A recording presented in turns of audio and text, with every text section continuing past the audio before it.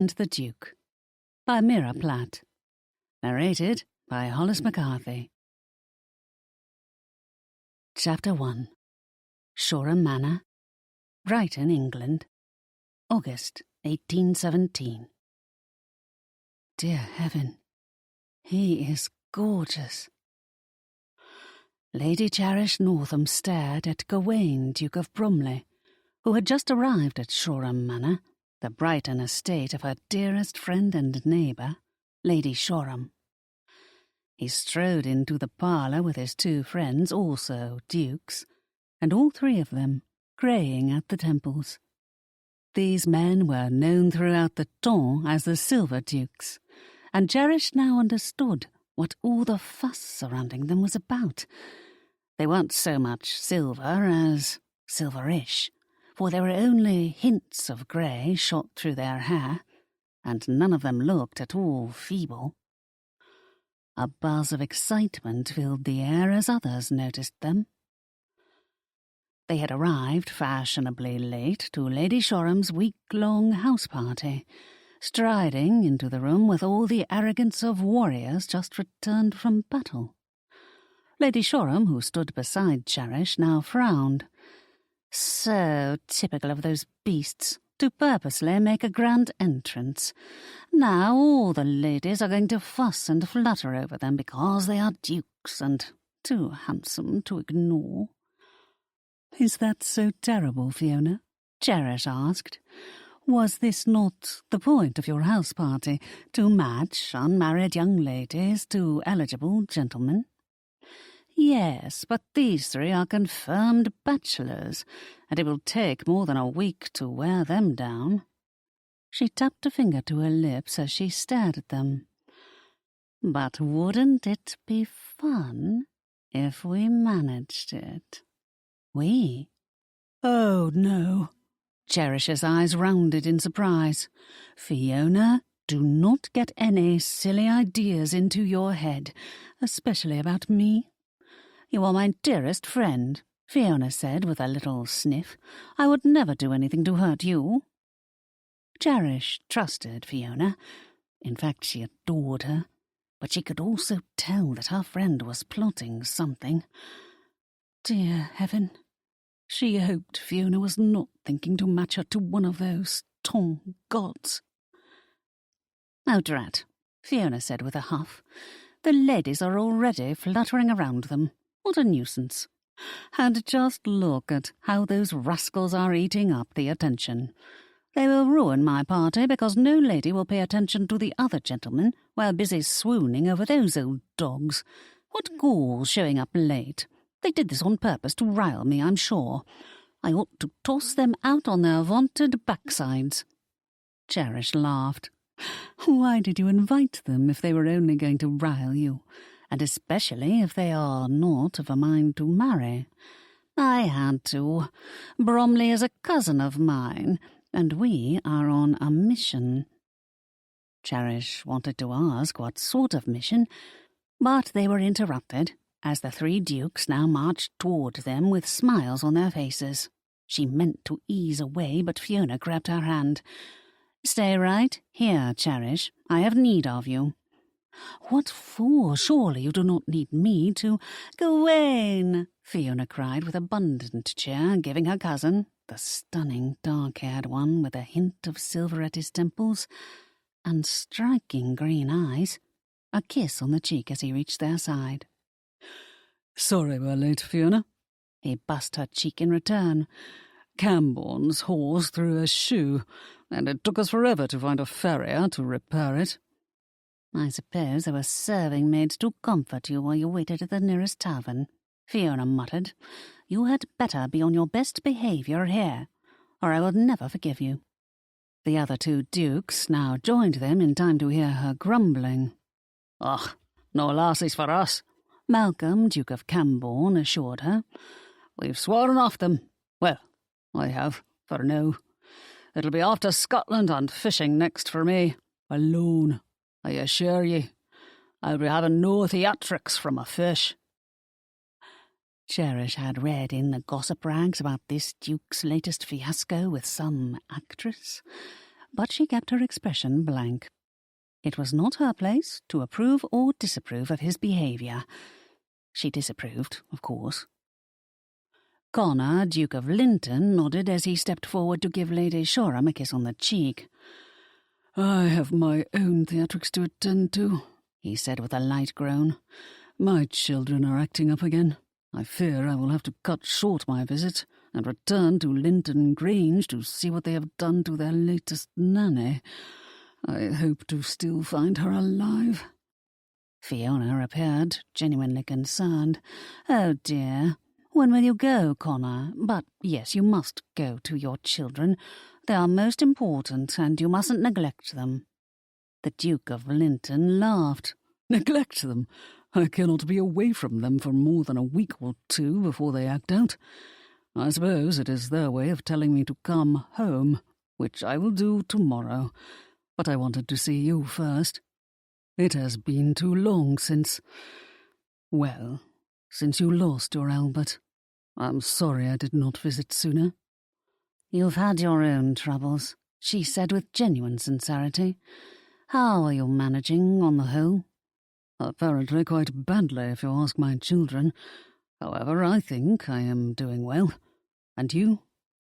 "I am managing, mostly because of the kindness of good friends." She now turned to Cherish, who had remained beside her, despite her wish to run away from these daunting men. "Lady Cherish Northam is my neighbour and dearest friend. You might have known her late father, the Earl of Northam. He was a lovely man, and not to be mistaken for his toad of a brother who recently inherited the title. Well, he is a half-brother who can only be described as despicable." "Fiona," Cherish said in an urgent whisper, wishing her friend was not so vocal in her opinions. She tried not to blush as each duke in turn bowed over her hand, the Duke of Bromley being the last to greet her, and somehow neglecting to let go of her. "Lady Cherish, it is an honour," he said in a husky rumble that shot tingles through her. "None of us were well acquainted with your father, but he was reputed to be an excellent man. Seems you are cut from the same cloth. My cousin speaks very highly of you." Dear heaven, this Silver Duke was devastatingly handsome and quite dangerous. What had Fiona told him about her? Why had she told him anything?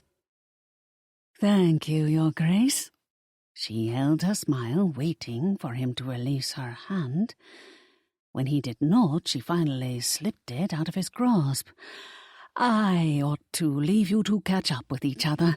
I am only in the way." "Stay, Lady Cherish," the Duke of Bromley said, his gaze lingering on her with enough heat to melt her insides.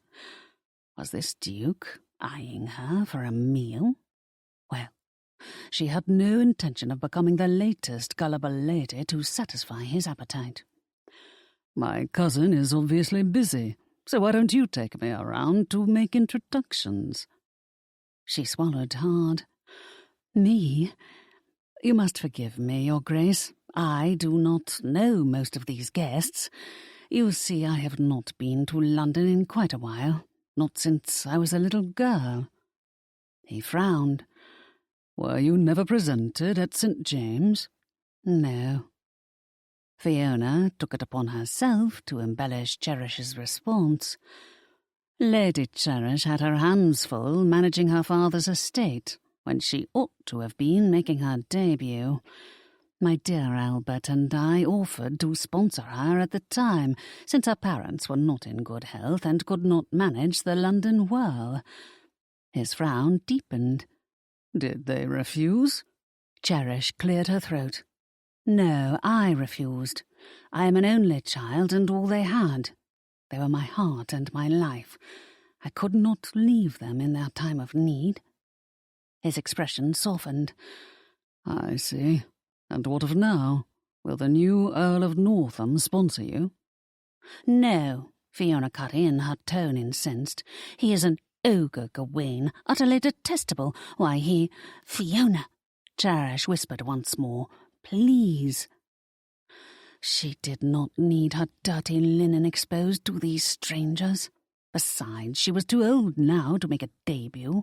Standing among all the fresh young partridges would only make her look ridiculous. Lady Cherish, I see your throat is parched. So is mine. The Duke of Bromley held out his arm to her. Come on to the terrace with me, and we shall have a lemonade. He gave her no chance to protest, wrapping her arm in his and then placing a hand over hers to make certain she did not dart away. My friends will not be here long, and I am sure they would prefer to chat with Lady Shoreham without us. Cherish thought his excuse was utter nonsense, but did not protest, since others were on the terrace and there was a refreshing breeze off the sea. She had to admit the odour of sweating bodies and stale perfume was a bit overpowering in the parlour. Even though the doors and windows had been thrown open, there were too many guests packed in here to allow the breeze to properly circulate. As for this Duke, despite his having just arrived after a long ride, his scent was divine, a mix of bay spices and male heat. A bead of sweat trailed down his neck. Cherish blushed as she watched it slowly slide along his skin. She wanted to put a finger to it. Perhaps take out her handkerchief and gently dab it dry. Or put her lips to it and taste it. Dear heaven, what would he think of that? Probably nothing at all, since he must be used to women fawning over him. He had to know how the fairer sex responded to him. He was tall and powerfully built, somehow managing to look exquisite, despite his long journey and the heat of the day. She groaned inwardly, hating to think she was no better than the mob of silly ladies who simpered over him. But she could not blame them, for there was a ruggedness to this man she found irresistible. Everyone turned to watch them as he escorted her onto the terrace. What did he want with her? The other ladies surely were wondering the same. He motioned for one of the footmen to bring them lemonade, and then led her to a bench under a shade tree just beyond the terrace. They were now in Fiona's garden, surrounded by a soft breeze that carried the lemony scent of roses from a nearby arbour. There was nothing improper about their sitting together, since others were strolling on the grounds and they were in full view of the parlour. Yet it all felt exceedingly improper, because she was with him. Tell me more about yourself, Lady Cherish. She pursed her lips, not liking this one bit. Your Grace, I am sure this will sound impertinent, but why do you wish to know anything about me? He arched an eyebrow and laughed. You do not like that I am paying you attention? Not at all, to be truthful. Honestly, would a hen be pleased to find a fox licking his lips while staring down at her in the hen-house? It was no different for her to be caught under the assessing gaze of this handsome fox. Why not? I expect every young lady here is wishing at this moment to exchange places with you. Modest fellow, aren't you? Oh, she ought to have kept her mouth shut. He would now take insult, and Fiona would be irritated with her for offending him within minutes of his arrival. She rose, muttering something about the need to excuse herself. He rose along with her, his eyes agleam as he caught her wrist gently and held her back. Stay, Lady Cherish. I'm afraid I cannot. Will you let me go? No. His laughter was deep and rich, as divinely husky as his voice. Forgive me if I am too forward. You are right to rebuke me. It is easy to be full of myself when all I receive is adulation, but I am glad you are not like the others. It is refreshing to chat with someone as sensible as you. Cherish shook her head. No, actually, quite the opposite is true. If I was sensible, I would have grabbed the chance for a season or two and found myself a biddable husband. Biddable? Yes, someone who would have allowed me to stay with my parents to nurse them and not made a fuss about it. Someone who... She sighed. Well, it did not happen. And now you are in a coil, because your father has broken your heart by leaving everything to the new Earl, including a trust fund reportedly set up for you that he controls. She stared at him in surprise. How did you know? Oh, of course. Lady Shoreham wrote to you about my circumstances. How much did she tell you? He arched an eyebrow. By his expression, Cherish gathered he had been told everything. And now that I am utterly humiliated, I hope you will excuse me. He would not let her go. No, I am not of a mind to excuse you. In fact, I would like you to sit with me and tell me more about yourself. His hold remained gentle but firm. Why, in heaven's name, do you care? Well, I don't suppose you really do, but if you think I am now some sad spinster who will be an easy mark for you, then think again. His smile was devastatingly appealing. I was not considering that at all. How old are you? 20? Well, probably older than that, though you do not look it. 22, 23? I turn 25 next month. She was now blushing furiously and wishing he would just walk away and leave her alone. And your trust fund will not be released to you until you turn 30? Or is it 35? Or unless you marry? Cherish felt completely stripped of her dignity by this man. Why was he asking her these questions? The conversation was completely inappropriate. More important, why was she fool enough to stand here and listen? Well, she had to admit that despite his roguish reputation and impossibly good looks, there was something quite trustworthy about him. She did not know why she should think so.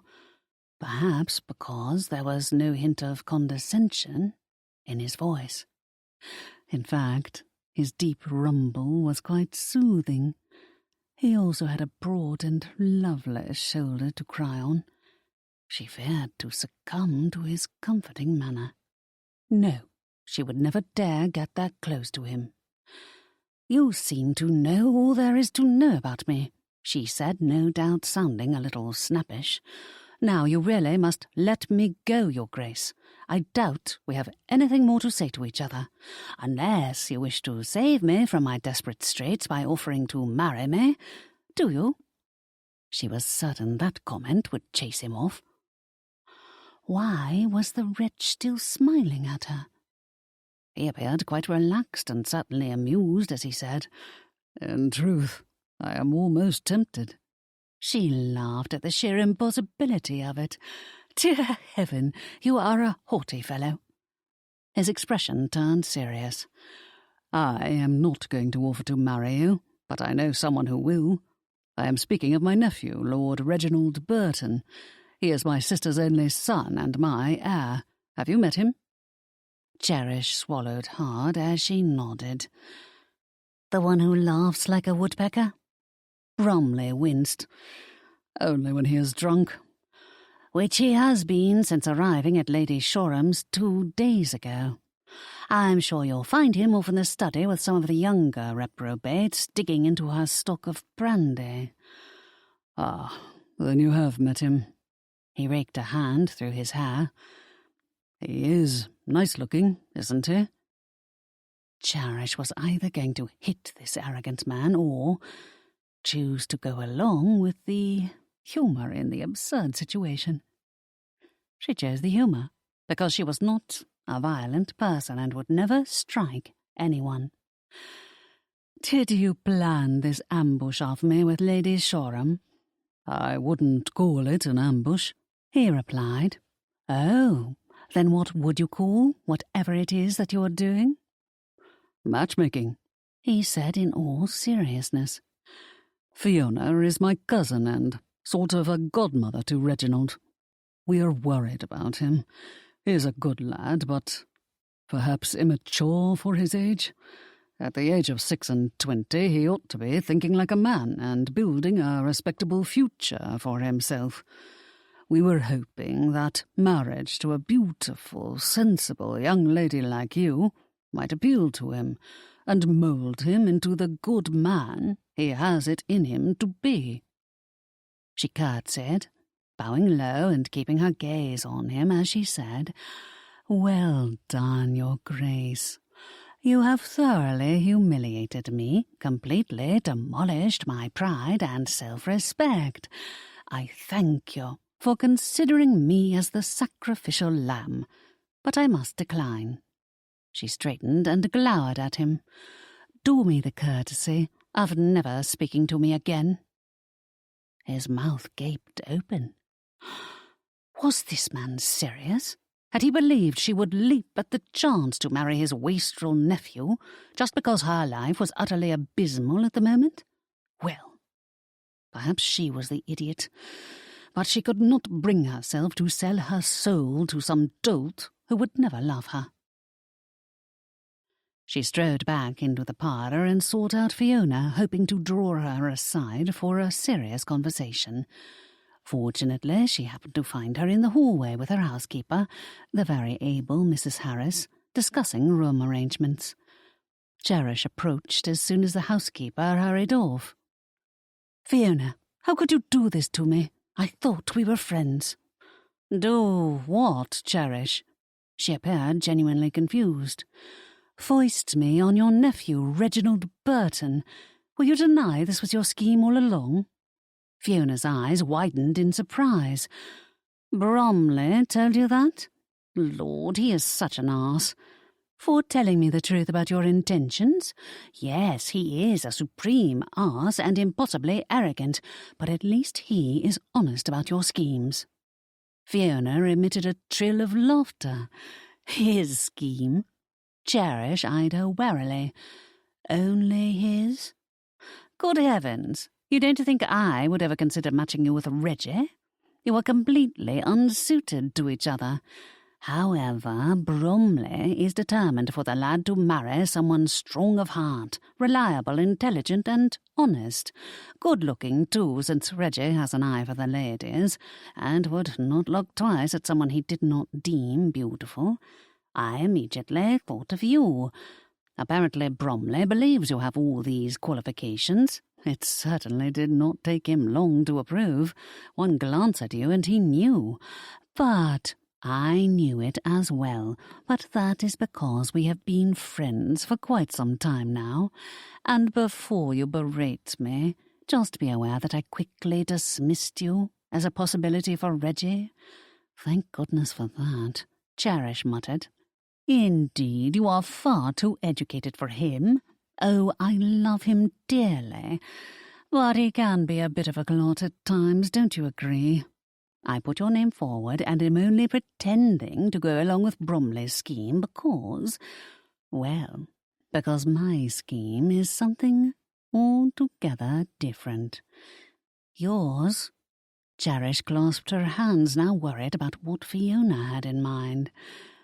Do you really think I would burden you with Reggie? Oh, he is a good-hearted boy, but I fear this is all he may ever be. Sweet, fun-loving, and not nearly as sharp as Bromley. How do you know? Has Bromley ever given Reggie a task that would test his mettle? Although she did not know the Duke or his nephew, Cherish understood how it felt to be living under another's control and how daunting it could be. Perhaps Reggie was behaving like a schoolboy because he had never been given the chance to be anything more. Or was she giving him too much credit because she felt so trapped under the weight of her own uncle's control? Fiona sighed. I know Bromley will see him set up well and leave him in the capable hands of his best advisers when the time comes, but that will not be for quite a while yet. My cousin may be a silver duke, but he has a lot of life still in him, don't you think? Goodness, he is only 40. And your point? I do not want you matched with Reggie. Good gracious, you are far too smart for him. But it is imperative that you agree to gaining Reggie's affections. Fiona, you are making no sense. Why should I agree to your cousin's scheme? First of all, I am not Reggie's type at all, and do not stand a prayer of gaining his affections. You are very pretty, Cherish. I'm sure every man thinks so. But as I've said, you and Reggie would not suit. Cherish nodded. Second of all, I would not even know how to go about gaining any man's affections. Yes, it is my fault for never taking lessons in such matters, but the fact remains, I do not know how to flirt. Which is why you are so perfect. Fiona glanced around furtively and then cast Cherish a beaming smile. This is what you will say to Bromley when you approach him to tell him you have reconsidered and will accept the challenge. I am to admit that I do not know how to flirt? Cherish burst out laughing. And why would I tell him that? Because he will never be able to resist the challenge. More important, he will never be able to resist you. Do you not see where I am going at? I want you for Bromley. Is it not obvious? I mean to make you his wife. Chapter 2. Lady Cherish is perfect, Gawain said, smiling as Fiona approached him later that evening, shortly before supper was announced. He stood toward the rear of the parlour, nursing a brandy and hoping to avoid the throng of guests now gathered for a welcome reception to start off his cousin's week-long house party. Well, the party had started 2 days ago, and the reception was to celebrate his arrival and that of his 2 friends. In truth, nobody really cared what reason was given for this party, so long as there was ample libation and an orchestra to provide music for a night of dancing after supper was served. The large glass doors leading onto the terrace were open to allow in a gentle breeze off the sea, and Gawain had moved closer to those doors in order to inhale the bracing sea air. It was a hot day, and the sun had been shining with no reprieve until now. "Did I not tell you she would be just the one?" Fiona replied with a smirk. "Yes, but I dared not suppose you would come up with the right girl so easily." He refused to expound on just how perfect he thought Lady Cherish was, for Fiona might make too much of it. Lady Cherish had certainly caught his attention. She was physically beautiful in a quiet way that wrapped around a man's soul, a point in her favour and undeniable. Her hair was the colour of molten honey, and her eyes were a dark, brandy brown, deep, rich, and intelligent. Indeed, he could go down her list of attributes and find them all to his liking. Soft lips, creamy complexion, generous bosom, and a slender frame. She was also sharp-witted, sensible, and could stand up for herself. Yet, despite that streak of independence, there was something fragile and lovely about her. Perhaps it was because he knew her situation and understood how frustrated a competent woman like Cherish must be feeling while under the thumb of an oaf like the new Earl of Northam. She was a trapped bird, a lovely nightingale in a cage, unable to escape due to circumstances partly of her own making. But he could never fault her for choosing loyalty to her parents over her own society debut. That her father had not trusted her to manage her own funds after his demise must have stung deeply, especially since she had shown herself worthy by running the Northam estate when he was no longer up to the task. Why had he left her to the mercy of an obviously uncaring uncle?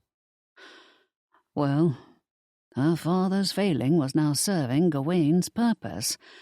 Reggie would flourish in the hands of a woman like Lady Cherish. Speaking of Cherish, where is she? Fiona craned her neck to search the gathering. I thought she had come down ahead of me, but I don't see her here. She slipped past a cluster of guests a few minutes ago and is hiding out on the terrace, Gawain said. I've been watching her. Fiona's eyes widened. You have? Gawain chuckled. Surprised? Yes, I thought her earlier ejection might have put you off. Actually, it had quite the opposite effect. I like that she knows how to stand her ground. She was honest with me, and I admire her for it. She is a bit sensitive and feels things a bit too much. But is this not better than hiding her intentions behind a false smile? He glanced across the room. Would any of these young ladies have been so forthright with me? Fiona graced him with a knowing smile. No, they would have fussed and fluttered over you, indulged you if they thought there was any profit in it for them. She looked around and then eyed him curiously. I am surprised to see you standing alone. He shrugged.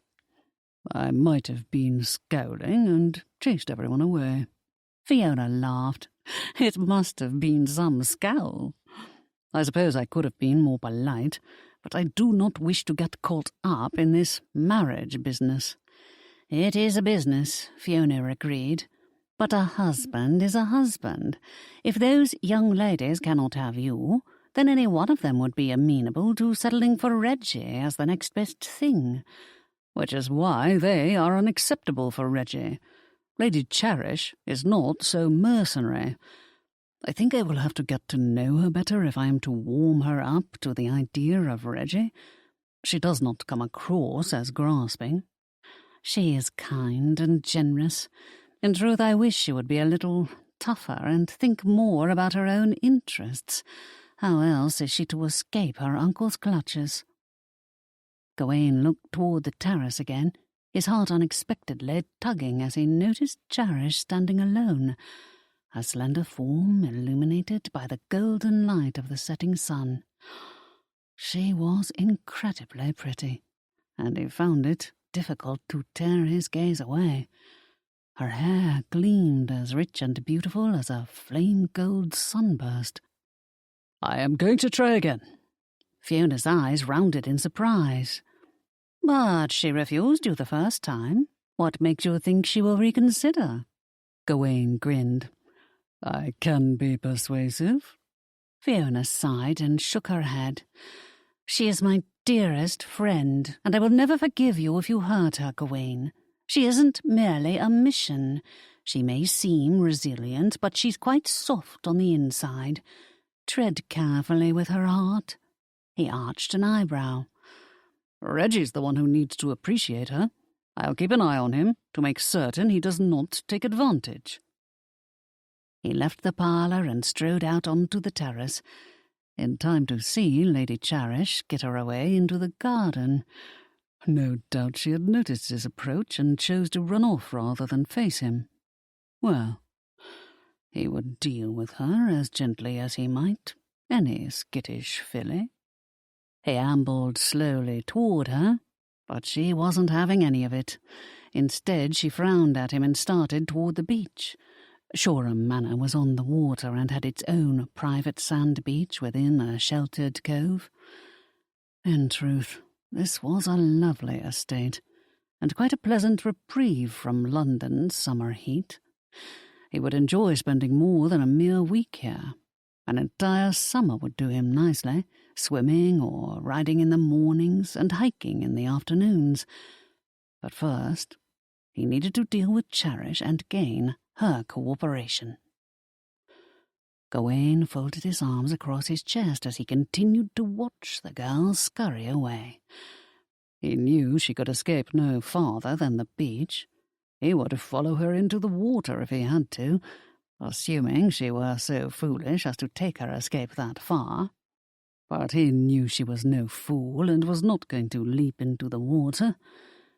She came to a halt at the top of the stairs leading down to the beach, seemingly lost in thought as she stared across the crystal blue waters.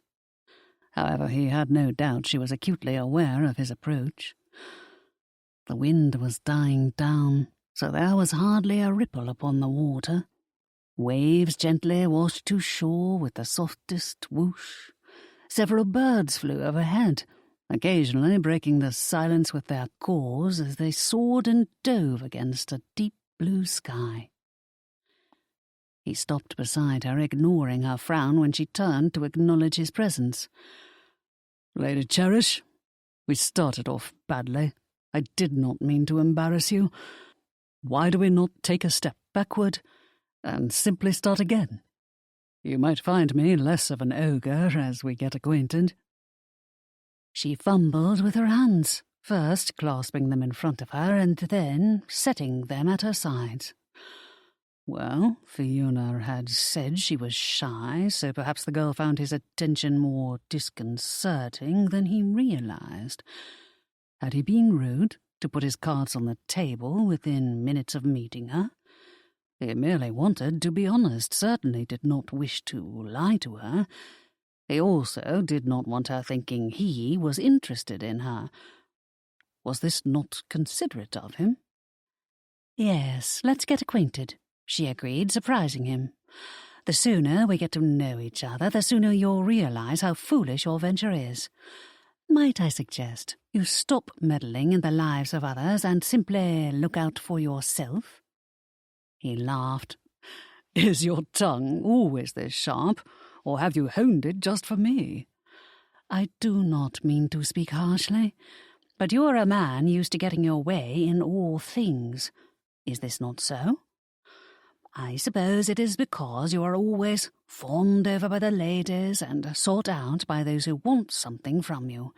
You plough ahead like a determined bull and will not listen unless someone stops you by hitting you over the head. Verbally, I mean. I would never actually hit you." Gawain used this remark as an opening to tell her a little about himself, hoping it might soften her. "Walk down to the beach with me, and we'll talk. Did Fiona not tell you about my upbringing?" "No." "So this is why you assume my life has always been pampered and soft." She glanced at him, obviously assessing his looks. "You are not soft. That much is apparent. I also know you served in the military, so your life could not have been easy for you while in service to the crown, even if you were supplied with all the luxuries appropriate for your noble rank." "There are few luxuries supplied on a battlefield. As for my noble rank, yes, I was born the son of a duke, but I was never expected to step into the title. I am the youngest of 4 children."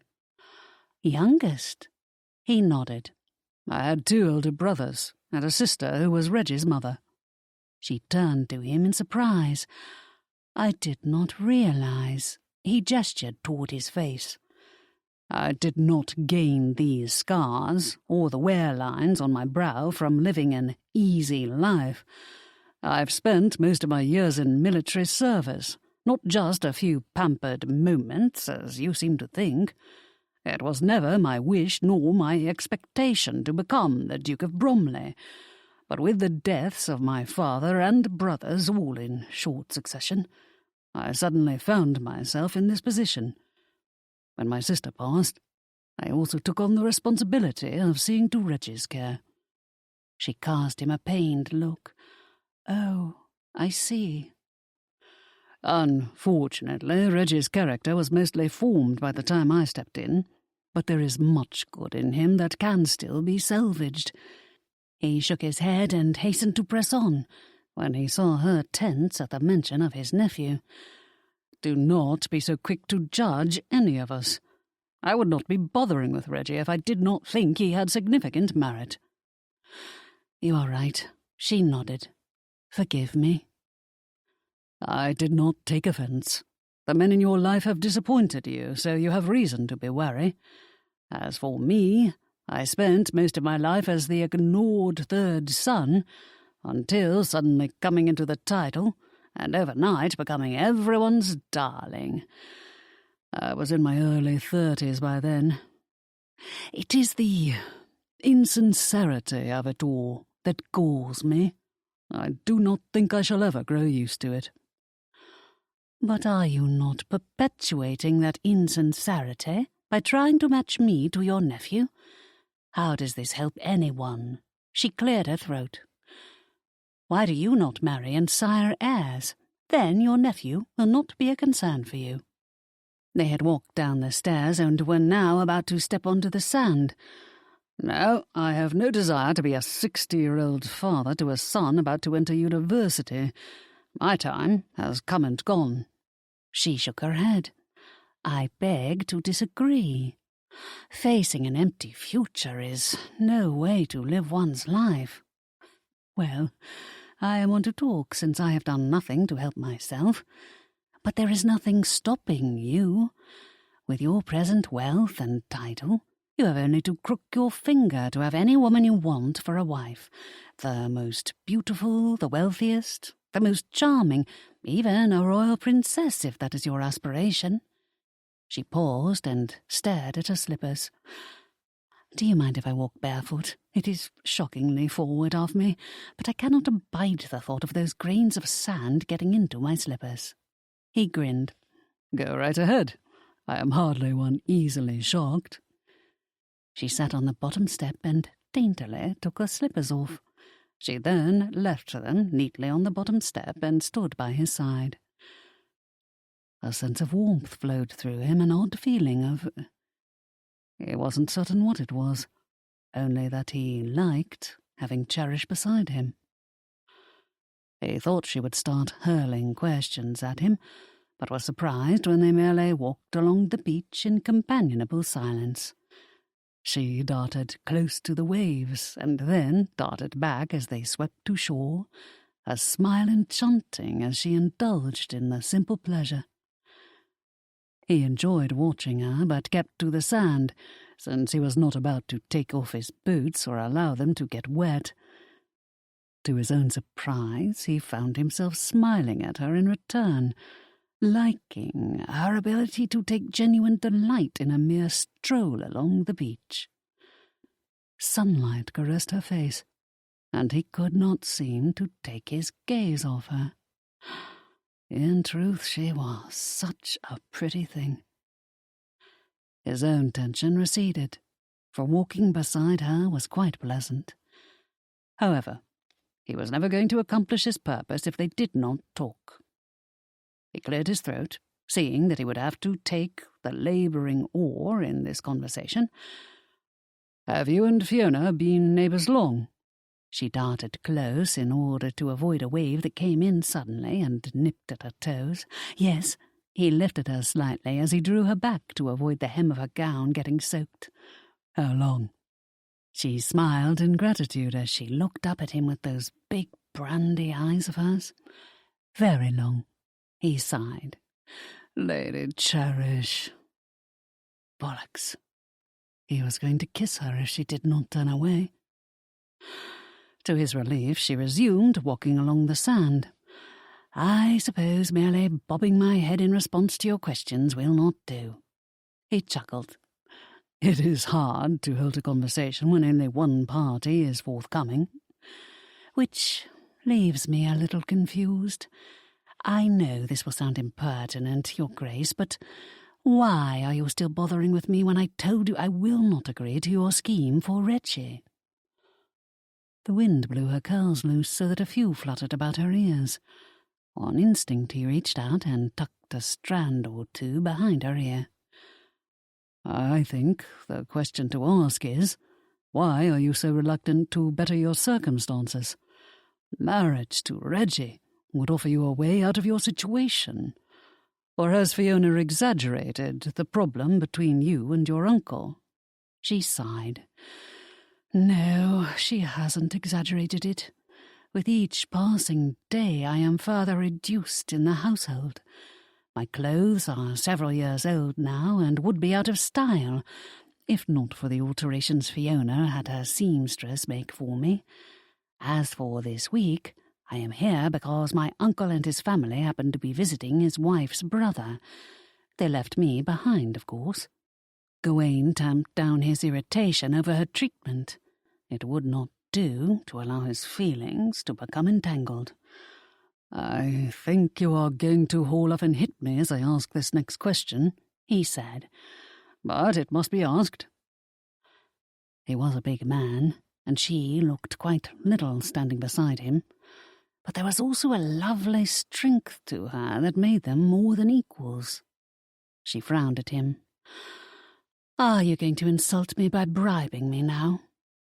Yes, he was. But dealing with Cherish required battle strategy, so he was never going to admit he intended to do just that. I wish you would not look upon my attempt to help your situation as a bribe. Shouldn't you be more concerned for yourself? Fiona suggested to me that you needed to think more about yourself. What is so wrong with that? She nodded, looking not at all angry. You are right, I should. It is something that has become increasingly hard for me to ignore. Perhaps it is foolish of me to hold on to the dream of love. My parents were a love match. I wish for the same. Did you ever hold out such hope for yourself? He shook his head. No. As the third son, I was destined for the military, and just assumed I would be shot on a battlefield some day. Once I moved beyond my foolish youth, I never gave much consideration to falling in love. It is an impediment in battle because it makes you think of what you might lose, and distracts you as you rush forward in the face of cannon fire. A moment's hesitation can be the difference between life and death. I found it was easier never to burden myself with such fancies. But it has all changed for you now. She looked straight at him as she spoke, their gazes meeting, and neither of them seemed capable of turning away. Has there never been anyone who filled your heart, who took your breath away, and made you want to spend the rest of your life with that person? Gawain felt as though she were reaching into his soul. He did not like this feeling of opening himself up. Everything had been denied to him before, all possibilities for happiness. Now it was too late for him. He did not like her jarring him out of the comfortable independence he had settled on for the remainder of his life. No, he repeated, knowing it was a lie. Nothing has changed for me, Lady Cherish. The years have taken their toll. There is nothing of the hopeful boy left in me. In truth, I never had the luxury of idle poetic thoughts or falling into raptures over a woman. That I am now a duke does not change the man I am inside.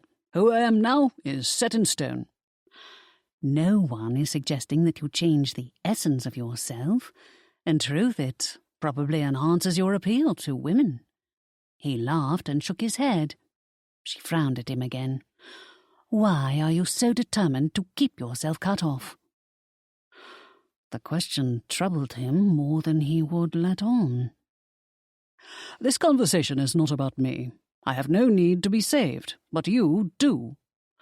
What would it take for you to consider marrying Reggie? And don't punch me. This is just as important a question for you as it is for me. I wasn't going to punch you, she muttered, pursing her lips. You are asking me to be mercenary, and it is completely against my nature. I am asking you to tell me what you wish. I am not agreeing to grant you any of it. I just want to hear what is important to you. You answer first, she said. If you were of a mind to marry, what would you wish for in a wife?" Her curls had blown out of place again, so he reached out once more and tucked a few stray ones behind her ear. But touching her was not a good idea, especially since he was not as unaffected by the girl as he'd expected himself to be. "I never allowed myself to wish for something that I thought was out of my reach." "But you are now the Duke of Bromley, and nothing is out of your reach. Nor has it been out of reach for you these past several years. You can make those wishes come true for yourself. If you could have one wish granted, what would it be?" "To kiss you." Well, that would be a disaster. Cherish was the one girl he could not touch, not even Reggie, as much of a clot as that boy was at times, would have her then. "I don't know," he said more harshly than intended. "To be left alone, I suppose. That would be my wish."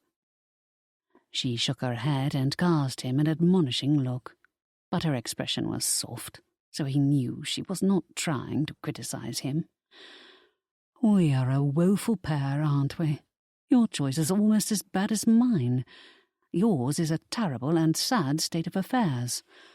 "Not at all.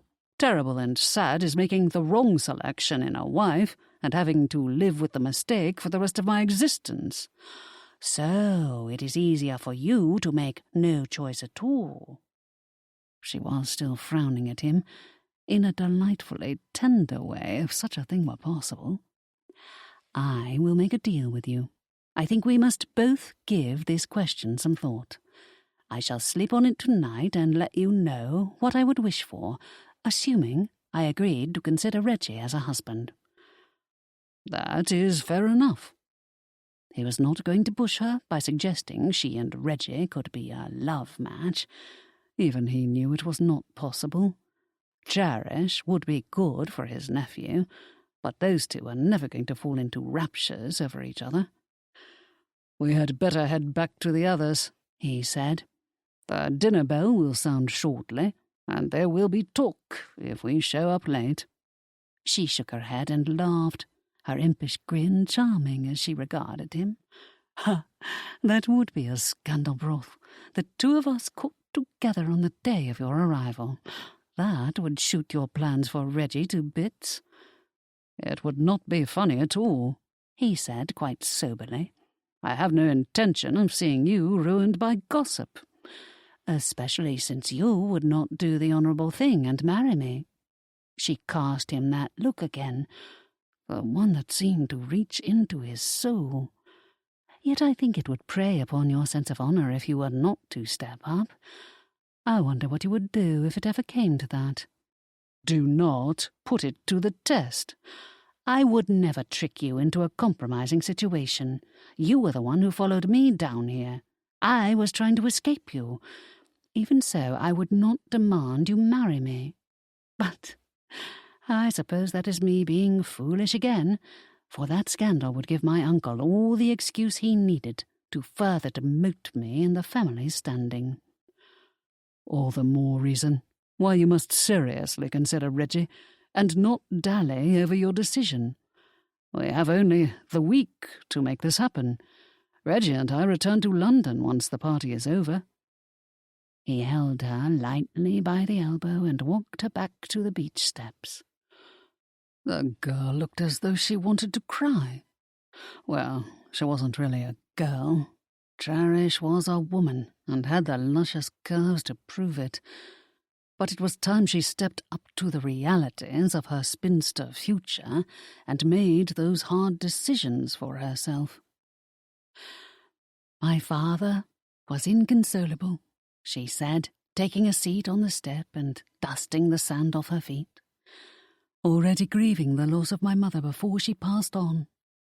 Having seen this bond develop between two people, it is very hard for me to give up on the hope of finding it for myself." "Eternal love?" She nodded. "The sort that silly girls like me wish desperately for themselves. I cannot even consider myself a girl any more. I am too old now. You are still young enough, and beautiful. Even if we could not come to an agreement on Reggie, there are other bachelors here. You will never find one to look at you if you continue to hide yourself away. Hiding? You think I am hiding? She shook her head and gave a mirthful laugh. I know you will not believe me, but this is me making an effort to be seen. I suppose I am rather bad at it. Yes, you are, he said with a chuckle and shook his head. Granted, I have not been here very long, but I have yet to see you chatting among a circle of friends. Mingling requires you not to be standing alone. She cast him an impertinent smile.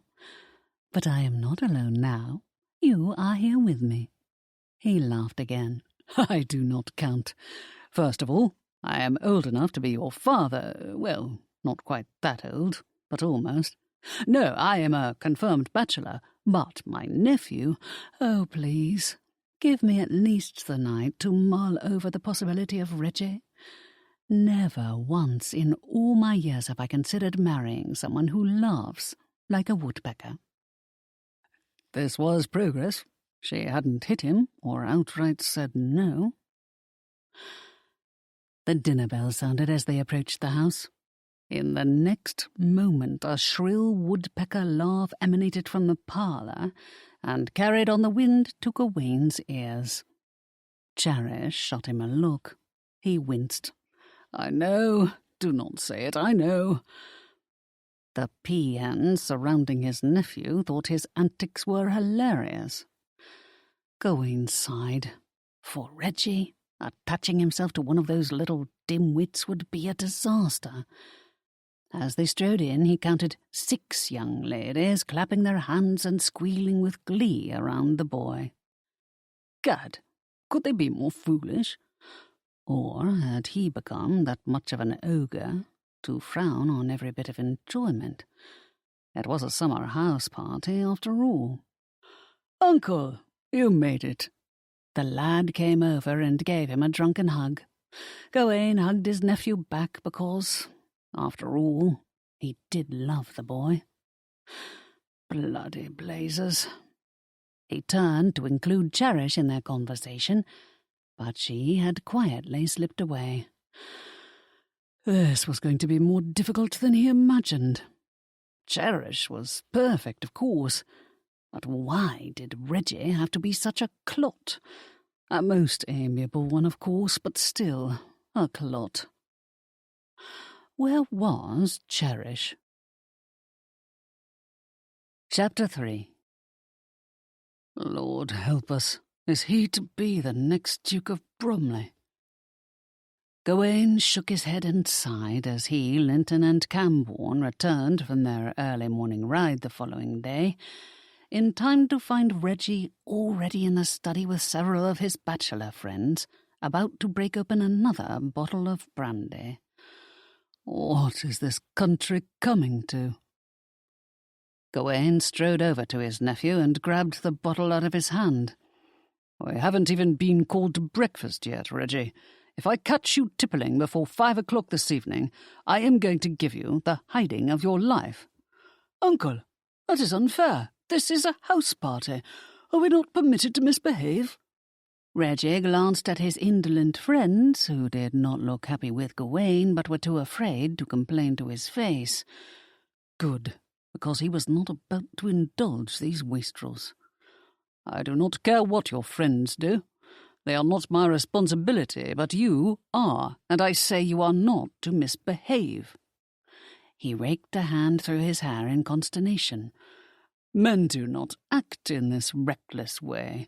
Certainly not men who will be expected to shoulder responsibilities. You are to be my heir, so it is time you took your roles seriously. His nephew frowned at him. Aren't you being harsh? In truth, I have been far too lax with you. Gawain glanced at Linton and Camborne, both of whom were grinning at him instead of supporting him. He grunted at his 2 friends before returning his attention to Reggie. You will destroy all that I and my predecessors have built within a year of your inheriting the dukedom if you continue down this dissolute path. I am hardly dissolute. It is just a party, and I am enjoying myself. Aren't the ladies lovely? You ought to choose a tempting morsel for yourself, and I am not interested in any of the ladies here. But I am. So why are you determined to spoil my fun? What do you propose I do? Gawain began to feel exactly like the cantankerous ogre he feared he might become. He met his nephew's gaze and noted his dismayed expression, but refused to soften toward the lad. Start getting your life in order. Here and now? Just how am I supposed to accomplish that? You might have given me fair warning about your purpose. Is it not cruel of you to spring this on me unaware, and unwarranted, in my opinion? Fair or not, this is what I am doing, and I will hear no more argument about it from you or any of your friends.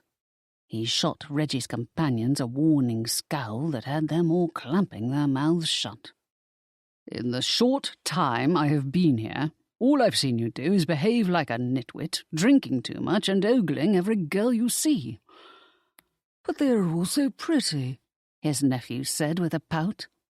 His comment was quickly approved by his companions, who were afraid to speak but did not hesitate to nod.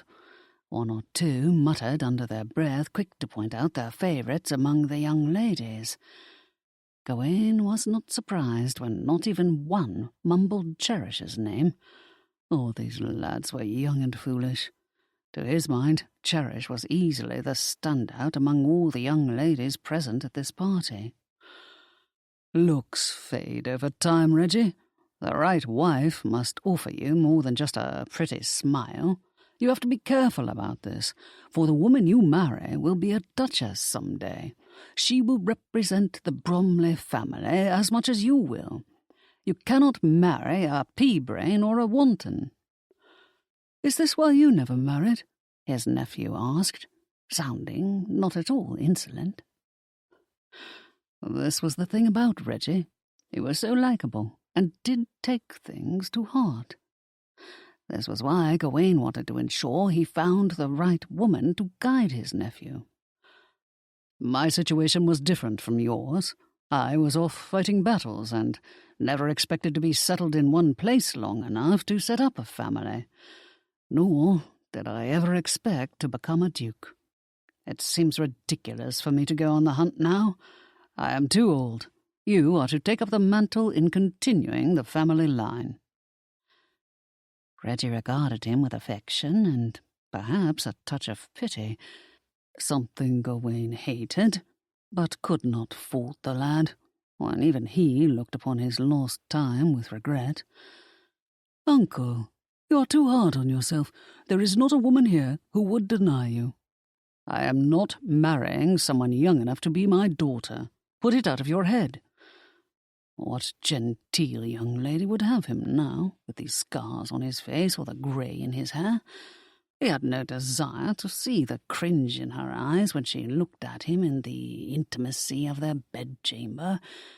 Oh, any sweet young thing would gladly accept his offer of marriage because she wanted to be a duchess, but none of them would want the man he truly was, at heart.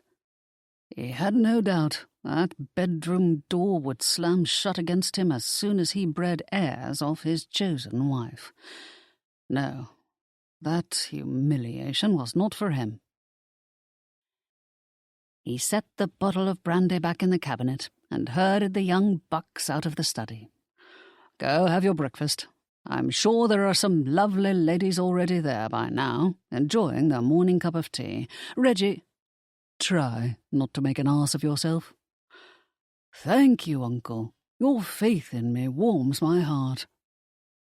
Reggie marched out with his friends, leaving Gawain alone in the study with his own companions. Camborne slapped him on the back. Was that insolence I detected in Reggie's last remark? Good for him. It is time he showed a little spine. Linton laughed. I would say something too. but my children are going to rake me over the fire as soon as I get home, so I am hardly one to comment. Losing a nanny just now is the worst possible thing to happen. My hellions are going to burn down their house if this latest one walks out and I am not back in time to stop them. To add to my misery, my mother has invited a circle of her friends and their lovely daughters to Linton Grange, no doubt in furtherance of her relentless efforts to marry me off. I will politely endure, but I stand with you, Bromley. No wife for me. Aye, Camborne said with a shake of his head. I cannot even choose my mistresses right. No, there'll be no permanent commitments for me either. As more guests began to make their way downstairs, Gawain and his friends joined them in the dining room for a quick bite. He was casually dressed, having just come back from that early morning ride with his friends. But house parties were generally relaxed affairs, so he did not feel as though any of them stuck out inappropriately. He would retire upstairs to properly wash and dress for the day's activities after he ate. The early morning air and exercise had left him famished. Gawain noticed Cherish was not down yet. Frowning, he served himself from the salvers lined up along the buffet, piling on the eggs and sausages, then requested a footman to bring him a cup of coffee. "At once, Your Grace."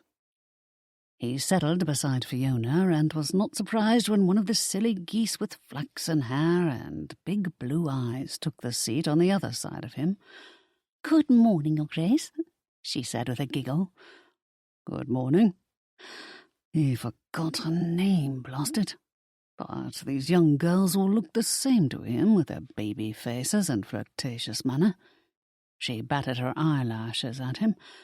"It is a lovely day for a picnic, is it not?"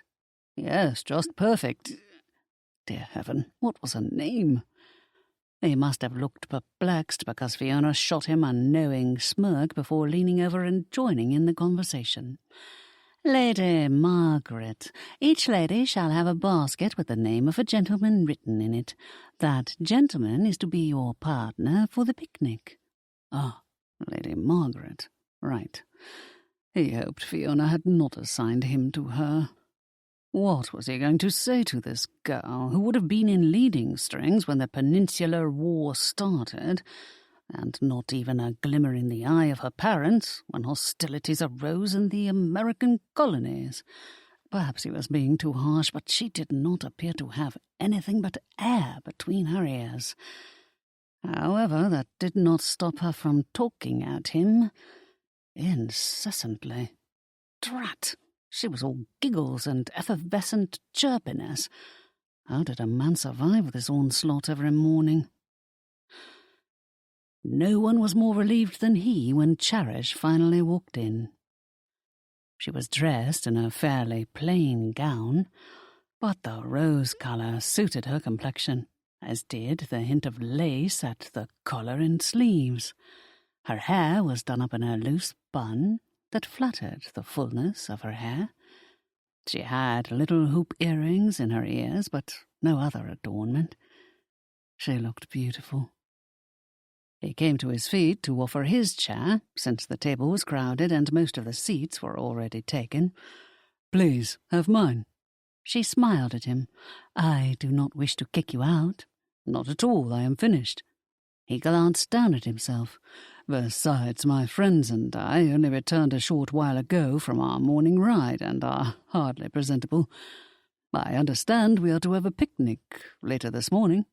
Fiona rose as well. "Yes, and as I've told Lady Margaret, each lady will have the name of a gentleman written in her basket." Margaret giggled and battered her eyelashes at him again. Fiona, smirking once more, leaned over and whispered something in Cherish's ear. Cherish blushed as she glanced at him. He hoped this meant Fiona had placed his name in Cherish's basket. The two of them needed to talk. Now that he had lectured Reggie and hopefully gained the lad's cooperation, he wanted to waste no time in putting Cherish forward as a prospect for wife, but He had to be sure she would agree. He excused himself and then strode back to his room to wash and dress for the picnic.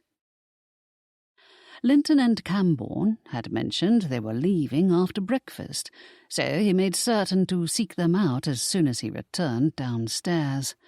He caught them moments after they had said their farewells to Fiona. "Safe journey," he said, giving each a brotherly pat on the back. "Take care of yourself," Cambourne said. "You know the ladies all want you. Watch out for their traps." Linton nodded. "These wretched house parties ought to be outlawed." Gawain grinned. "Aren't we a 2 or 3-some? Yes, I'll be careful. In truth, there isn't much danger. These torn diamonds are little more than children, and their mothers are too old. I think I will be safe enough." Cambourne arched an eyebrow. "And what of Lady Cherish? You spent quite a bit of time in her company yesterday." "For the sake of Reggie. She's a good choice for him, don't you think?" Linton patted him on the back. "Just remember she is for Reggie." Gawain frowned. "I am hardly likely to forget." He watched his friends ride off and waited for them to disappear beyond the entry gates before he rejoined the gathering in Fiona's parlour. Wicker baskets had been set up on long tables along the walls, each having the name of a young lady pinned to the outside. He paused beside Cherish, who was the only one not giggling, cooing, or squealing in delight. She arched an eyebrow in greeting as he approached. "Are you ready for the battle, Your Grace?" she said. "Every lady in the room hopes your name will be the one in her basket." "I am not concerned. Knowing Fiona, she has placed my name in hers or yours. Either way, I shall be spared the tedium of having to make conversation with a little goose." Cherish laughed. "You are a curmudgeon, aren't you?" He shot her a pained grin. "I suppose I am. Reggie thinks I am a complete ogre." "Why? Oh, no, what did you say to him?" "Nothing," he assured her, raising his hands in mock surrender. "Oh, really? Then why is he frowning at you from across the room?" Gawain sighed. "I merely spoke to him about his unacceptable behaviour. He took it rather well, I'm pleased to report. How has he behaved so far this morning? Do you find him to be more sober, behaving a little more responsibly?" Cherish's eyes lit up with mirth. "Do you mean before or after he danced around the parlour with an egret feather on his head?" He stared at her in dismay. She laughed heartily. "Oh, your expression is priceless. I am jesting, Your Grace. His behaviour has been beyond reproach." "Blast it, Cherish. You had me going there." He cast her an affectionate smile. Liking, she felt comfortable enough to tease him. "Sorry, but I could not resist. Ah, you must excuse me. Fiona is calling us to our baskets. What do you think? Will it be you for me, so that we may finish yesterday's conversation? Or is she going straight for pairing me with Reggie?" To Gawain's relief, Cherish called out his name. Fiona called out Reggie's name. Poor lad.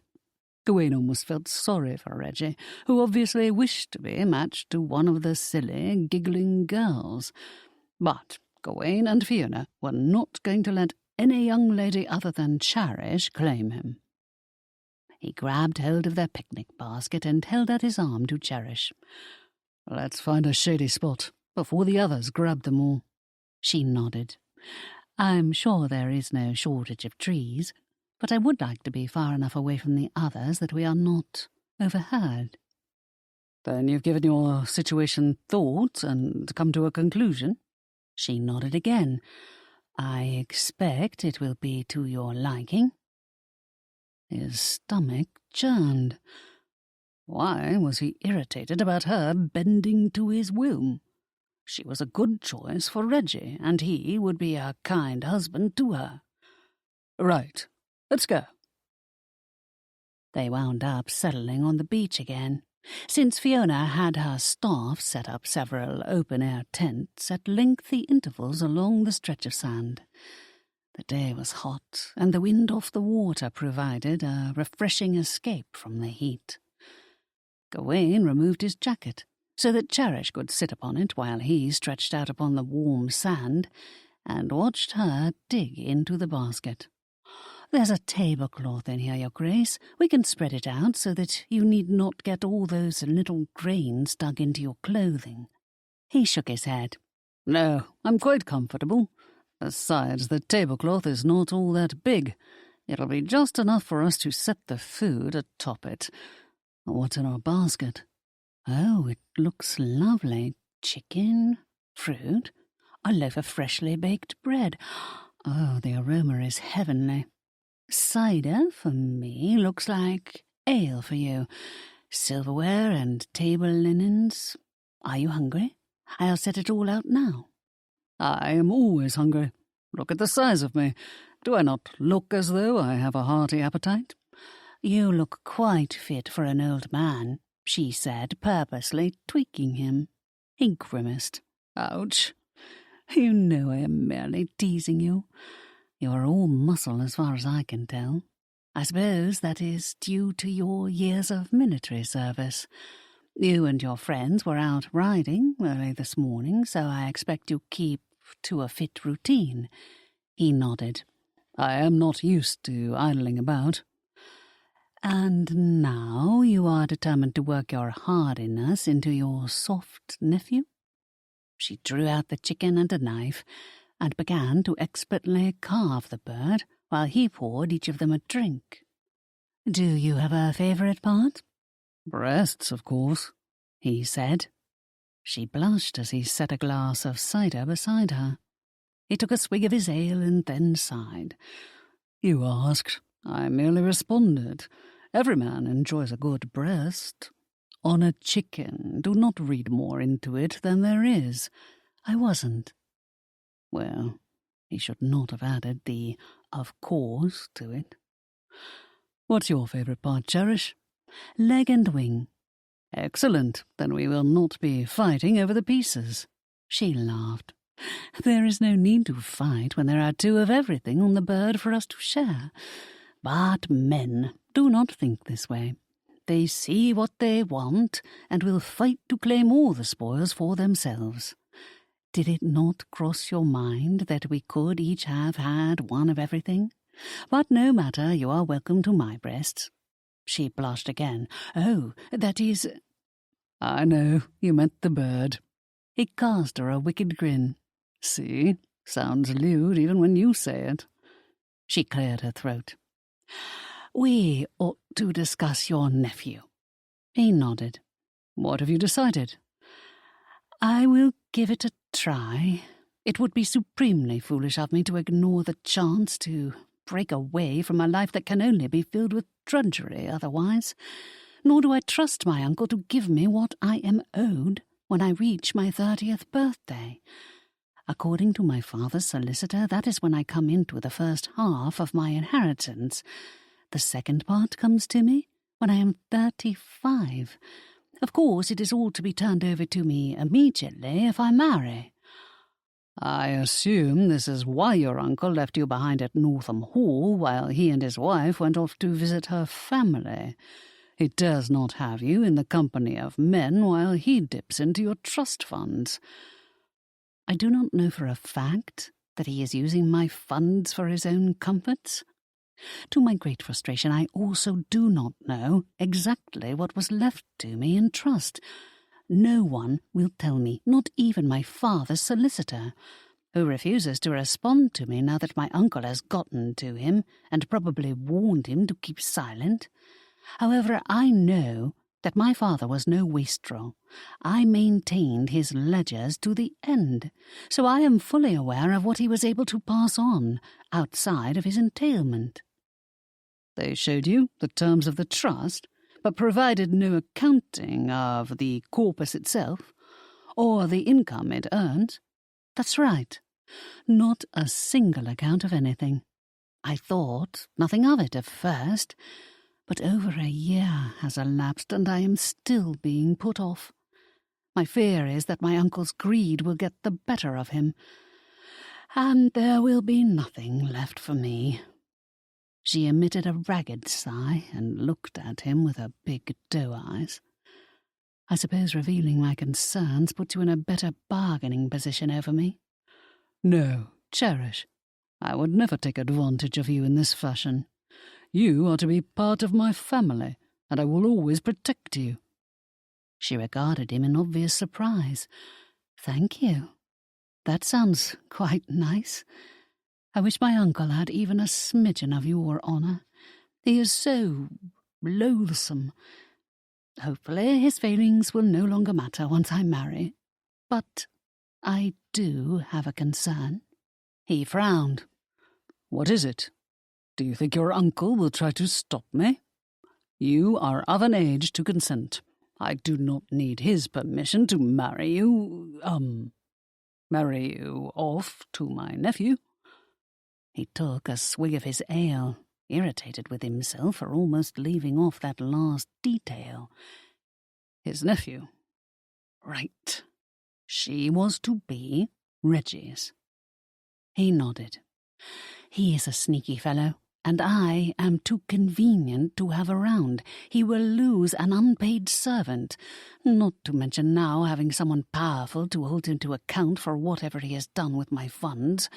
No, he will not like it at all." Gawain growled softly. "I will eat him alive if he tries to interfere."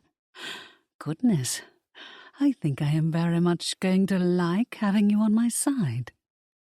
She cast him a breathtaking smile that managed to wrap itself around his heart. No, not this girl. Not his heart.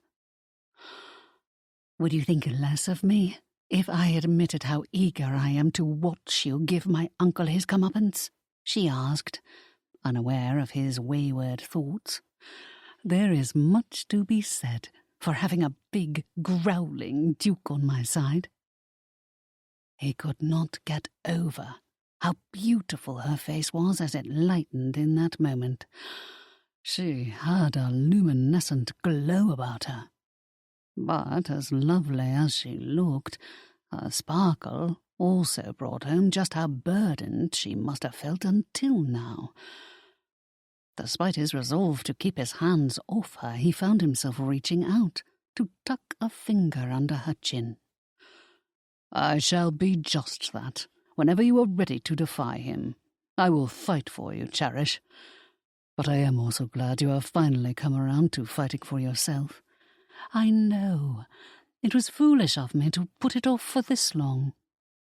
When he released her chin, she turned away to dig into the basket. She poured more ale into his mug and then handed it back to him. "But my problem is not really solved yet. I still have to appeal to Reggie, don't I? Oh, I do not expect him to love me, but there has to be some little spark of affection between us, or he will never accept me, no matter how hard you and Fiona push me at him." "I do not see a problem on that score. You are the prettiest girl at the party." The comment obviously surprised her. What had he just said? Well, wasn't she achingly beautiful? It was plain for anyone to see. "Your Grace, I am not certain you and Fiona see me clearly." "We do." He gulped down his ale. "Cherish, I am not just saying this to appease you. It is a fact. Fiona and I are not wrong." She brushed back a few curls that had loosened in the breeze, something that seemed to happen regularly because her hair was delightfully lush and unruly. "Reggie does not think so. He hasn't even looked my way. Perhaps at first, but that was only to dismiss me as a possible match. How am I to go about attracting him when I do not know how to flirt? I am not even a good dancer. I don't ride well either. In fact, I am deathly afraid of horses." He set aside his mug and leaned an arm on his bent knee as he concentrated his attention on her. Did you have an experience riding that frightened you? She nodded. I fell off the horse my father gave me as a present for my 10th birthday. I couldn't control him and wound up with a fractured wrist and an egg-sized lump on my brow. But I healed quickly. It could have been so much worse. I'm sorry. She shrugged. Wasn't your fault. Nor yours. I'll give you riding lessons if you are comfortable enough to trust me. Reggie enjoys riding. He's quite good at it. However, he doesn't keep to it with any regularity. Getting him off his rump and active is a trait that has yet to be instilled in him. Poor Reggie. You should not be too hard on him. I'm sure he finds you quite daunting and does not think he can ever measure up to you. But that's just it. I think he can. He simply doesn't try hard enough. Have you done anything to encourage his participation? You might compliment him once in a while, so he does not feel defeated before he ever starts. I can see he loves and admires you. Your words are very important to him. He needs to feel you are proud of him. Which I am not, at the moment, Gawain admitted, and he feels that acutely. Cherish, are you rebuking me? She brushed back another lock of her hair that had come loose in the breeze. No, I'm merely voicing my opinion. I know how it feels to be trod upon. Reggie may be feeling the same with you. Oh, I am not suggesting you are anything like my boor of an uncle. But have you ever trusted Reggie with an important project, or shown him that you value his opinion? He rarely ventures one. And why is that? Are you too quick to dismiss him if you disagree with what he has to say, or if he does not express an opinion immediately? He is not a soldier who needs to be trained for battle. He does not need to have orders barked at him, nor will he die if he requires a few minutes to make a decision. Gawain did not wish to be lectured, but Cherish was making sense. Go on. Everyone absorbs information differently. I think you are a bit of a bull, quick to decide and act. But Reggie might be more thoughtful and need time to digest all the facts before he reaches a conclusion. His way isn't wrong, merely different from yours. I think an encouraging word from you will work wonders on him. Maybe. He took the breast of chicken she now offered him and sank his teeth into it. After swallowing a bite, he continued their conversation. What about your dancing skills? Why do you say they are not good? Because they aren't. I have not danced in years. Attending a few of the local assemblies and hopping about to a lively reel or two when I was a girl of 17 is not at all the same as dancing among elevated society. I have never waltzed, nor even learned the steps. I'll help you with that as well. She nodded. Thank you. I think I can pick up most of the other dances without too much difficulty. Hopefully the waltz won't stump me either. It seems easy enough. I don't think I would require more than an afternoon or two to learn it and refresh my memory on the other dances. I only need to master them enough to keep from making a fool of myself. But even if you had me dancing with the grace of a swan, I don't know if it would be enough to attract Reggie's attention. He'll ask you to dance. Let me take care of that part.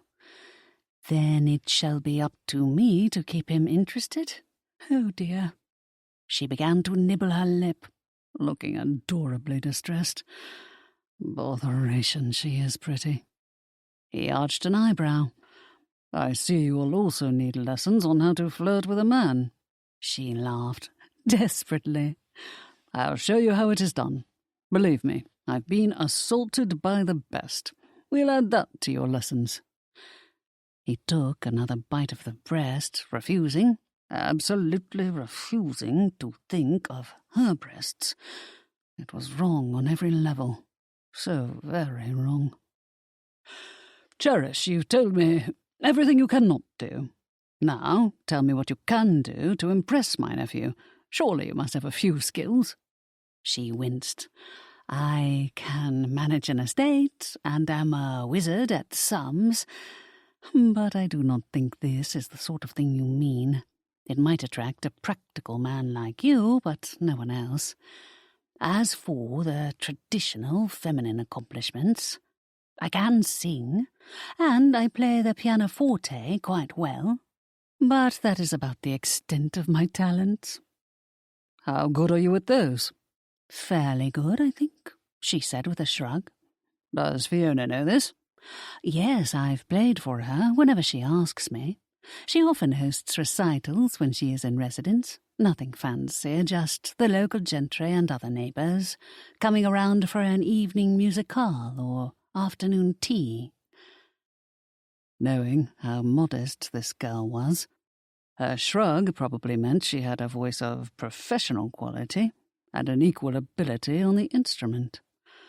Would you feel comfortable if I asked Fiona to feature your talents one night this week?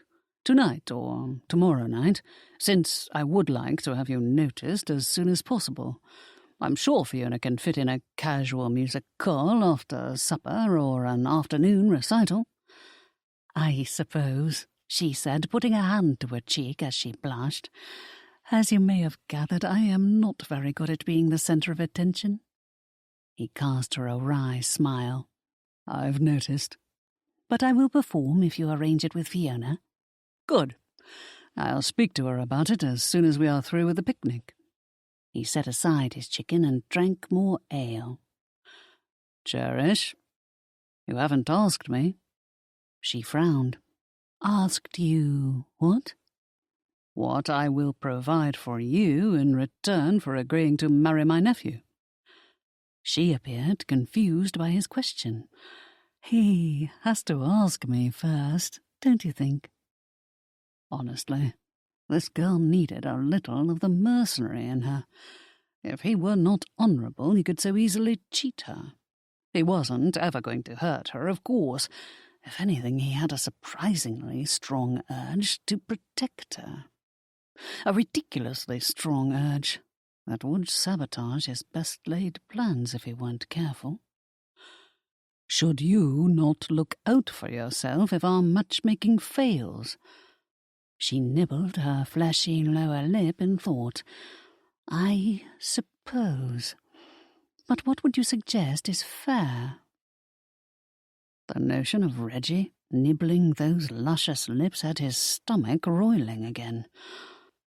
There was something about the shape of her mouth that fascinated Gawain. It had a graceful, bow-like curve, and was the slightest bit too broad for her face. The bottom lip had a plump fullness to it. The whole of her mouth had him wishing for a taste. Oh, blast! This would not do at all. Well, she said, continuing her thought when he did not immediately respond, I could not demand a large sum of money from you to free me from my uncle. First of all, he would likely grab anything you gave me. I think my only safe way out is through marriage. So let us see how this week progresses.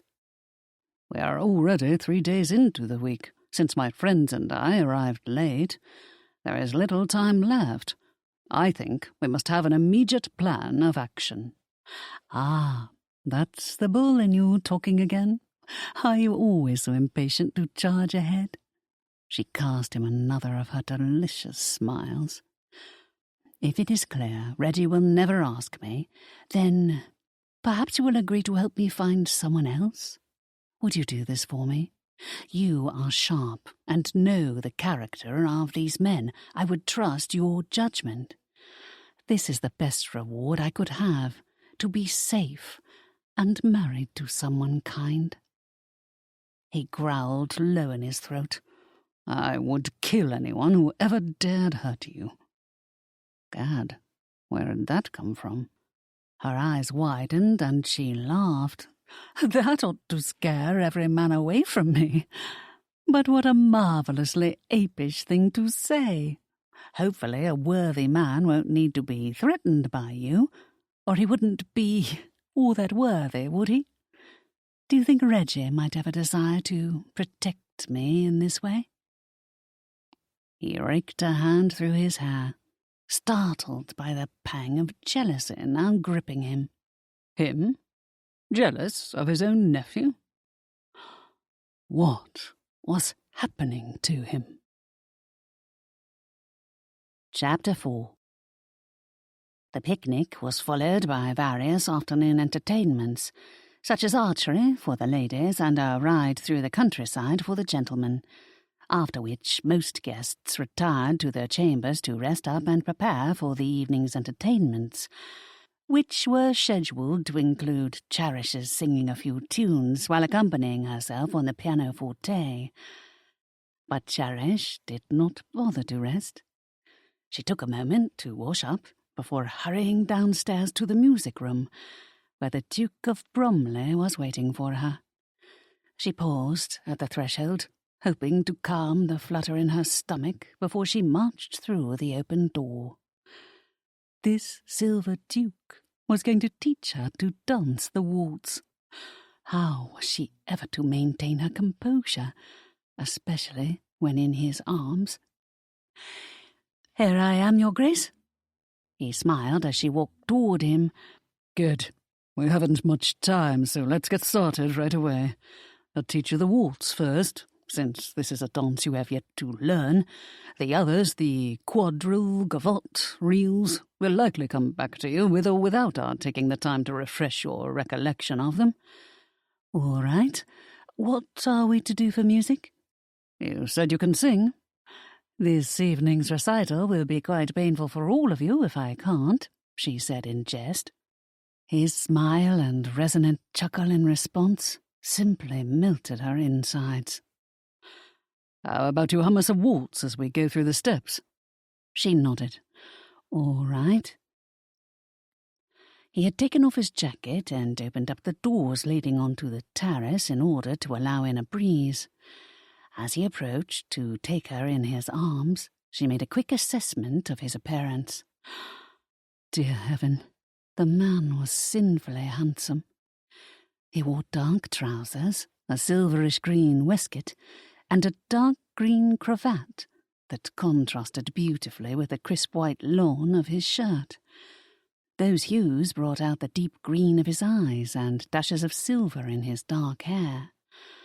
He looked marvellously broad in the shoulders and trim at the waist, his physique exquisite enough to make any young woman swoon. Your Grace, she said as he took her in his arms. Yes, Cherish? I don't mind humming us a tune, but I would prefer to go over the steps first. Very well. Tingles shot through her when he casually placed an arm around her waist and drew her to him. He seemed quite big and powerful when up this close. Put this hand on my shoulder, he instructed her. Like this? She was surprised by how solid he felt. Perfect. Now, put your other hand in mine. More tingles shot through her as his warm hand wrapped around hers. Now, we are going to take 3 steps in fast succession and then a twirl. As I move my right foot forward, you'll move your left foot back. They tried it several times before she caught on and managed it effortlessly. The object is to move in a greater circle around the room, but also to spin in a smaller circle within our own private orbit. She smiled up at him. I understand. He smiled back, with devastating effect to her composure. You are doing beautifully. Dear heaven, dear heaven, dear heaven. She could get used to being in his arms. However, she refused to dwell on the possibility, because it would only lead to pain. Despite Fiona's schemes to match her to this Silver Duke, it wasn't going to happen, since he had made it eminently clear he wanted her for his nephew. Which meant she could never free her heart to hope for him. "Are you ready, Cherish? Start humming a waltz." She laughed and nodded. "All right, here we go." Her tune and their dance worked surprisingly well, and they had little difficulty circulating about the room in time to the music. She was surprised by how well their bodies seemed to understand each other. He had only to apply the slightest pressure of his hand to the small of her back to turn her this way or that. He knew how and when to guide their movements, to create an effortless flow. They were dancing as one, holding on to each other and lost in their private world. She supposed this was why matrons considered the waltz so dangerous. Hearts were lost with this dance, as hers was in danger of surrendering to his now. She stopped singing, pretending she forgot the rest of the tune, because she would lose herself to him completely if this kept up a moment longer. They now stood, unmoving, in each other's arms. Panic overcame her. "How was it, Your Grace? Was my dancing passable?" He released her and raked a hand through his hair. "Excellent.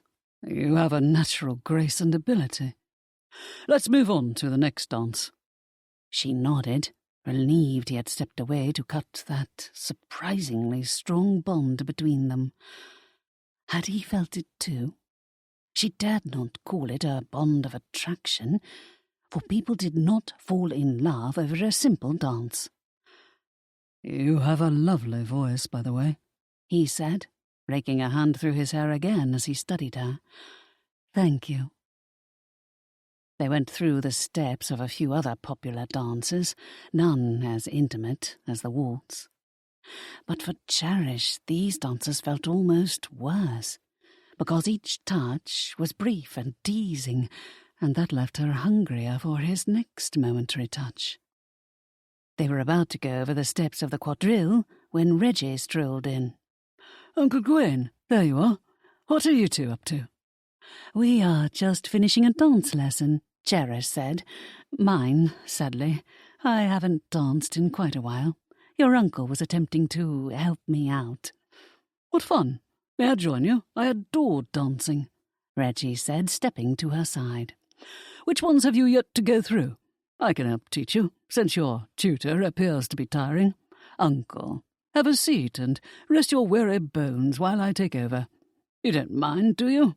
It must be a relief to get off your tired feet." Cherish stifled the urge to laugh, for the Duke appeared ready to bludgeon his nephew for the smart remark. Tiring indeed. The man could go on for several hours more without breaking a sweat. He was in that good a shape. But Cherish did enjoy the way Reggie managed to tweak him. Was it not the point of this exercise to make herself competent enough to gain Reggie's notice? And now she had his undivided attention. So, why not take advantage of the unexpected opportunity? "That would be lovely, Lord Burton," she said before the Duke snarled at his nephew and chased him out.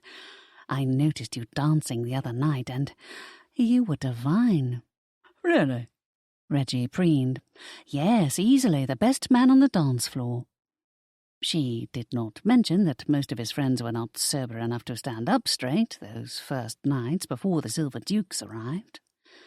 "Your uncle was about to review the steps of the quadrille with me." Reggie took her hand and led her into the centre of the room. "Let me show you how it is done." Cherish batted her eyelashes at him. She was certain she had the Duke growl. How marvellous. But she was not going to look back at him, for she would likely give herself away. She ached to be back in his arms. This was the worst possible thing she could do for herself, since he had stated quite plainly that he would never marry.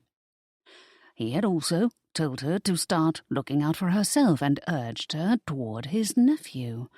Well, it was suddenly happening, and she was not going to kick this chance away.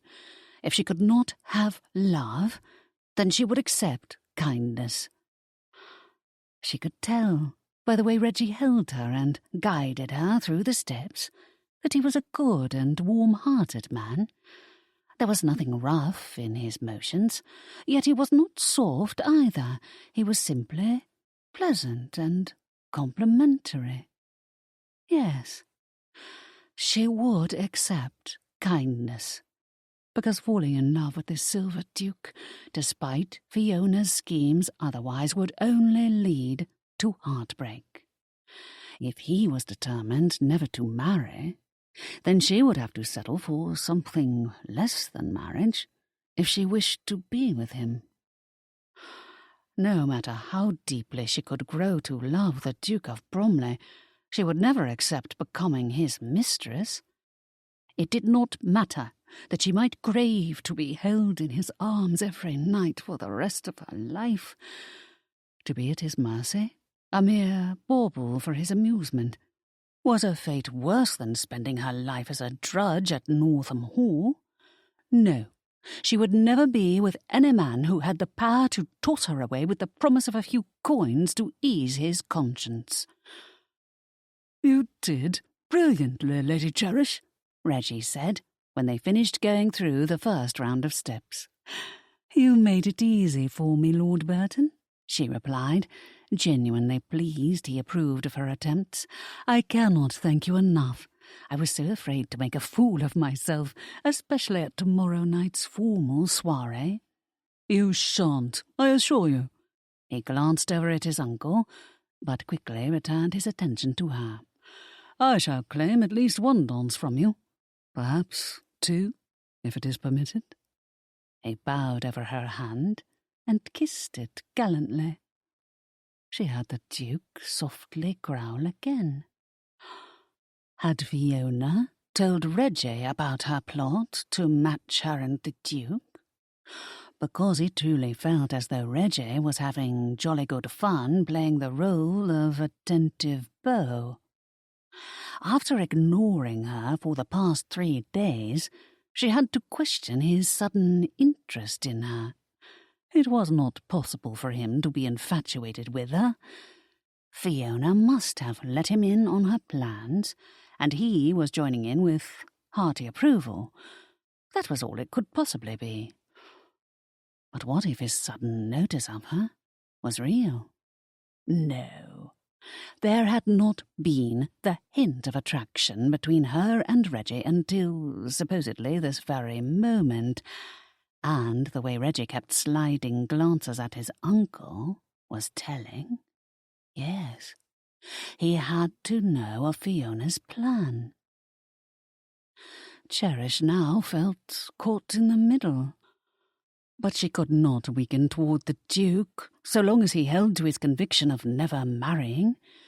Did she not have herself to think about? And had the Duke not insisted that he wanted her for his nephew? Cherish shook her head. It was all getting a bit too complicated for her. She decided to simply go along with whatever was happening and do her best to get to know Reggie. Time would reveal how everyone's plots were to play out.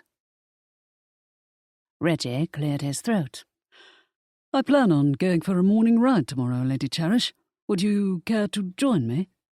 Honestly, had Fiona primed him? She smiled sweetly. "What a coincidence that you should mention riding. Unfortunately, I am afraid of horses. Your uncle was going to help me get over my fear." "It was. How splendid of him, but not at all necessary. Allow me to assist you." "I'll attend to it, Uncle Gawain. I'm sure you have better things to do with your time. Perhaps you ought to sleep in late, recover from today's strenuous activities." Cherish covered her mouth to prevent a strangled laugh from escaping her lips. She masked it with a quick bout of coughs. "How in blazes is a picnic strenuous?" the Duke grumbled, now striding toward them and looking not at all pleased. She stood between the two big men, feeling the flames of defiance shoot back and forth between uncle and nephew. But she silently cheered, for Reggie was not spineless after all. Good for him. As for the Duke, he appeared as stoic as ever. However, there was something in his eyes. Could it be jealousy? No, impossible. Yet, as silent and unmoving as he was, she could not help wishing he would be a raging ape on the inside, bouncing off walls, tossing chairs, wildly jealous and beating his chest while grunting, "Mine, she is mine." "The riding lesson is not important," she said, dismissing her fanciful notion and addressing these two before they came to blows over her. Well, that was also ridiculous. These men were family to each other, and hardly likely to come to blows over her. However, they were challenging each other, and she did not like to be the one creating a split, no matter how harmless, between these two. "I am always going to be afraid of horses, and that will not change. Why don't you two go off together for a morning ride? I'm sure tomorrow will be a lovely day for it." The Duke cast her a soft look. "No, let my nephew help you out. He has an excellent way with horses. In truth, he's much better around them than I am. You'll be in good hands with him." Reggie glanced at his uncle in surprise. "Thank you. I never realized you thought so. I should have told you more often," the Duke admitted. And Cherish realized he had taken her earlier words about being kinder to Reggie to heart. "How about we all share a lemonade on the terrace before retiring upstairs to ready ourselves for tonight? What does Fiona have planned for us after the musicale?" Reggie laughed. "What? You haven't checked Cousin Fiona's schedule? Musical first, in which we shall all delight in hearing Lady Cherish's dulcet tones." She blushed. "Well, I shall sing. Hopefully you will find it pleasant." "I am sure we shall all be transported," Reggie said, taking her hand and giving it a light kiss as he bowed over it again. "Then we all go in to supper. Afterward it is to be parlour games. She is setting us up in teams of 4 to compete against the other teams of 4. Fiona has already put her list together, but won't show it to anyone yet." The Duke winced. "Oh, hell." Cherish stifled the impulse to laugh again, for she was having far too much fun watching him squirm.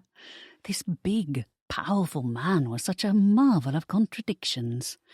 He had survived years of battle, harsh conditions, painful wounds, and other difficulties beyond her comprehension. Yet he grimaced at the thought of having a silly young lady or two placed on his team. "Your Grace, I am sure it is all meant to be in fun. You will survive these games no matter what diabolical designs Fiona has in store for you." "She'll stick me with all the peahens, I'm sure," he muttered. "Well, Lady Cherish certainly is no peahen." Reggie held out his arm to her. "I hope you're on my team." "Oh, thank you. I would love to be on yours." She placed her hand in the crook of his offered arm. The Duke stepped back to retrieve his jacket and then followed them out. But he was stopped before catching up to them by Lady Margaret, who had been carrying several books and now dropped them at his feet. "Oh dear, do forgive me, Your Grace." "Not at all," he said with resignation, at the obvious ploy for his attention, and knelt to pick them up for her. "I thought I could manage them on my own," Lady Margaret said with a nervous titter. "I do enjoy a good read, don't you, Your Grace?" Cherish was surprised when Reggie did not rush forward to assist her, leaving the chore entirely to his uncle. Was Margaret not one of his favourites? She was very pretty, and knew how to flutter about in that helpless way all men seemed to adore. But Reggie merely looked on and grinned. He also held Cherish back when she started forward to help pick up one of the books.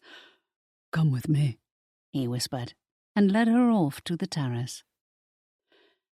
He held out a chair for her and then settled in the one beside her. Only then did he dare to emit the burst of laughter he must have been struggling all the while to hold in. "Lady Margaret wasn't planned, but wasn't her timing perfect? If that girl can read, then I'll eat my shoe. Did you see the books she dropped? One of them was in German and the other two were written in Latin. Did you see my uncle's face? Gad, how I love to see him caught off his guard.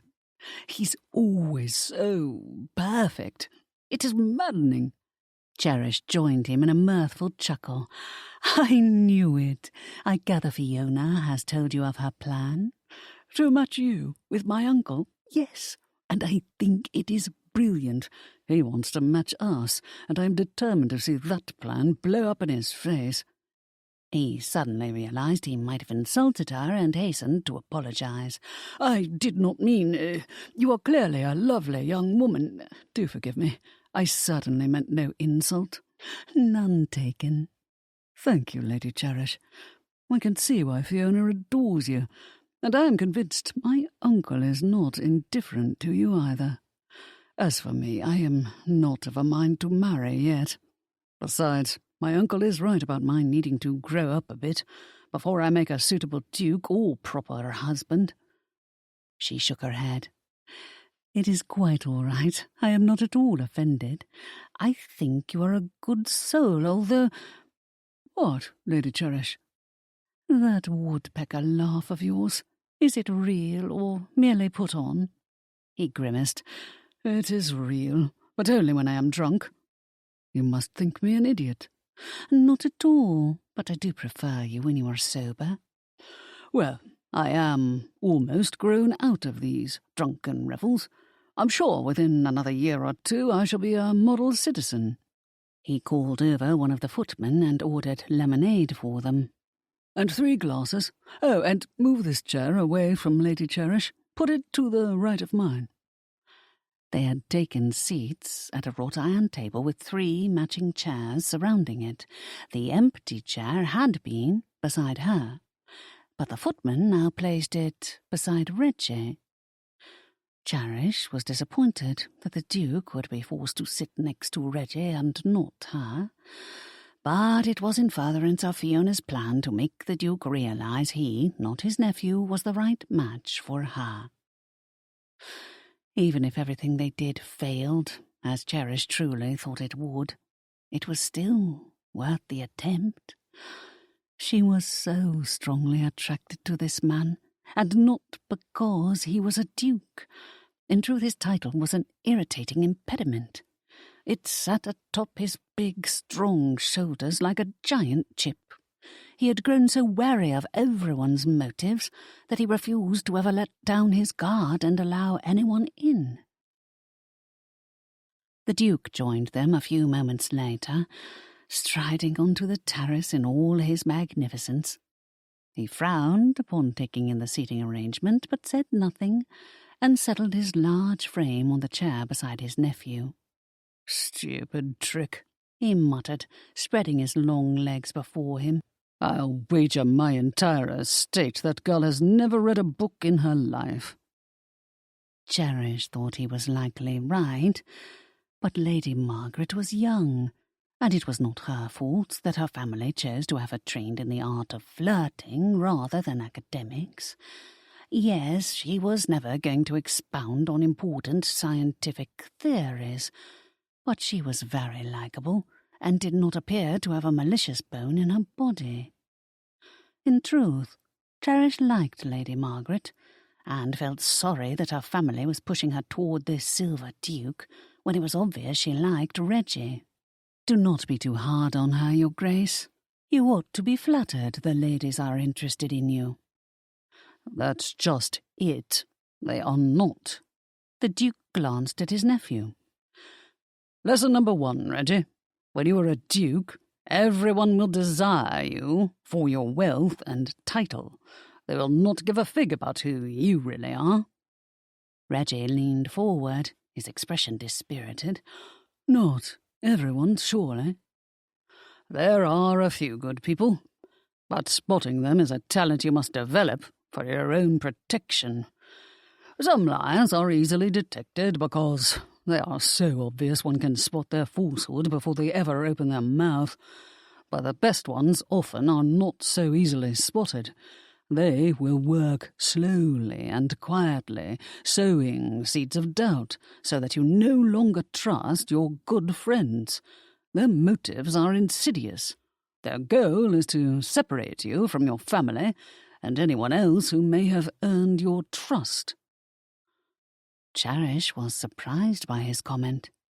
He was stern and a bit bull-headed, but she had not expected to find him holding such a level of distrust in others. "I think you are too cynical, Your Grace. We are not living in Shakespeare's Othello. There are many good people around who are not as villainous as Iago." Was this the reason for his determination never to marry? Had someone hurt him terribly in his younger days? Someone to whom he had given his heart? His eyes now held the glint of steel. I do not mean to suggest everyone is venal, Lady Cherish, but it is important for my nephew never to let down his guard.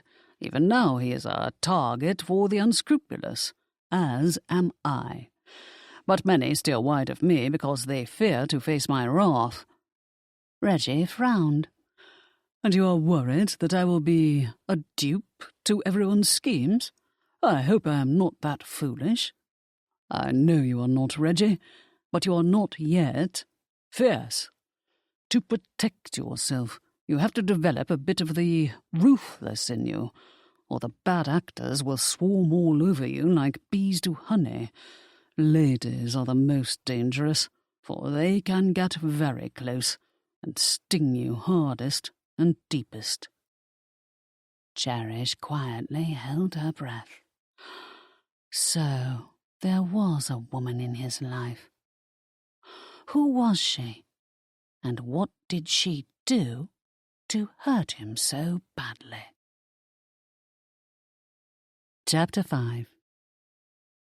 Gawain enjoyed Cherish's recital, for her voice was soft as a gentle rain, and her fingers were nimble and light upon the piano keys. She played 2 popular songs and encouraged others to join in singing along with her. The ladies particularly enjoyed this, but Gawain just wanted to hear her sing. Was there anything he did not like about this girl? She surely was something special. After supper, Fiona announced the start of a night of parlour games.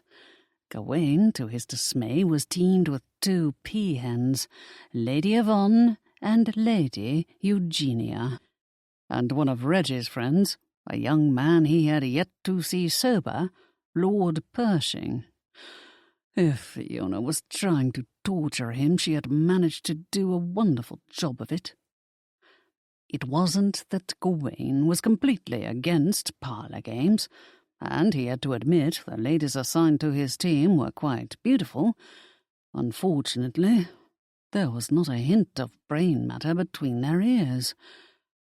He had participated on occasion in some fairly naughty games contrived by some infamous hostesses who lived on the fringes of elegant society. Almost nothing was out of bounds, and clothes often came off at those soirees popular with the demi-monde.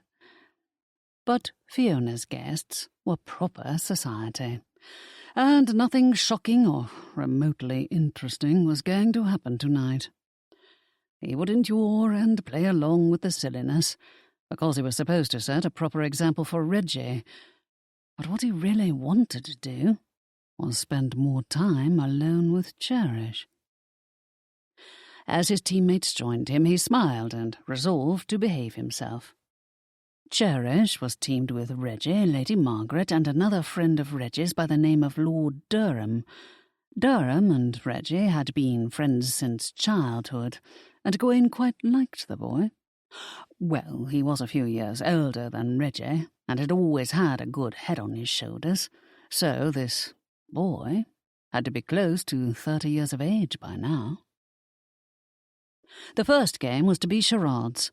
Fiona quickly went over the rules. One teammate is to convey the clues only by gestures. The others are to guess what is written on a square of paper drawn out of this hat. Gawain had already resigned himself to losing. One drunken sot and 2 young ladies with nothing but air between their ears was a handicap impossible to surmount. Fiona selected him as captain of his team and handed him the hat from which he was to withdraw the square of paper. "Good luck, Gawain," she said, unable to contain her laughter. "I'll get you for this, Fiona," he replied with a pained chuckle. He unfurled the paper and saw the answer written was Westminster Abbey. Not very difficult, but he already knew his team would never figure it out. He hated losing. Fiona, Reggie, and even Cherish were grinning at him. Had any of them been on his team, they would have guessed the answer within a minute. But these teammates...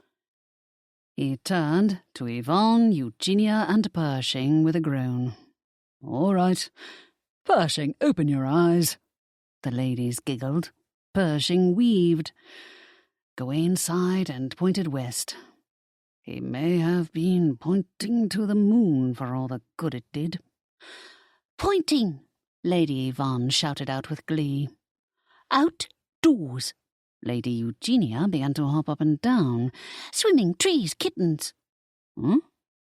He tried to convey a setting sun. Apparently none of his teammates realized the sun set in the west. He gave up and moved on to the 3rd syllable and pretended to hold a bowl, the contents of which he was stirring. Surely they had to get stir out of Westminster. But they hadn't gotten the West or the Min, so he was not all that surprised when their guesses were still inane. "Spinning!" Yvonne shouted. "Whirling, dancing, twirling!" Eugenia squealed. Pershing merely snored. "Time's up," Fiona said. "I'm sorry, but your team has lost your point." Gawain truly, oh so truly, hated to lose, but he'd tried not to show it. After all, no one could possibly blame him when they came in dead last. But for pity's sake, what was so hard about guessing stir? As the next team got up to take their turn, he sank into the vacated chair beside Cherish and moaned. "This is utter agony." She smiled sympathetically as she leaned toward him and whispered, "They don't cook. They've probably never set foot in their kitchen or seen a mixing bowl, so they do not understand the concept of stirring. Well, Pershing might have understood stirring one's drink, but he was off snoring and not watching your brilliant enactment. Nor have any of them been taught anything remotely scientific. They do not realize the sun sinks in the west." "I shall address this oversight the next time Parliament is in session," he grumbled. "Women must be given a rudimentary education on the sciences, mathematics, and politics." Cherish gave a doubtful snort. "They will shoot you down so fast you won't know what hit you. Few men care to give ladies the power of education." "You are educated, are you not?" She nodded. "Mostly self-taught, but my parents encouraged it." He leaned closer to continue their conversation as the noise level in the room escalated. Talking proved impossible, but he did not mind drawing closer to Cherish, because he liked the scent of her, something wild and fruity that mingled perfectly with the soft warmth of her skin.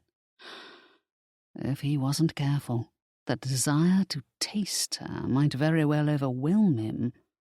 That would not do at all. He was not supposed to be having these feelings for her.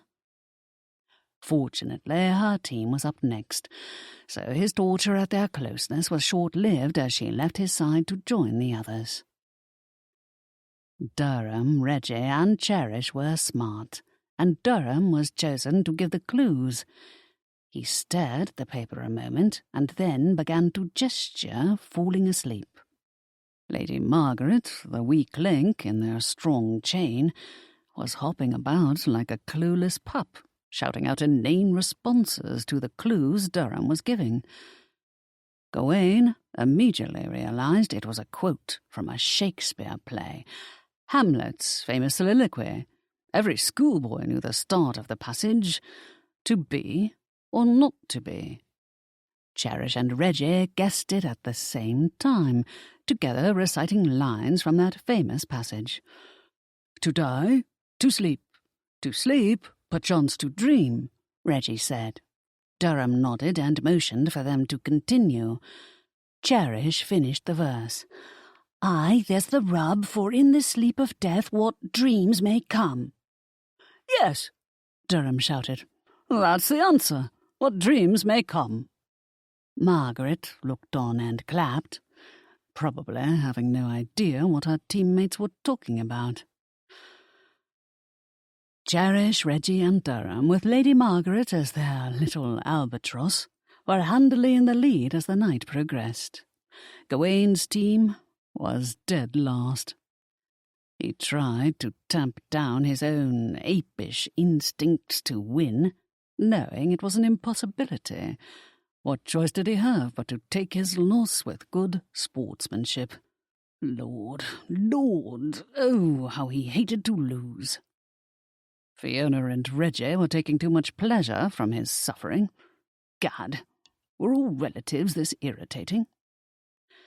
But he knew he was the one behaving like an uncivilized ape, because he could not even let this simple game pass without turning it into a battle.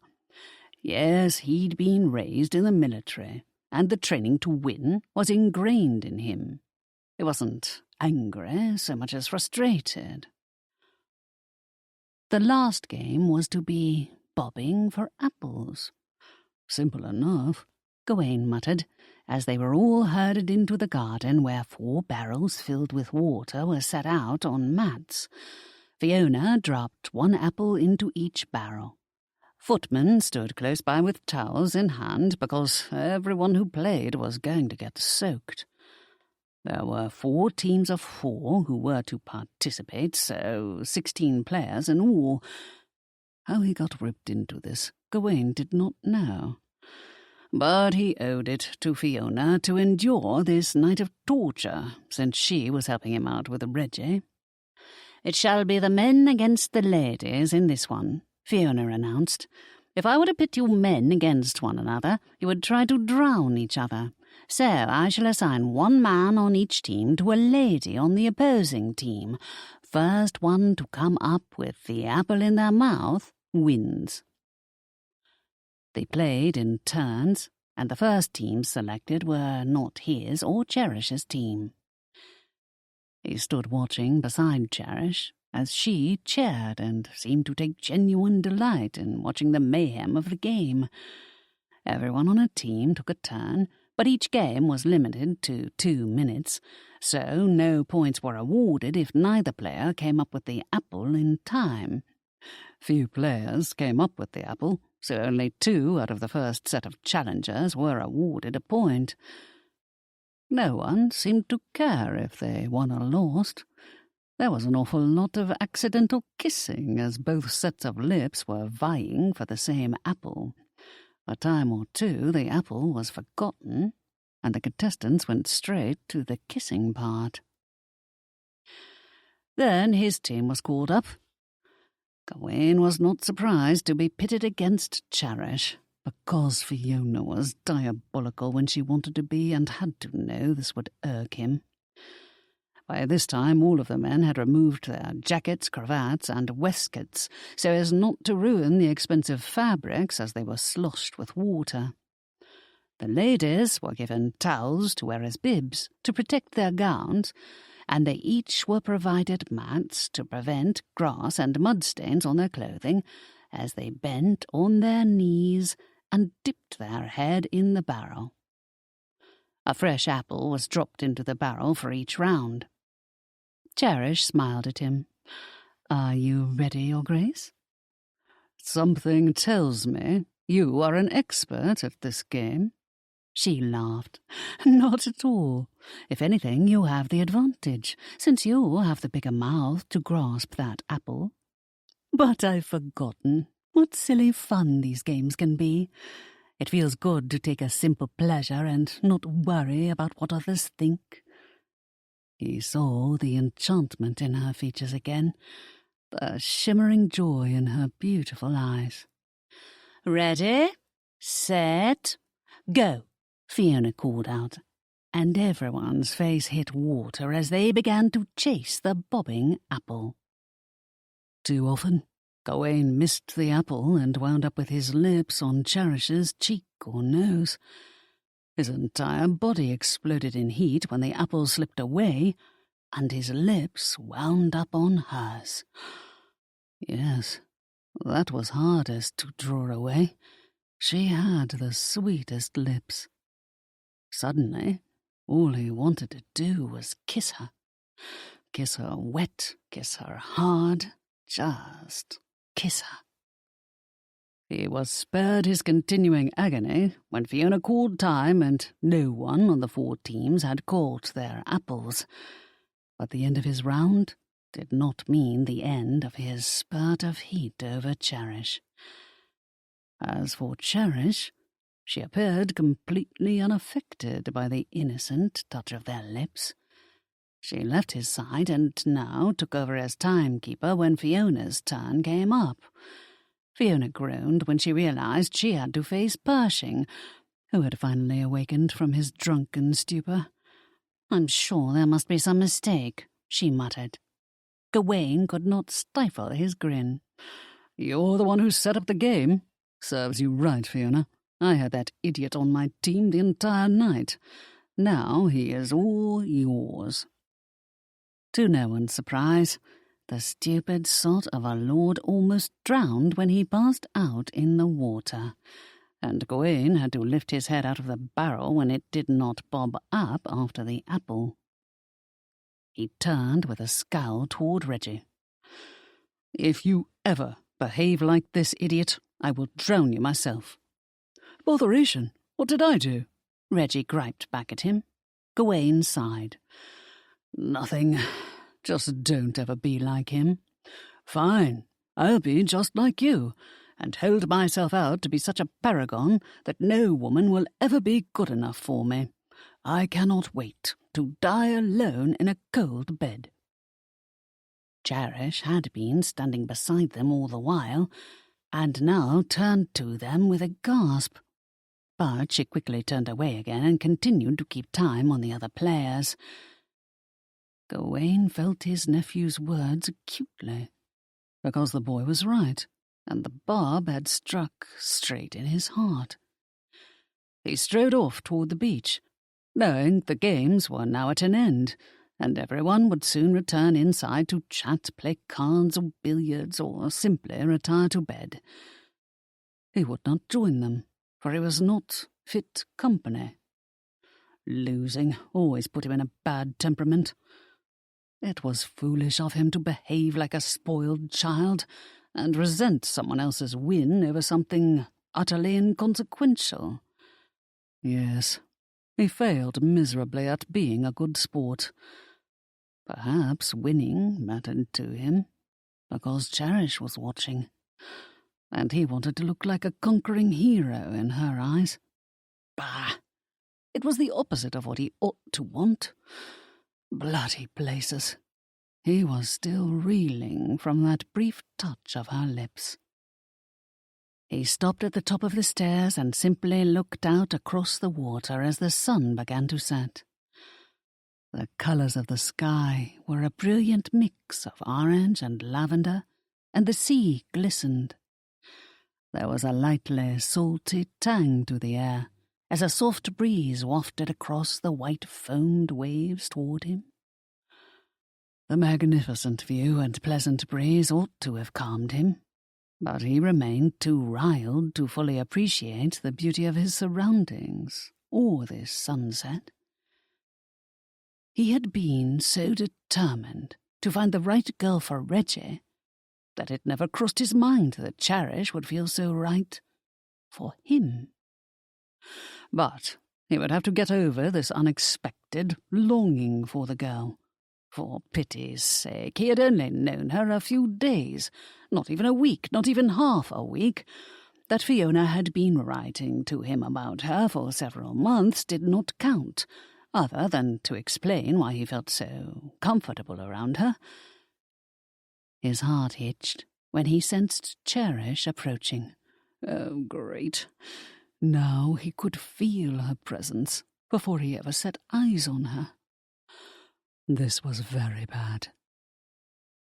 He heard her soft laughter a moment later, so he turned to her with a frown.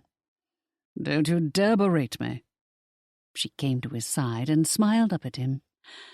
Fiona sent me to calm you down and return you to the party. She said to tell you that she apologizes profusely for saddling you with the 3 silliest guests at her party, and... Cherish burst out laughing. Oh, please forgive me. I hope you know I am laughing at the situation and not at you. I would never laugh at you. He groaned. Truly, I had no idea Fiona was so diabolical. It was such a wicked, wicked thing for her to do to you, especially knowing your nature. I could almost see smoke pouring from your ears each time your team botched an answer. The frustration you must... I thought you said Fiona had sent you to calm me down. She nodded. Oh, yes. Sorry, but do allow me to tease you just a little. You are so perfect in everything you do, it is quite daunting to us all. So, to see you brought low in this harmless way, and it was harmless, you must admit. But how you must have gritted your teeth and tried to slog through the evening. You looked so... foolish? No, dismayed is the better word. She laughed again, unable to stifle her melodic trills. Oh, do ignore me. I am so relieved to find you are actually human and not this unreachable paragon. She pushed you too far and asked me to convey to you that she is truly sorry. Gawain shook his head. No, I should not have stalked off as I did. These were simple parlour games, harmless, as you said. I was a poor sport and took it out on Reggie when I lost. He's a good nephew, and I've been coming down on him like a hammer over the head. He is nothing like that dolt Pershing and will never be, even on his worst days. The wind blew softly through Cherish's curls as she nodded. He is handling it well. In truth, your coming down on him harder than warranted is bringing out the strength in him, don't you think? Perhaps we all need to face a little hardship to bring out the better part of us. He met her gaze, loving the warmth of her eyes. And what about you, Cherish? Do you really believe living under Northam's roof has made a better woman of you? It has forced me out of my complacency and made me think of my own needs. She shook her head and sighed. To be honest, I am not happy about having to toughen myself up. Oh, I am eager to be away from my ogre of an uncle, but it still feels cruel to manipulate some innocent soul into marrying me simply to enable me to escape an intolerable situation. I cannot find it in my heart to use someone that way. And if that someone loved you? Her expression turned soft as a dream. That would be an altogether different matter, especially if I loved him back. That would be bliss. She appeared ready to say something more, then shook her head again. It is a lovely sunset, isn't it? The same can be seen from my home. Well, what used to be my home. I was sure my father would leave it to me, since it is not part of the entailment, but my uncle and my father's solicitor claim he did not. And you trust their word? I would never trust my uncle, but why would my father's solicitor lie to me? Well, I did not question him at first, but now I am not so certain. Yet it seems so far-fetched that he would collude with my uncle regarding this estate. He insists it is Northam's now, and I must accept it. But you haven't? No, it sticks in my craw. It feels wrong. But how am I to challenge it when the solicitor has all the documentation and I have none? So, it is time I accepted the harsh fact that Northam Hall is not mine, and will never be mine. Otherwise I will never have the courage to distance myself from all the memories I hold so dear, and move on. She placed her hand on his arm when he said nothing in response. We ought to return to the others. You go on ahead, Cherish. I am not fit company yet. As ever, the breeze softly whipped through her curls while she remained standing beside him, and feeling too right for him to dare believe possible. I'll stay with you, Your Grace. Would you mind terribly? He shrugged. Do as you wish. What I wish is to talk to you. But you just want me to leave you alone and go away. Are you thinking of the woman you once loved? The question startled him. What business is it of yours? None at all. I have never been in love. Goodness, I have never even been kissed. The closest I've ever come to any man's lips on mine was tonight, when our lips accidentally touched while bobbing for apples. Oh, I know that does not count as a kiss. That all-too-brief encounter still had his body in turmoil. His heart, too. What does it feel like? She asked. I mean, to really kiss someone. To be in love and kiss that person with all the strength of your being. Obviously, falling in love left you in tremendous pain. Is it not ironic that something capable of bringing you so much joy can also leave you with unbearable pain?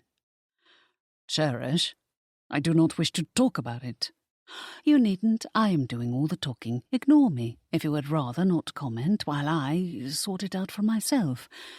My problem is not love, but indifference.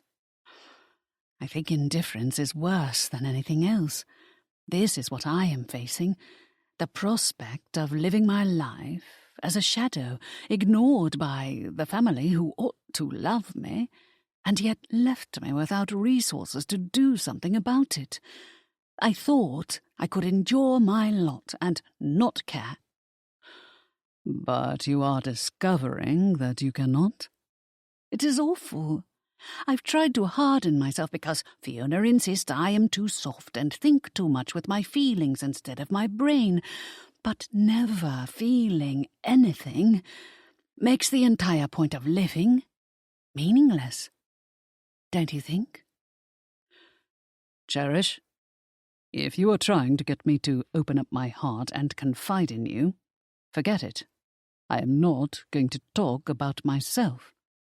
She nodded. I was talking about me. You have made your decision to close yourself off to the world. That is your choice to make. I thought I had made the same choice, but I cannot do it. At least you are a duke and will have an impact on the lives of others no matter what you do. But I am no more than a leaf on an autumn breeze that will soon wither and die. You are nowhere close to withering. She was a summer rose, delightful to the scent and the eye. He just wanted her to go away before he gave in to desire and kissed her in the full and glorious way he ached to do. How does one know when love is real? He gave a groaning laugh.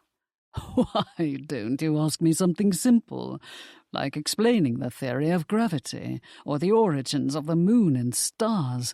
Obviously, I am the wrong person to ask about love. Because you were burned once and now hide from it forever? He placed his hands on her slight shoulders and made certain she was looking straight at him while he frowned at her. What I do is none of your business, he repeated, irritated by how easily she got under his skin. I think you need to go back inside with the others now. Why? Cherish, you do not want to learn about love from me. I would only hurt you. Thank you for the warning. I shall take it to heart. But answer me this about the woman who turned you into this closed-off person you've become. If she were to come back into your life, what would you do? Run as fast as my legs would carry me in the opposite direction. Satisfied? Will you go now? All right. But I hate to miss this lovely sunset. I'll just stand apart from you and watch it. Am I not allowed to think of my future too? Must you do it right here? Is there a better spot? He sighed. Come here. He tucked her hand in the crook of his arm as they stood together, watching the last golden rays of sunlight disappear over the horizon. What was he to do with Cherish? Besides ache to kiss her into forever. Chapter 6. The next few days passed quietly, and everyone was forced indoors due to a succession of rainy days. Gawain hid out in the library most of the time, leaving Fiona with the assistance of Reggie and Cherish to fill in the hours for her guests. As it turned out, Cherish was indeed quite accomplished on the pianoforte, and had a large repertoire of songs. Yesterday afternoon and again that evening after supper, she entertained everyone with her lively tunes, while the others danced. Gawain had retreated to the library because he did not wish to be accosted by the peahens who would expect him to participate. If Cherish was not dancing, then neither did he care to dance. This afternoon the young ladies were again enlisted to entertain the gathering with songs. Cherish, not wishing to be featured once again, volunteered to accompany them on the pianoforte. He almost felt guilty for not helping out, but Reggie had stepped up and was doing an excellent job of organising entertainments for Fiona's male guests. On top of it all, he had done it while sober. But Gawain knew it was time for him to step in when he heard Reggie's woodpecker laugh resounding through the hall. This meant his nephew had been drinking again. Not that he blamed Reggie, for all the young men had spent the past few days foggy with drink to relieve their boredom. Many of the ladies had tippled too. He set his book aside and was about to rise from his comfortable reading chair when he heard a light rap at the door. "Come," he intoned. A moment later, Cherish stepped into the library.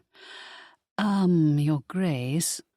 He had avoided the girl fairly easily these past rainy days, but the sight of her now simply took his breath away.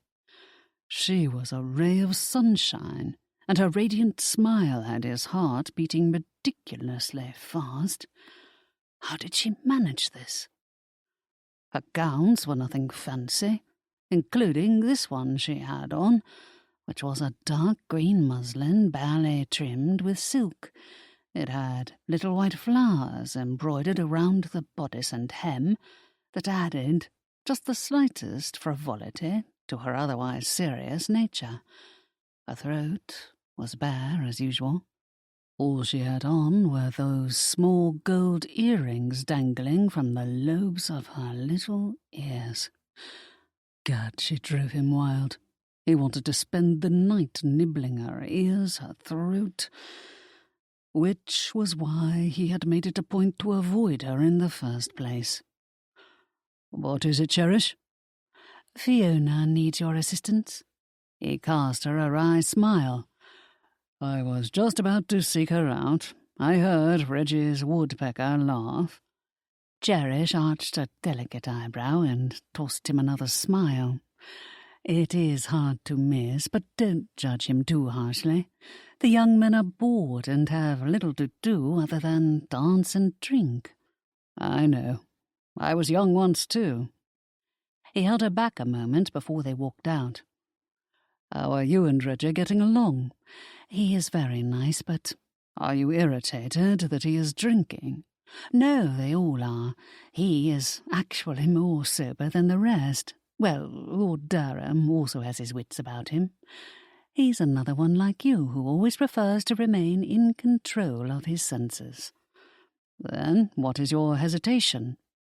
She cast him a look of dismay. "I am not hesitating. In truth, I have been mingling with the others and quite enjoying myself. But besides your nephew, I think there may be another young lord interested in me." "There is?" That she should have a genuine suitor hit Gawain hard. To his dismay, he felt a sudden heaviness course through his body, as though he were about to be buried beneath a crushing pile of stones. She nodded. "But I doubt it will lead to anything. Who would seriously offer for me without knowing the details of my dowry?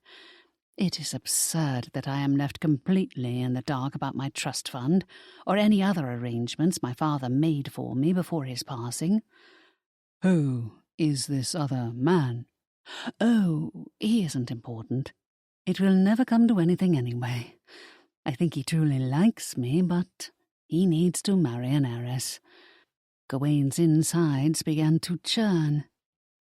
Obviously, the man's taste in women was excellent and could not be faulted. What if he decided Cherish was worth more than any advantage an heiress could give him, and offered for her? It was all he could do to tamp down the apish part of him. He did not press her for the name of this new suitor, because right now he wanted to rip the man's head off. Bollocks! What was happening to him? He had never felt this way about any woman, not even the one who had betrayed him all those years ago. "Reggie will have you, no matter what you bring to the marriage. I will provide for you if your father has failed to do so. As I said, it is your intelligence and charm that is important. This is what Reggie needs above all else." She did not look happy about his comment. As for him, he was amazed that he managed to sound so unaffected. "Are we clear on this?" "Yes, we are clear. But do not expect me to cheer over this, Your Grace. I am not comfortable about your plans, and it still feels quite mercenary." "Mercenary? Cherish, you have not asked me for a blessed thing." He stared at her. "There is a business aspect to every marriage, you cannot deny it. Will it ease your mind if we set terms down in writing?" She laughed. "No, although any young lady with half a brain would insist on it. But this appears to be the missing part of my brain. I don't want to be paid off, and I am not interested in your wealth. My concern is about matters of the heart." "Mine? I can assure you I will not think less of you if you negotiate hard to protect your future." "No, I am speaking of your nephew's future. Does he not deserve someone better than me? Someone who adores him and cannot breathe whenever he stands close? I've noticed this is how Lady Margaret behaves whenever she is around him. She genuinely cares for him." "Her? Yes, and I like her. If she is enamoured of Reggie, then why is she constantly tossing herself in my path? Cherish pursed her lips. That is her family's doing, not hers. She is happiest and most relaxed when she is beside him. In truth, I think she and Reggie suit quite nicely. He is very kind and protective around her. And your point? It feels cruel to save myself by marrying Reggie when I cannot make him as happy as he deserves to be. And you think a little peahen like Lady Margaret can make him a better wife? He needs a woman with brains. You will be a good wife for him because you also have a caring nature, and will do all in your power never to hurt him. She did not appear convinced. Well, I wanted to be honest with you about my feelings, but if you and Reggie are all right with it, then I shall try to be as well. I may not succeed. It feels very wrong, and this is difficult for me to overcome. Your nephew and Margaret seem so right together. Few Tom marriages are based on love, Cherish. I know, and I think it is a very sad thing. Oh, I understand the business need for many in the upper crust to secure their assets or enhance their fortunes. I shall speak no more about love or the hope of it. But do not be angry with me if I quietly keep wishing for it. They strode down the hall and walked together into the parlour, where Fiona obviously had her hands full trying to keep her guests entertained. Everyone sprang to attention when Gawain strode in. Reggie staggered to his feet and swallowed hard.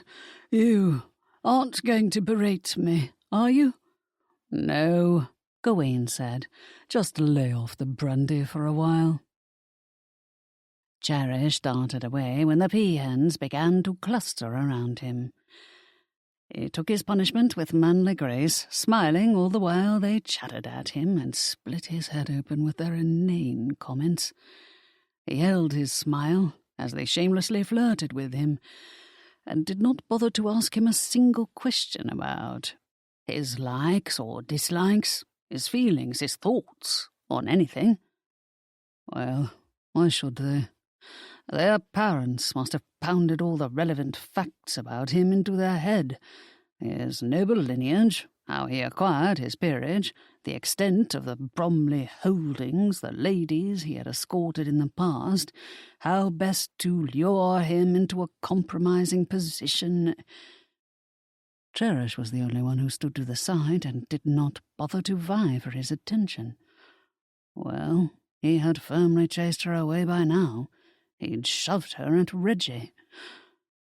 Why did it feel like the biggest mistake of his life? When the rain finally stopped and the sun burst through the thick layers of clouds, he took it upon himself to organise a shopping excursion into Brighton. The ladies were thrilled. Even the gentlemen were eager to get out of the house. Some chose to join the ladies, and others chose to remain behind and go for a ride. Reggie and his friend Durham agreed to attend to the men who wished to ride. Gawain was not sure riding across the countryside was a wise idea, since the ground had to be wet and quite slippery because of the falling leaves. In addition, they had all been drinking. Well, they were grown men. Durham and Reggie were only mildly soused and could be counted on to keep their wits about them. You're frowning, Uncle Gawain. Don't worry about us. But he did worry about Reggie. After all, the lad was his only nephew, and Gawain did not want him doing anything reckless. Durham patted him on the back, a familiarity he allowed because Durham was one of those rare young men of quality. We'll keep it short, and likely return to the house before you and the ladies do. A round of billiards or card games will do for us, while you are still off in town. Reggie and I have it all under control. Fiona called for several carriages to be brought around. Gawain had his own mount settled, an enormous grey by the name of Odin, who had been bred for battle. The big beast scared the wits out of Cherish, and she would not go near him. His heart went out to her, for her fear was real, and a palpable torment to her. She had probably made things worse for herself by pretending to be strong and keeping her dread bottled up inside. It had now built up to a point that she might never get over it. Gawain made certain to keep Odin a safe distance away from her. "Will you not ride with us, Gawain?" Fiona asked as the ladies went to the waiting carriages to climb in. "No, I'll be fine serving as escort." He had no desire to remain trapped inside one of those carriages with no escape from the ladies or their endless giggling and prattling. Not that what he spoke of was always highly intelligent or of particular note, but it was not conversations about lace gloves or how many curls to style in one's hair. "Are you sure?" "Yes, there'll be more room for you ladies if I ride," he responded when Fiona regarded him quizzically. Cherish had already climbed in and was gazing at him and Fiona as they spoke. Lord, her eyes. They truly were a mirror into her soul. He could hear her thoughts as though she spoke them aloud, her desire to prove herself brave, and her distress in knowing she had not yet conquered her fears. Mixed in was the desire to prove herself to him. Of course there was no need, if only she knew how much he... No, he dared not consider his feelings for her. As the carriages rolled away, a few of the gentlemen chose to join Gawain. They rode beside him as they escorted the ladies into town. It was still early afternoon when they arrived in Brighton. The sun had burned the clouds away by the time the conveyances drew up along the High Street, where all the finer shops were located. Fiona, being a bit of a mother hen, guided the ladies into the nearby shops. The merchants were delighted to be descended upon, and even more delighted when Gawain told all the ladies to buy a little gift for themselves, and it was his treat. While the other gentlemen followed them from shop to shop, Gawain made his payment arrangements with the merchants, and then stood beside the carriages to await everyone's return. To his surprise, Cherish did not go into the shops, but merely browsed from outside, doing nothing more than peering into the windows and staring at the colourful displays. Gawain strolled over to her. "I've told the merchants to charge everyone's purchases to my account." She smiled up at him. "Is that your way of atoning to Fiona for hiding out in her library these past 2 days?" He chuckled. "Yes. Go in and choose something pretty for yourself." "It isn't necessary." "Why are you so reluctant? What is it, Cherish?" She blushed. "I don't want anything from you." The comment surprised him. "It is a harmless gift that I've offered to all the ladies. No one will make anything of it. Why not choose a ribbon or a bit of lace, or even a pair of earrings?" He tugged lightly on her ear. "It is the only jewellery I ever see you wear." She fidgeted a moment and then released a soft breath. "My uncle will take away anything he thinks is of value. After my father died, I expected him to claim my mother's pieces, for many of them were part of the Northam family jewels. But he also took my rings and necklaces, claiming they were Northam property, even though they had nothing to do with the family's heirloom collection. He's just a toad that way. There was nothing expensive among them, so I really should not have cared." "Of course you should have, especially since they held sentimental value for you." Gawain knew he was going to haul off and punch Northam if the man ever dared approach him. "And you are all about sentiment, aren't you?" She nodded. "Yes, silly me." "Not silly at all. Come with me. He did not give her the chance to argue, but took her by the elbow and nudged her into a nearby jeweller's shop. "Choose something." She coughed. "Good afternoon, Mr. Sloane. How are you today?" The proprietor's gaze shot back and forth between the two of them. "A lovely day, now that the rain has ended, Lady Cherish. What can I do for you?" "Nothing she started, but Gawain cut her off. "I am buying a gift for each of Lady Shoreham's guests, but this young lady is being quite stubborn and will not choose anything for herself. I will not have her return to Lady Shoreham's manor empty-handed.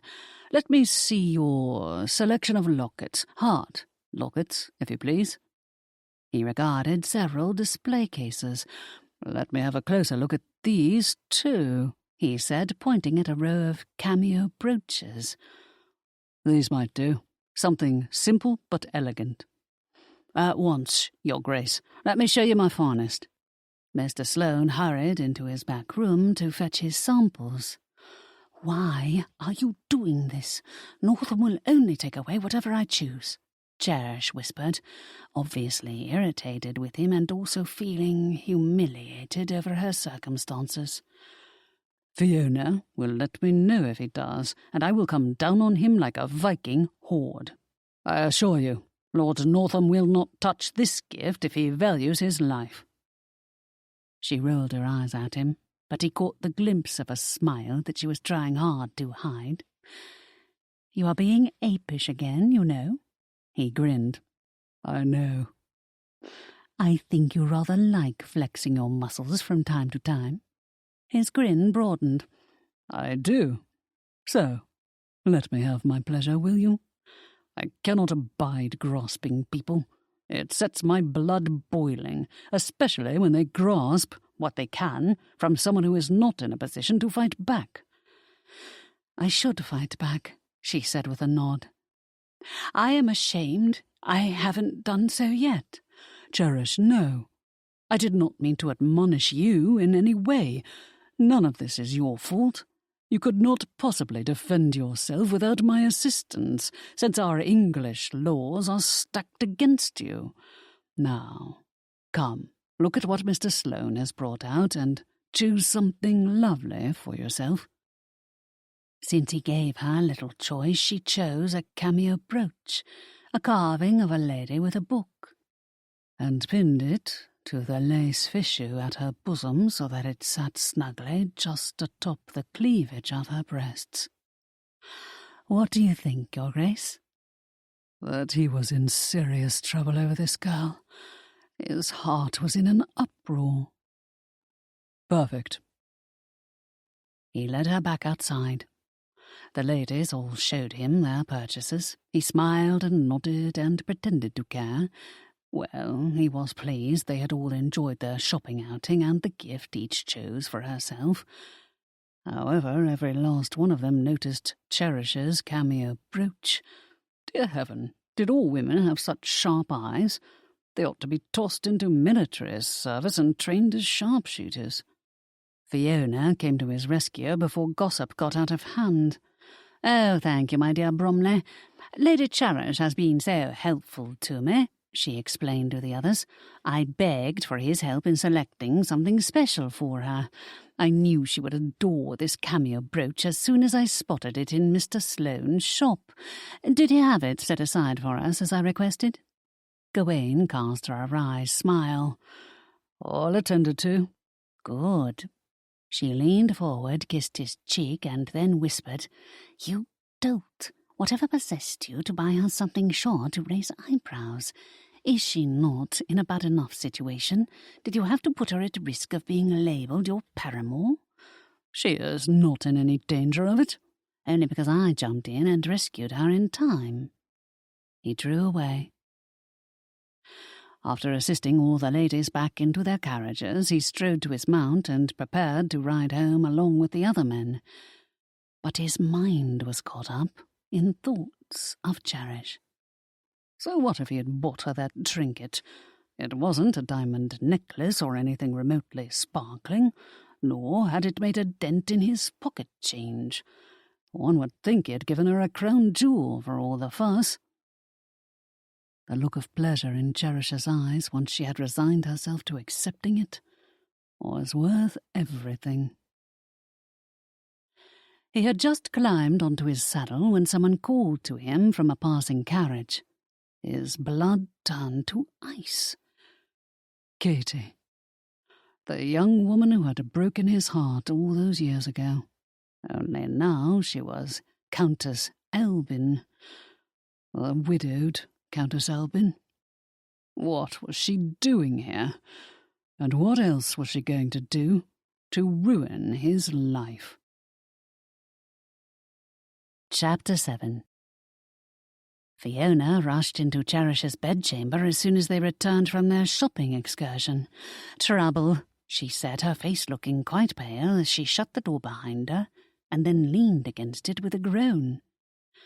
Cherish had been about to stretch out on her bed and read a book, but she immediately set aside her reading material and rose to rush toward her friend. "What's wrong? Are you feeling unwell?" "I am in the pink. It is that woman." Cherish shook her head. "What woman?" "Did you not notice a fine carriage draw up beside ours just as we were leaving town?" "Yes." "Then you must have seen the brazen hussy who popped her head out of the window and called to Gawain. Shameless, evil woman." Cherish arched an eyebrow. "Friend of yours?" "Do not even jest about this." "Very well, yes, I saw her. She is quite beautiful. Who is she?" "She is the widowed Countess Elbin now, but she was Gawain's childhood sweetheart, Catherine de Montville." Cherish's heart sank into her toes.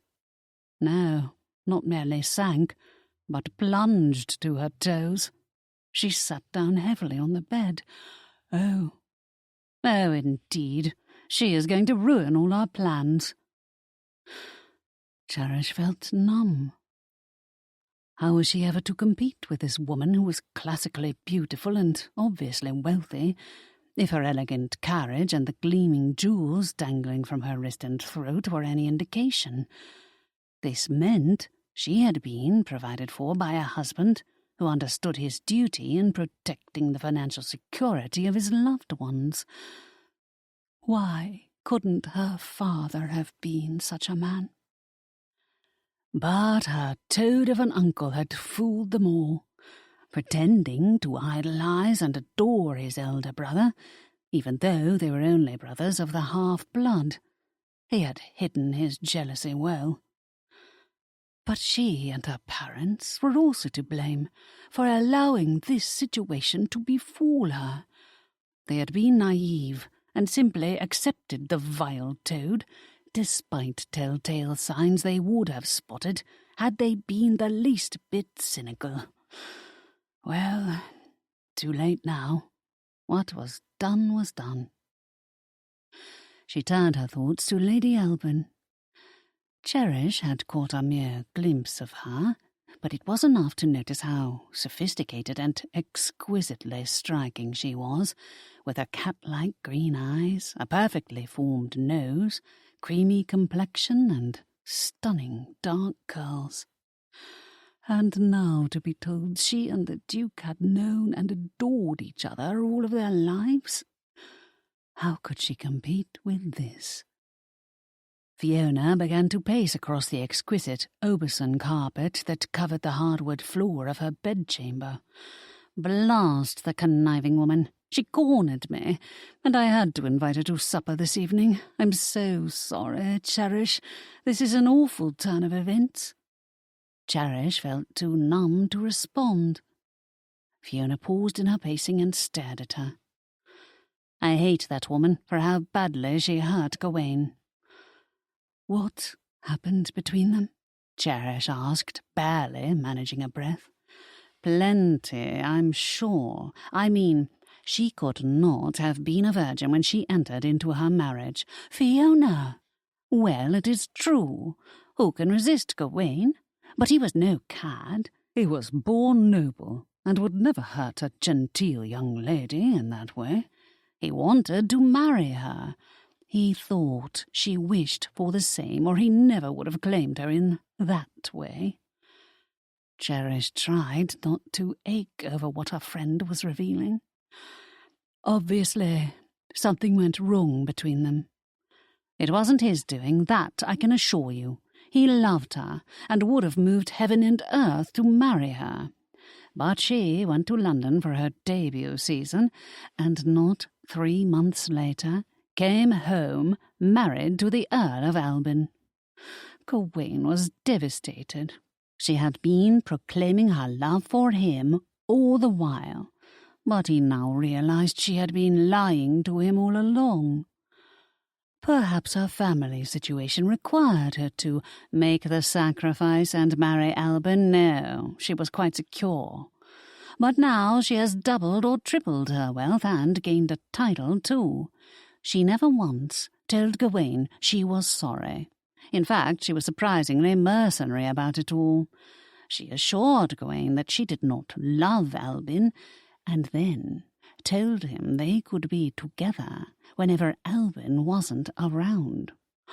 Good heavens, Cherish said, placing a hand to her stomach as it roiled. Even I know he would never do such a deceitful thing, and I've known him less than a week. Fiona nodded. I am completely overset by her sudden reappearance. We were doing so well in our plan, and now it has been completely undone. Your plan, Fiona. It was never mine. But Cherish ached so badly inside, for she had held on to a slim hope of gaining his love. Well, it would never happen now.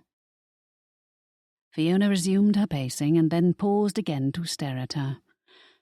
Perhaps we ought to go along with Gawain's plan and match you to Reggie. No, Cherish shot off the bed. First of all, it isn't fair to Reggie. Second of all... She emitted a long, ragged breath. I have fallen in love with him, Fiona. Oh, how could I be so stupid as to lose my heart to that Silver Duke? I knew your scheme was dangerous, but I could not stop myself.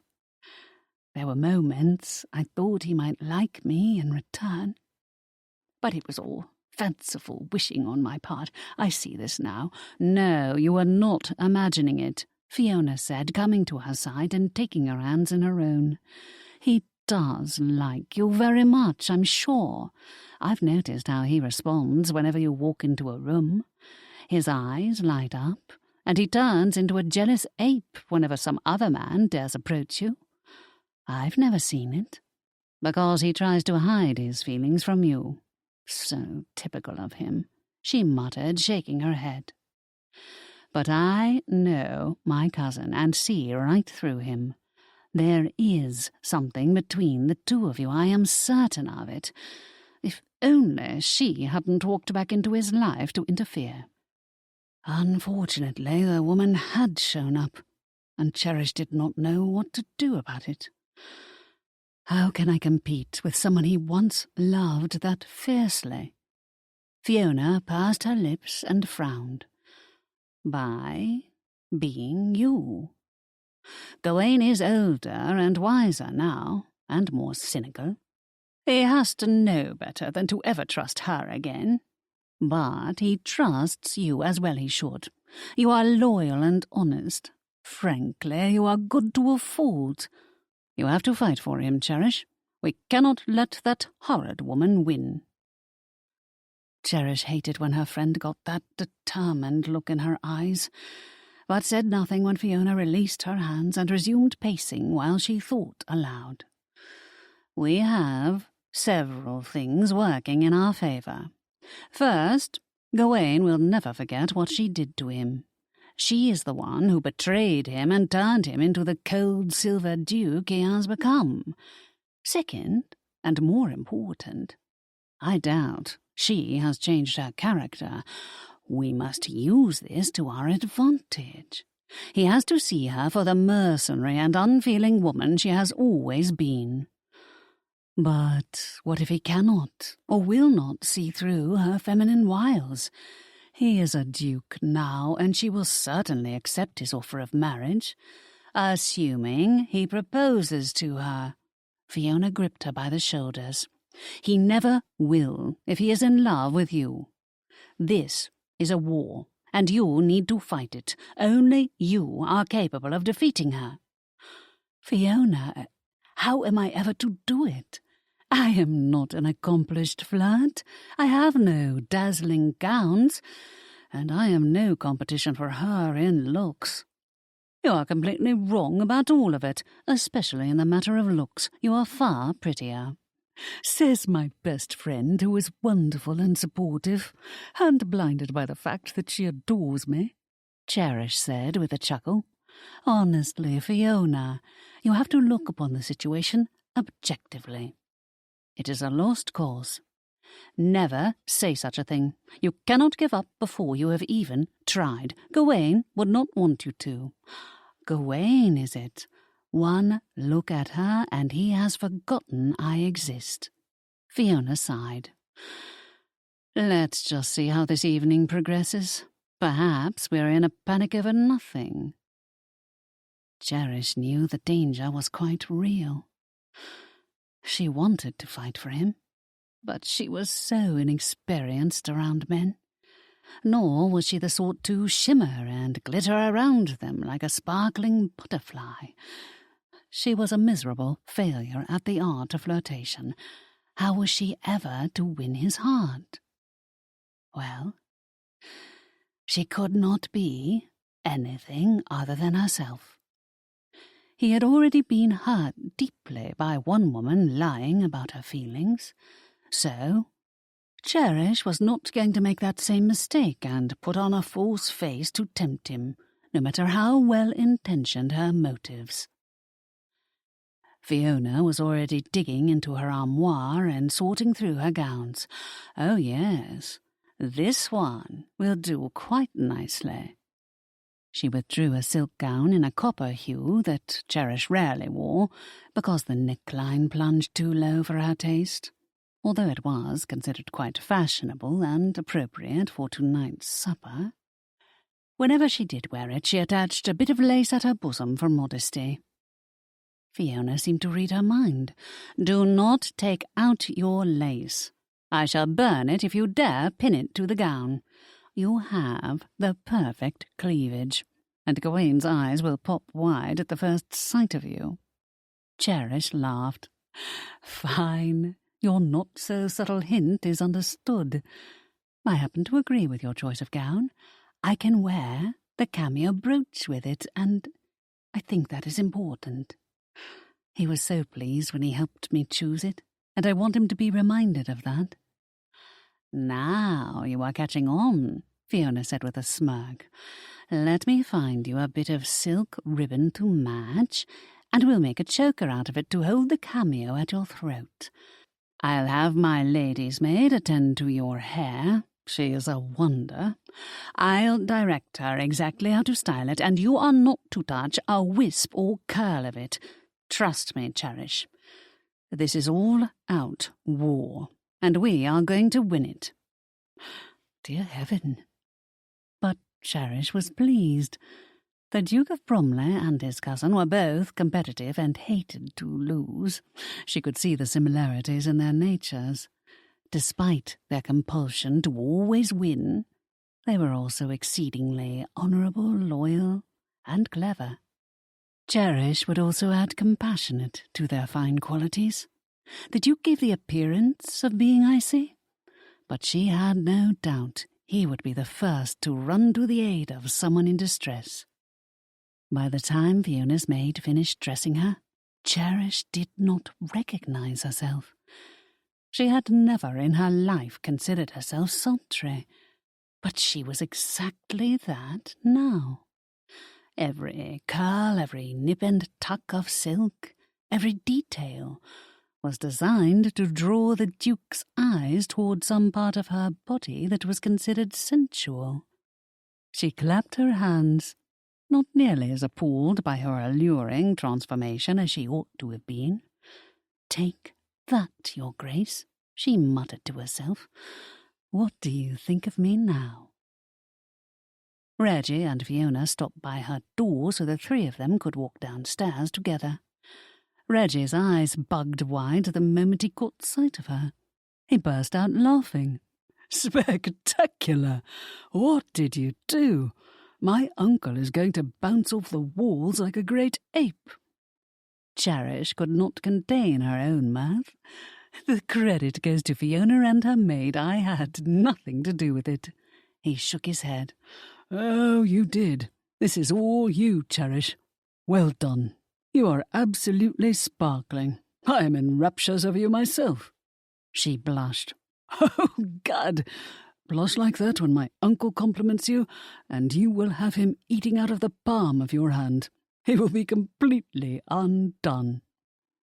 She doubted it, but was pleased they considered her much improved. Her heart was pounding by the time she entered the parlour to join the others already assembled. To her disappointment, the Duke was not there. However, several men suddenly cast her admiring looks. One in particular, a handsome gentleman by the name of Lord Felstone, had been circling around her for several days now and showing her particular attention. He noticed her and approached, requesting the privilege of escorting her into supper. Fiona had prepared her for the possibility of attracting suitors and advised her how to respond. "Why, yes, I should be delighted." Fiona had also instructed her to pay attention to everyone but the Duke tonight. Reggie had seconded it. "You have to pretend he doesn't exist, Cherish. He has to be made to feel as though he is losing you." This would be hardest for her. She was so drawn to him, but also understood the necessity. He would never own up to his feelings unless desperate measures were taken. The ploy would either work spectacularly or completely blow up in her face. She feared the latter outcome, but was determined to see this scheme through to the end. Fiona and Reggie would watch him and report their findings. They could then adjust their tactics as required. Their battle plan suffered a tremendous blow when the Duke walked in with Lady Albin on his arm.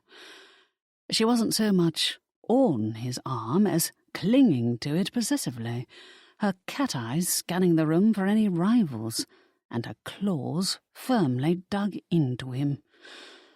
Cherish tried to appear indifferent, but she was so bad at these games. To her surprise, his gaze shot to her almost immediately. He noticed the cameo brooch at her throat and cast her an affectionate smile. She placed a hand lightly to her throat and smiled back. The exchange could not have lasted more than a heartbeat, but his wicked countess immediately caught on. Oh, her claws were definitely out. Cherish wished she had some claws of her own, but then she would not be herself. In all her life it had never crossed her mind to be cruel to anyone. Well, there was nothing to be done but see how this night played out. When the supper bell rang, Lord Felstone led her into the dining room. "Fate is smiling upon us," he said, noting Fiona's seating arrangement. "Look, we are placed beside each other." Reggie sat to the other side of her. Fiona, being hostess, was seated at the head of the table. Since the Duke of Bromley was her cousin and the highest-ranking gentleman present, he was placed at the opposite end and anchored that part of the table. Cherish was not sure why Fiona had chosen to seat the wicked countess beside him, but, being a dullard about such strategies, she had to trust Fiona to know what she was doing. Ignoring the Duke of Bromley was so hard for Cherish, but she tried her best. Lord Felstone was quite charming and determined to occupy her attention. He appeared to sincerely enjoy their supper conversation, although Cherish was not certain why he had remained attentive even after learning of her reduced circumstances. Had Reggie and Fiona bribed him to appear besotted with her? It was just an evening's conversation, so she would not make too much of it. Lord Felstone was not the only gentleman she spoke to as they dined. In fact, she engaged in conversation with everyone at her end of the table, and was now certain Fiona had planned this seating arrangement on purpose. Lord Durham and Lady Margaret were seated immediately across from her. Cherish's heart went out to Lady Margaret, because the conversation was a bit too intellectual at their end of the table, and the girl appeared to be struggling to keep up. When the conversation reached a lull, Cherish commented on Lady Margaret's necklace. "It is beautiful. Is it an opal?" The girl cast her an appreciative smile. "Yes, a gift from my uncle. He is an admiral in the Royal Navy and was assigned to the South China Seas most recently.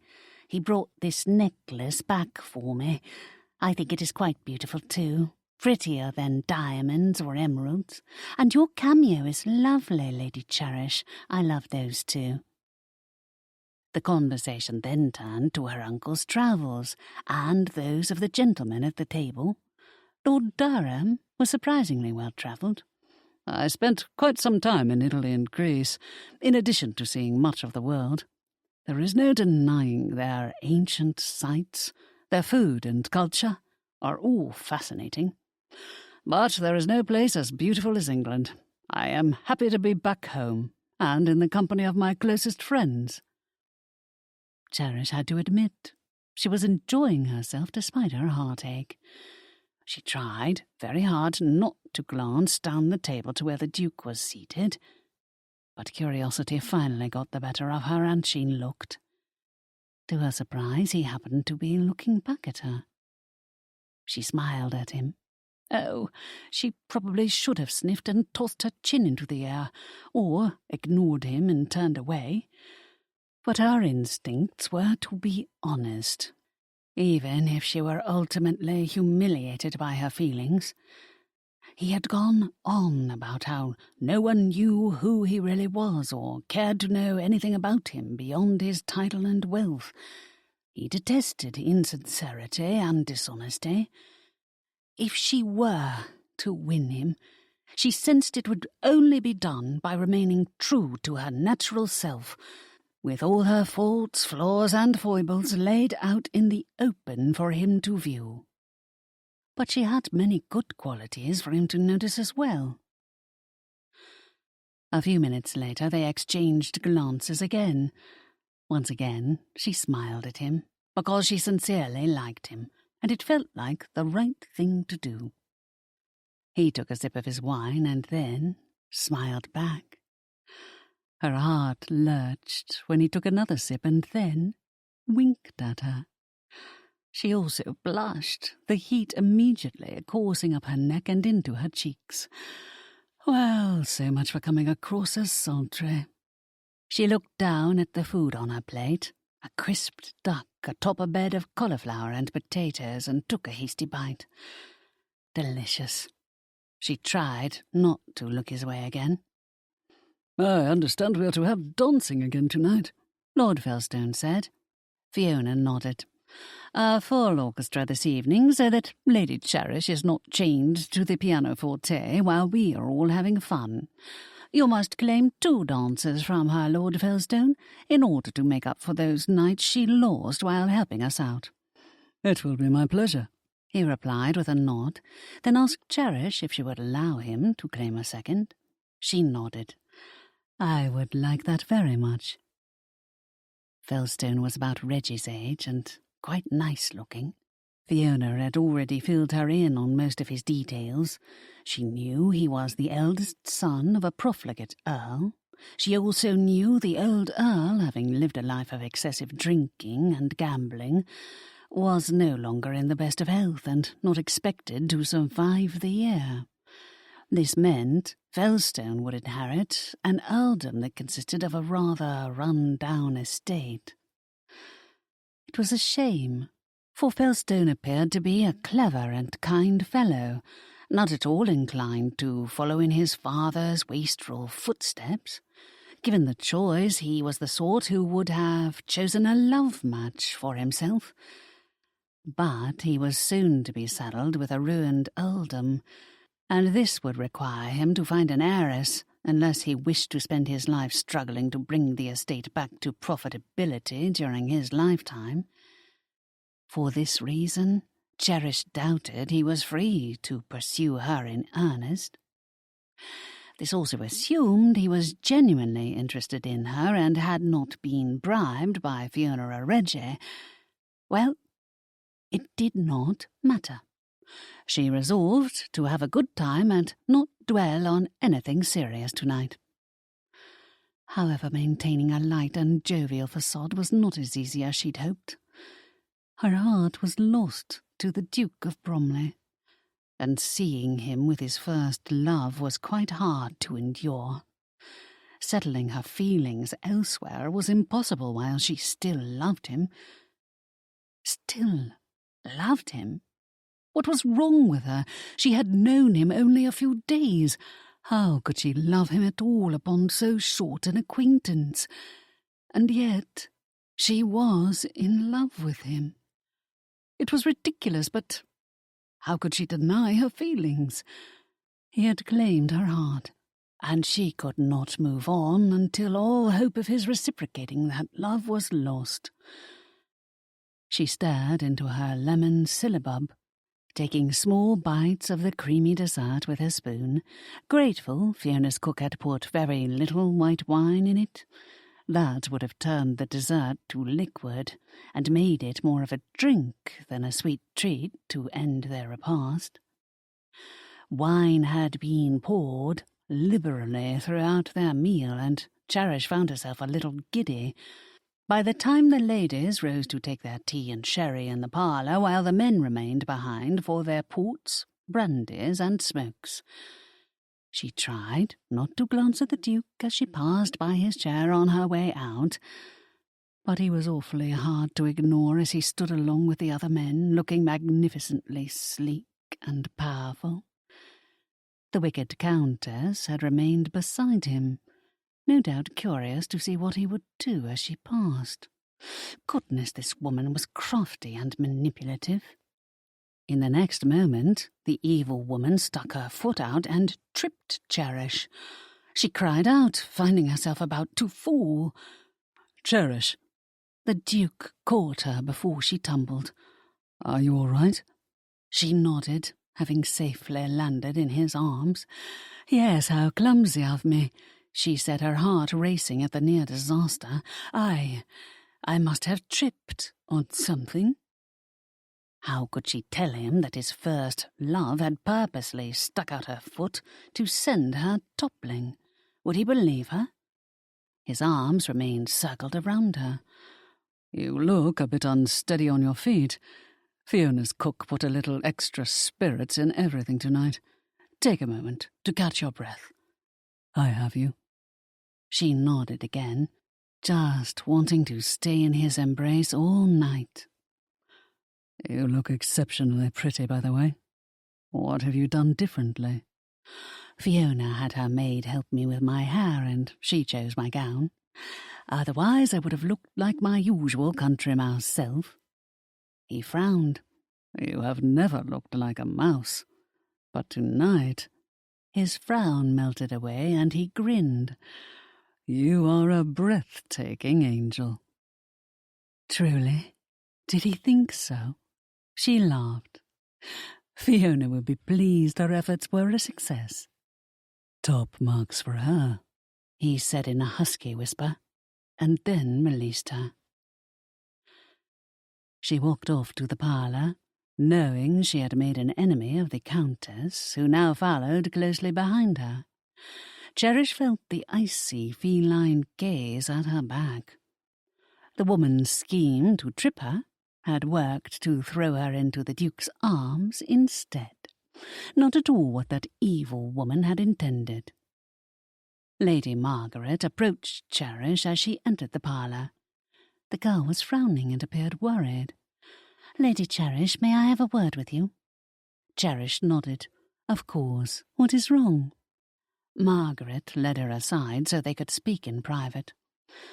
"My parents are pushing me toward the Duke of Bromley, but he is too old for me, and I do not want him." Cherish smothered a chortle. "Well, he is not all that old." "He is almost my father's age, and, well, he is always scowling, and he frightens me. I rather like his nephew, Lord Burton. He is fun and cheerful, but he enjoys your company far more than he does mine because you are so clever and I am not. He likes intelligent women, and I shall never be that. In truth, I have never felt more stupid than at supper tonight." Cherish put her hand lightly over Lady Margaret's.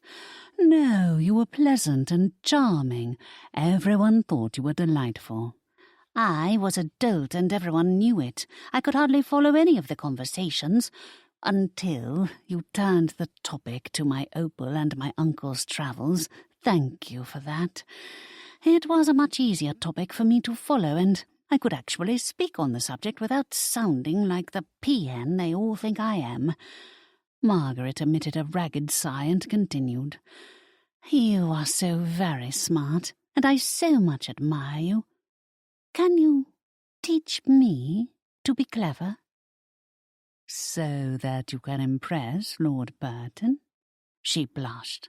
"Yes, but do you mind? I know he likes you. Even if he did not, I would not interfere if you liked him. He deserves someone as wonderful as you." "Oh, Margaret, I do not think I am all that wonderful, but I do hope you and I shall become friends." The girl nodded enthusiastically. "I would love that. As for Lord Burton, he and I are friends, and that is all. If you care for him, then by all means go after him." Margaret's eyes rounded in obvious surprise. "Then I have your permission?" Cherish had noticed Reggie's growing attraction to Margaret as well, but the girl was right in believing he did not take her seriously enough yet. He thought she was fun and quite pretty, but he was used to smart women like Fiona. So it was very possible he would dismiss Margaret as a frivolous bauble, unless Cherish and Fiona helped her out. On top of that, Reggie was distracted with their scheme to lure the Duke into marrying her. The ups and downs of that subterfuge confused even her, and she knew what was going on. How was Margaret ever to compete with that? Not that Cherish approved of Fiona's schemes or Reggie's eagerness to participate in them. She was participating as well, she supposed, but only because she truly believed she had fallen in love with the Duke. Did it count as scheming if one was truly in love? She hoped not, because she did not like to consider herself as nefarious as Lady Albin. Margaret hugged her, and then left her side after Cherish assured her that she would give her lessons on the topics men found interesting. But the moment Margaret happily flitted away, the wicked Countess approached. Cherish's heart beat faster, and her palms became moist and clammy. However, she tried her best to hide her turmoil and appear composed. "Good evening, Lady Albin." The woman eyed her. "You are not his sort at all." What sort was that? Heartless and selfish? Cherish kept her chin raised so that she squarely met the woman's gaze. "To whom are you referring? I have so many gentlemen after me, it is sometimes hard to tell." Oh dear heaven, what possessed her to spew such drivel? "Bromley, of course. There is no one else here worthy of notice." Cherish nodded. "Yes, he is quite noteworthy. But he is mine, so keep away from him if you know what is good for you." Cherish had never been threatened over a man before. It was laughable, but also worrisome, because the threat came from the Countess. Well, She would consult Fiona and Reggie about it later. The woman could do her little harm while she was surrounded by others. Tripping Cherish, as the Countess had done earlier, was relatively harmless. But Cherish hated the thought of that evil woman spilling something on her lovely gown to ruin it. Well, she would make certain to avoid her if she had any food or drink in her hands. A simple enough solution. The men joined them soon afterward, and Lord Felstone immediately strode to her side to escort her into the music-room, where the orchestra was now setting up. "I thought I had better claim the first dance," he said, tossing her an appreciative smile. "You look lovely tonight, and all the gentlemen have noticed." "That is curious." She dismissed his comment as flattery, and was surprised when others indeed approached to claim a dance. Her jaw dropped when the Duke of Bromley approached her as well. "The first waltz is mine." She nodded. "Yes, I did promise it to you, and haven't forgotten." After all, he had been the one to teach her the steps, and she did not trust herself yet in the arms of anyone else. He understood it would not only be the first waltz of the evening, but her very first ever attempt at a waltz. She counted the minutes. She danced the opening quadrille with Lord Felstone, and then 2 country reels with other gentlemen. Then suddenly, her silver Duke was by her side in all his radiance. It was curious she thought of him as some sort of a sun god, because he always wore dark clothes and had not a hint of popinjay colours on him. Even his cravats and waistcoats were rarely anything other than grey or a deep emerald green. Cherish forgot to breathe. A smile teased the corners of his lips, and his hand felt warm and comforting as he wrapped it around hers to lead her onto the dance floor. Lady Albin was prowling along the edges like a predatory cat, her movements graceful and feline, but obviously agitated. This woman did not like to lose. Neither did the Duke. Cherish hoped she was not about to be embroiled in another game. Had he insisted on dancing with her only to make Lady Albin jealous? It did not seem to be his style. He was not the sort to use people, especially not her. He had wanted her for Reggie and been honest about it from the start, sparing not 5 minutes before telling her the truth about his purpose. Cherish knew she could trust him. "Your Grace," she said, taking in the wonderful scent of bay spice on his skin as he put one glorious arm around her waist and drew her close. "Why are you scowling? We needn't dance if—" "I want to dance with you, Cherish. Forgive me if you thought I was scowling at you." "What is troubling you, then?" He regarded her quite seriously, focused on her and paying no heed to the chatter going on around them. "Lady Albin was the one who tripped you, wasn't she?" Cherish nodded. "Yes, but I am sure it was an accident." "Why are you protecting her?" "I did not think I was. I merely meant to give her the benefit of the doubt." He snorted. "Do you seriously have a doubt as to her intention?" "No," she admitted. "Are you going to pass a remark to her? She will deny doing it on purpose." He did not reply. Instead, he twirled her in time to the music, holding her in his arms as though she were someone precious to him. It was simply his way, and she refused to read more into it. He was experienced with women and must have learned early on how to make them feel special when in his arms. As for her, she was completely overwhelmed. She closed her eyes and pretended no one existed but the two of them. When she opened them, she found him looking at her with a smouldering gaze that shot flames through her. Dear heaven.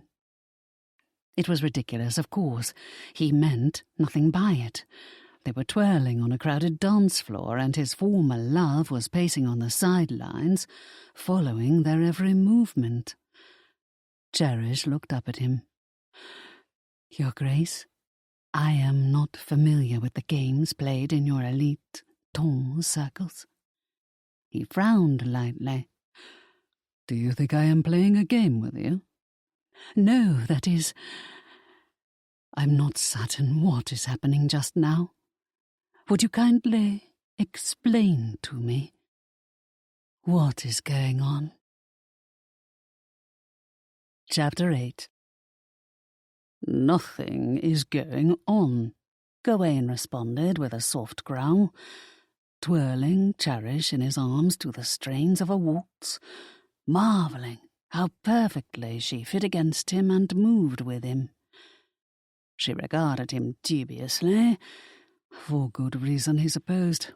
His denial was partially a lie. There was something going on between him and Katie, the now widowed Countess of Elbin, but he wasn't sure what it was yet. He certainly did not want to entangle himself with her again, but she was determined to insert herself back in his life, and this had thrown him off his stride.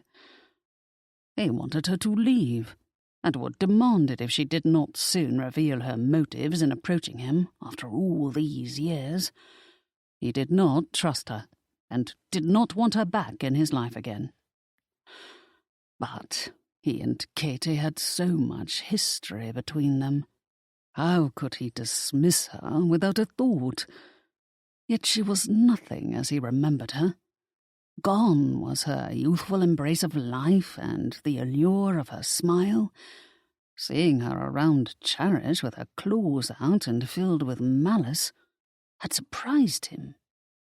Shocked him, actually. Had she always been this way, and he had been too young and foolish back then to notice? You seem to be doing quite well for yourself tonight, Cherish, he remarked, guiding her through another spin. You've captured the attention of several young men. She shook her head and laughed. Remarkable, isn't it? But I cannot take credit for it. I think it is the gown, and the fact that I am showing off more of my attributes than usual, she said, glancing down at her bosom. Obviously, I did not dress myself.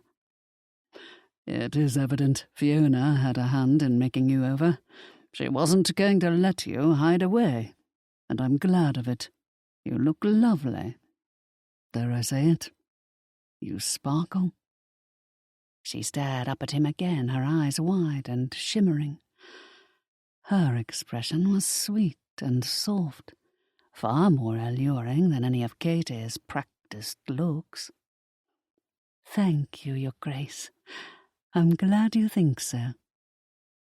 They danced in silence for another turn about the room, but he could see Cherish's thoughts were elsewhere. What is on your mind? He asked.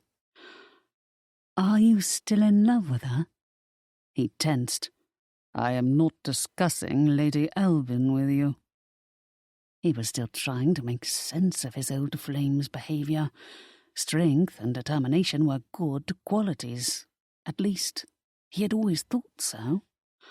But when driven by jealousy and malice, it sickened him to think he had once been so taken with her.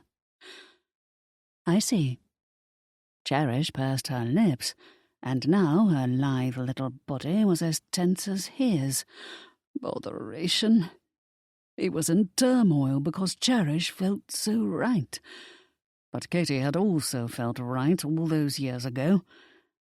He did not know why he was holding on to that thought, when it was abundantly clear he had never truly known his childhood love. Cherish, stop thinking about her. He could tell by the nibbling on her lip and the expression on her face that she was troubled. Why could she not let Katie's reappearance in his life pass without additional comment? She grimaced as he led her into another sweeping turn. "Please don't be angry with me, but I must get this out." "Don't. You have no idea what I am thinking." "But isn't this entirely the point? You are very good at hiding your thoughts, and I am worried they might lead you in the wrong direction. Are you hoping to resume your acquaintance with her? Do you think you can resist her wiles now that you are older and wiser? It is not so. You will be burned by her just as you were the first time." He ought to have been irritated by her meddling, but she appeared to be sincerely worried about him, and he could not find it in himself to growl at her. "Do you think I do not know this?" "What I think is that you might be too confident, because women so easily fall at your feet." "Stop, Cherish. Most of them ignored me until I became a duke." "I cannot imagine anyone ever ignoring you." "Well, perhaps they were attracted to me, but they were never going to marry the third son of a duke. Encourage a dalliance, yes, but there was never a doubt any of them would choose what they thought was the more secure path for marriage." "Which is what Lady Albin did. Are you bitter about it?" "I do not forgive easily, if this is what you mean." "You did not strike me as the sort who would. Honesty is very important to you. How hurtful it must have been to lose the one you loved with all your heart." "I did not love her with all my heart." He shrugged. "Perhaps at the time it felt that way, but I got over her long ago." "But you kept yourself off the marriage mart." "Only because I was never interested in marrying for purposes of a business arrangement, and that is the primary purpose of that elegant meat market. However, I did not shun all events. I went to the elegant balls and fashionable soirees, dinner parties, musicales, the theatre, occasional house parties such as this one," he added with a wry grin. "Still, you were not open to courting another. Are you sure it was not because you remained in love with Lady Albin? I understand completely how difficult it is to get over someone you care about. Aren't I the same, stupidly trying to hold on to my childhood memories of Northam Hall, and hardly protesting as I was slowly turned into little more than a servant? I was stuck being true to my heart when I ought to have been more mercenary and looked out for myself. Is it not terrible? I was stuck on a thing, not even a person." He could not help casting her an affectionate smile. "This is what I like best about you, that soft and sentimental heart of yours." "It is awful," she said with a shake of her head. "I shall condemn myself to a life of misery under Lord Northam's tight fist if I do not change my ways. I don't think it was easy for you to move on either. It isn't easy for me, and I came to this party not in love with anyone." "And now?" "I have not even been kissed yet. How am I to know what I should or should not be feeling? But I think, when I fall in love, it shall be once and always. How does one move on from this?" "Do not look to me for an answer. Apparently you believe I have done a terrible job of it. But I have moved on, and so shall you." She regarded him with a tender expression that wrapped around his heart. "Your Grace, I know you believe you're in full control of your feelings. You certainly hide them far better than I have ever done. But I do not think you have quite moved on from Lady Albin." "Is that so? If you are able to see through me so well, then tell me what else I am thinking." I am not very good at reading people when it comes to matters of love, because I have no experience with it. But your outward calm does not fool me. I know you are in turmoil. Please, do not make any rash decisions. You must think things through before renewing your acquaintance with Lady Albin. You have come a long way since your days as a third son, and are now one of the elite, sought-after silver dukes. But this does not mean your heart is impenetrable. They took another spin in time to the music. Oh, I've done a fairly good job of building up those thick walls. You may think she is safe because you do not have to marry her. Is this not the appeal of widows such as Lady Albin? But you cannot carry on a liaison with someone like her. He liked Cherish, and always enjoyed listening to hear her thoughts, but not about this. I am not a little boy who needs to be warned to protect his manhood. She emitted a shaky breath. She will eat your soul. He laughed. I am serious. Everyone thinks you have ice in place of a heart, but you don't. You have a wonderfully caring heart that will not behave according to your will. Hearts never do what you want them to do. I just don't want yours to betray you. And yours, Cherish? She groaned. My heart is completely misbehaving, and I am in agony over it. He twirled her off to the side near the glass doors leading onto the terrace. With one more spin, they were on the terrace, and he stopped dancing upon reaching a torchlit corner. He drew her behind one of the pillars, but continued to hold her close, slowing their dance so that they were hardly moving in time to the music. Why are you in agony? To toss your words back at you? It is none of your business. Has someone hurt you? One of those new suitors? Pain shot into her eyes. No. Blast it, Cherish. You are a terrible liar. I know. Has someone insulted you? Tell me who, and I shall have a word with him. He continued to hold her, their shadows barely visible in the dim light. The night sky was clouded over, so that one could not make out the stars or moon. Cherish looked quite pretty by the light of the lone torch. I am not so inept as to require your assistance, she insisted. No one has said or done anything unkind to me, other than your paramour. Don't call her that. Then what is she to you?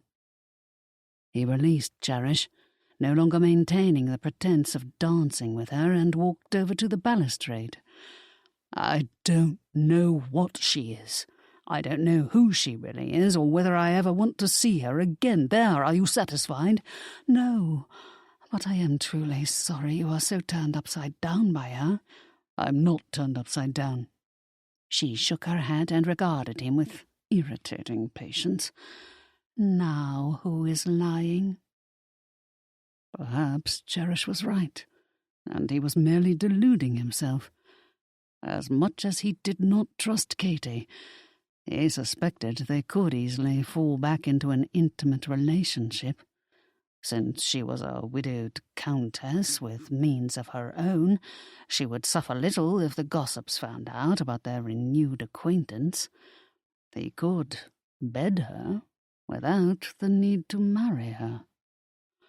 Was this not what Katie was offering? An open invitation into her bed with no strings attached?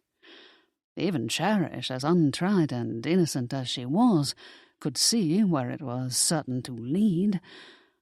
On the one hand, renewing a casual acquaintance with Katie would allow him to remain free to do as he wished with his life. He could continue to be the Silver Duke everyone desired, but no woman could ever catch. Pursuing Cherish, on the other hand, meant surrendering completely. She would require a vow of commitment, marriage, faithfulness, till death do us part. Even kissing Cherish was dangerous. He knew how to kiss a woman, and expected he could steal Cherish's heart with just one kiss, because she believed so wholly and completely in the enchantment of romance. She also believed in abiding love, unbreakable, enduring love. He could sweep her away with such feelings. And yet she might do the same to him, because her innocence and this sincere belief in love's existence was incredibly appealing to him. She spoke from her heart, and therein lay pure truth. More than that, she had magic in her heart. Perhaps this was what he had always been waiting to find, that one person who could make him feel the magic. And here she was before him. Cherish. The orchestra now played the last strains of their waltz. Gawain knew she would now be claimed for the next dance.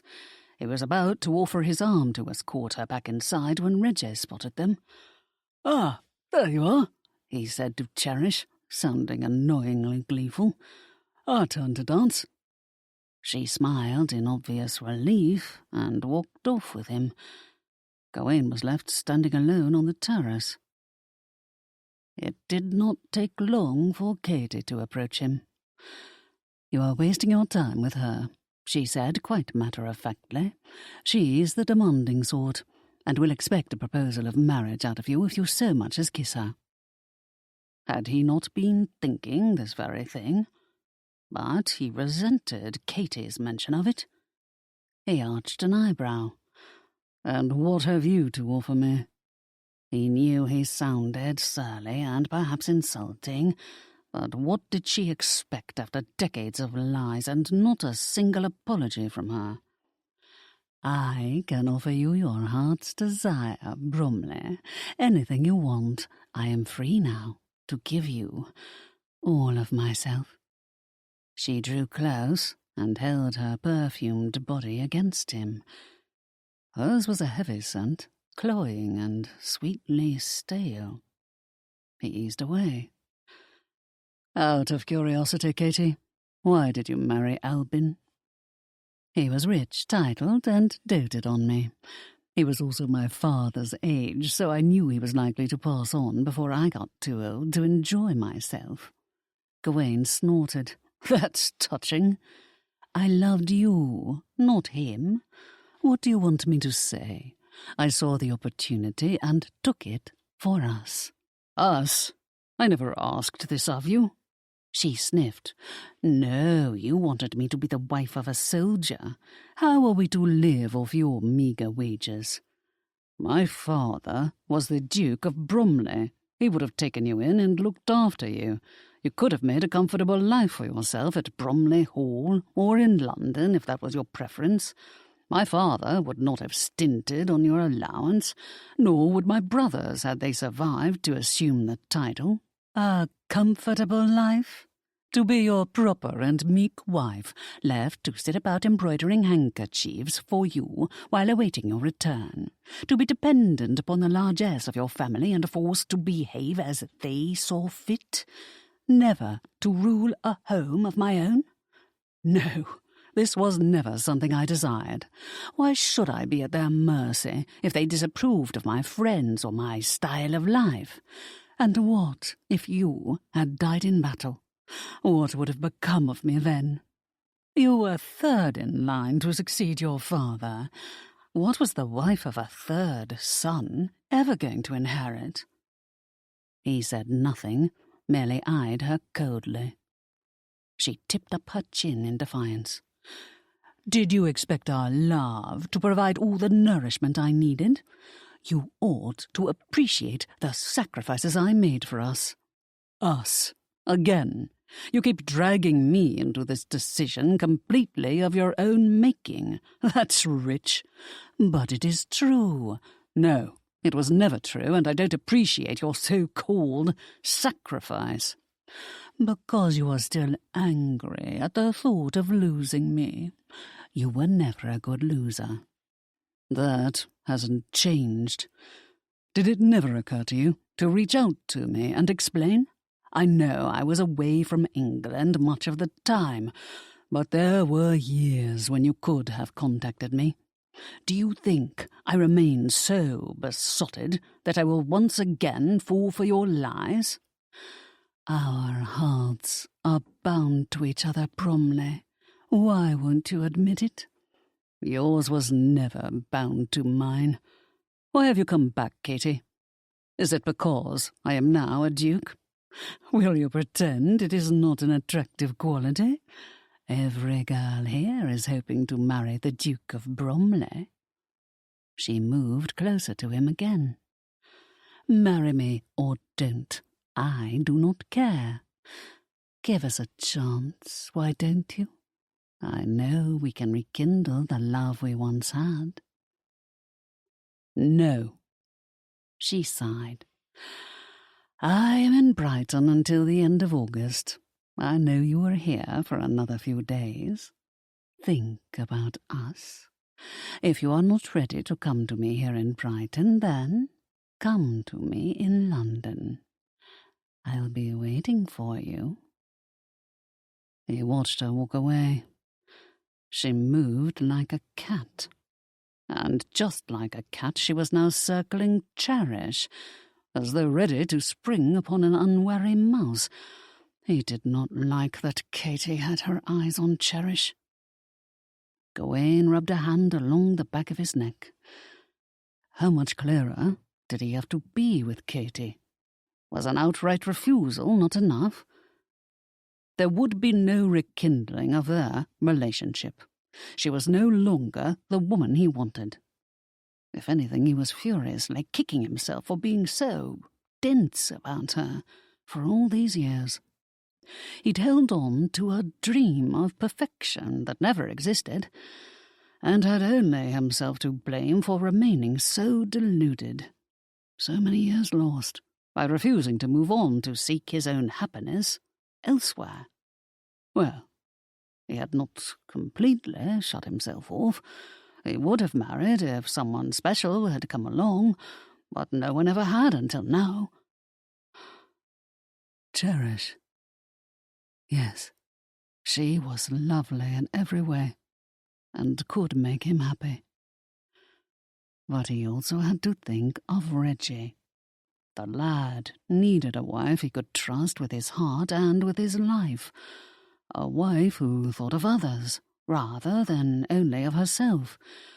If Cherish ever vowed to love Reggie, he could count on her to remain true to her word.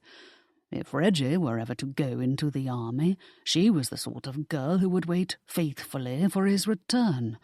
Unlike Katie, she would not demand a fine home for herself or require an extravagant style of life. Cherish was blast. She was perfect for him. So what was he doing? Why was he trying to foist her on Reggie?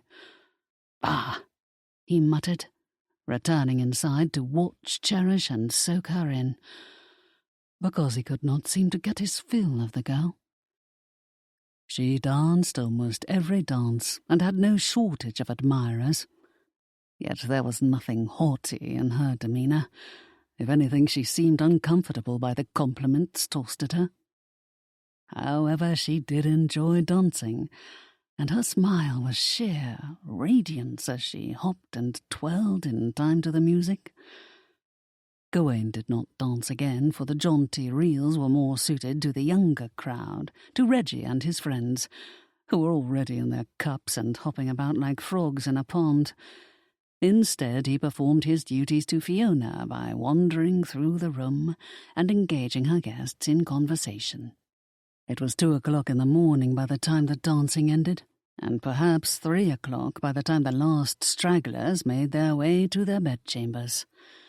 Gawain had not seen much of Katie after their discussion on the terrace, so he assumed she had climbed back in her coach and returned to Brighton. Unfortunately, he was wrong. He found her, waiting for him in his bed, naked. Bollocks. What was she scheming now? Katie, what are you doing? Put your clothes back on. By the hard look in her eyes, Gawain knew she was not done with him yet. Is this any way to greet the woman you once loved? Once being the significant word in that sentence. Did you take nothing away from our earlier conversation? I told you we are through. Our time has come and gone. In the past. Never to be resurrected. Done. She sat up and positioned herself in what she thought was an enticing pose. Come to me, Bromley. He handed her the thin chemise she had tossed off, and that was now dangling on the footboard. It was so sheer he doubted it would hide anything of her body. She refused to put it on, but even if she had, it probably would not have done much good. Her bosom would have spilled out of it, for the material was so flimsy, little would be left to his imagination. Not that he needed any imagination, since Katie was showing him everything. "Get dressed," he growled when she licked her lips in sultry promise and began to spread her legs. "I'll help you tie your laces." She refused to budge. "You cannot send me home now. It is too late and much too dangerous for a lone carriage to be on the road at this hour." He sighed. "Stay here, then. Now you are coming to your senses. Get out of your clothes, and I shall have you come—" "Gad, be quiet, Katie. I am not staying in here with you." He gathered some of his belongings and strode to the door. "Bromley, where are you going?" "To sleep in my nephew's room. He has 2 beds, and I shall manage quite well sleeping in the spare." She scrambled off his bed. "You cannot be serious. Don't be a fool. Share yours with me." Gawain knew this would be the most foolish thing he could ever do. "Good night, Lady Albin." He shut the door behind him and strode down the hall to Reggie's bedchamber. His nephew's eyes widened as he opened his door to allow him in.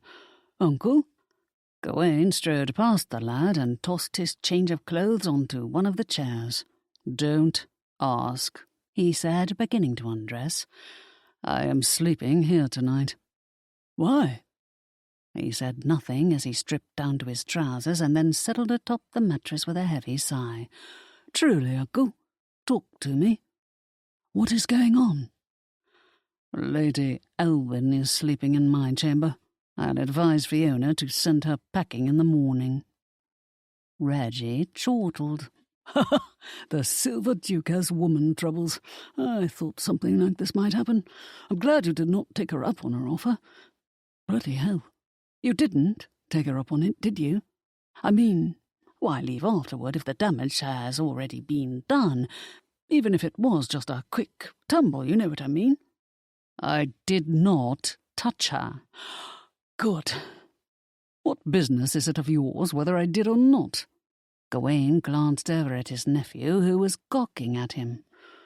"Because you are my uncle and a man I admire. You ought to be setting the proper example for me." "Reggie, you are giving me a headache." "Hardly. It is that woman who is making your head pound. You seem to believe I am a young fool and always dismiss me." "I'm sorry if I do," he groaned. "At the moment, you are a lot more clever than your fool of an uncle. I don't know how to shake her off." Reggie stretched out in his own bed and propped himself up on one elbow. "She won't leave until she is good and ready. So you'll just have to make her ready." "And how am I to do that?" What was wrong with him? Since when did he take advice from that young whelp? "You ought to declare yourself in love with another woman." Gawain laughed. "Oh, really?" "Yes, really. And I know just the one." "I am not going to pretend to be in love with any of those peahens Fiona invited here. They are for you and your friends." What about Lady Cherish? Gawain sat up. Cherish? Yes, Reggie said with a nod. She is beautiful, kind, intelligent. Charming. I saw how the two of you danced together. You are a perfect fit. And may I add, she knows how to make you smile. Oh, not that insincere smile you cast everyone. You have a soft one, just for her. Lady Albin would believe you if you claimed to be in love with Cherish. Gawain's teeth were clenched, and he was now gnashing them. Not her. Why ever not? She is perfect. Yes, she was perfect, which was why he intended her for his nephew. Shut up, Reggie. Go to sleep. I can't. My head is still in a spin. His nephew had his eyes open and his hands casually propped behind his head, determined to hold a conversation. Didn't Cherish look pretty tonight? Gawain sank back atop his mattress. Yes, Reggie. Lord, yes. Let's be serious now, Uncle. Is Cherish the reason why you would not spend the night with Lady Albin? You like her, don't you? Gawain rolled over to blow out the candle and fell heavily back onto the spare bed. Stop asking questions. Why won't you admit you like Cherish? Gawain emitted a snore. Fine, don't answer me. I know you like her. So do I. If you won't court her, then perhaps I will. Actually, there is no perhaps about it. If you do not want her, then I am going to court her. What have you to say to that? Not a thing, Reggie. Go to sleep. Reggie sighed. Fine, but this is not over. If you do not want that gem of a girl, then I shall have her. Good night, Uncle Gawain. Gawain awoke early the next morning after a troubled sleep that was all of his own making. His nephew had finally noticed Cherish and was ready to pursue her with the objective of marriage. Why did this make him feel so wretched? He quietly washed and dressed, then headed downstairs, in the hope of finding himself alone in the breakfast room. After yesterday's activities, he expected everyone to sleep in late, and was not pleased to find Katie waiting for him. Well, she knew his habits. Good morning, Lady Albin. He kept to formality as he went to the sideboard to fill his plate with kippers and eggs. What a nuisance to find her here. Was she going to follow him everywhere he went? Bromley, enough of your games. We need to talk. Not a chance. He intended to grab a quick bite, then go for his usual morning ride. The sun was shining, and it promised to be another fine day. Indeed, it would have been perfect, if not for the presence of his former love. I know you are still angry with me for what you think I did, but it is time you forgave me. I shall forgive you too. He glanced over at her. What have I done that requires it?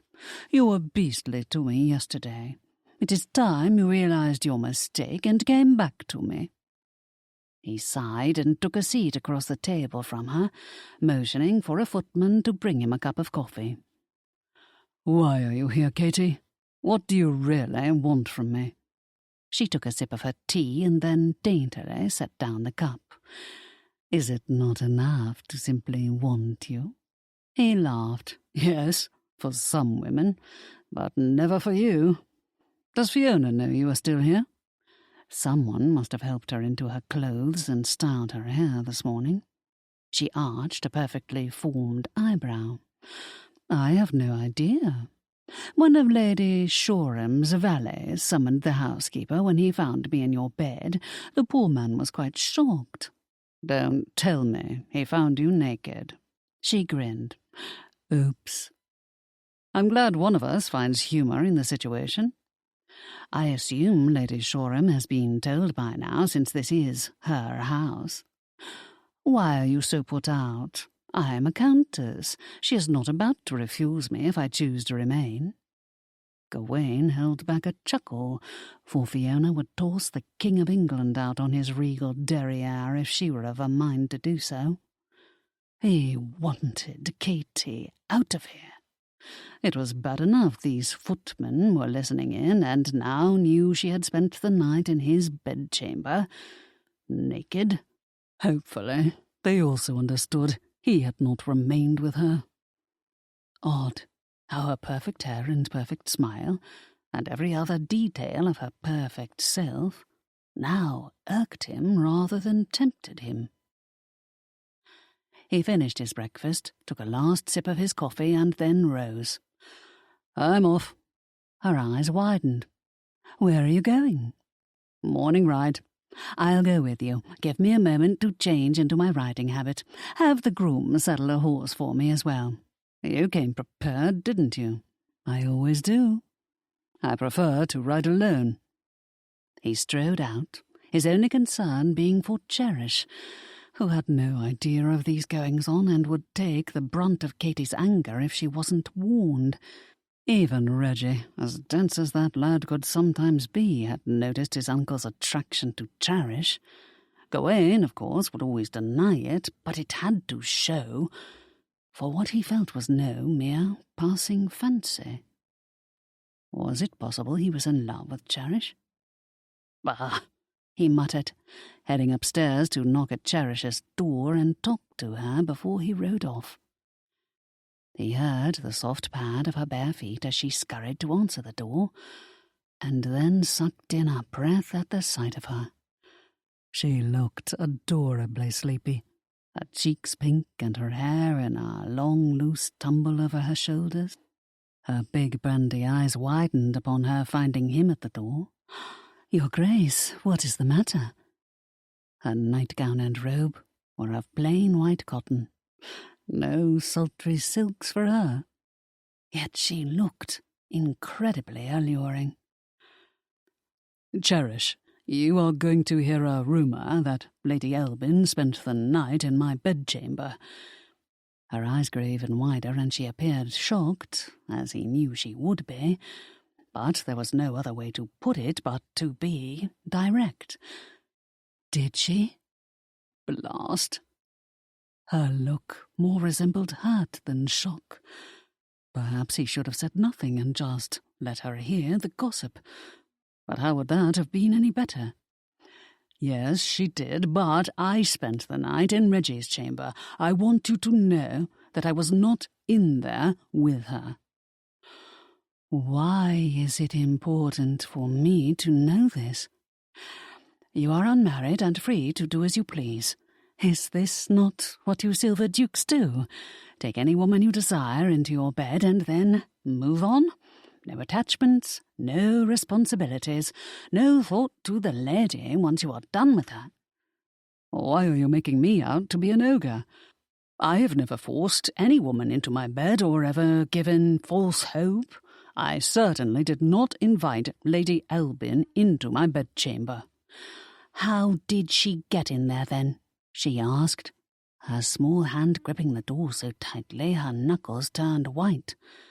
"Our doors are not locked.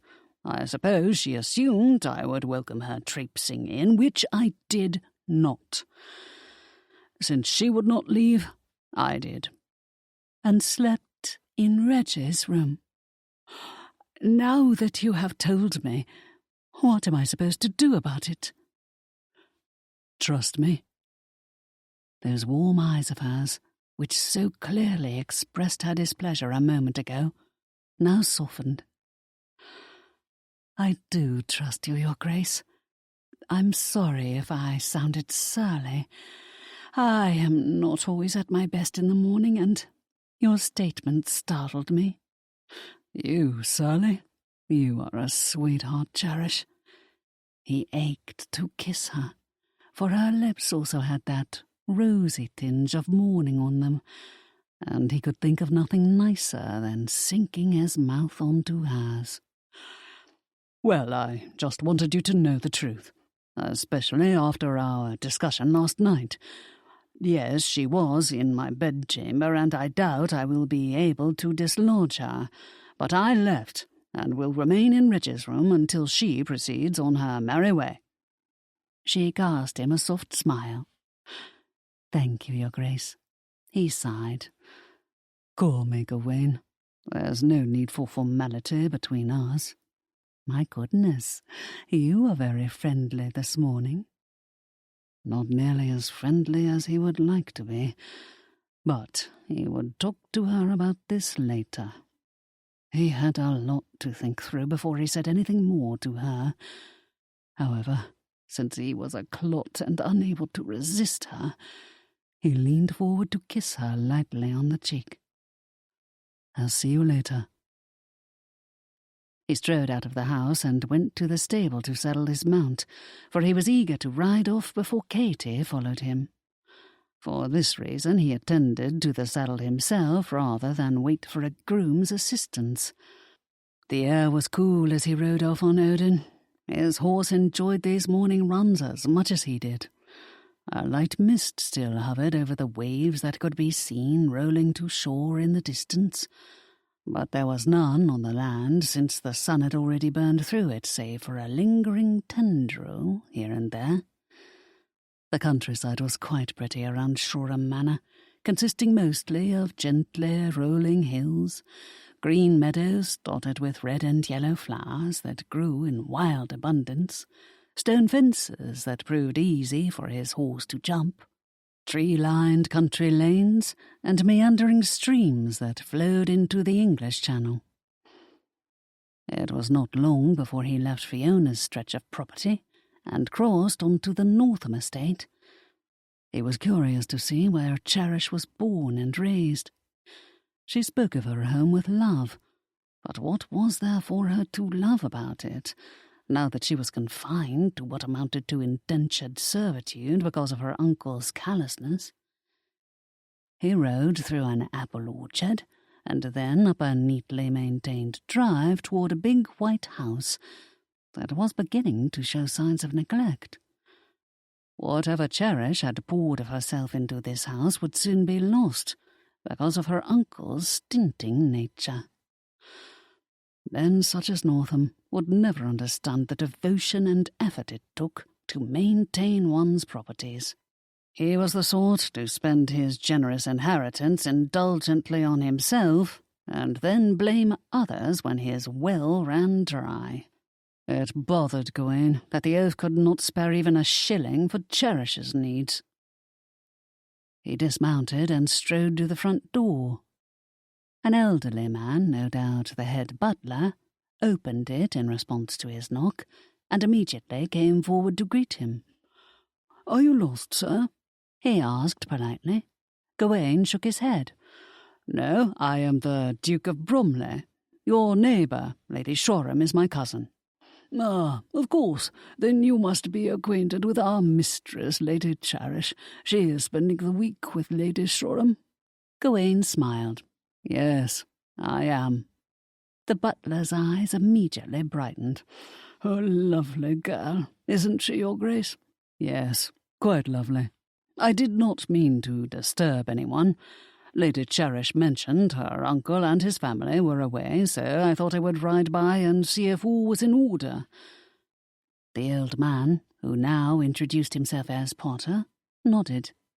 "The house is not quite as fit as it was under Lady Cherish's charge, but we are managing. I do hope she is having a pleasant time at the house party." "She is the belle of the ball," Gawain said, truly meaning it. He had noticed glimmers of her radiance from the first day, but it had taken until last night for her beautiful inner glow to shine through. "I'm so glad, Your Grace. She is a lovely girl. We are all quite fond of her. It is easy to see why. She has charmed us all." He was not about to impose further, but changed his mind and decided to accept the invitation when Potter asked him in and gave him a quick tour of the house. "You will notice Lady Cherish's touch throughout the home," the man said, pointing out feminine trappings here and there. However, they were not overdone. The house had an elegant look to it, and was clearly decorated with a light, feminine hand. "I'm surprised Northam's wife hasn't made any changes," Gawain remarked. Potter shook his head. "Oh, sir, those are coming. Hideous redecorations, if you ask me. Poor Lady Cherish. It is as though they are purposely undoing everything beautiful she designed. Well, forgive me if I speak out of turn. Lady Cherish is well aware of my thoughts." "Has she spoken to Lord and Lady Northam about their plans?" "Yes, Your Grace, but she is helpless to stop them. Her father is no longer Earl, and the new Earl has no interest in what she says or thinks. It is very hard on her." "I see." Gawain had now observed all he needed, and bade Potter a good day. He rode back to Shoreham Manor at a lazy lope, since it was still fairly early and most guests would only now be waking. As he rode his horse back to the stable, he noticed Reggie leading a docile mare out of a nearby stall. Lord Felstone and Lord Durham were following closely behind him with their own mounts, while Cherish, Fiona, and Lady Margaret, along with a few other early-rising guests, were gathered by the nearby meadow. Gawain realized they were there to cheer Cherish on, as she attempted to overcome her fear of horses. He was not needed, but had no intention of missing this moment. In truth, he wanted to be the one she turned to for assistance and support. But it was too late to offer now. Reggie was proud as anything to help her. Lord Felstone also appeared interested, judging by the avid way he was eyeing her. The wretched fellow had claimed 2 dancers from Cherish last night. Fiona had also partnered Felstone with Cherish for supper, seating him to the left of her while Reggie had been seated on her right. And here Felstone was again today. Did the man have nothing better to do than fuss over Cherish? A dismaying thought crossed Gawain's mind. Even more dismaying because he, with his silver duke high-handedness, had brought this upon himself. Now that he had competition from these younger men, would Cherish want him? Chapter 9. Gawain flinched as he stood with the others, watching Reggie assist Cherish onto her docile mare. Fiona must have loaned the girl one of her riding habits, because he did not think Cherish would have brought one with her for this house party. Also, the fabric was a bold maroon colour, one he did not think Cherish would ever choose for herself. But that hue suited her complexion, bringing out the rose of her cheeks and warmth of her eyes. Not to mention it fit her glorious body to perfection.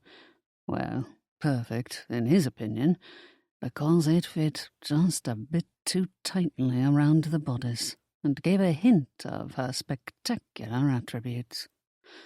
Cherish was about the same height as Fiona, but a little fuller in shape. Nicely full in the bosom, Gawain thought. He frowned, for any pleasure he had felt a moment ago was now gone as he watched her struggle with her fear. She turned ashen as she mounted the horse, and almost lost her balance when it took a slight, lurching step forward. Gawain hopped the fence and strode forward to catch her before she slid off. Or was she purposely about to jump off? He did not want her to give up before taking even one turn around the meadow. "Your Grace," she said with noticeable relief, and reached out for him to help her down. He caught her by the waist and propped her back up. "You can do this, Cherish." He patted the docile mare, who was growing agitated because she sensed Cherish's fear. "What's her name?" "Sugar," Cherish said, her lips tensely pursed. "Please, help me down." "Not yet," he insisted. "You've only just started. I know it is hard for you, but I have faith in you. Give it a try. Reggie and I will not leave your side." His nephew, who had been holding on to Sugar's reins, nodded. Gawain now turned to the mare and spoke to her in his most soothing voice. There, there, Sugar. Behave yourself, that's a good girl. Once he had calmed the mare, Gawain turned to Reggie. I'll hold the reins while you climb on behind Cherish. Take a few turns around the meadow so that the horse feels comfortable with both of you in the saddle. I've got the mare, Uncle. You had better get on with Cherish, since you have a commanding way with people and horses that instills trust. I don't think she will trust anyone but you. Gawain wasn't sure whether the she referred to Sugar or Cherish. He studied Cherish. Her eyes had a wild look to them, wide and slightly glazed. He recognized this sign of panic, for he'd seen it in young soldiers their first time on a battlefield. Cherish was in no danger here, but she had been thrown off a horse once and probably suffered a more serious injury than she had let on. A sprained wrist and a bump on the head was what she had told him. What he believed she had suffered was a serious concussion and an instinctive fear of horses no one had ever taught her to overcome. Her lips remained tightly pursed and were as devoid of colour as her ashen face. Cherish, I am going to ride with you. Is that all right? She nodded. He easily mounted behind her and wrapped her in his arms, encouraging her to lean back and hold on to his arms. As she did so, he felt her entire body tremble. He knew how to make a woman quiver with pleasure in the bedroom and ached for this to happen with Cherish, but here and now she was simply overwhelmed with fear. He understood how difficult this was for her, and admired her attempt to overcome a dread that stemmed from the darkest recesses of her memory. Reggie is going to lead your mare in a slow circle around the meadow. He will keep tight hold of her tether, so she won't run off or do anything to frighten you. Once you are comfortable, he will let go, and then you and I will circle the meadow on our own. All right? Sugar is a sweet horse, Cherish, Reggie assured her, careful to keep the docile mare to nothing faster than a walk. Any slower and the horse would fall asleep, Gawain thought. But he was not going to remark on it, because it would embarrass Cherish. Her fear was real, and not to be taken lightly. She kept her eyes closed all the while they rode around the meadow. Gawain wanted her to open them. I have you, Cherish. I am not going to let you fall. Open your eyes now. You can do this. She buried her head against his shoulder. You must think I am so stupid. Not at all. You were a child when your accident happened, and that horse was probably too much for someone as little as you to handle. Tumbling out of the saddle was not your fault, nor did it show any lack in you. He continued to speak to her calmly as Reggie led them around once again. This time Cherish kept her eyes open, but he felt her tense every time Sugar took the tiniest misstep.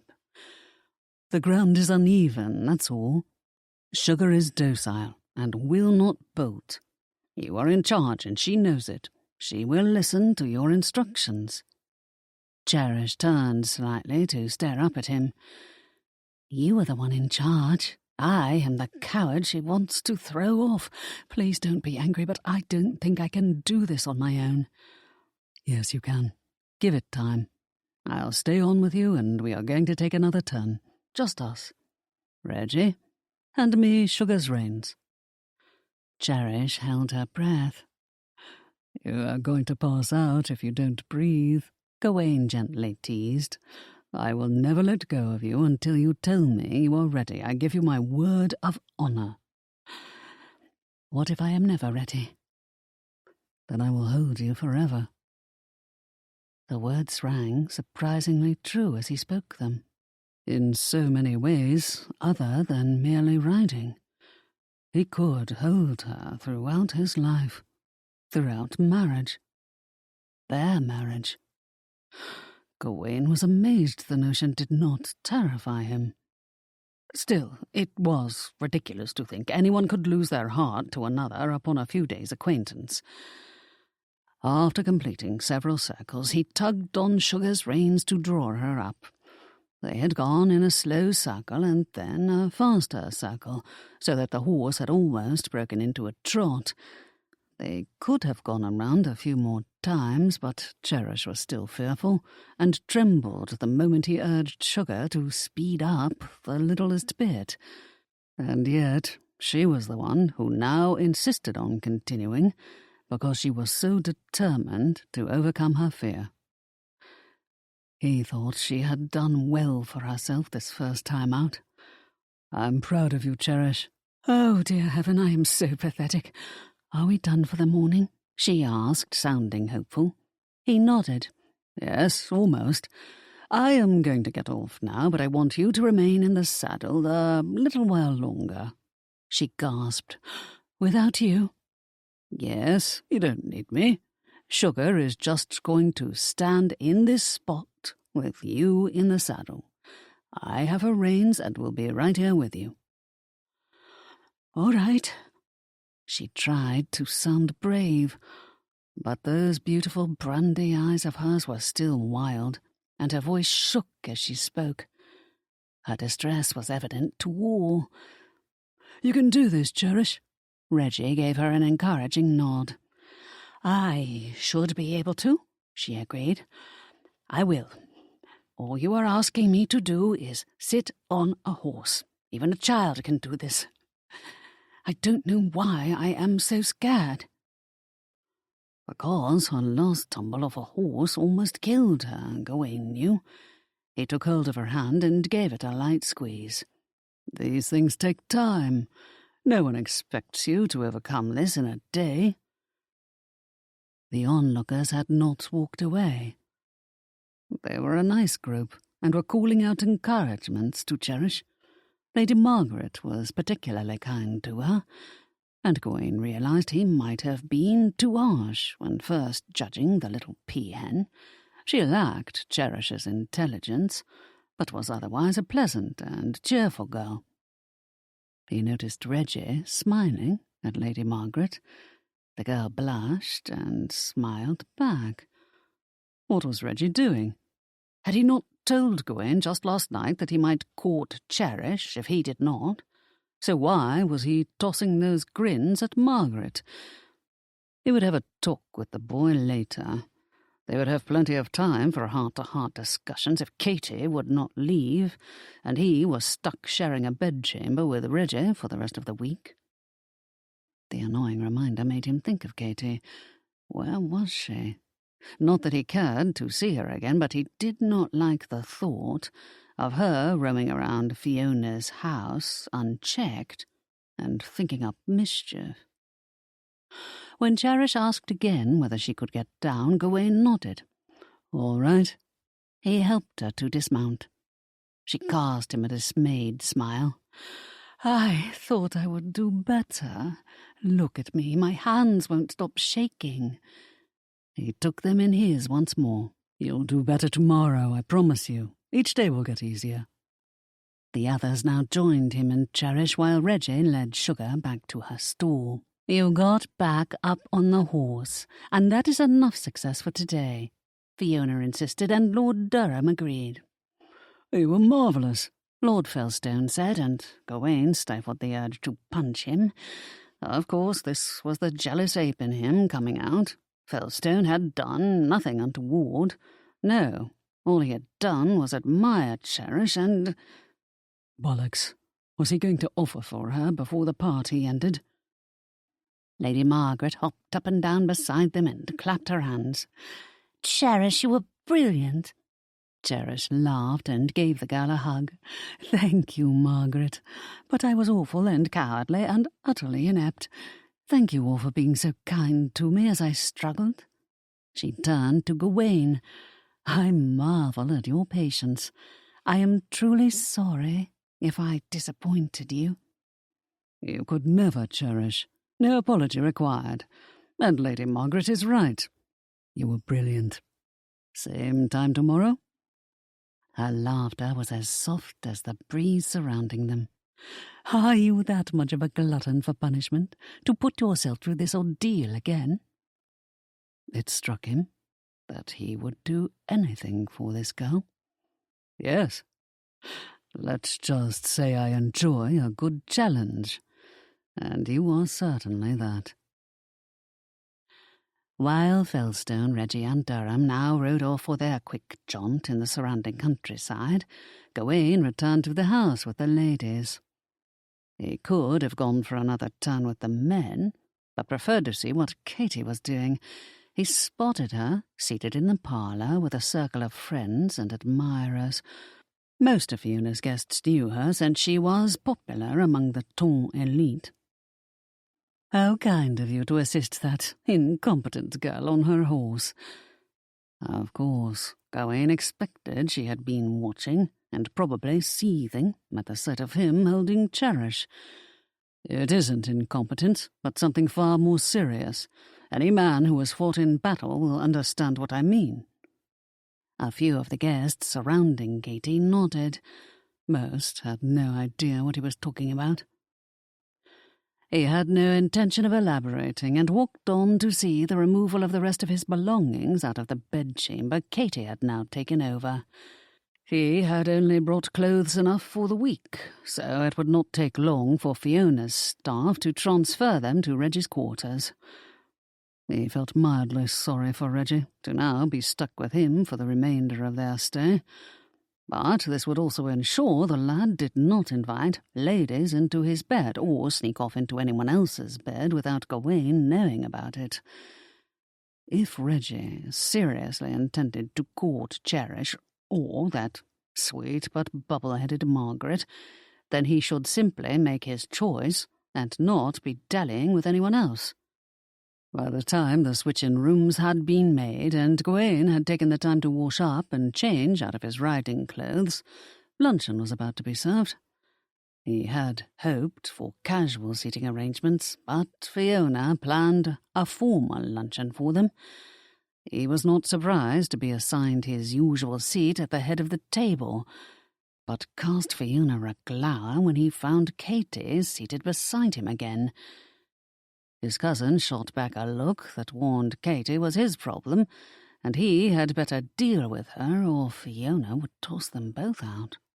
Well, he knew his cousin was not about to toss him out, nor was she likely to do anything about his former love, who had already become a favourite at this house party. Cherish was seated beside Reggie once again, and both were at the opposite end of the table along with Fiona, Durham, Margaret, and Felstone. They seemed to be enthusiastically engaged in conversation and were all smiles. One would think this merry little group had been friends forever. Blast the girl. Cherish was once again laughing at every one of Reggie's stupid jokes.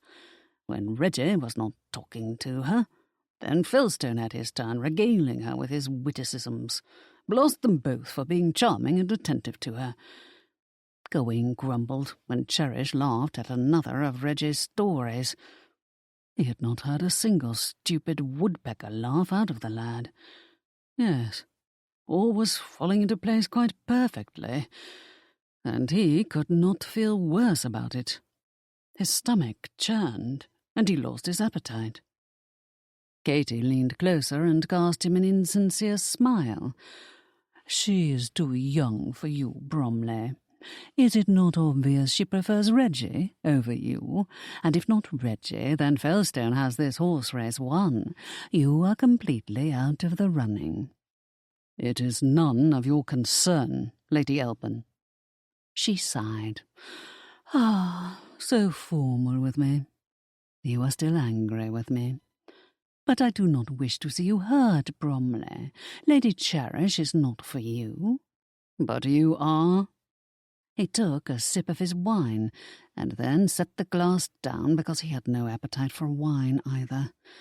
That she should refer to him as Bromley, even in private conversation, instead of merely as Gawain, was also irksome, and another indication of her admiration for his title and not him. It is time you moved on, and found yourself another duke who might be more receptive to your advances. He noticed her composure slip the slightest bit. Was he finally getting through to her? You are serious about never forgiving me, aren't you? Tears welled in her eyes, and her lips began to quiver so much he almost believed she was hurt by his remarks and might still hold feelings for him. But he knew her very well, and was not surprised when he caught that flicker of triumph in her eyes when she thought he was softening toward her. Yes, it was all artifice and manipulation with her. Since she was so keen on titles, he used hers when addressing her now. Lady Elbin, you betrayed me, and you know it. I may find it in my heart to forgive you some day, but I will never forget what you did. You are cruel, Bromley. I am just being honest. He sighed and shook his head. Must we continue this farce? It is pointless. Please stop wasting your time with me. Just go. She called a footman over and held out her glass for more wine. Once he had filled her glass, she held it up in a mock toast. My dear Bromley, I am not nearly ready to give up on you yet. Were she a man, Gawain would have simply grabbed her and tossed her out. But he had never raised a hand to a woman and would not start now. Katie had to leave of her own accord or at Fiona's demand. She was never going to leave at his request. However, he was not certain Fiona would confront Katie. His dear cousin seemed inclined at the moment to cause him misery. Well, that would teach him to attend house parties. If anything could be salvaged from this week, it would be Reggie's future. The lad seemed to be coming along nicely. In fact, he was showing more sense in these past few days than he ever had in the years since Gawain's sister had died. Having acquired this new-found maturity, would Reggie appreciate Cherish's worth and decide to marry her? This had been Gawain's plan all along. He had thought it clever at the time.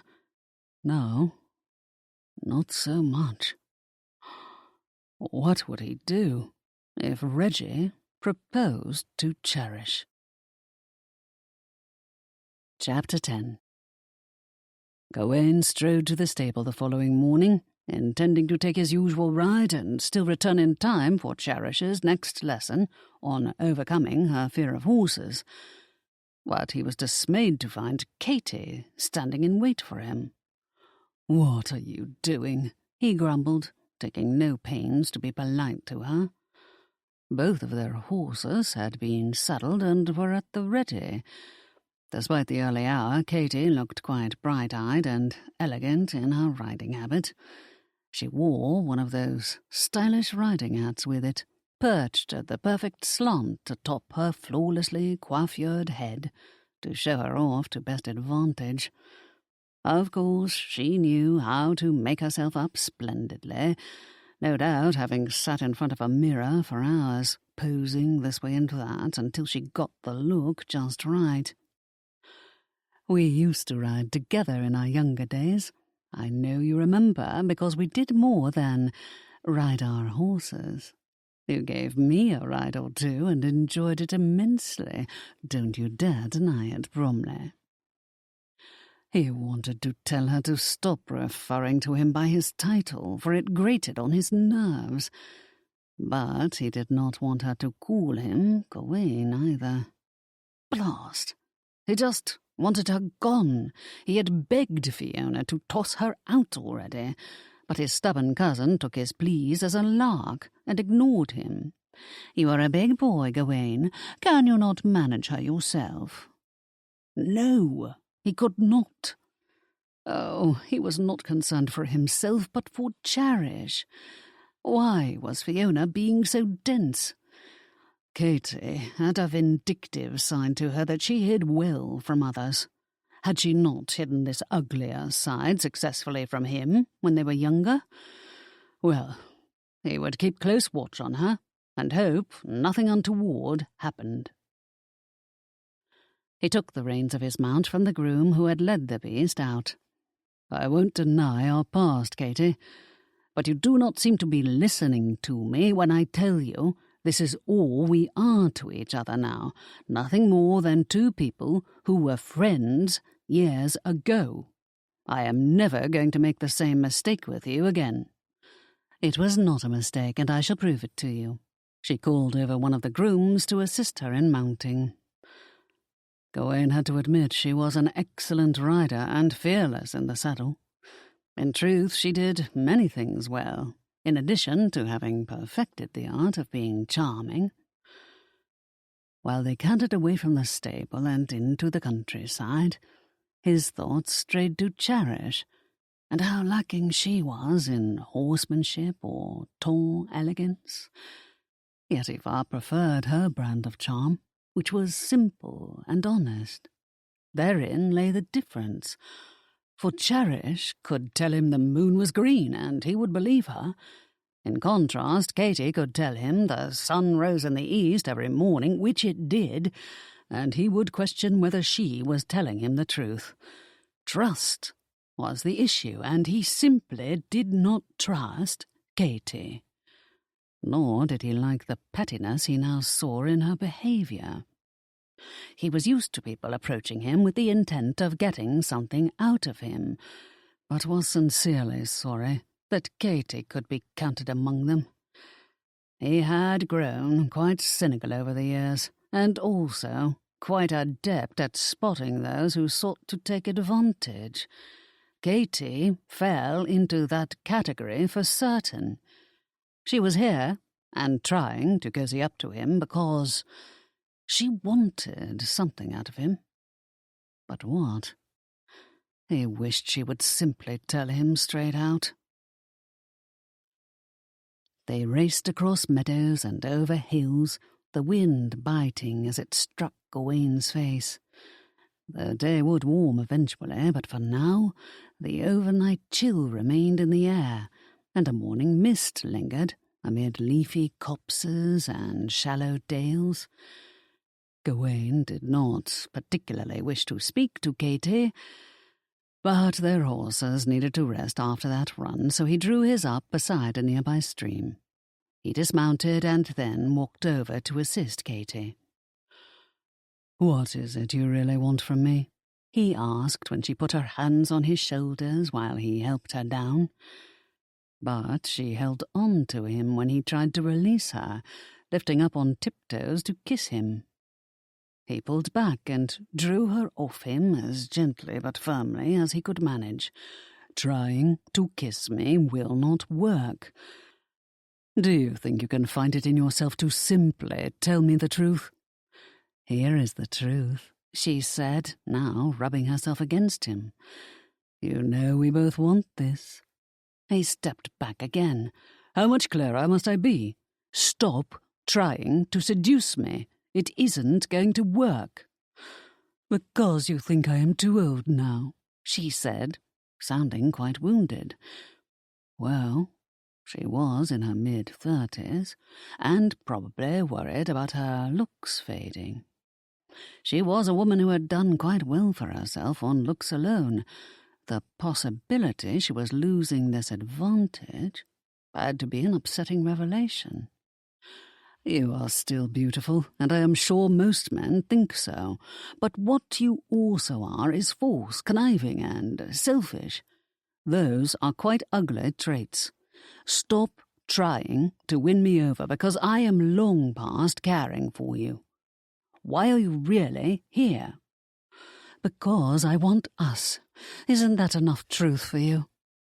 Her cheeks turned pink as she appeared to struggle with her feelings. Or perhaps it was merely irritation, that he was being so difficult and thwarting her plans. I know you don't believe me when I say that I married Albin for our sake, to give us the chance for a better life that we would not have had while you remained a third son. Had I known you were destined to be the Duke, I would have married you and somehow managed to wait it out. But how could I possibly know such a thing would happen? I had no crystal ball. You don't get it, do you? Do you hear yourself? You only want me because I now have the title. Face it, Katie, you never really wanted me. But this is who you are, the Duke of Bromley. And do you forget that I gave myself to you when we were younger? What more proof do you need that I wanted you? And I still want you. Are you really so deluded as to believe the young ladies at Lady Shoreham's party care for you, beyond your title? Do you think they want you in their bed? He knew quite well that most did not, which was why he had no intention of offering for any of those little peahens. They flirt with you because they want to be your Duchess, she said, not yet done with her little speech. Why do you not ask them to tell you the truth, or are you afraid of what they will say? Then I shall tell you what they are all thinking, even your precious Lady Cherish. No, Cherish was different.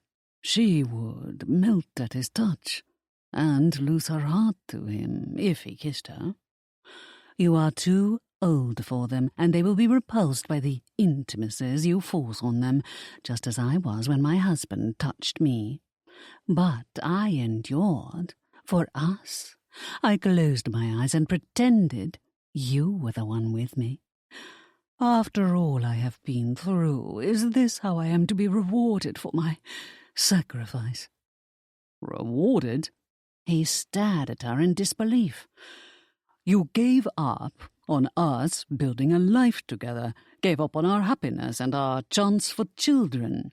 You gave it all up without a thought for me, not even a letter of warning or a single conversation between us about your plans. You knew I would never agree, and you did not want me in a position to stop you.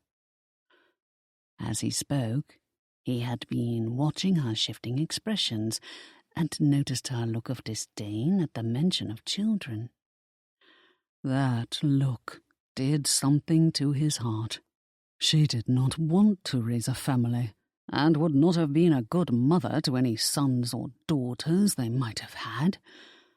This truly tore him apart. How had he been so blind? How did he not see what she was, a beautiful woman whose thoughts were centred only on herself? He sighed, accepting the truth now and knowing he shared the blame for remaining oblivious. You wanted your fine carriages and expensive jewellery above the love I was willing to give you. Well, now you have them. You have all the trappings of wealth, more than most ladies can ever dream of. This is what you chose, Katie. Do not expect me to accept it. I would not have done so then, and will not do so now. He had his failings as well, for he could have moved on and found someone else to marry. But he had used Katie's betrayal as an excuse to close himself off. That part wasn't her fault, only his. Of course he had not realized this was what he had been doing. All the while he thought he had been searching for love. He'd found it now, with Cherish.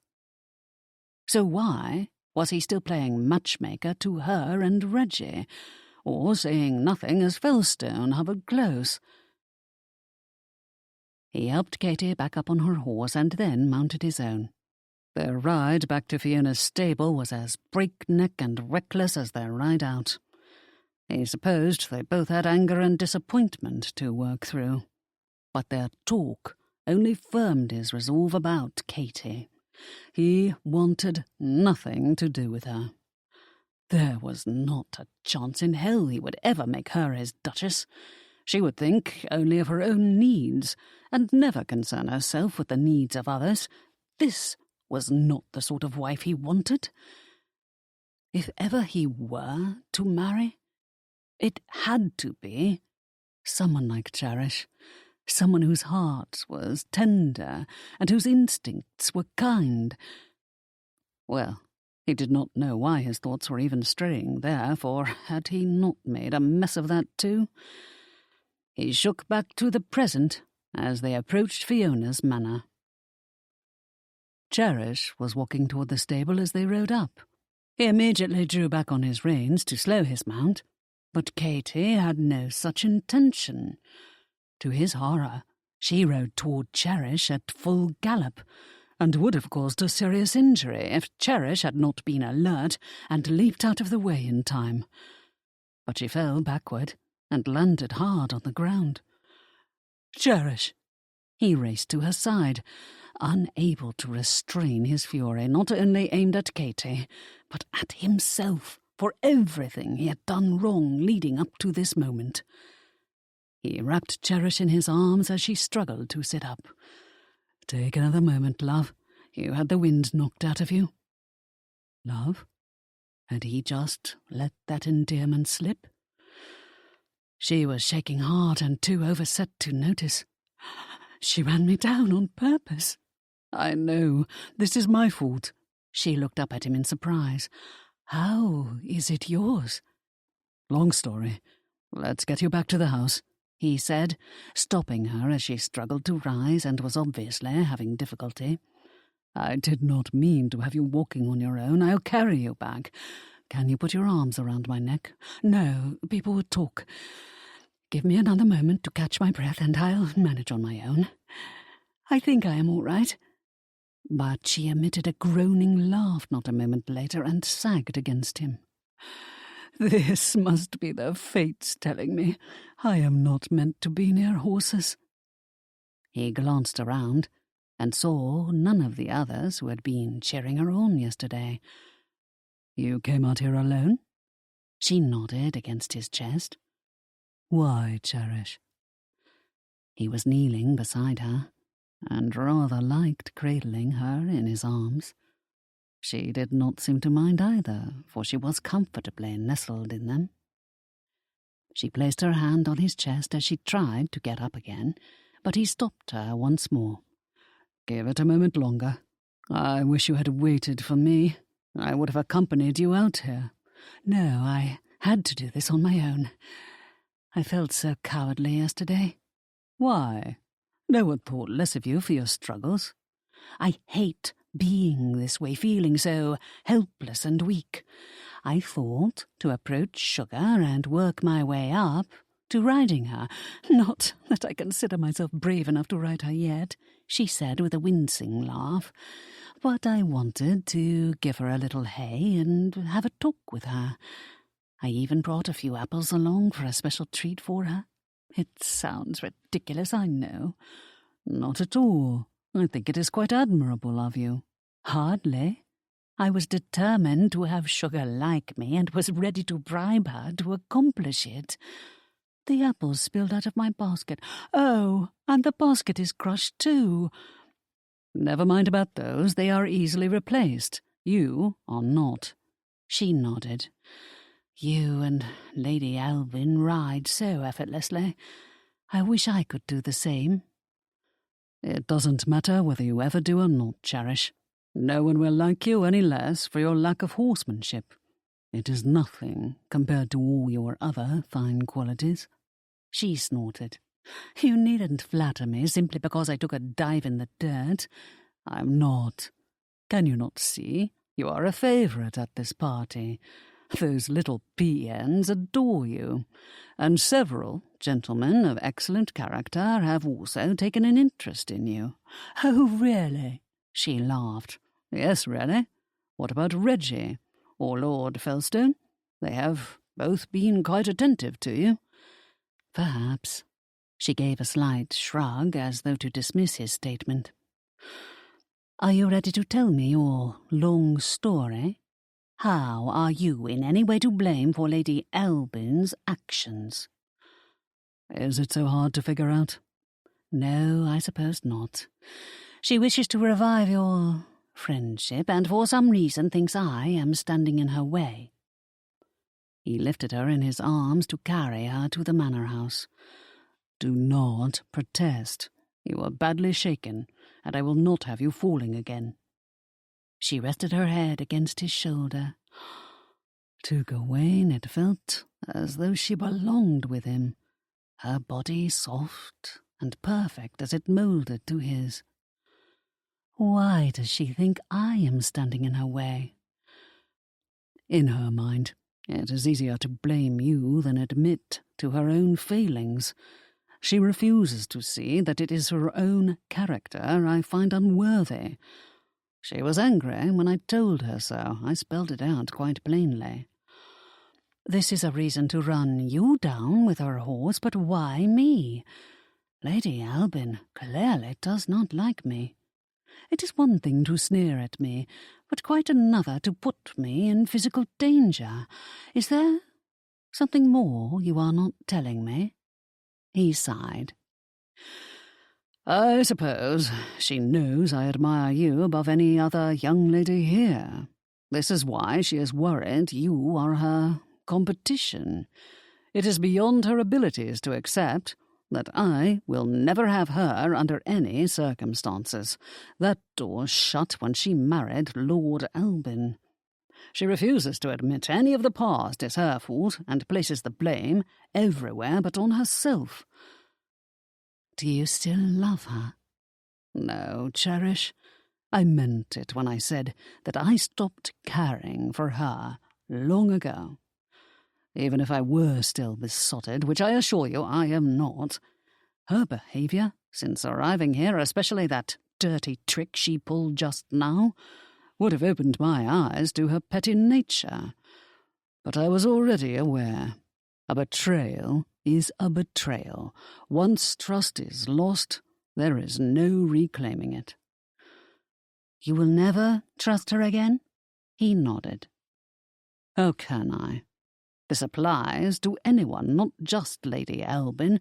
This is what I am trying to teach Reggie, to acquire that ability to sense a person's character, to know who will deceive him and who will not. And once deceived, teach him never to forgive? Cherish, people don't change. If they lied to you once, they will do it again. But that is a little harsh, don't you think? Everyone makes mistakes.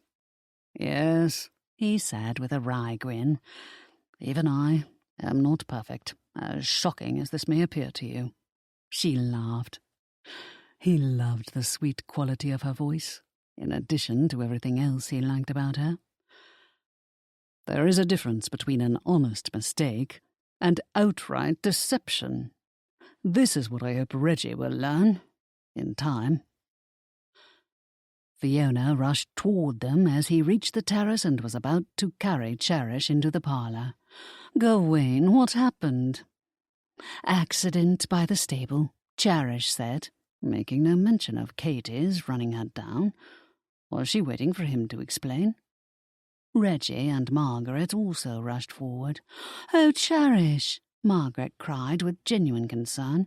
We would have come with you. Why did you not tell us you were going to the stable? Gawain set her down on the settee in the parlour and called for one of the footmen to bring a glass of sherry. It will help calm you down and ease your tense muscles, he explained when she eyed him dubiously. How do you feel? Any sprains? Ankle, wrist? Any bruises? Just a few bruises, I think, nothing more, she assured him, placing a hand lightly on her hip and wincing as she touched it. I fell on it, and on my arm. I may have scraped my elbow. A crowd had now gathered around her. Gawain motioned them all away. Give her some privacy. Go, have your breakfast. This isn't a circus. Most left as Fiona herded them out with the assistance of Lord Durham and Lord Felstone. This left only Reggie and Margaret with Gawain, as he began to run his hands along Cherish's nicely formed ankles. "Does it hurt when I press here?" "No." "Good."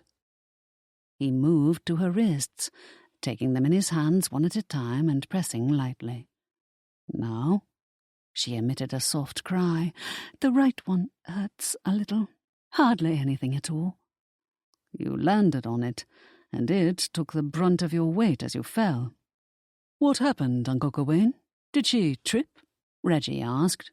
Gawain shook his head. "No." Katy walked in just then, looking smug, as she slapped her riding crop against her gloved hand.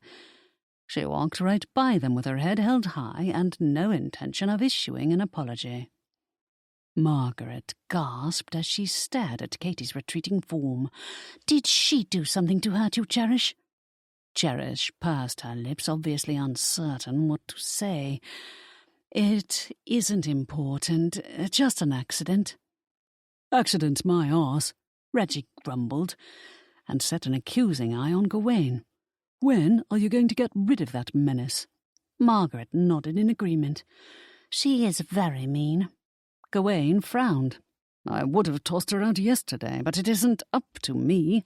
This is Fiona's house and her party." "No," Reggie said, now sounding quite stern. "You are one to lecture me about my behaviour. It is time you took responsibility for yours. That woman is here because of you, and she hurt Cherish because of you. So do not play your Silver Duke games and think to get away with them." Gawain ought to have been angry with Reggie for such a display of insolence, but he was proud of him.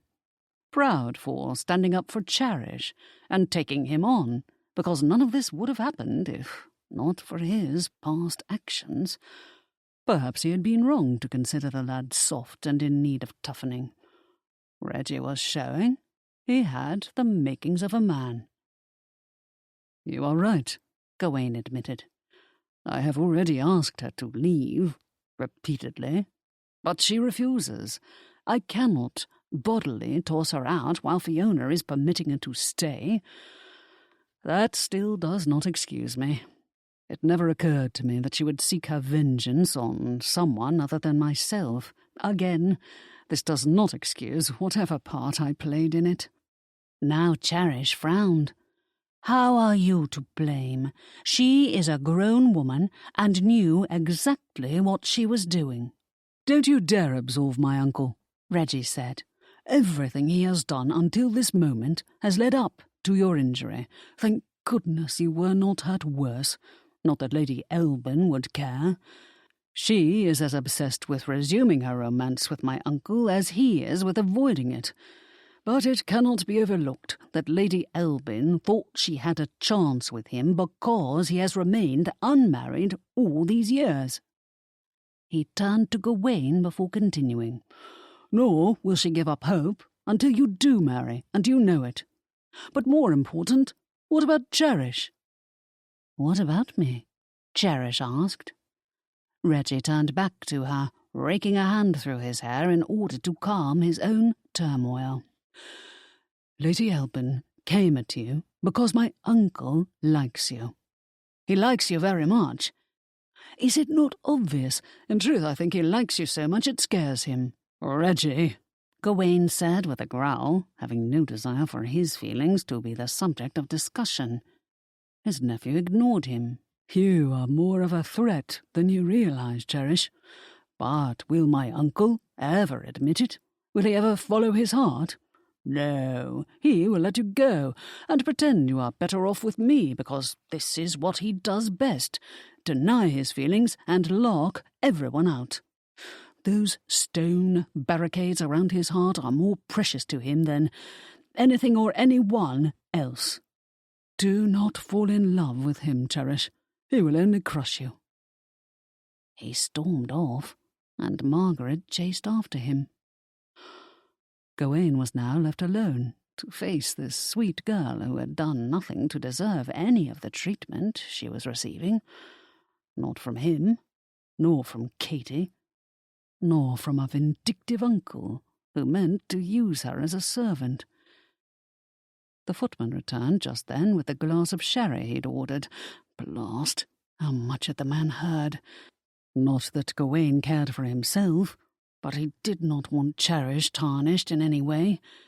He hoped Reggie's words would not be misconstrued to imply he and Cherish had done. No, they had to know she was respectable. Her eyes began to water. "Cherish, here, drink this." He meant to hold the glass to her lips, but she took it from his hand and took a sip on her own. "I'll be all right," she said, trying to make light of her struggles. "You can leave me now." "How can I leave you? Your hands are still shaking." He reached out to caress her cheek, but she turned her head away.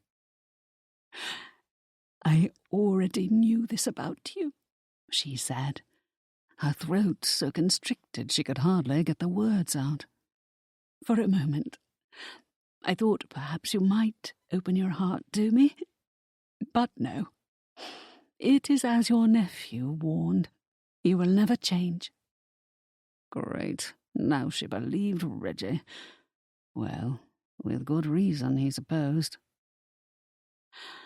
"I wish my heart understood this about you," she continued, in a voice so fragile it sounded like delicate glass about to shatter. He felt pain tear through him. The last thing he'd ever wanted to do was hurt her. "Cherish. It is an awful situation, isn't it? I tried so hard not to let you in. But hearts are quite difficult to control, are they not? They set their own determined path and barrel straight on. It does not matter how hard we try to hold them back or try to guide them elsewhere. They will not be budged once they have set their course. Do not worry. I will force myself to forget you in time. In fact, I will start right now." "Cherish, you are hurting and upset." She took another sip of her sherry, grimacing as it slid down her throat. "Indeed I am. But I will tell you this. If Lord Felstone will have me, I will leap at his offer of marriage."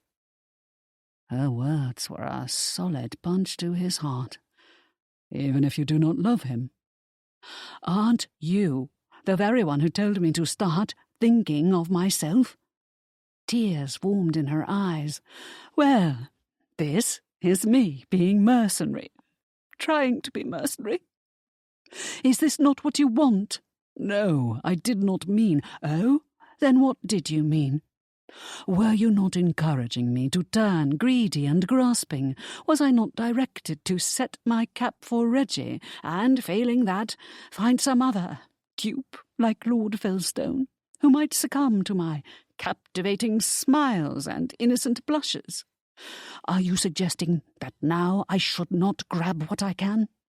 He groaned. "I would not fault you for doing whatever you need to protect yourself. But the problem is, you are not at all hard-hearted. You cannot fake your feelings, as you've just made clear. And now you know my feelings and do not care to reciprocate them. And why should you, when I have an uncle who is likely cheating me out of my inheritance, and I cannot even ride a horse?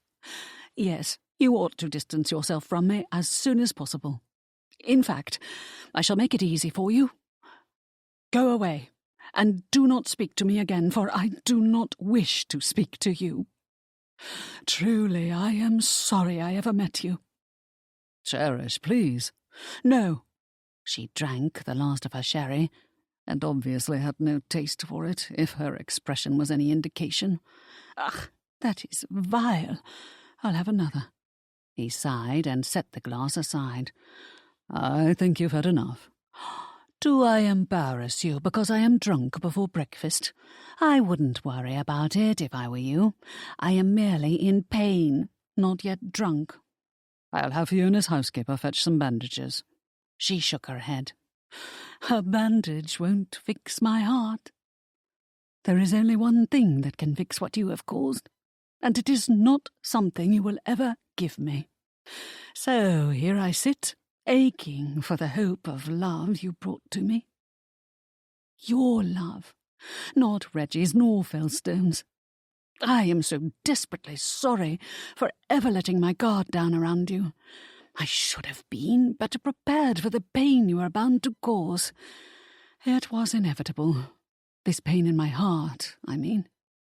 These physical bruises, she said, glancing at her wrist and hip, are nothing and will quickly heal. Speaking of those, he said with concern as blood began to seep through her sleeve, revealing yet another injury. Cherish, your elbow is bleeding. Let me— Stop pretending you care. It is nothing. I will deal with it. Can you not see the true cause of my anguish? I knew I was in danger of falling in love with you from the moment we met. I tried so hard to stop myself. I forced myself to list your faults. She sniffled. But you have none. He sighed. Blessed saints, I have plenty. Well, I cannot seem to find them. You are irresistible, and I have been so foolish as to put my heart at risk. What a goose I am! I know I am nothing to you, and will now be added to the pile of ladies you have cast aside. I wanted so much to be special to you. She hiccuped and held back a sob. I am so angry. Not with you, but with myself. She reached for the bottle of sherry, but he moved it out of her reach. This won't help. Oh, yes, it will. Give it to me, or I shall become angry with you. In fact, I am angry with you. You know the effect you have on ladies. Why did you turn your charm on me? Why were you nice to me? You knew I would be defenceless. Cherish, I am taking you upstairs now and will have a doctor summoned to look at you. You've done more than merely scrape that elbow. The blood is oozing down your sleeve. I have told you these physical injuries are nothing. They are not nothing.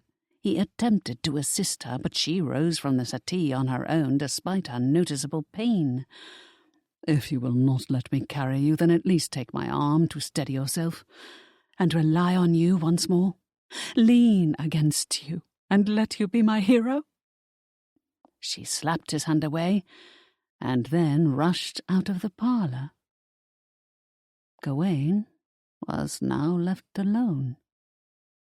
Was this not emblematic of his life? Alone, not a single meaningful relation in his life. No, that was not so. Cherish was that meaningful person, and he had just let her slip away. What was wrong with him? Why had he not stopped her? Chapter 11. Cherish retired to her quarters to change out of her soiled gown and try to calm herself. Had she been too hard on this Silver Duke?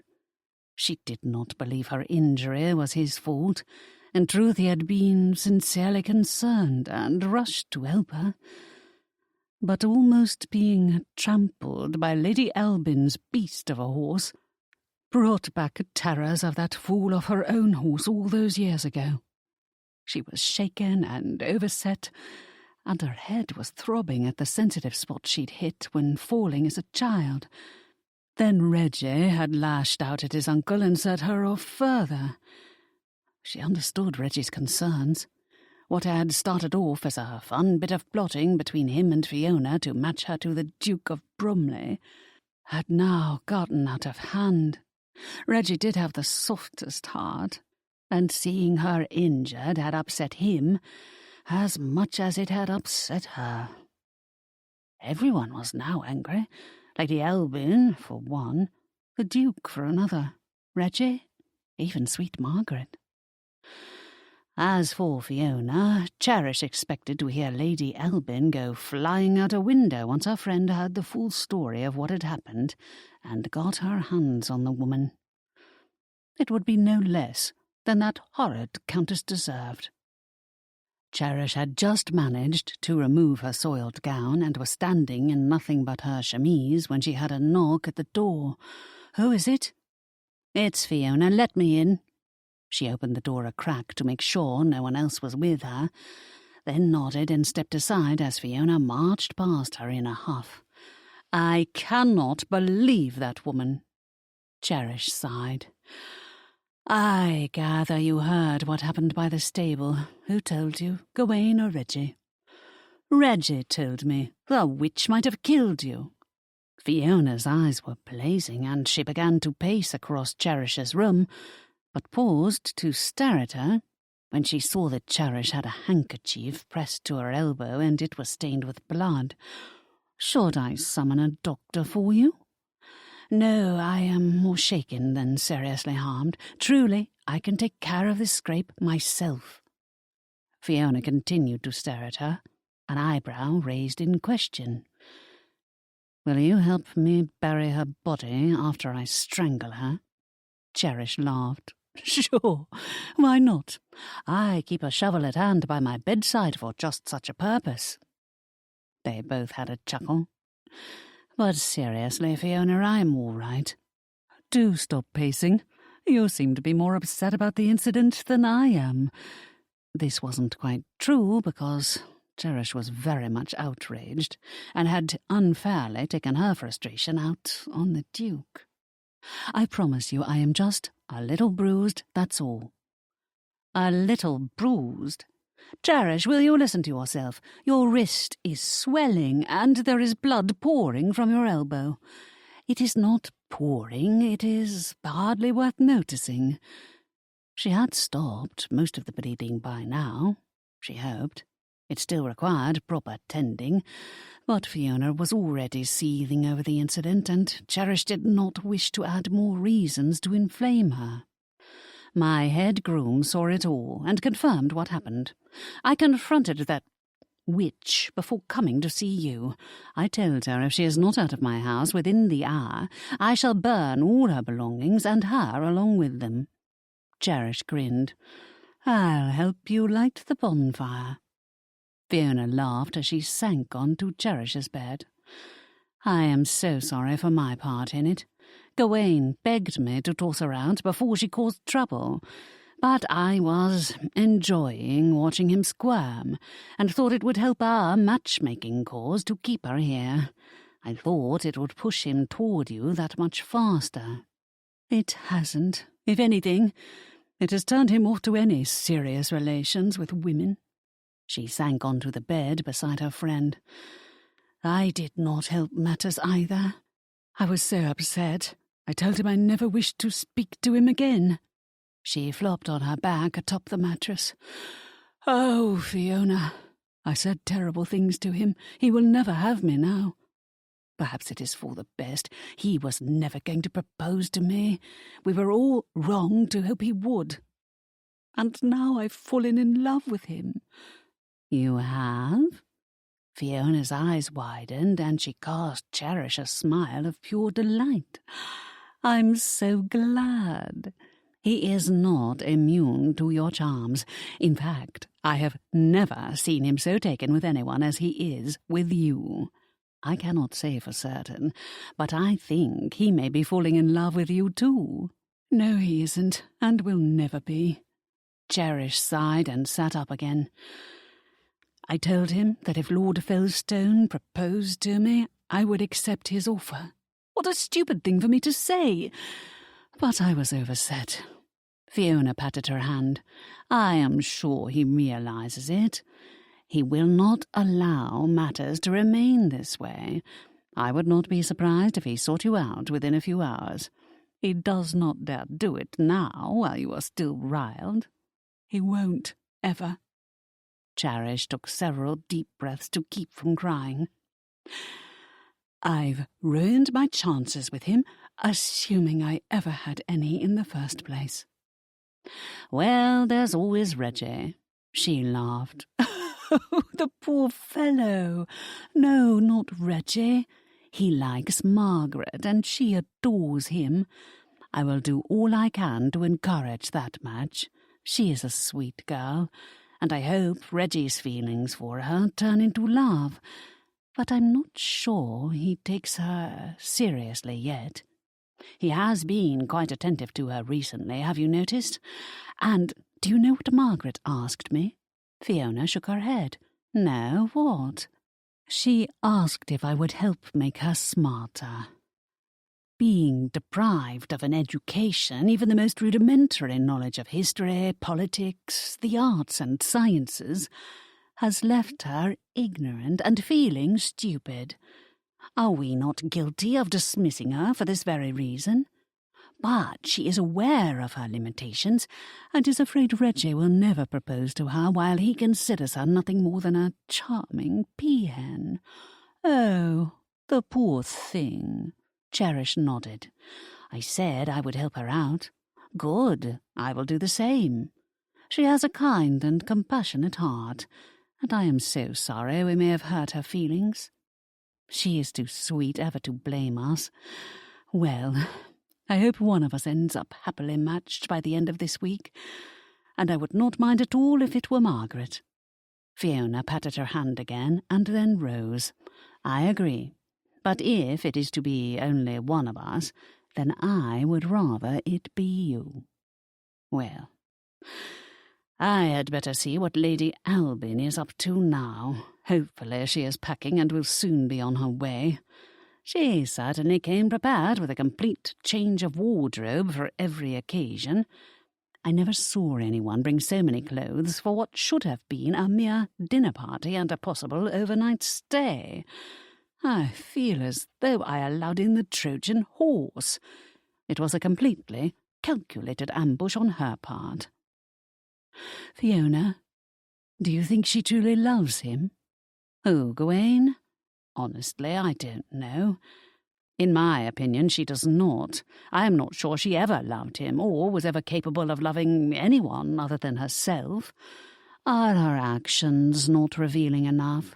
She could not have married Lord Albin and abandoned Gawain the way she did if she was a girl in love. No one coerced her, and her family was not in dire straits. I see. Cherish, she did not even approach Gawain after Albin's death, so why is she suddenly desperate to do so now? No, the lady is a schemer and wants something from him. I suppose we'll never find out the reason now that you've kicked her out. Well, the tour is rife with gossip. I may hear something within the next few months. I suppose it does not matter. Come knock at my door once she is gone. Not that I am afraid of confronting her, but I dare not risk another outburst from her that spoils your party. Besides, I think I need to clean out my scraped elbow and see just how badly the rest of my body is bruised. I knew you were hurt worse than you let on. Why won't you admit it? Cherish pursed her lips, knowing she was being stubborn. But everyone already knew she was afraid of horses, and to now make a scene of having to leap out of the way as one bore down on her, well, she did not want them to think she was a helpless weakling. Fiona sighed. I'll send my housekeeper up to you with clean cloths and brandy for those wounds, but have her fetch me if it turns out to be something more serious than a few bruises and scrapes. Cherish shut the door after Fiona and then sat at the edge of the bed to steady herself, for she was feeling a little dizzy. The pins holding her chignon in place had loosened, and her hair was looking quite a mess. Since she did not care to lie down with pins poking her head, she took them all out and let her hair tumble loosely about her shoulders. She worked out a few knots with careful strokes of her brush, then set the brush aside and stretched out on the bed. Suddenly feeling exhausted and quite deflated, she saw no harm in closing her eyes for a minute or two in order to ease the throbbing in her head. Her elbow had stopped bleeding too. She did not need to keep her handkerchief pressed against it.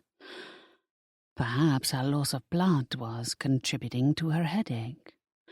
The best cure for that was simply to rest. She must have fallen asleep atop the covers much longer than a few minutes, for the next thing she knew someone was lightly shaking her awake. She ignored the first few attempts, but this person was persistent. She grumbled as she opened her eyes, surprised to find the Duke of Bromley in her bedchamber. "Your Grace?" "Cherish," he said, in that deep, rumbling voice of his that shot tingles through her. "I need to clean that nasty scrape at your elbow. I'm sorry I woke you. Fiona's housekeeper was in here earlier to tend to you, but you were so lost in sleep, she was reluctant to disturb you. I felt treating your injury was too important to delay. Let me have a look at your elbow first, for it was bleeding and there's dirt ground into it." She slowly sat up, her head still reeling a little. "I'll take care of it." He frowned. "Look at me, Cherish. Why do your eyes look unfocused?" "It is nothing. I fell asleep and am just waking up." He tucked a finger under her chin and gently tilted her head up so that their gazes met. "You hit your head when Lady Albin knocked you over, didn't you? Tell me where it hurts." She tried not to wince as he ran his fingers lightly across her brow and delicately touched each temple. "Stop. I shall recover with a little rest. You needn't poke and prod me." "That glaze in your eyes advises otherwise. Try to stay awake, for I fear you might have suffered a concussion." "No, it is nothing more than a little bump. I'll be all right once you go away. Your Grace, you—" "Call me Gawain, will you?" "Why?" "Because you are dear to me," he said with such depth of feeling. She almost believed him. "Me? Dear to you? How can you not despise me after those horrible things I said to you? I did not mean them." "I know." He caressed her cheek. "Besides, I am quite thick-skinned. You weren't saying anything I did not deserve." Her cheeks warmed to his touch, which was exquisitely gentle and quite dangerous to her composure. But in the next moment, she realized they were alone in her bedchamber. Was there no chaperone? Where was Fiona? Or her housekeeper, the reliable Mrs. Harris? Her situation was already intolerable and would only get worse if he was found in here. "Oh, dear, you must go. I cannot be alone with you." "Fiona will be up here shortly. Cherish, I am not going to compromise you." She laughed in disbelief. "What do you call this?" She groaned and glanced down at herself. How could he overlook her bosom practically spilling out of her chemise? If that flicker of heat in his eyes as she sat up was any indication, he had definitely taken notice. "I am not even dressed." He strode to her armoire and took out her robe. "Here, let me help you put it on." "No, I can do it myself," she insisted, knowing she would melt in his arms if he touched her. "All right." He sank his muscled frame into the chair beside her bed and watched as she struggled to don the garment by herself. It pained her to raise her arm, but she was not going to admit it to him. He sighed, probably knowing it had to hurt. "For what it's worth," he said, his voice gentle, "I have already seen whatever there is to be seen of you, so it matters little how thoroughly you now choose to cover yourself up." She frowned at him. "A gentleman would not have come in here." He trained his dark emerald gaze on her, his look as hot as it was determined. In this moment, Cherish felt the full extent of his power, and the granite resolve behind it.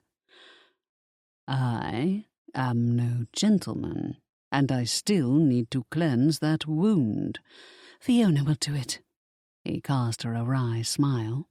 "But I am here now, and Fiona and her staff are still busy tossing out Lady Albin." Good grief, how long does it take? Quite a while, apparently, since she is reluctant to go.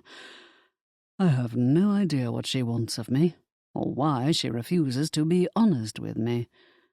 But it seems being truthful is no longer in her repertoire, assuming it ever was. This makes me all the more determined to thwart her objective. She wants to marry you. That is her objective. If so, it is not for any reason other than she wants something from me. She nodded. I am constantly amazed by the stupid things people do. Whatever her motive, she is better served by simply telling you the truth. Well, I am one to talk, since I have made an utter mess of my own situation. How long was I asleep? No more than half an hour, I expect. That long? He arched an eyebrow and grinned. Yes, that long. And Lady Albin is still here. She is a leech who will suck the blood out of anyone foolish enough to draw close. As we are all finding out, she is hard to dislodge once she sets herself in a place. But this is Fiona's home, and Fiona has finally had enough of her. She'll have Lady Albin out within a few minutes, I'm sure. It cannot be long now. I would assist, but I think my presence will only inflame the situation. Reggie is taking charge. Good for him. Cherish studied his expressively handsome face, and the frown now on it, which was quite severe. You were once in love with her. What are you feeling now? He shrugged. I suppose if I feel anything, it is relief. I cannot help thinking what my life would have been like if she and I had married. Ours would never have been a happy union. You saw her behaviour. Is this how a duchess conducts herself? For the most part, those of your rank can do whatever they want. You are an earl's daughter, born just as entitled as she was. Yet there is only caring and compassion in you, despite your difficult circumstances. She has everything and tramples on it. Perhaps I ought to thank her for marrying Albin and setting me free. She did me a great favour in spurning me. He poured brandy onto one of the clean cloths the housekeeper must have brought in while she was sleeping, and doused it so that it was thoroughly soaked. This will sting, Cherish. I'm sorry, but it cannot be helped. She closed her eyes and emitted a yelp when he applied the cloth to her elbow. Is this revenge for the horrid way I spoke to you earlier? Never. You are too sweet for me ever to hurt you. His voice softened to a silky rumble that shot more tingles through her. You had every right to be angry with me. Did you mean it when you said I had claimed your heart? What do you think? He cut a strip of bandage and tied it around her elbow. I think you see me clearly for who I am. Not a duke, but a man who is quite a bit bull-headed and cynical, and who trusts few people. I'm glad I am still in your heart, despite my faults, and I would still like to hear the confirmation from your lips. Why must you hear it again? Are you not tired of hearing constant love declarations from the women you have spurned? I think you are sufficiently filled with conceit, and do not need my admission of love to further inflate your already swelled head. Ah, Cherish, you certainly know how to flatter a man, he said, chuckling at her sarcasm. She sighed. Is it any wonder I am still a spinster? The women all flock to you like moths drawn to firelight, and it galls me that I am no different. To repeat her hopeless declaration of love would only serve to further humiliate her. Oh, how she wished to feel nothing for him. But she adored everything about him. I'm glad you care for me, Cherish. His gaze was still fixed on her, the smouldering heat in her eyes completely unravelling her resolve. But she had to be strong and not succumb to him. Why was he here? What did he want of her? And why was Fiona taking so long to join them? She shook her head, trying not to wince. I won't say it again to you. I have made enough of a fool of myself. It is your turn next. To pour my heart out to you? He did not look in the least inclined, but she ought to have expected no less from this Silver Duke. Still, it wounded her to know she was not at all special to him, even though he made her feel that way.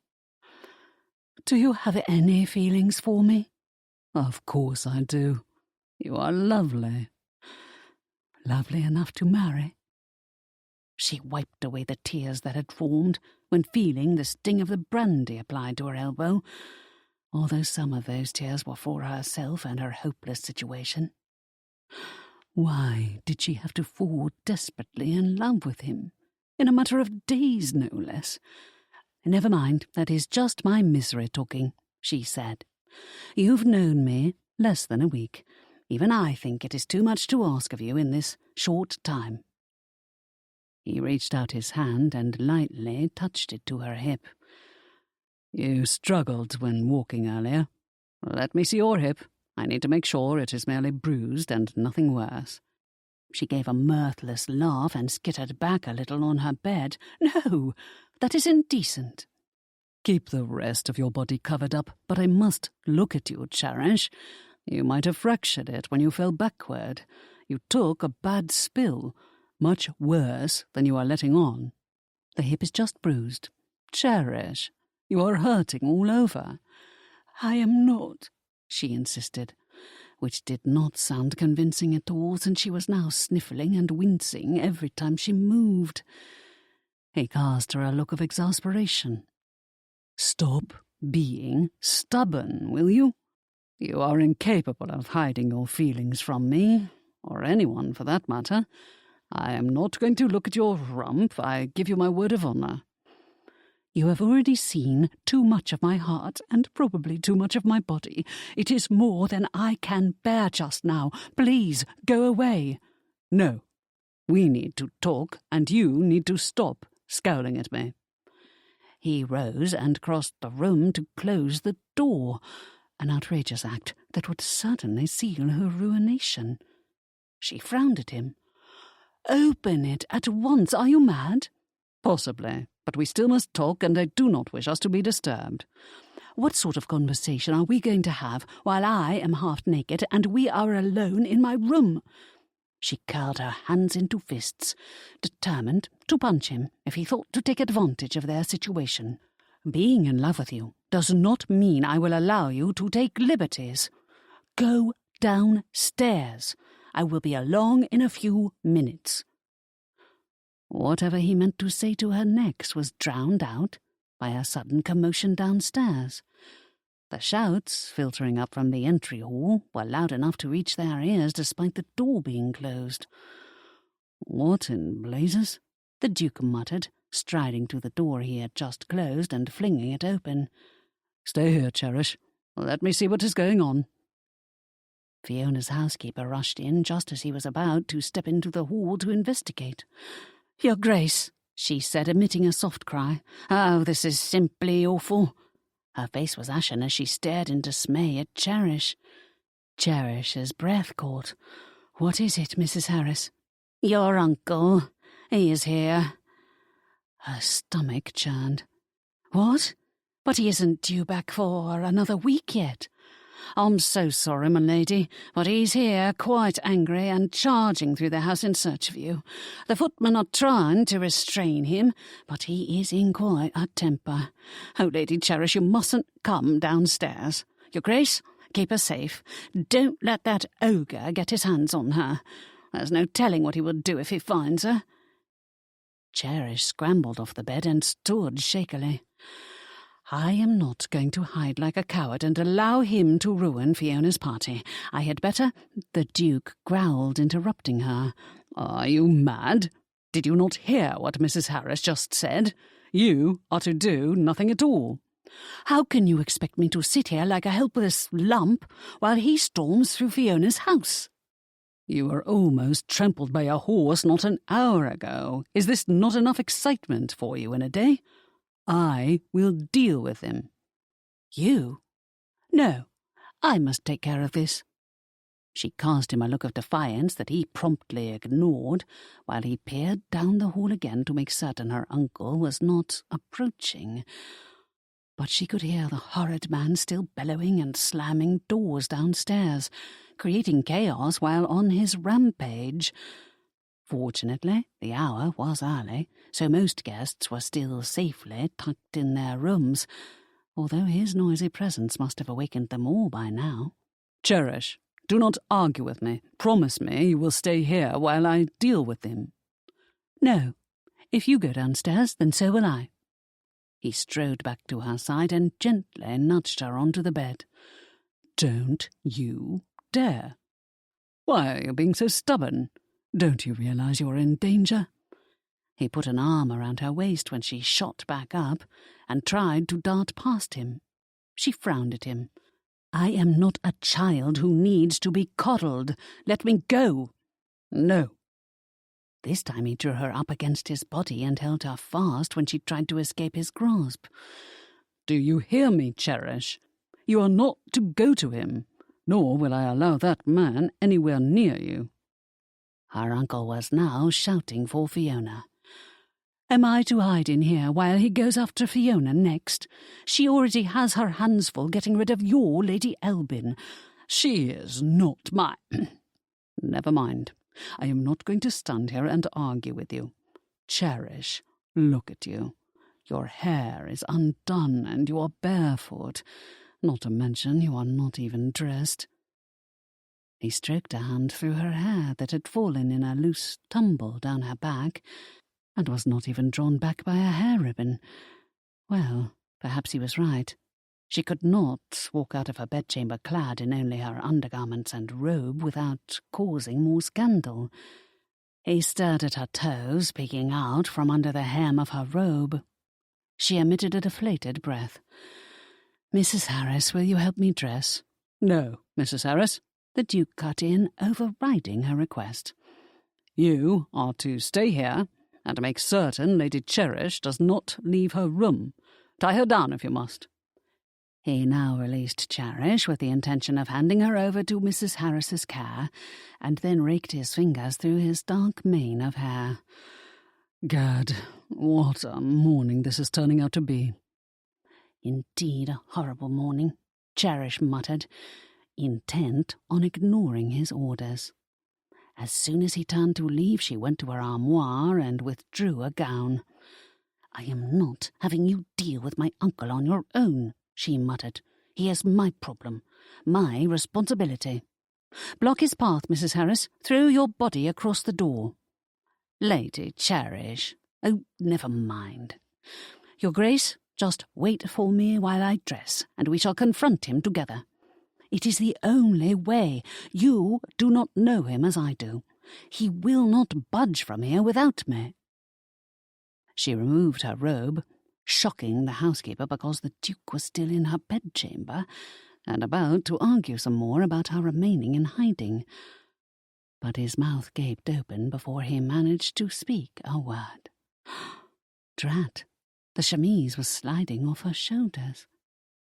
He was now staring at her with fiery eyes as she donned the gown. Fiona and Reggie claimed he felt more for her than he was letting on. Perhaps they were right, and his smouldering gaze proved it. But so what? He was never going to admit it. "Mrs. Harris, will you help me tie the laces?" "Yes, Lady Cherish." The obviously rattled housekeeper hastened to assist her. Only afterward did Cherish realize what she had done, disrobing in front of the Duke as though he had every right to be in here with her and belonged by her side. However, he certainly did not belong here, and she had to rectify her mistake at once. Your Grace, kindly stand outside and wait for me. He laughed. Did you not think to ask me that before you undressed in front of me? There is no point in my leaving now, since I have already seen everything there is to see of you. She gasped. You have not, of all the effrontery. Blessed saints, he muttered. I'll strike a deal with you. Promise me you will stay up here at least until I calm your uncle down. Will you do this? Then you can join me downstairs and we shall deal with him together. I cannot promise any such thing. You are wasting your time and do not know him as I do. He will not be calmed until he confronts me. How many times must you hear this before you will believe me? Put this out of your head at once. I am not letting him anywhere near you while he is so enraged. Cherish, for pity's sake, stop being stubborn and just let me deal with him without having to worry about you. No, and you really ought to stop telling me what to do. This is my family mess and my responsibility to handle. He is always unpleasant, that's just his nature, although I will admit he is exceptionally loud this time.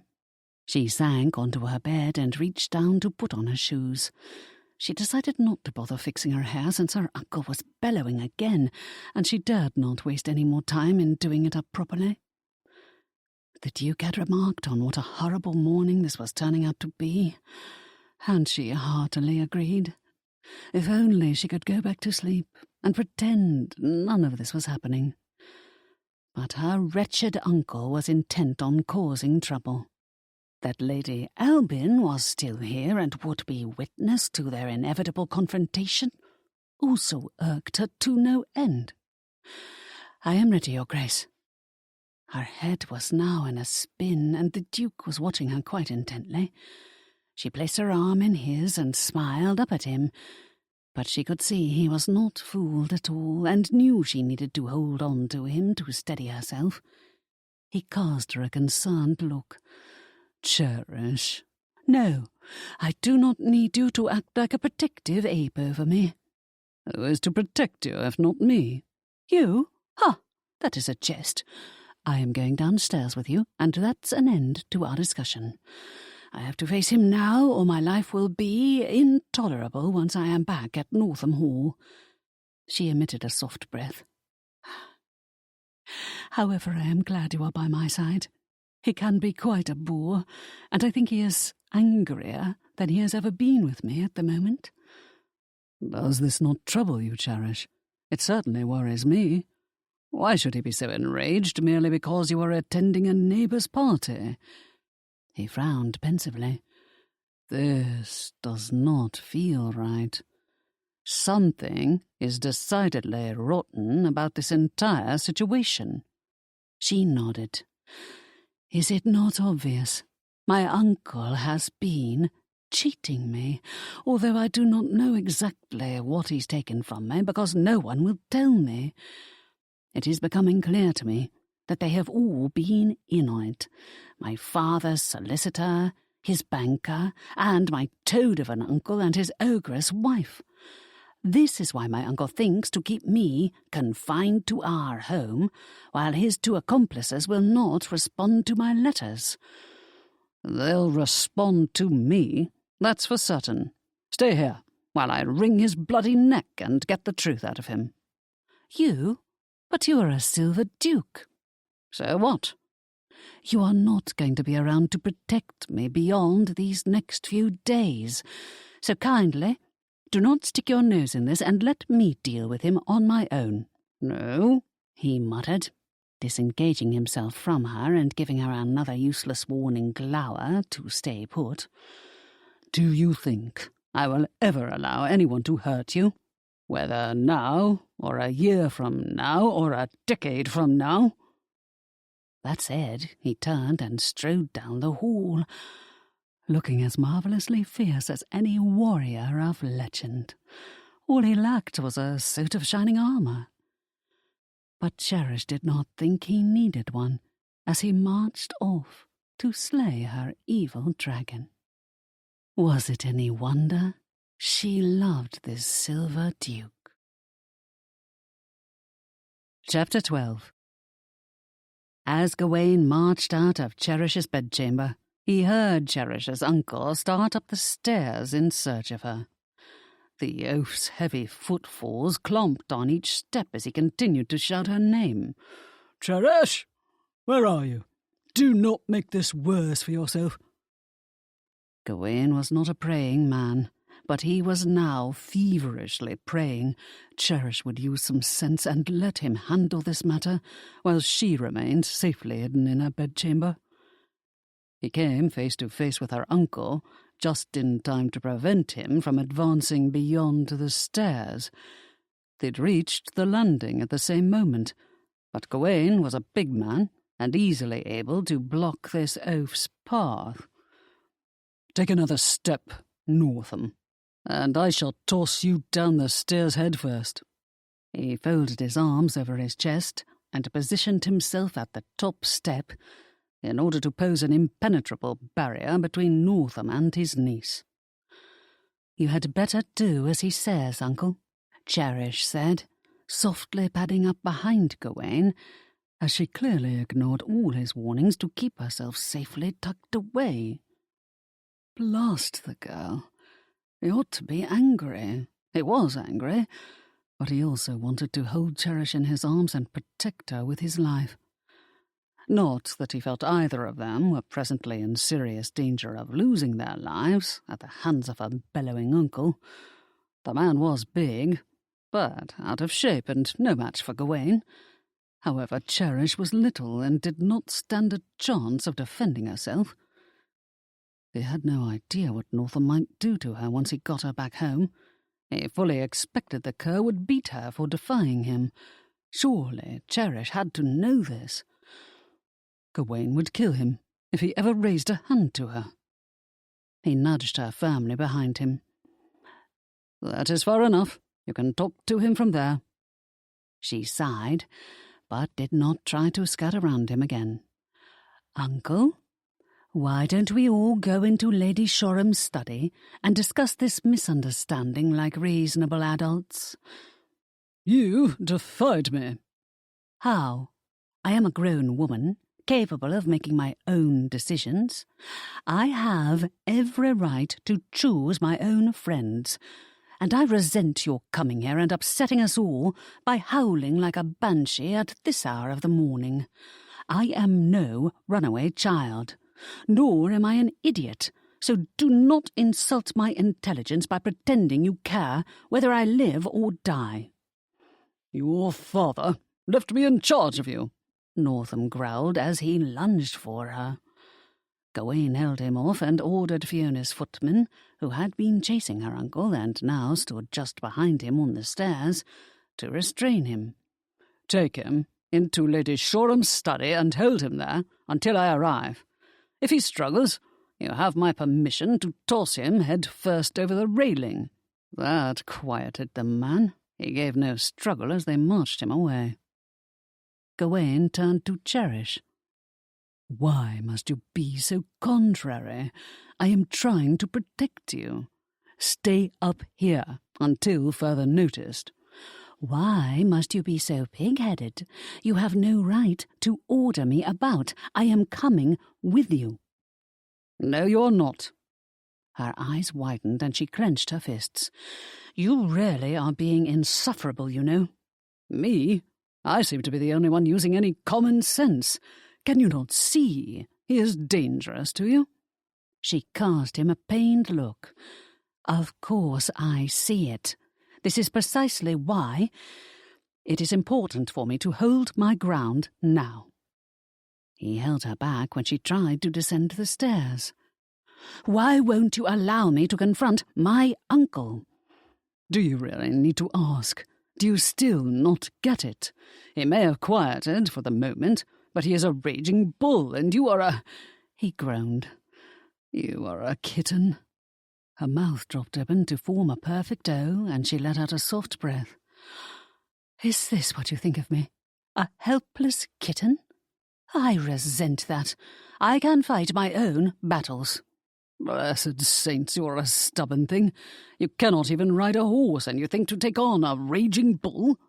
He wanted to howl in frustration. Could anything more go wrong this morning?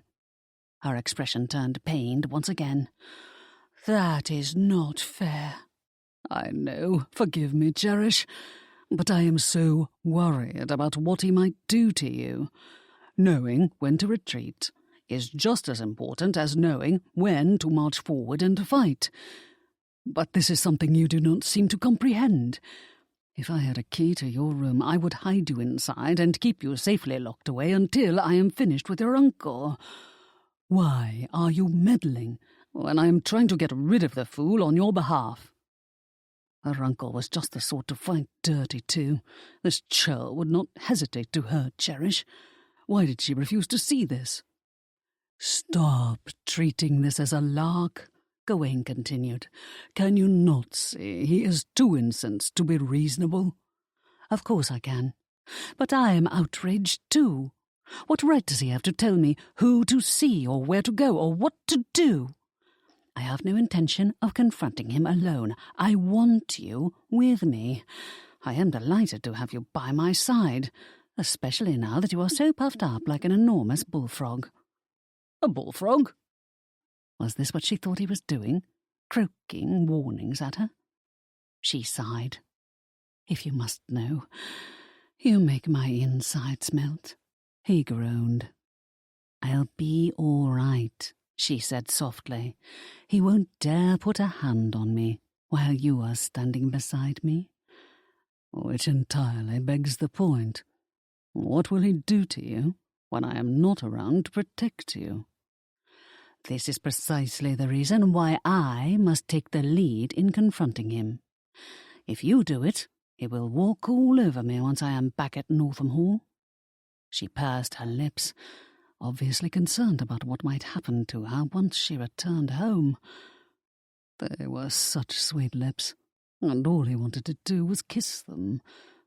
Well, that would have to wait until the danger to her had passed. Yes, he was going to kiss her. So much for his brilliant matchmaking plans. That scheme had completely blown up in his face. He wanted this girl, and was not about to let anyone else have her. More important, he could never allow anyone to hurt her. I am not going to fight with you, Cherish. She nodded. Good, let's go. Fiona's footman ought to have him tied down by now. No one has tied him down. Stay behind me, and do not utter another word. If she thought this meant he was about to let her have her way, she was mistaken. He marched downstairs, intending to confront Northam in the privacy of Fiona's study.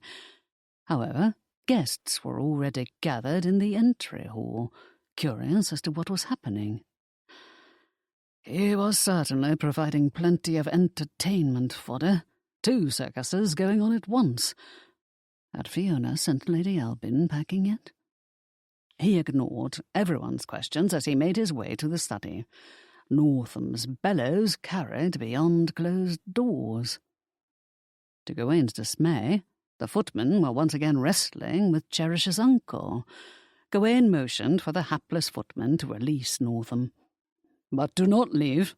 Remain behind me, and do not allow that cur anywhere near Lady Cherish. The door remained open once he walked in, because all the onlookers now crowded the doorway and spilled into the entry hall. Those in the back now craned their necks, eager to hear what was about to be discussed. So much for privacy or discretion. The London gossip rags would have to print double editions to fit all the scandals happening at Fiona's house party.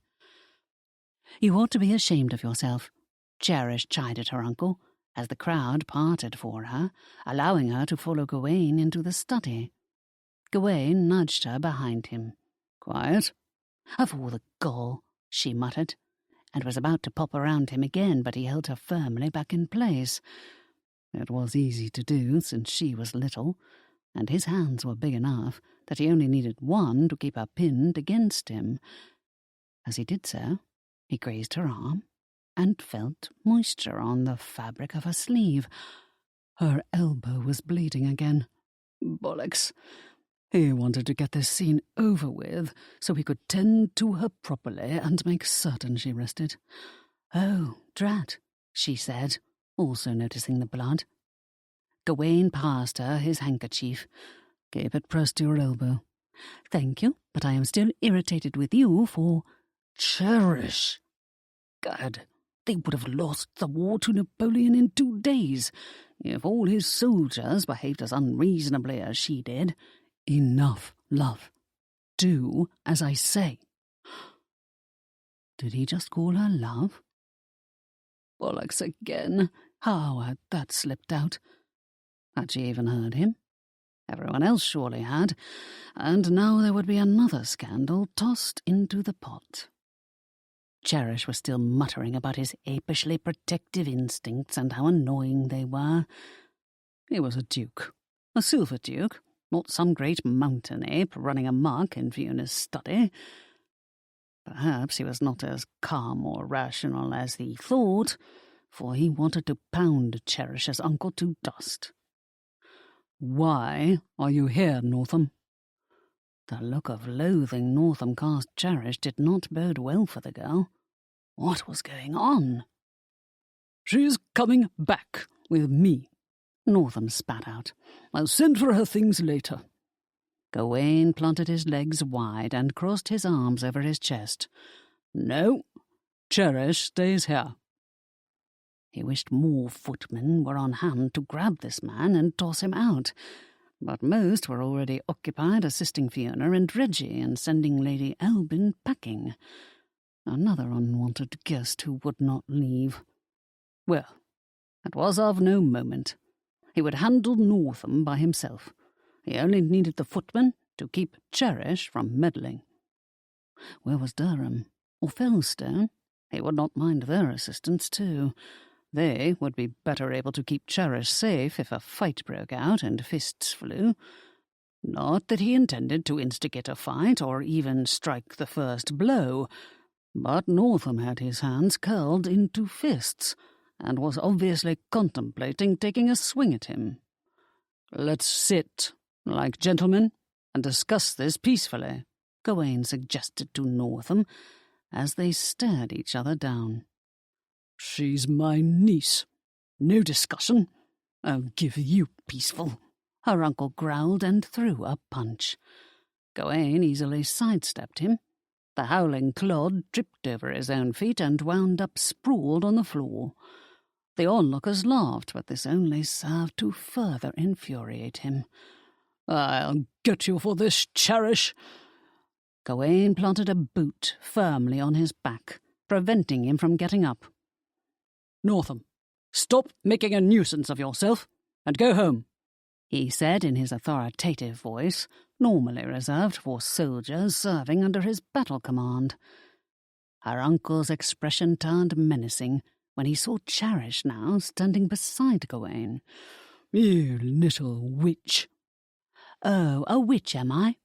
Put a hand on me, and I will come at you with my broomstick, you odious man. I'll turn you into a newt, and your odious wife into mare's sweat. How dare you threaten me?" Gawain sighed. Was no one capable of behaving? "Indeed, Northam, that is no way to speak to a lady. Apologize to your niece, or I will not let you up." Her uncle began to curse at him instead. Was the man daft, speaking so disrespectfully to him or his niece? But he was obviously a low creature, not the sort anyone of stature would ever allow into their drawing-room. "You have embarrassed your niece enough. Since you refuse to behave like a gentleman, you and I shall step outside and deal with each other accordingly."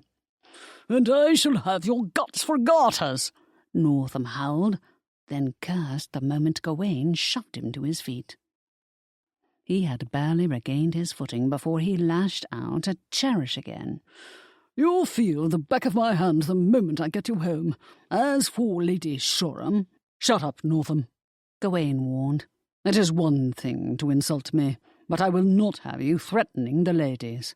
"That's right," Cherish said, also determined to come to the defence of Fiona. "Lady Shoreham is blameless. I alone defied you, and I shall do it again and again. You have no hold over me." To Gawaine's dismay, more onlookers had gathered in the entry hall. They ambled in from all over the house, some from the dining room, some still in their bedclothes, having just come out of their bedchambers, all of them eager to witness the scene unfolding. Adding to Gawaine's irritation was the presence of his one-time love, Lady Albin. Had she not been put in a carriage and driven off yet? Blessed saints, would this woman never leave? She stood before him with a condescending smirk on her face. "What a happy little scene," she tossed out with a bitter laugh. None of Fiona's other guests were laughing now, for they understood the seriousness of Cherish's situation. He spared a glance at Cherish, who was still steaming over her uncle's behaviour, and probably had not heard Lady Albin's snide remark, because she was too busy threatening to ram a broomstick up his arse, though she used a more polite word to describe Northam's rear. And now she was threatening to turn him into a turnip and bury him in a turnip patch. "And do not think the Northam Hall servants will ever allow you to beat me or lock me away. They will leap to my defence." Gawaine would talk to her later. He was glad she had the spine to hold her ground with her uncle, and perhaps he had underestimated her resolve, or overestimated the threat behind her uncle's bluster. That Cherish did not appear afraid of his physical threats probably meant he had not struck her before, but that did not mean she was safe from a beating. There was always a first time. Right now, he meant to remain an impenetrable barrier between these two Northams. Why was the vile Earl here?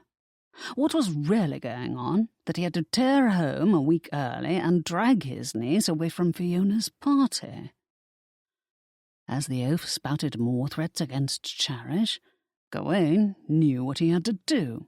She was no prisoner, nor would she ever be any man's drudge. She could not remain under that man's roof a single night longer. Cherish must have decided this same thing, for she took a deep breath and then tried to speak over her uncle's ranting. "Stop shouting at me. You can scream until you are blue in the face, but I am never going back with you." "Think again, you useless, deceitful chit." "Whatever I must face next, it shall be better than spending another moment under your roof. Get out of this house and never come near me again. The next time you approach me, I shall shoot you." "With what, you stupid girl?" "With the weapon I shall personally hand her," Gawaine said, seriously tempted to withdraw his pistol at this very moment and aim it at Northam's gut. But he did not wish to escalate this matter, so he made no move to reach into the boot where he kept the weapon holstered. "You heard the lady. She told you to get out. If you refuse, I will toss you out myself."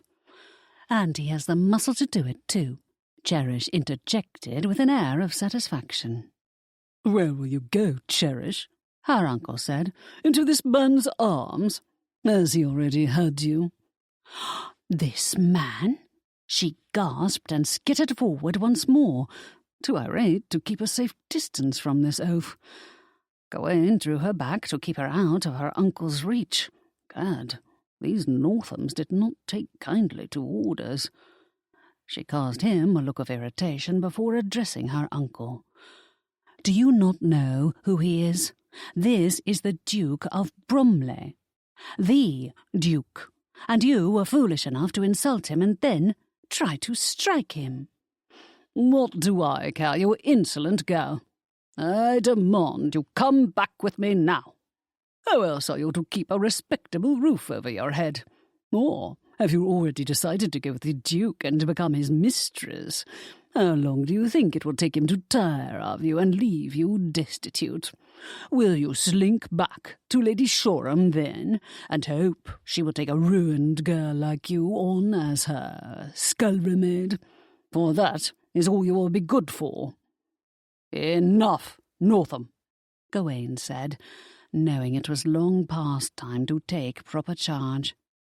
He ought to have hauled the bounder out immediately and kicked him into the mud. But Cherish had needed to confront him, as misguided as her reasoning was. Well, she had told him off sufficiently, and nothing more needed to be said. He stared down the unpleasant man. "You have now insulted your niece, Lady Shoreham, and myself. It is time for you to go. Lady Cherish will not be returning with you, just so we are clear about this." "Then I shall be clear about my position as well. If she defies me, I shall not allow her back into my home to retrieve any of her belongings, not even a single stitch of clothing. What do you say to that?" "Lady Shoreham will help her out with any clothes she needs. So will I, if it becomes necessary. It is pocket change to me." Cherish frowned at him. He ignored her. He knew she had pride and would not sponge off her best friend, beyond accepting a gown or two, but that was irrelevant at the moment. Nor would she take so much as a halfpenny from him, also irrelevant at the moment. He meant to marry her and make her his duchess. She tipped her chin in the air. "I shall find myself a respectable position as companion or governess. I am not afraid to work, nor am I so deluded as to believe his Grace will rush forward and offer something beyond a new wardrobe, which I will refuse from him because it is unseemly for a bachelor to offer such things to me. He is a silver duke. They do not marry." Gawain frowned. "Cherish?" "Please, your Grace, I know you cannot offer me anything more. I will manage on my own." It tore at him that she dared not count on him beyond an insignificant wardrobe. Did she think he would simply abandon her? Blessed saints, he wanted her in his life forever. She was nothing like Lady Albin. That woman was maliciously smug and enjoying Cherish's downfall. Reggie stepped forward. "I could marry you, Cherish."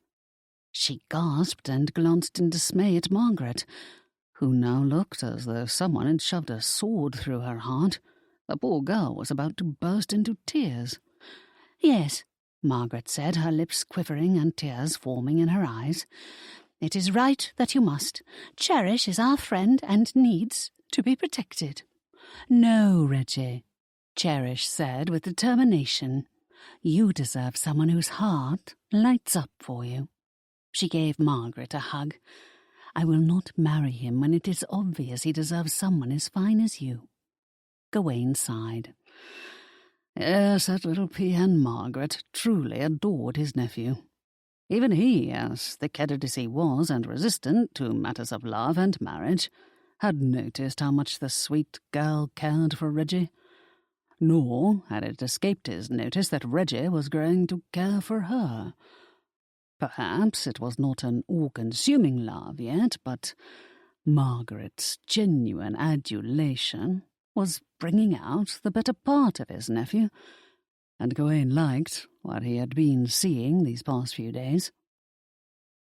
To his dismay, Philstone stepped forward next. "Lady Cherish?" "Oh, no, you too." She shook her head with vehemence, then winced and put a hand to her temple. "You cannot want me when you have no idea what sort of dowry I will bring to our marriage, or whether my toad of an uncle will ever release it without a legal battle. And honestly, do you really want to be connected in any way to him and his equally wretched wife?" Philstone grimaced and stepped back into the crowd. Gawain knew Philstone was not a bad sort, but he was in need of a wife with substantial funds, and could not afford the luxury of falling in love with someone who might turn out to be poor. Lord Northam's mouth curled into an ugly sneer.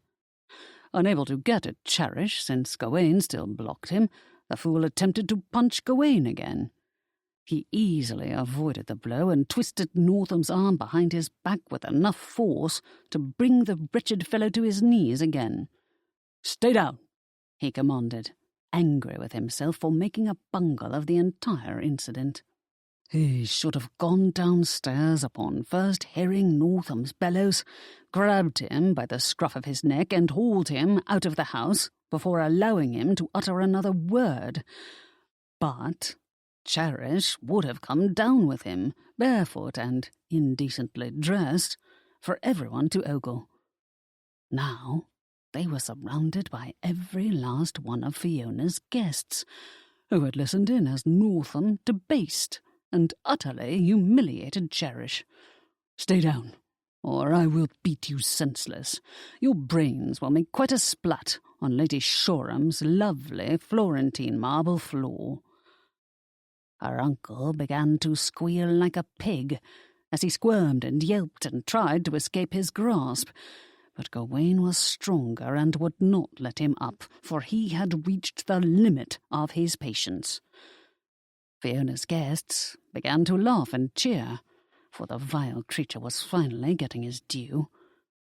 But Cherish was not laughing.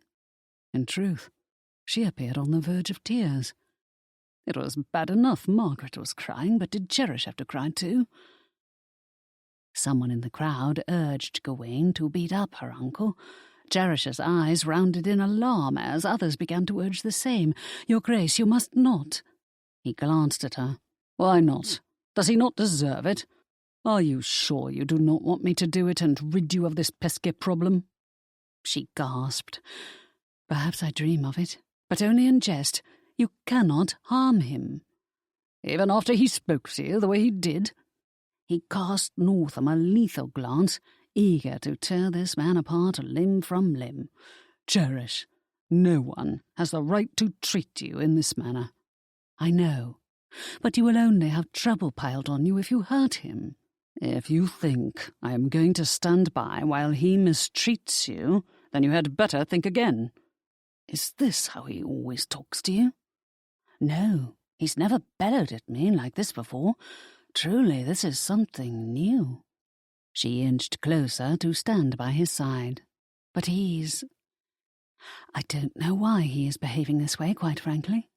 One would think he was afraid to have me leave him, but I assure you he and his wife would not care if I dropped dead in front of them tomorrow." "But they would care if you married tomorrow. Is that not so, Northam? I saw how you blanched when my nephew and Lord Felstone stepped forward." Her uncle attempted to grab her again, but Gawain still had him pinned and merely jerked on his arm to keep him down. He then ordered Fiona's footmen to take him and hold him, which they did with renewed zeal. "Northam, Lady Cherish is no longer yours. You are never to touch her or come near her without her permission, or you shall find yourself dealing with me." "Who are you to stop me?" her uncle hissed. "I am her guardian." "And I am Bromley. Bromley!" Gawain said in a roar, as though his name alone could send a shiver through the loathsome man. "You shall never have her," he hissed again. "I will never give my consent to a marriage." Cherish laughed. "He is a silver duke. They do not marry." "First of all," Gawain said, barely containing his rage, which was mostly directed at himself for having everyone believe he was cold as ice and his heart could never thaw to accept another person into his life, "she is beyond the age of consent, and free to marry whomever she wishes. Second, I do not need your consent to question your solicitor about the old Earl's bequests to his daughter. In fact, I shall order an accounting done this very day on her behalf." "You have no right." "How much did you pay his solicitor to collude with you in cheating your niece? You do not fool me for a moment, Northam. I know what you are doing to her, as does she. The difference is that she is powerless against you, but I am not. You shall not get away with stealing her inheritance. You cannot threaten me. I am her guardian. You are nobody to her. I shall bring you up on charges in the House of Lords. Cherish, please, let my uncle beat him unconscious, Reggie called out. I'll assist, Fiona added. Durham, Felstone, and several other guests insisted on joining in. Cherish's uncle turned his rage on all around them. You shall all be brought upon charges if you dare set a hand on me. Enough of this farce, Gawain said, the glint in his eyes now revealing the depth of his own fury. I assure you, Lord Northam, your actions today will reach royal ears. When I am through with you, you will be on your knees, grovelling at my feet and begging for mercy. You are bluffing. I never bluff. He turned back to Cherish. Tell me what the Northam staff ought to pack for you. Reggie, Durham, and I will ride over with your uncle to see that it is properly done. And I believe there is jewellery of yours he and his wife have taken. Write down which pieces, and I shall personally take them into my custody. By this time, most of the house-party guests were making quiet bets among themselves as to what was going to happen next. Would Gawain punch her uncle? Would her uncle attempt to punch Gawain again? Would Cherish leave with her uncle? The one thing not wagered on was whether Gawain would marry her. It was not in consideration, of course, as everyone was eager to point out. He was a silver duke, and marriage was out of the question. And why would Cherish think any differently?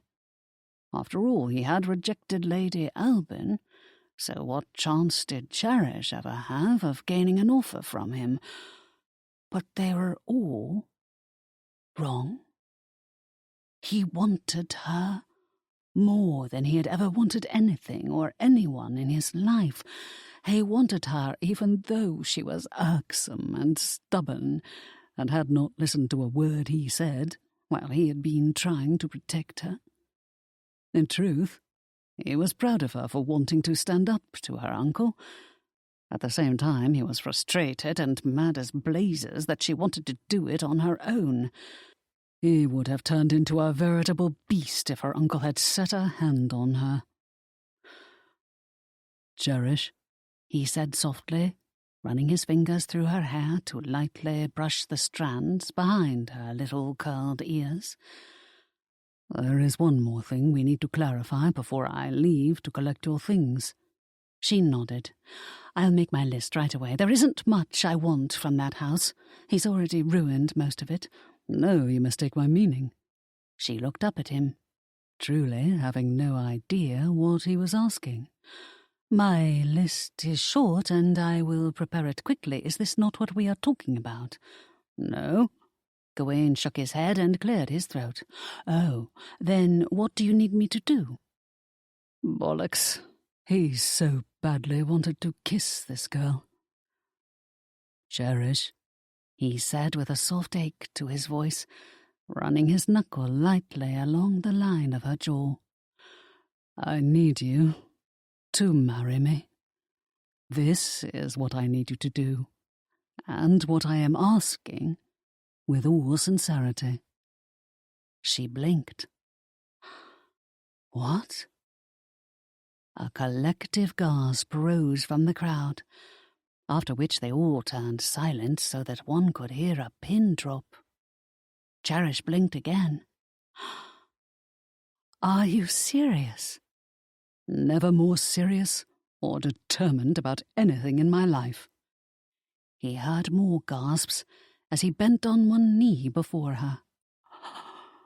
Oh, dear heaven, she said in a whisper.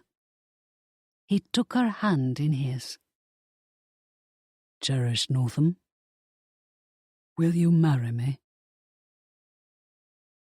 Chapter 13. Gawain rose and held his breath while awaiting Cherish's answer. although he knew she was going to accept. She loved him and had already told him so, and he surely had to be in love with her, if her irritating insistence on facing her uncle had only made him more determined to protect her. Indeed, it seemed everyone was holding their breath while awaiting her answer, even her toad of an uncle, whose face had gone from apoplectic purple to ashen grey. Ah, yes. This confirmed to Gawain the man had been stealing from his niece and was now about to be found out. Not only found out, but about to face the wrath of a silver duke who would soon be married to his niece. Stupidly, if Northam had simply left matters alone and allowed Cherish to remain at the party, Gawain might not have been pushed to propose. No, that was not quite right. He might not have been pushed to propose at this very moment, but his heart had known Cherish was the one for him the moment he set eyes on her. He had been too stubborn to acknowledge it, and instead continued the farce of matching her to his nephew, when all along he knew he could never let this precious girl belong to anyone but him. Well, they belonged to each other now. They both knew it and felt it, only he had been an idiot to resist the obvious. Cherish? Why was she taking so long to accept him? Did she need reminding that marriage to him would make her a duchess and untouchable by her uncle? He also suspected that an accounting would reveal she had independent means, perhaps was even an heiress. He could not imagine her loving father ever purposely leaving her destitute. Of course he could not pass on the entailed properties to her, but there had to be sufficient assets outside of the entailment that would have been left in trust for her. Not that Gawain cared what she brought into their marriage, beyond herself, but he was not about to let anyone steal what was rightfully hers. "Do you remember the question?" He arched an eyebrow and grinned, for she looked deliciously bemused, and he did not want her thinking he was in jest. She let out a breath and smiled up at him. "My head is still a bit foggy, but I do remember the question. It is not something I ever expected to hear from you." He nodded. "I know. I'm sorry I ever left you in doubt." "Oh, do not keep him waiting," Margaret said with an impatient squeal. "Cherish, you must tell him what is in your heart." "He knows it already, Margaret." But Cherish nodded. "Your Grace, there is no one for me but you, for it is you that I love. Not your title nor your wealth, just you. I shall be delighted to be your wife." Cheers broke out all around them, and cheering loudest were Fiona, Reggie, and Margaret, who was hopping up and down and clapping. "I knew it. It had to be love, for you are the kindest and loveliest person, Cherish. I am so happy for you." "Thank you, Margaret." Cherish gave the girl another heartfelt hug. "Do I get one too?" Gawain asked, his chuckle deep and resonant. She nodded and rushed into his outstretched arms.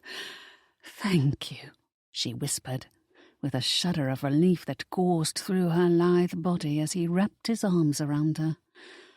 "We shall work it out later." Work out? What? Did she believe he was merely pretending? That it was only a ruse to protect her from her uncle, and he would beg out once the danger to her had passed? He intended to disabuse her of the notion as soon as they had a quiet moment. "This calls for champagne." Fiona pushed forward to hug him. "Smartest thing you've done in your life, Gawain." Lady Albin stormed off. Reggie cast him a knowing look, for he had been the one to insist Lady Albin would never give up on him until he married. Gawain was relieved to be done with her. But he felt no joy in seeing her brought down. For all her faults, they had a history, and he did not wish her ill. She had gone off in a huff, but he'd seen into her heart for just a moment, and she had looked defeated as well as angry. What was going on with her? He might have helped her out had she told him the truth instead of resorting to mean tricks and selfish ploys. Perhaps he would seek her out at some point over the next few days to question her before she returned to London. But his priority was now Cherish. After all, it was not as though his proposing to Cherish had shattered his former beloved soul. If she felt devastated, it was only because she had failed in her objective. Whatever that objective was, it had nothing to do with losing him. But that glimpse of her with her defences down concerned him. However, his greatest worry was for Cherish, since she would remain vulnerable until he married her. Her uncle was standing quietly for the moment, no doubt thinking hard about how to thwart Gawain, but it was never going to happen. He meant to obtain the license this very day and marry Cherish tomorrow morning. He turned to Cherish, who appeared quite pensive, and placed a hand gently on her shoulder. "Having second thoughts already?" She looked up at him, her eyes dancing with mirth. "Not about you. I have done nothing but dream of you since the moment we met. I am so filled with happiness my heart is about to burst. But did you see that look on Lady Albin's face as she ran off just now?" "You noticed?" She nodded. "Do not be fooled by her, Cherish. She never loved me. However, I sense she is in serious trouble. I wish she had confided the problem to me. I would have helped." He shook his head and sighed. "You are the immediate concern, and I mean to fix your situation as soon as possible." Her smile slipped a little. "Is this why you proposed to me? Out of a sense of duty to protect me?" "No, Cherish, I'm sorry. That did not sound very romantic, did it? Let me get rid of your uncle first, and then I shall do better." Everyone marched into the dining room as Fiona's footman set out the glasses filled with champagne atop the buffet. Northam refused to raise a glass in toast. Gawain ordered him carted outside and held by two of Fiona's burliest footmen.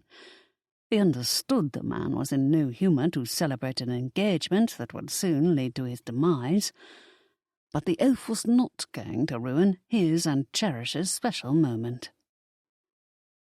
Gawain waited until her uncle was hauled off. Only then did he turn to Cherish. Her eyes sparkled as she took a sip of champagne, and she looked lighter and more carefree than he had ever seen her. Not that he had seen much of her, for they had only met a few days ago. This fact ought to have frightened him, but it did not. As foolish as it seemed, his heart had recognized her importance at once. In that moment, all his impenetrable walls had come down for her. He joined in the cheering when several guests offered up a toast to their happiness. Reggie's turn came, and the boy had a wicked smirk. "The tables are turned, Uncle." Gawain grinned at his nephew. "Watch what you say, Reggie, and lose this precious opportunity, not on your life." Reggie downed his champagne and then held out his glass for another serving. "You see, my friends, this Silver Duke came to Shoreham Manor, determined to have me betrothed to a young woman of his choosing. That young woman was Lady Cherish. But it seems his plans went awry because she stole his heart instead of mine." A collective chuckle ran through the crowd. Reggie raised his glass again. "I wish you every happiness, Uncle Gawain. I know you shall have it with Cherish, for you chose wisely, even if it was unexpectedly for yourself." Gawain allowed a few more toasts and a few more jests, but put an end to this distraction as the well-wishers got bawdier. "Reggie, Durham, I think it is time for us to escort Lord Northam home." The two set aside their glasses and marched Cherish's uncle to the stable to retrieve their horses. Before following them, Gawain planted a kiss on Cherish's forehead. "I will see you later." "Oh, but my list. Well, it does not matter. Take anything you find in my bedchamber. I do not care about anything else." "Not even the sentimental pieces of jewellery?" She shook her head. "No, the cameo brooch you gave me is more than enough, and I will treasure it always. I do not want anything Lord Northam and his wife have touched." "All right," he said, pleased that she thought so highly of the brooch he had bought her the other day. But this was among the reasons he had fallen in love with her, for her sense of what was valuable and what was not. Well, he'd loved everything about her from the moment they met. Perhaps this explained why he had yet to be hit by a sense of dread at the prospect of marrying Cherish. What would his fellow Silver Duke say to this surprising turn of events? He would see them soon enough and find out, although he was sorry indeed they would not be here for the wedding. He, Linton, and Camborne had been friends a long time, and close as any brothers. He knew they would wish him well, but not before giving him a hard time for breaking their bachelor bonds. However, he would wish them the same good fortune, were they ever to find their right match. It did not take him, Reggie, and Durham long to ride over to Northam Hall along with a wagon in which to load Cherish's belongings. He doubted she would have much, since her uncle had been going out of his way to deprive her of all the trappings of her status ever since he took over responsibility for her. Cherish had not cared about these slights nearly as much as she ought to have done. It was simply not in her nature to take offence or hold grudges. However, Gawain was not nearly as nice as she was, and felt nothing but outrage on her behalf. He was not about to let her uncle's cruel attempts to deprive her of her dignity and worth go unpunished. As for that punishment, he would take his cues from Cherish, for he did not wish to overset her. Still, he would go after that oath, even if it was not done as thoroughly as he truly wished. He understood that Northam was her only family, and Gawain had to respect her feelings, even if he considered her too soft-hearted. He would not be happy, but Cherish's happiness was more important. He smiled, thinking of her. Despite her quiet manner, there was an air of confidence about her, a spirit that her uncle had not been able to destroy. She had a sweet nature, but was no little mouse to be pushed around. He liked that unmistakable confidence in herself. As irritated as he was with her lack of fear for her own safety, he was also greatly relieved to see this spark of determination shine from within her. Her uncle looked sallow and deflated as they rode to Northam Hall, obviously contemplating his mistake in coming after his niece and dreading what would transpire next. Good. It was time the tables were turned, and this man paid for his wrongdoing. Gawain had met the Northam Hall butler and several others on the Northam staff when he stopped in the other day. "Good morning, Potter. We have come for Lady Cherish's belongings." The man's eyes rounded in surprise, but he hesitated not a moment before nodding. "At once, Your Grace." Lord Northam was not pleased by his own head butler's compliance.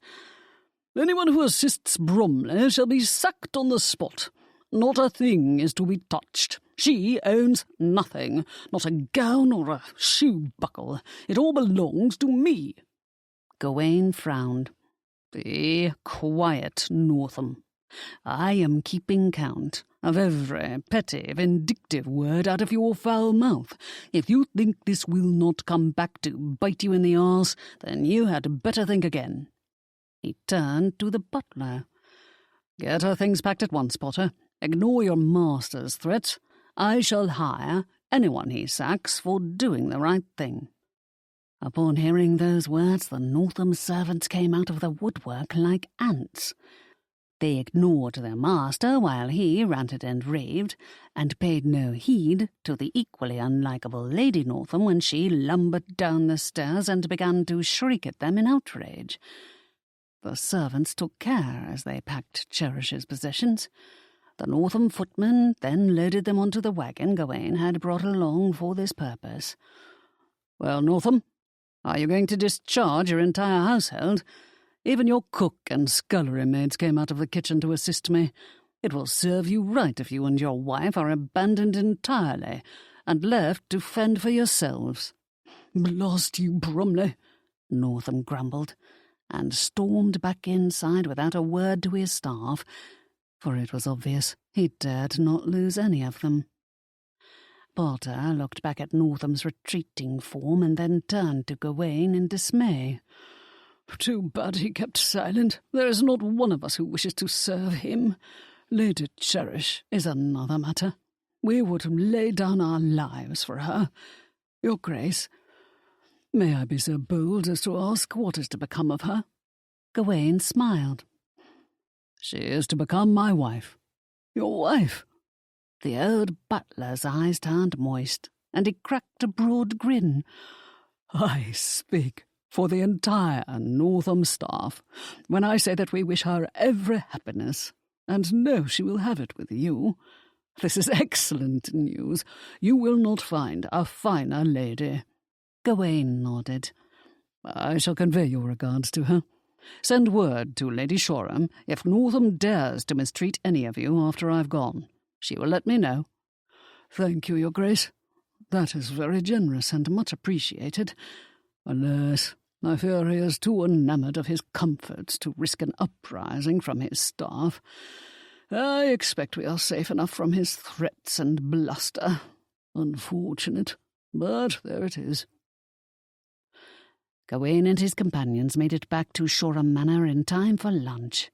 He was ravenous, but had to attend to a delicate matter with Cherish first.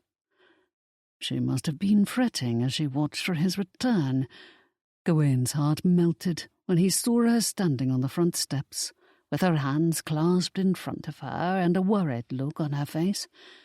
He noticed that she had changed out of her gown into a fresh one, for there was no bloodstain on the sleeve. Good, for that scrape had concerned him. He thoroughly cleansed it, but did not like that it had bled again during her confrontation with Northam. She lit up upon noticing his smile of conquest. He pointed to the wagon, which was filled with her belongings.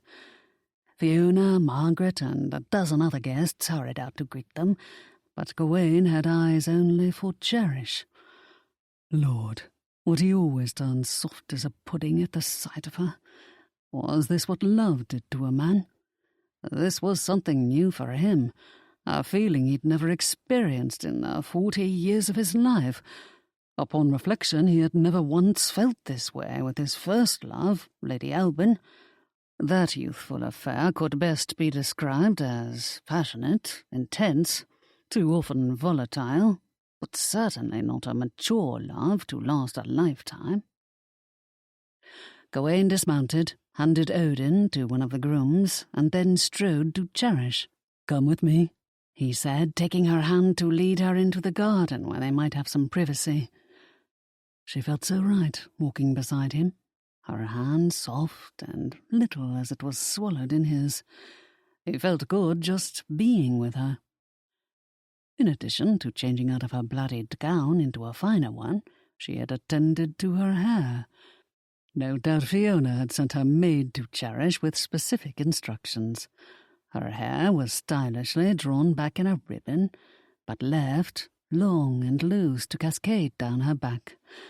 Not at all proper for going about London, but perfect for a country house party. Especially practical, if he wished to untie the ribbon and slide his hands through those silken strands as he kissed her. Yes, Fiona was sharp and did not miss a trick. Cherish looked beautiful, and suitably prepared for that first kiss he now intended to give her. "Did my uncle cause any further trouble?"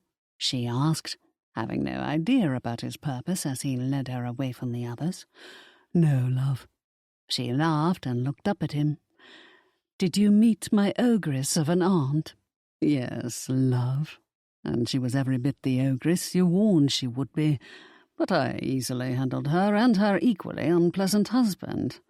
"I knew you would. You are simply marvellous." She cast him a breathtaking smile. "Did she attempt to give you trouble?" "Of course, but her own staff quickly shut her up. They did the same to her husband, too." "Truly? Oh, dear old Potter. I'm sure he led the way. What did he say to them?"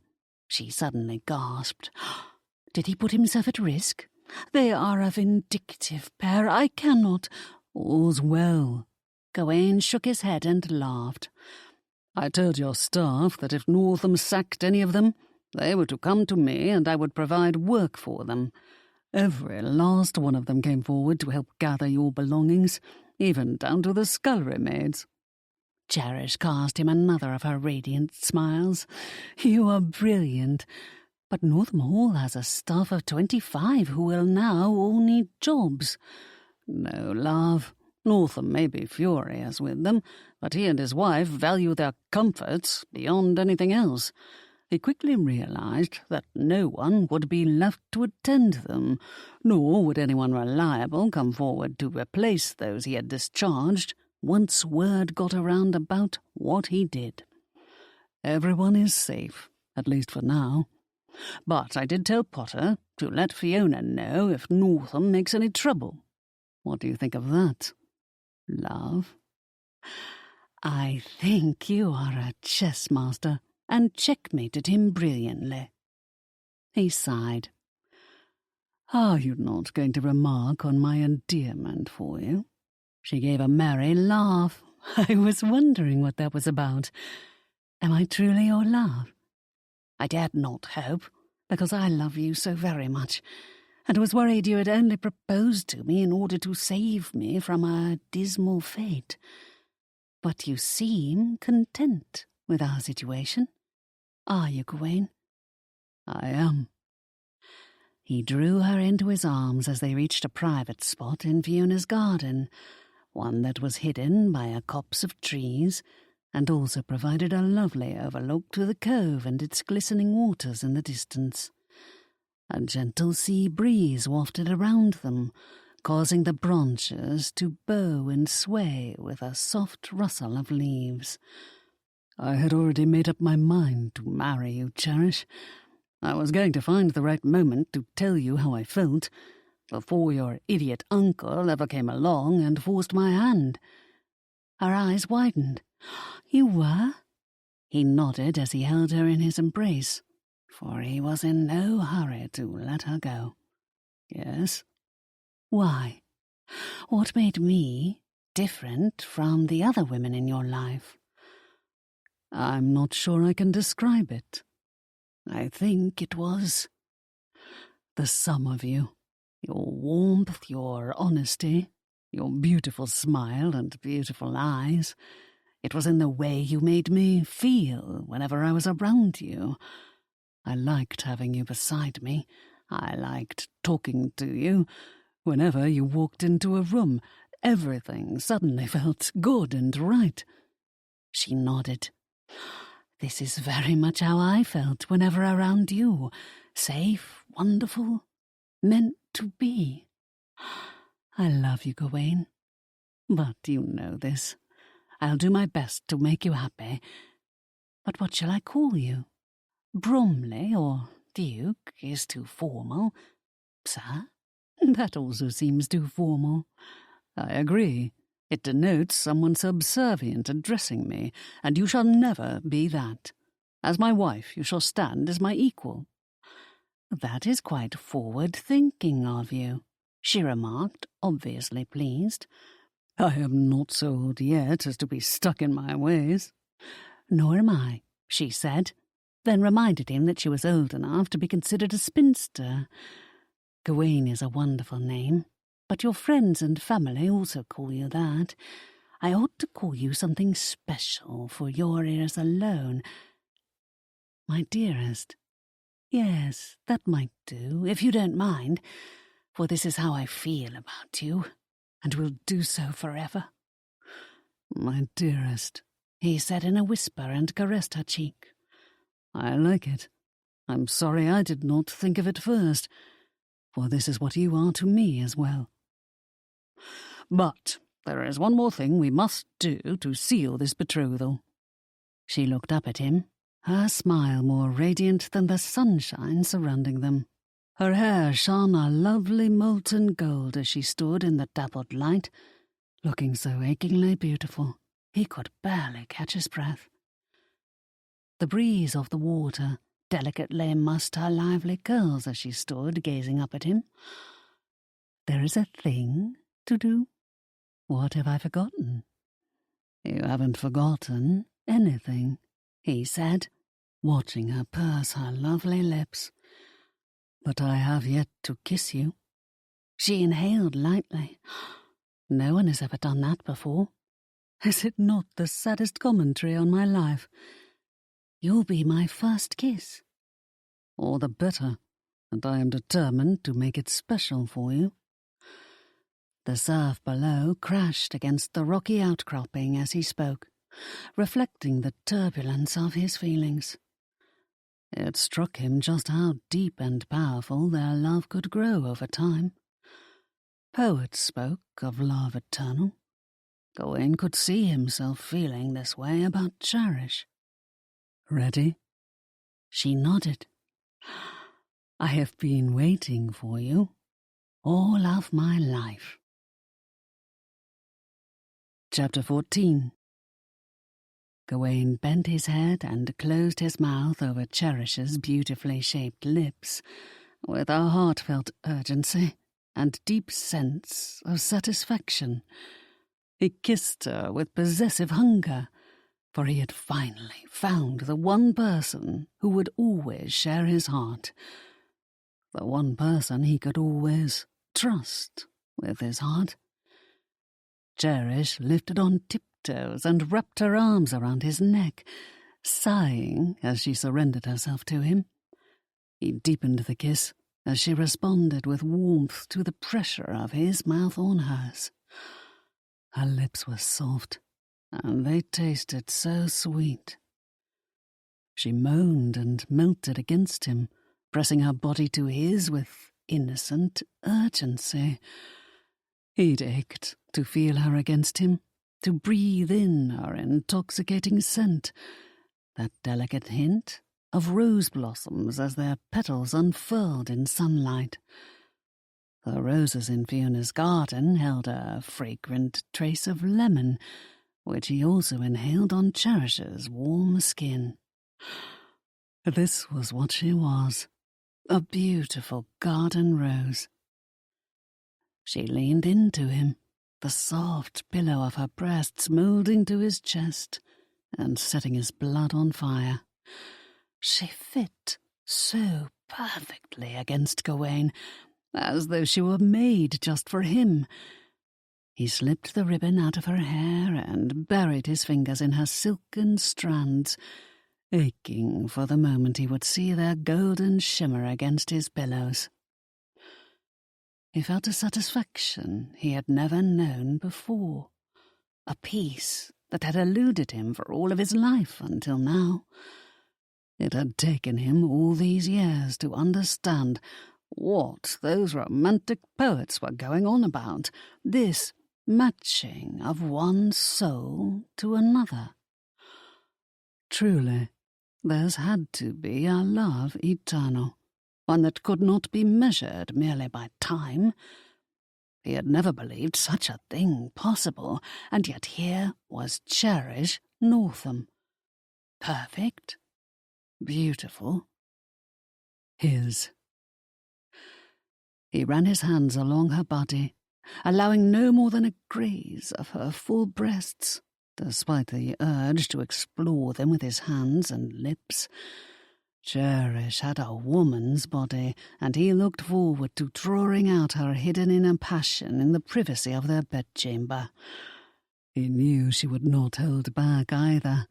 She was inexperienced, but also a woman, full-grown and ready to be a wife. He could tell by the way she held on to him and arched against him that she was eager to embark on this journey of intimate discovery. He hadn't a doubt they would suit each other in bed as well as in life. One more night, and he would claim her for his own.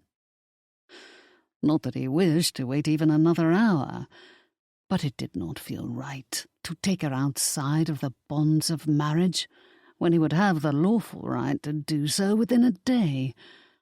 Although she was not resisting his advances, he gently broke off their kiss when he heard others approaching. He wanted to do more than run his hands over the curves of her body, but an innocent first kiss would have to be enough for now. He had a marriage license to obtain still. "This is what I hope for us, Cherish," he said, his voice rasping as he ended the kiss. "To live truly as husband and wife." She nodded. "Perhaps in time, a love match for us both. I know my feelings for you run deeper than those you have for me." He should have denied it, for he had known he was going to marry her from the moment they first met. It was sheer stubbornness on his part that delayed his admitting the inevitable. Well, it was also the brevity of their acquaintance. Even though he felt as though they had known each other all of their lives, in fact, it had only been a few days. What duke in his right mind would ever propose on such short acquaintance? Perhaps it helped that Fiona knew her so well, and liked her as well as she would a sister. Indeed, Cherish fit in splendidly with his family. A smile shone in her eyes, revealing she was well pleased by their first kiss. "This has been quite a day, but all worth it for this happy end. I hope you shall kiss me often. This first was very nice." She had a way of looking at him that lightened his heart. He grinned, for he was quite willing to accommodate her request.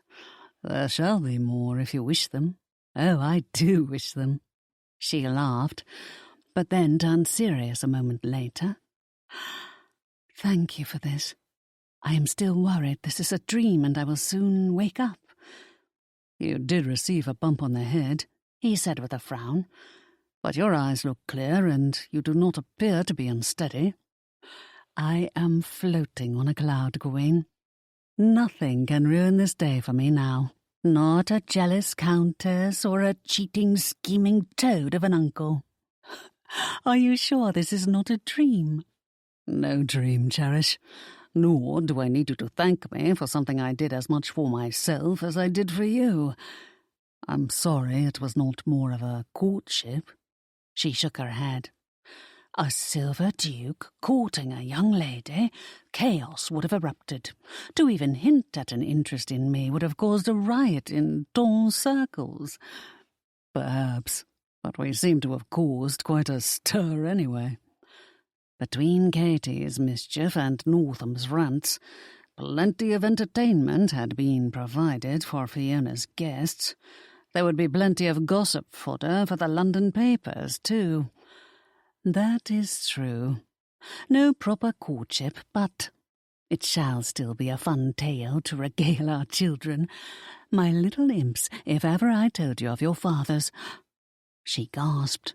"Oh, but you do not wish to have children. I did not mean—" He took her hands in his.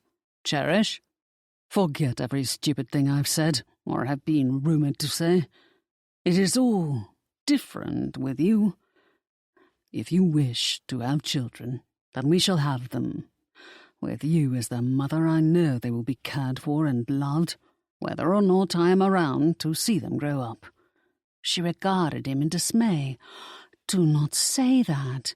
You must be with me into our dotage." "I hope to be," he assured her. "for I am not keen to depart this world so soon, especially while you are in it. But, you know, our lives will not necessarily turn out as we hope. Things happen. Whether I live or die is not in my control. So, let us take one day at a time and be grateful for every moment we have together." "All right. But I will not let you go without a fight," she said, closing her eyes and leaning into him as he dipped his head to hers for another kiss. This one scorching and ravenous, for he wanted her to feel the heat between them and know he was going to bring out all her fiery passion in their marriage bed. She sighed when he eased his lips off hers. "You taste as sweet as honeysuckle," he said. She nestled in his arms, each of them content as they stood beneath the summer sun and soaked in the warmth of their future life together. Most of the guests had gathered in the dining room by the time they made their way back to Fiona's house. They entered through the parlour only to encounter Fiona, Reggie, and Margaret waiting for them. Fiona smiled. "I knew he would kiss you. I hope you liked it." "Oh, dear heaven," Cherish muttered as a blush crawled up her neck and into her cheeks. "Am I that obvious?" Gawain merely arched an eyebrow. He loved his cousin, but she could be irritating at times. "I cannot wait to be kissed." Margaret sighed and set her gaze on Reggie, who grinned at her wickedly.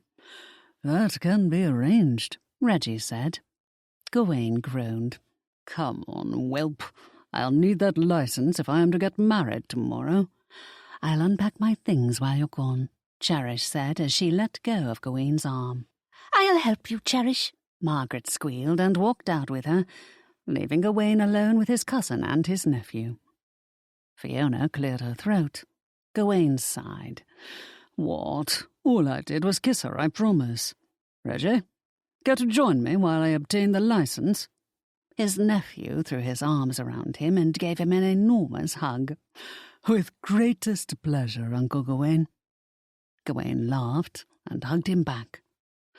"Will you not join us for a meal first?" Fiona asked. "Or I can have my cook pack up something for you." Gawain shook his head. "Reggie and I will grab a bite in town. I want that license. I mean to marry Cherish at the parish church tomorrow morning. Would you mind turning tomorrow's breakfast into a wedding breakfast? I know it is very short notice, Fiona, but I dare not put this off for even a day. I don't trust Northam." "It is disheartening. How many bad men like him exist," Reggie muttered. Gawain nodded. "Which is why it is important that good men always step forward to counter them. I'm glad you are marrying Cherish, Uncle Gawain." Fiona nodded. "I have already put my kitchen staff to the task. After all my meddling and plotting to put you two together, did you even need to ask?" Chapter 15. The parlour games were quite merry that night, but Fiona was still bent on torturing Gawain by pairing him with the worst teammates. Lord Pershing was still drunk, still useless, and still on his team. Sweet Margaret was newly added to his team in place of Lady Eugenia, who had set her cap for Felstone and manoeuvred to be on his team. Gawain did not mind, for Felstone was a decent chap and in need of an heiress. Lady Eugenia was certainly that, and would bring quite a fortune to their marriage, assuming Felstone married her. She was still a peahen, with not a brain cell to be found between her ears. Margaret was different, he was coming to realize. The girl was not dim-witted at all, just held back by her family when it came to education. What the girl lacked in knowledge she made up for in enthusiasm, She might come around and turn out to be quite clever, once Cherish and Fiona tutored her. Lady Yvonne had also been placed on his team once more. She was another one with not much brain matter between her ears, so he knew their team would finish last in every game. Fiona had fixed her team with the best players, so it came as no surprise when hers won every round. She had selected Cherish, Reggie, and Durham. They were easily the smartest competitors. Charades was a disaster. This time Gawain did not mind. Margaret was giving the clues for his team. Gawain could not make heads or tails of what she was trying to convey. "Dear heaven," he muttered. "Is it even an English word?" Cherish was seated beside him and trying her best not to laugh. He loved her smile, and loved how kindly she treated Margaret, who really was still a little peahen and clueless, but had a good heart. Margaret was spinning in a circle and patting her back. "Time's up," Fiona said. "What was your phrase, Margaret?" "Shark fin soup?" "Huh?" "I was pointing to a fin on my back," she explained proudly. "A shark fin." "Ah, well done," Reggie said, casting her a besotted smile. "That was very clever of you." She sparkled like a little star. "Thank you, Lord Burton. That is very kind of you to say, but I think it wasn't really very clever because no one on my team guessed it." "They were not paying close enough attention. I would have guessed it," Reggie assured her. Gawain sighed. He was getting married tomorrow, but would wager his estate that it would be Reggie's turn before the year was out. He would approve, of course. Cherish liked the girl and thought she was a good influence on Reggie.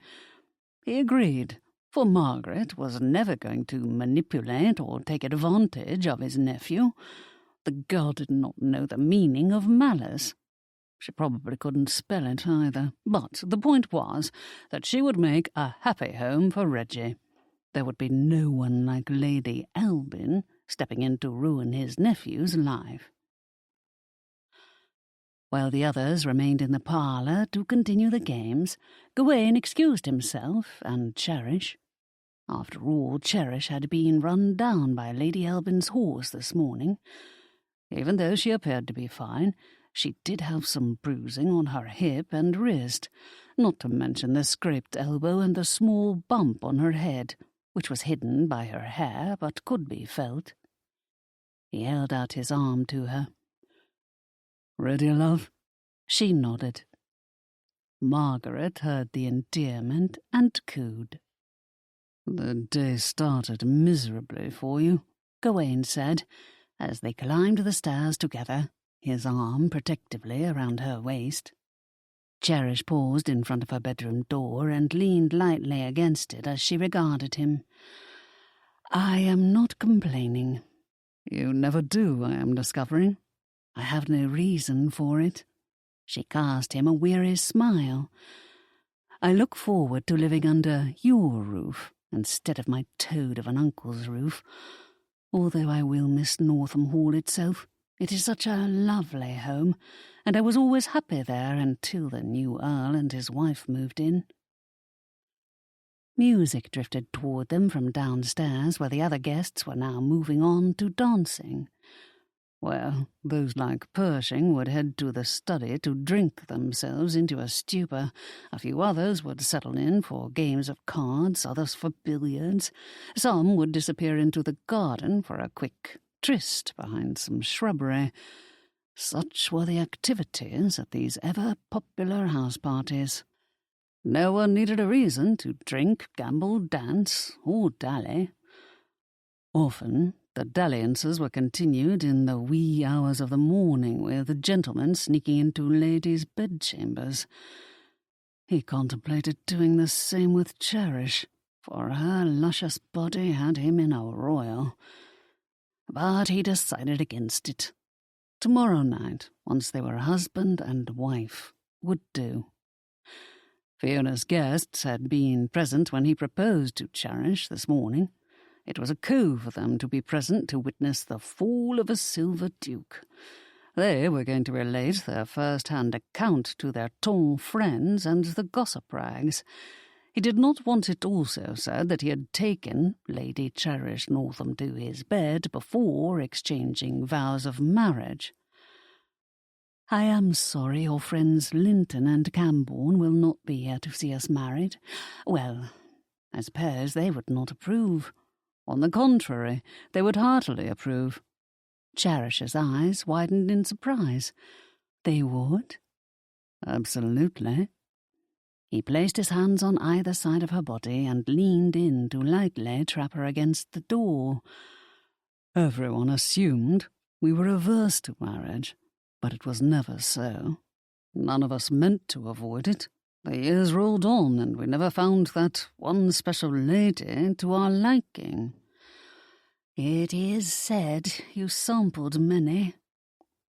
An exaggeration, Cherish. Women tossed themselves at us, and on occasion we were receptive to their advances. Never anything serious. He gave her a rakish grin. Occasionally depraved. Gawain. Teasing you, love. We were fairly tame by Raquel's standards. That's all it ever was. But now I have found you. And you are the wife I want.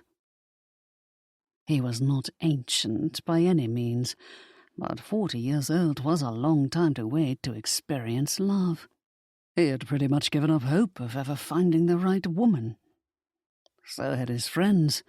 Linton had been married, but the union between him and his late wife was by no means a love match. They had barely spoken to each other, although she had done her duty and given him children. In some ways, Linton was the most cynical of the Silver Dukes, and most reluctant ever to marry again because his first experience had been such a disappointment. However, Gawain truly wished the same happiness he had found with Cherish for them both. Cherish cast him that magical smile of hers as she looked up at him. Reggie seems quite taken with Margaret. I wonder if Fiona would ever consider remarrying. She had a good marriage with Albert, but he did not leave her breathless. Well, he was no Silver Duke. Should I allow you to come into my bedchamber? After all, you have the marriage license, and we are to be wed first thing tomorrow. He dropped his hands to his sides and studied the soft angles of her face. Don't tempt me with your big brandy eyes. No, we've given everyone enough fodder for gossip. I am sorry for those two. He furrowed his brow. Who? My friends? No, my uncle and Lady Albin.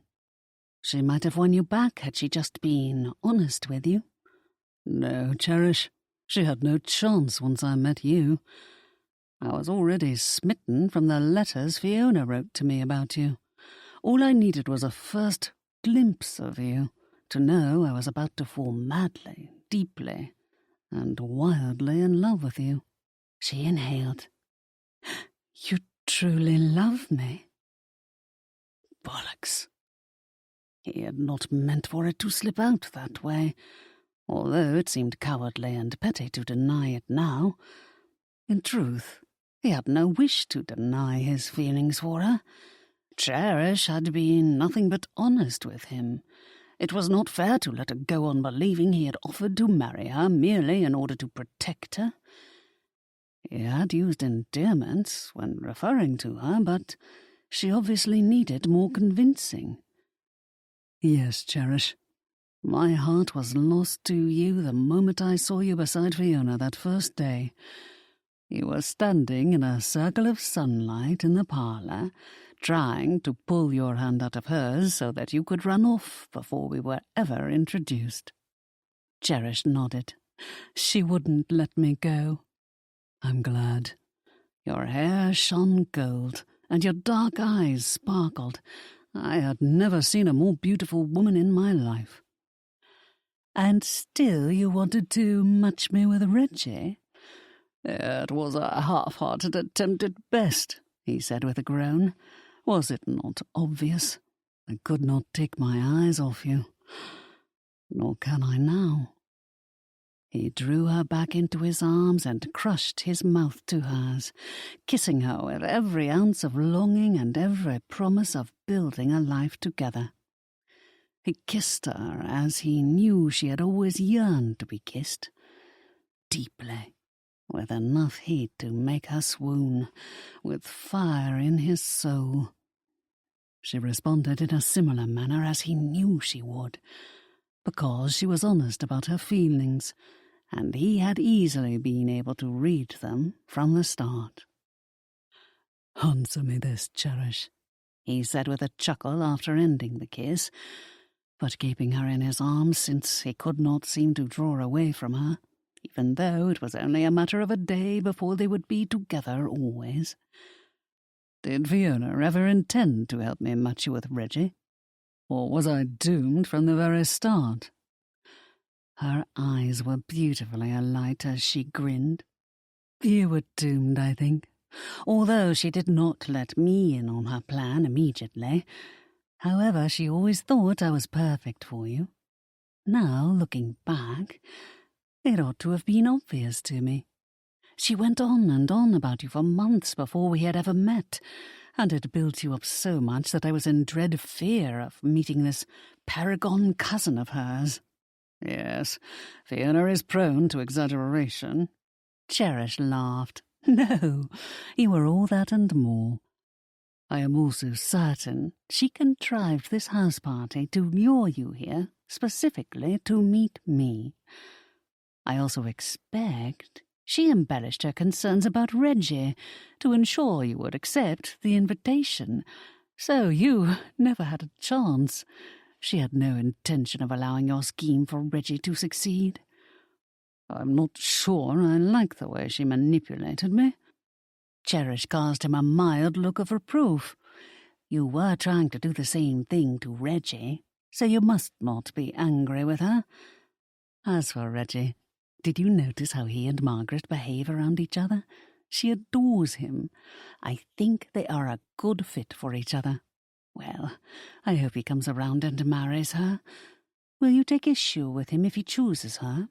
"No, I will give my consent." "Thank you," she sighed. "That is a relief." "Why do you think I would give him a hard time if he chose her? I may be dense for myself, but I am fairly clear-sighted when it comes to others. Yes, I would prefer if she were a bit more clever, but her heart is good. In her own peahen way, Margaret makes him feel like a hero and brings out his noblest instincts, just as you do for me." He bent his head to kiss her again, covering her mouth with a soft but possessive kiss. "I had better leave you now, or I will not have the strength to leave you at all." She looked up at him in that starry-eyed way he was getting to like immensely. It felt good to have a woman look at him in this way, instead of with cold calculation. "Nor shall I encourage you to go." "I'll come in with you, but only to make certain nothing is amiss. Your uncle is now a desperate man, and I dare not leave you unprotected for a single moment. You have posted 2 footmen beneath my window, and another who will be patrolling along the hallway overnight. I think I shall be safe enough." But her smile faded a little.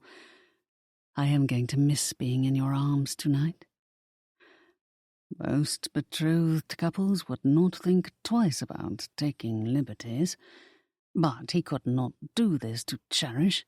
It had all been so rushed. It had all been so surprising. "I think there will be more pleasure in it for you in coming to me for your first time as my wife. However, there is something more we must take care of as soon as we are married." She eyed him quizzically. "What is that?" "A marriage contract drawn up between us." To protect your interests, she nodded. I understand. No, it is quite the opposite. I mean to protect you. We will attend to the formality immediately upon our return to London. I need to make certain you are never left vulnerable to anyone's greed. Do you mean your nephew? Reggie is as honourable as you are. He would never treat me as my uncle has. I was not thinking of Reggie, for I trust him too, he said, musing aloud as he led her into her bedchamber. But there are no guarantees about what may happen in life, and I need to be certain you are left secure. Especially since my father saw fit to leave me with almost nothing, she said with a grunt. You were kinder to me than he was. Cherish, I don't think your father overlooked you. In fact, I think you have an inheritance, perhaps a sizable one, that your uncle has been hiding from you.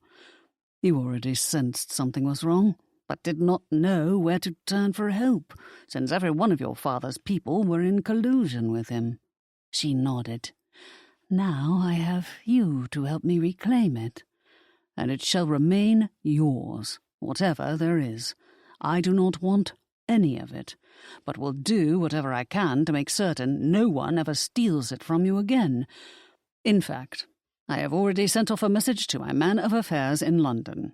I have instructed him to pay a call on your father's solicitor and demand to see documents, for I want all involved to know we are watching them closely and will be coming for them next. His solicitor is a horrid little man, she muttered, giving a nod of approval. That ought to scare him into compliance. But what if it does not? Gawain arched an eyebrow. It will. This is the beauty of the slightly terrifying aura surrounding Linton, Camborne, and myself. No one dares to cross a silver duke. Her eyes shimmered with mirth. Ah, this is the bit of ruthless determination you are hoping to instill in Reggie. Good thing you like me. It is scary how much I like you, he said with a laughing groan. Well, being an old man and having experienced probably too much of life has also given me the confidence to know the right thing when it comes along. This spinster has seen almost nothing of the world, but I also know what feels right, and everything about you felt right from the moment I set eyes on you too. He turned serious for a moment. Despite how confident both of them were of this decision to marry, there were important issues still to be discussed. He was always thorough in his dealings, and during his years in military service had always gone over battle plans in careful detail. With their marriage ceremony mere hours away, should they not have some discussion on the terms? She seemed to know his thoughts and put a finger to his lips. We are both sensible. He shook his head. Quite the opposite. We've led with our hearts since meeting each other. Does it feel odd to you? It does a little to me, she admitted. But whatever problems come up, we shall work them out. For me, there can be no problem too great to solve between us. I do not see how anything can be more important than spending my life with you. He nodded and kissed her on the nose, then took a moment to check her room to make certain nothing was amiss. I'll see you bright and early in the morning. She cast him an endearing smile. Pleasant dreams, Gawain. Same to you, love. Cherish, for all her common sense and shy demeanour, sparkled at the endearment. Yes, they would figure out the living arrangements and sleeping arrangements without difficulty once they settled into married life. Gawain's sleep was calmer than it had been in years, obviously Cherish's influence. He awoke the following morning to an incredibly beautiful day, the sky a deep and striking azure blue. A cool breeze off the misty waters also cooled his skin as it wrapped around his body. He had returned to his bedchamber, now that Lady Albin had vacated it. No doubt Reggie was thrilled to no longer have his ogre uncle sharing his quarters and ensuring he remained celibate. Well, Reggie was not going to stray, since he appeared to have settled on Margaret. Her parents were with her at this party, and no doubt closely watching their precious dove, even if they were not. Margaret was another innocent, like Cherish. Reggie would not visit her and soil her before they were betrothed. Gawain usually took care of grooming and dressing himself, never particularly liking to be fussed over by a valet. But he did not protest when Fiona sent her late husband's valet to him, with the express direction that he look his best for his wedding day. He allowed the valet to take extra care in his grooming. The man checked on his bathwater and also took over the task of shaving him. He made certain Gawain's suit was freshly pressed and in perfect condition, tied his cravat. Dear heaven, Gawain had been doing this for himself since he was the age of 6. The man even measured precisely how much shirt cuff to show beyond the sleeve of his jacket. After what seemed an eternity, Gawain was pronounced ready. He strode down the hall to make certain Cherish was awake and getting ready herself. He needn't have worried about her oversleeping this morning, for the entire household appeared to be up and already stirring like bees about a hive. Fiona's maids looked quite harried as they bustled up and down the hall to attend to everyone who would join them at the parish church within a few hours. Cherish's door was open, and he could hear her chattering with several ladies. But as he was about to stride in, Fiona and Margaret, obviously the lady she had been talking to, came down on him like a pair of shrieking banshees and pushed him away. "Stay out!" they cried, slamming the door in his face. "Blessed saints!" he muttered, and stalked away. So what if he wanted to look in on Cherish? Was it not right that he should see to her care? They would be husband and wife within 2 hours. Would the sky fall in if he happened to catch a glimpse of ankle or a hint of creamy flesh? With a shake of his head, he marched to Reggie's quarters, and was pleased to receive a warmer greeting from his nephew. "Uncle, isn't this a marvellous day for a wedding?" He smiled at the lad. "Yes, Reggie. Are you almost ready?" "Another moment and I'll be done." Reggie's valet was just straightening his cuffs when Gawain strode in. "How is Cherish?" "I'm not sure," Gawain said with a grunt. "I almost had my head lopped off when I tried to see her. Fiona and Margaret are standing guard and allowing no one in. I assume they will have her ready shortly." Reggie had a mirthful gleam in his eye. "I love Fiona, but she can be irritatingly headstrong when it comes to having her way. She was determined to match you with Cherish, so I have no doubt she will get Cherish to the church on time, even if she has to carry her on her back." Gawain grinned. Reggie's gaze turned affectionate.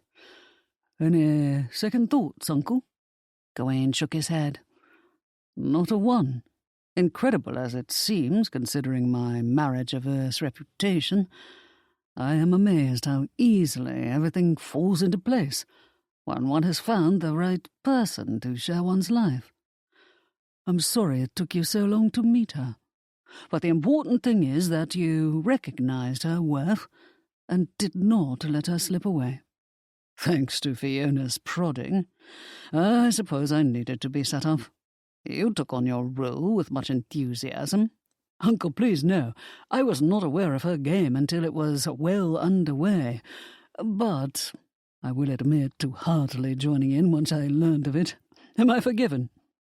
I am the one who owes you the apology. Whatever for? Reggie asked, sounding quite surprised. I behaved like an insufferable arse, coming at you with all my demands. I am truly sorry for that, Reggie. You are a far better man than I was at your age. It was not right of me to expect perfection out of you, when I had set a terrible example for you to follow. Not at all. You have always been good to me. I needed a bit of a kick in the backside to grow up and prove my worth to you. You have, Reggie. I ought to have recognised your abilities sooner." Gawain shook his head. "Had our situations been reversed, you in charge and demanding I marry, I would have been an utter arse about it. Rebellious, angry, insolent. You are a lot nicer than I ever was." "I have no complaints about you," Reggie assured him, his expression now serious. "I think you do not realise how much I love you. No one was kinder or more attentive to my mother as we realised she was dying. No one could have taken better care of me than you did. In all the months of her illness, you were there and made sure we lacked for nothing." Gawain shrugged off the compliment. "We are family. This is what we do for each other. I want you to know that I will do the same for Cherish if ever it becomes necessary. Obviously she can never rely on the Northam family. I have never seen lower forms of life than her uncle and his wife. Well, she will have all of us now to protect her from that odious pair. She and Fiona are already as close as sisters." They marched out together and waited downstairs for the ladies to join them. As the minutes passed, Gawain began to pace. "Uncle?" Reggie said, casually resting a hip against the ornate entry-hall table and appearing far too relaxed. "You'll wear a hole in the marble floor if you do not stop prowling." "What's taking them so long?" Gawain muttered. "Cherish should have been down here by now." "I'm sure she would have been, were it a normal day, but it is not. Everyone is fussing over her, making certain she looks her best." "She is already beautiful. I cannot look at her without her leaving me breathless," he admitted, feeling particularly close to Reggie after their brief talk. "What more needs to be done? And what is so complicated about putting on a gown or sticking one's feet into slippers?" Reggie chuckled. "For someone with your reputation when it comes to seducing women, you surely do not know much about them. But I suppose you know more about removing their clothes than helping to put them back on." "Uncle, one must respect the ritual. It isn't every day a young lady marries a duke. I'm sure there were scented bath oils involved, a relaxing soak in a tub. Not to mention Fiona will have her maid attend to Cherish's hair, so that it is styled to perfection." Gawain emitted a strangled sound somewhere between a curse and a grumble. "I'm going to take out every last pin from her hair the moment I get her alone." Reggie laughed again. "We all noticed how pretty she looked when confronting her uncle yesterday. That silky mane tumbling down her back in a riot of golden curls. I don't blame you for having itchy fingers and wanting to plunge your hands in that glorious mass. Reggie, good grief." But Gawain grinned and gave a reluctant nod. "Despite my aged eyes, how could I overlook that? You have the eyes of a hawk, and very little ever escapes your notice." Reggie suddenly straightened up and turned toward the staircase. "Look, here they come." Gawain's breath caught in his throat. Blessed saints! He did not know what had been done to Cherish, but she looked like a princess gliding down those steps. Her gown was a mix of russet and gold that seemed to shimmer and float around her exquisite body. Her hair had been done up in an elegant twist and drawn back off her face, save for a few golden curls that lightly framed her graceful features. Her smile upon noticing him shot straight to his heart. "What do you think, Your Grace?" "You look beautiful." He held out his arm. "Ready?" She nodded as she walked to him. "Yes, although I still feel as though I am walking in a dream. You look so handsome." "Silver hair and all?" He knew Cherish did not see him as old and failing. He was hardly that. Nor was he a vain peacock to deny his age or fret about his scars and the careworn lines on his face. Those were earned over years on the battlefield. He was proud of every scar and furrow. Still, there was no overlooking the fact he was not young. Apparently love had a way of erasing flaws, because he did not think Cherish saw a single one of his. As for Cherish, she was perfect for him in every way possible. During his war years in Spain, he had come across a fortune-teller who had set up a tent beside their encampment and offered to tell fortunes for a small fee. He had refused to allow his men to partake, because he feared the old hag would give them false hope of survival and make them reckless in the throes of battle. He was surprised when she did not get angry or put a hex on him. In truth, she took it in stride and offered him a bit of advice before she moved on. "Yours is a young and tempestuous soul," she had warned him. "Your true happiness lies in finding the right complement to it."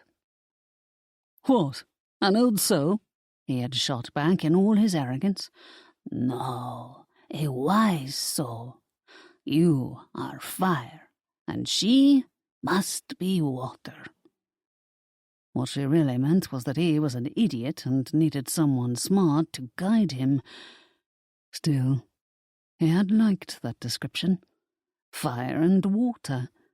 He had scoffed at the fortune-teller's words at the time, but he understood them now.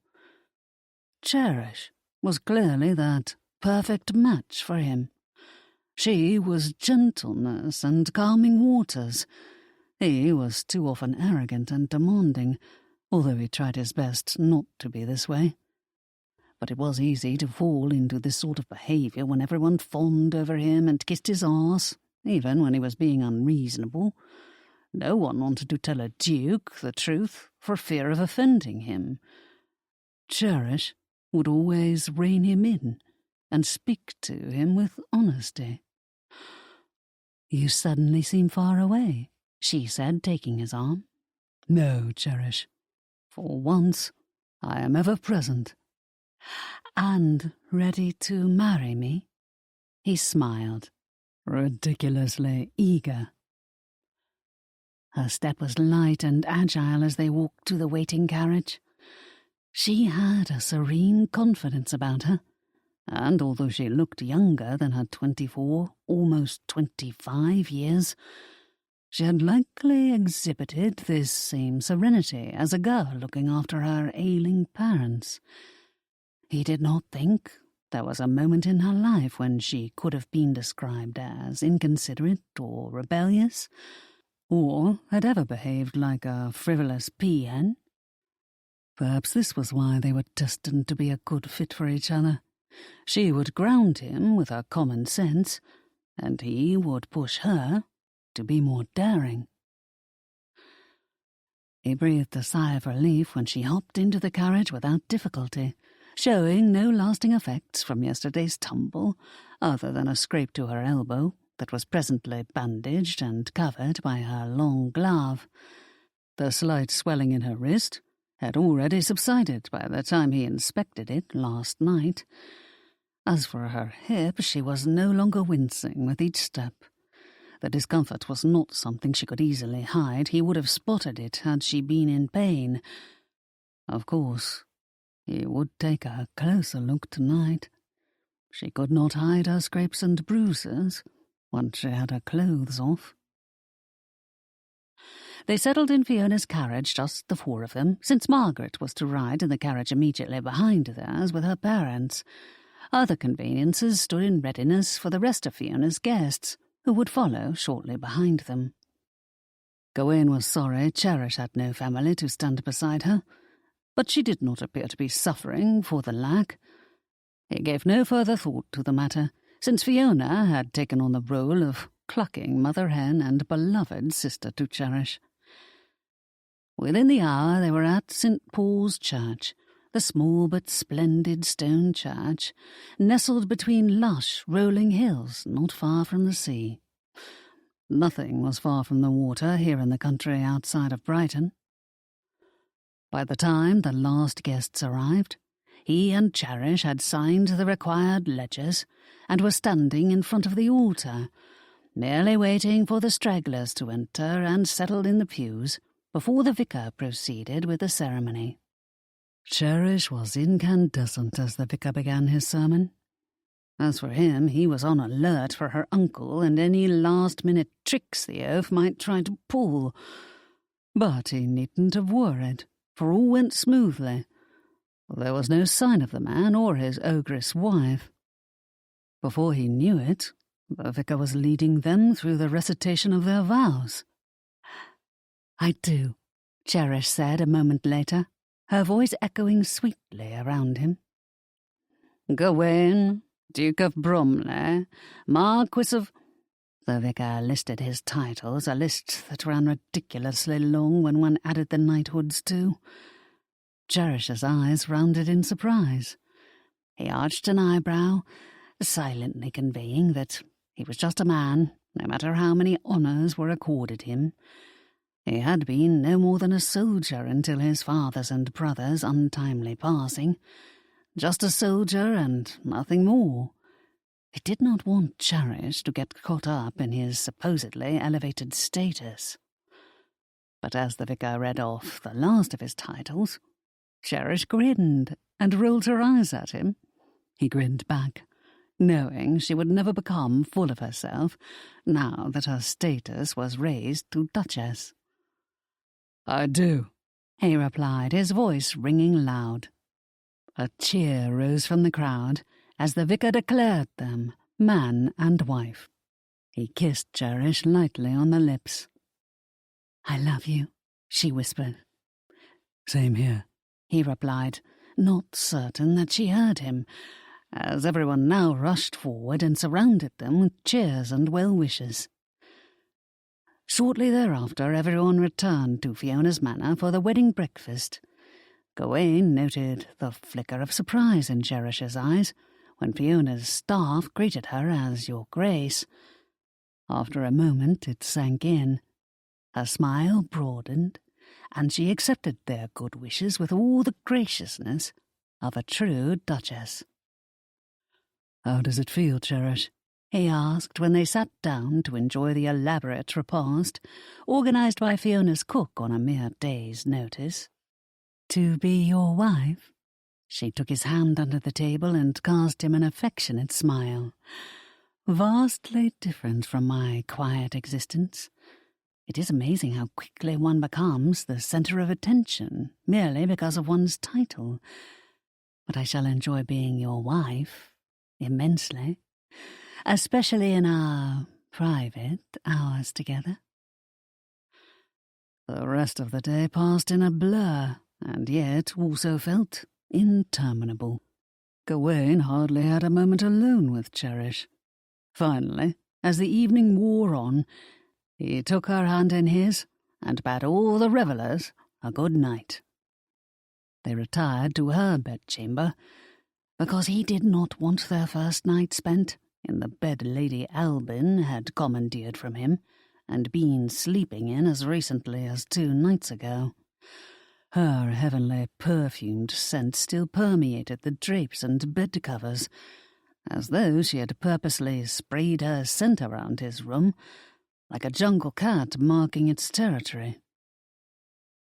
He breathed a sigh of relief once inside Cherish's small but elegant chamber, and lit a candle or two, now that the sun began to fade. "Glad that's over," Cherish nodded. "My stomach is aflutter. It is hitting me now that I am your wife. I'm not sure I will pass this first test." He frowned, taking a moment to understand her meaning. "Cherish, there is no test. There is just us, getting to know each other at our own pace, nor are there any rules on how quickly we must get to... She smiled at him. "Get to the good parts?" He chuckled. "Yes, how quickly we get to the good parts." Cherish's hair shone a molten gold in the soft candlelight, and she looked incredibly beautiful. He could tell she was worried about disappointing him, but she need not have been. His blood was already on fire, and he did not even have her out of her gown yet.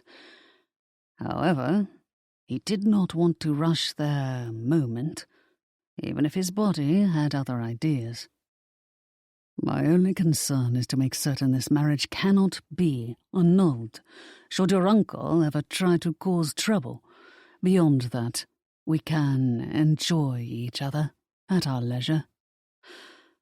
Of course, this assumed his body did not betray him, and have him behaving like an untried schoolboy bedding a woman for the first time. Cherish was lost in her own concerns as she stared at the bed. I must warn you, I am woefully ignorant. You are clever.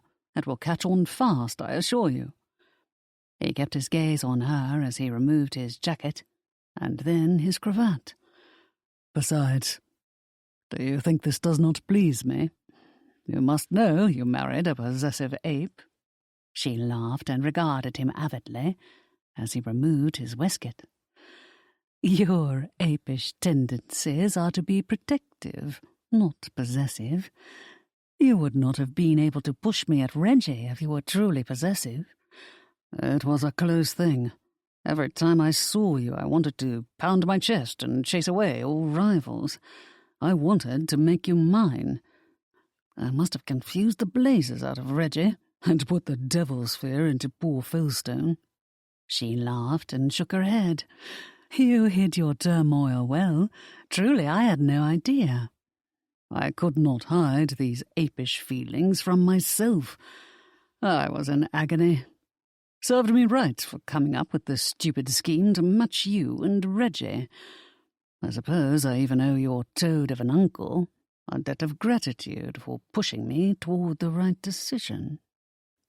Will you help me with the cuffs, Cherish? She nodded and immediately scampered to his side. He could have arranged for a valet to attend him and a maid to attend her, but he did not want others in here with them tonight, even if it was merely to assist them in preparing for bed. He wanted Cherish all to himself. But this was a flaw he needed to work on. Does not share well with others. Not that there would be others, in his life or hers, from now on. Theirs was already an unbreakable love match, whether Cherish realized it or not. He had no intention of ever straying. Why should he, when he had the best woman beside him? Cherish's fingers were nimble, and she had little trouble assisting him with the task of removing his cufflinks. Where shall I put them? Atop my bureau for now? He nodded. That will do just fine, thank you. He settled on the bed, sitting on the mattress while he removed his boots. She offered to help, but he shook his head. No, Cherish, I will manage it. My boots are dirty, and might accidentally stain your gown. It's a lovely gown, by the way. Or perhaps you just make everything you wear look better because you are so pretty. She laughed and blushed. Perhaps it is time for you to get spectacles. No, my eyesight is perfect. I see you very clearly. After this, he removed his shirt. Since the sight of him bare-chested heightened her blush and appeared to disconcert her, he kept his trousers on, for now. Your turn, Cherish, he said softly, taking her by the shoulders to turn her away from him so that he could get at the buttons, tapes, and laces down her back. What a body on this girl. She was full in all the right places, and soft wherever she ought to be. He meant to explore every inch of her tonight. He kissed her neck, knowing exactly where to find the most sensitive spot. She gasped and turned to him. How did you do that? Do what, Cherish?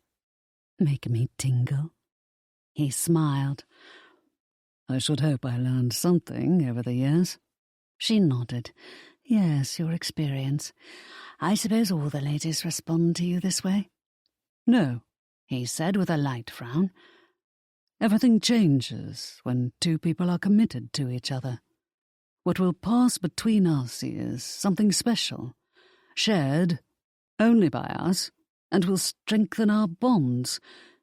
I did not marry you because you were like everyone else. Do not worry about doing something wrong or right. Just be you. Having said that, and not certain he had convinced her to simply relax and enjoy the moment, he pressed his lips to the graceful curve of her neck and suckled lightly. He smiled when she sighed and leaned against him.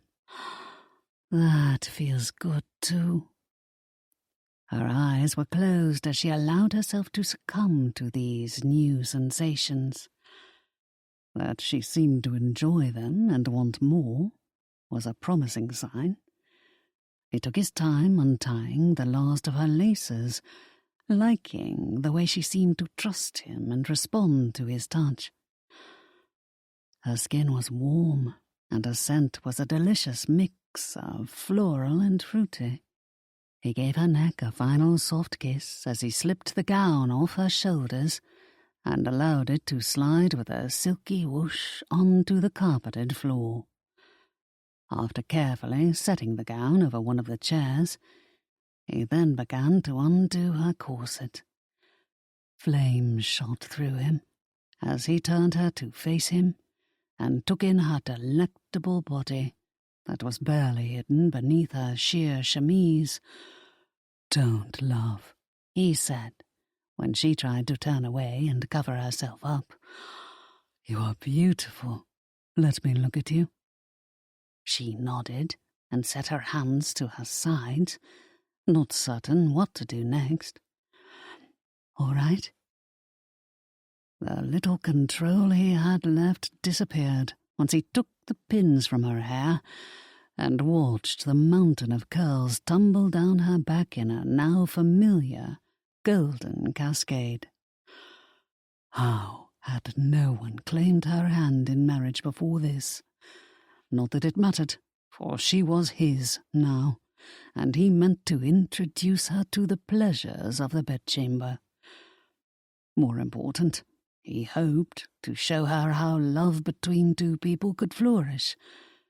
Everything already felt sweeter to him because they were husband and wife. He lifted her in his arms and carried her to bed, searing her with his kisses, as he set her down in the centre of it and removed the last of their clothing with as much prowess as one could muster while in hot, inglorious haste. Both now bared, he covered her with his big body and began to lightly run his hands along her calves. He started innocently at first, merely running his fingers along her arms and then down her legs, along her sweet, nicely rounded bottom. But it was not long before he dipped his head and took the tip of her breast in his mouth to gently suckle it. By the time he moved on to the other, she was breathing heavily and clutching his shoulders. He slid his hand between her legs, pleased to find her ready for him. Well, was this not his reputation? He knew how to arouse a woman's passion. Cherish, although outwardly serene, did feel things strongly. He had little trouble evoking the desired responses from her, and he took delight in watching her changing expressions: wonder, shyness, eagerness, willingness, heat. She wanted to experience whatever he had in mind for her this wedding night. He took his time because she was innocent, and everything was new to her. Her delicate hands gripped his shoulders as she sighed and purred, and then arched beneath him as he licked and stroked her. She readily took him in when he entered her. Lord, She was so exquisitely slick and tight. They took care to be as gentle as possible, but she quickly became accustomed to him and wanted more. He was already on fire and hot with need. Blessed saints, she felt good. It did not take long for her to fall into his rhythm and begin to lose herself in the heightened sensations. Soon, restraint and caution fled them both, and flames of passion consumed them. They shattered together, she soaring and he spilling himself into her with a satisfied growl, and a splendid release that felt better than anything he could ever recall. It took a long moment for them to regain their senses amid laughing grunts, joyful groans, and a messy tangle of limbs. He rested his forehead lightly against hers, satiated and breathing heavily as they simply absorbed each other. He drew his head up slightly to watch her still floating amid the pleasurable sensations that were so new to her. Finally, she opened her eyes and smiled at him. That was very nice. He chuckled. I would say so. How do you feel, love? Her smile was radiant. Very much adored. Gawain lifted onto his elbows so as not to crush her. You are, Cherish. You are. He had been with many women, had his pick of the prettiest, but none came close to Cherish. She was a mix of innocence and sensuality. Everything about her stirred him, from the cream of her skin to the rose tips of her breasts, from the lushness of that golden mane atop her head to the triangle of gold between her legs. She was softness and silk. He meant to roll onto his back, not wanting to keep the bulk of his weight atop her. He was a big man, and his muscled body was hard in comparison to her softness. She did not appear to mind his weight at all, and emitted a mew of protest when he started to shift his body. Cherish, how will you breathe if I stay atop you? I can breathe just fine. This feels so nice. I never knew it could be like this between us. He planted a kiss on her forehead, and then did move onto his back, but brought her along with him. What we did just now, that was wonderful, she said, nestling in his arms. It certainly was. He was inordinately pleased with himself, and still revelling in her passionate response. Some men bedded their wives purely for the purpose of begetting children, and used mistresses for the earthier pleasures of making love. But it sat ill with him, and he had no wish to be such a man. He had pledged to be faithful in his marriage vows, and meant to keep his pledge. But Cherish made it easy for him. Beauty and brains, kindness, passion. He was giving up nothing in remaining faithful, for there could be no finer bed partner for him than his own beautiful wife. It pleased him that she would be his beloved mate in every sense. Gawain? Yes, love? She looked up at him with those heart-melting brandy eyes. How long before we can do this again? Chapter 16.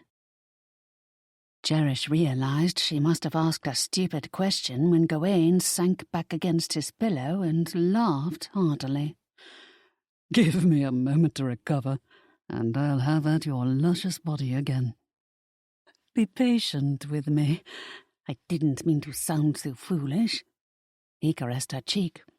No, sweetheart, it wasn't foolish at all. How could you know? My laughter was because of my own relief. that you enjoyed it. I hoped you would. I did. Cherish snuggled against him, loving that his muscled arms were wrapped around her. He seemed very well pleased, if that affectionate, slightly possessive smirk still playing on his lips was any indication. She had never thought of herself as wanton, but he had evoked more passion in her than she thought possible. In truth, she had no idea that she possessed any. It left her stunned that such depth of feeling had been hidden within her all this time. Only for him, of course. She could not imagine herself responding to another man's touch in this way. For all his jests about being a silver duke, he had a wonderfully fit body. A fully matured man's body, firm and muscled, but also slightly marred by battle scars. It was broad in the shoulders.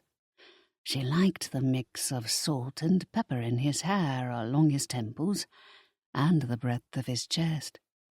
She also liked that he was not a ton ideal of elegantly thin.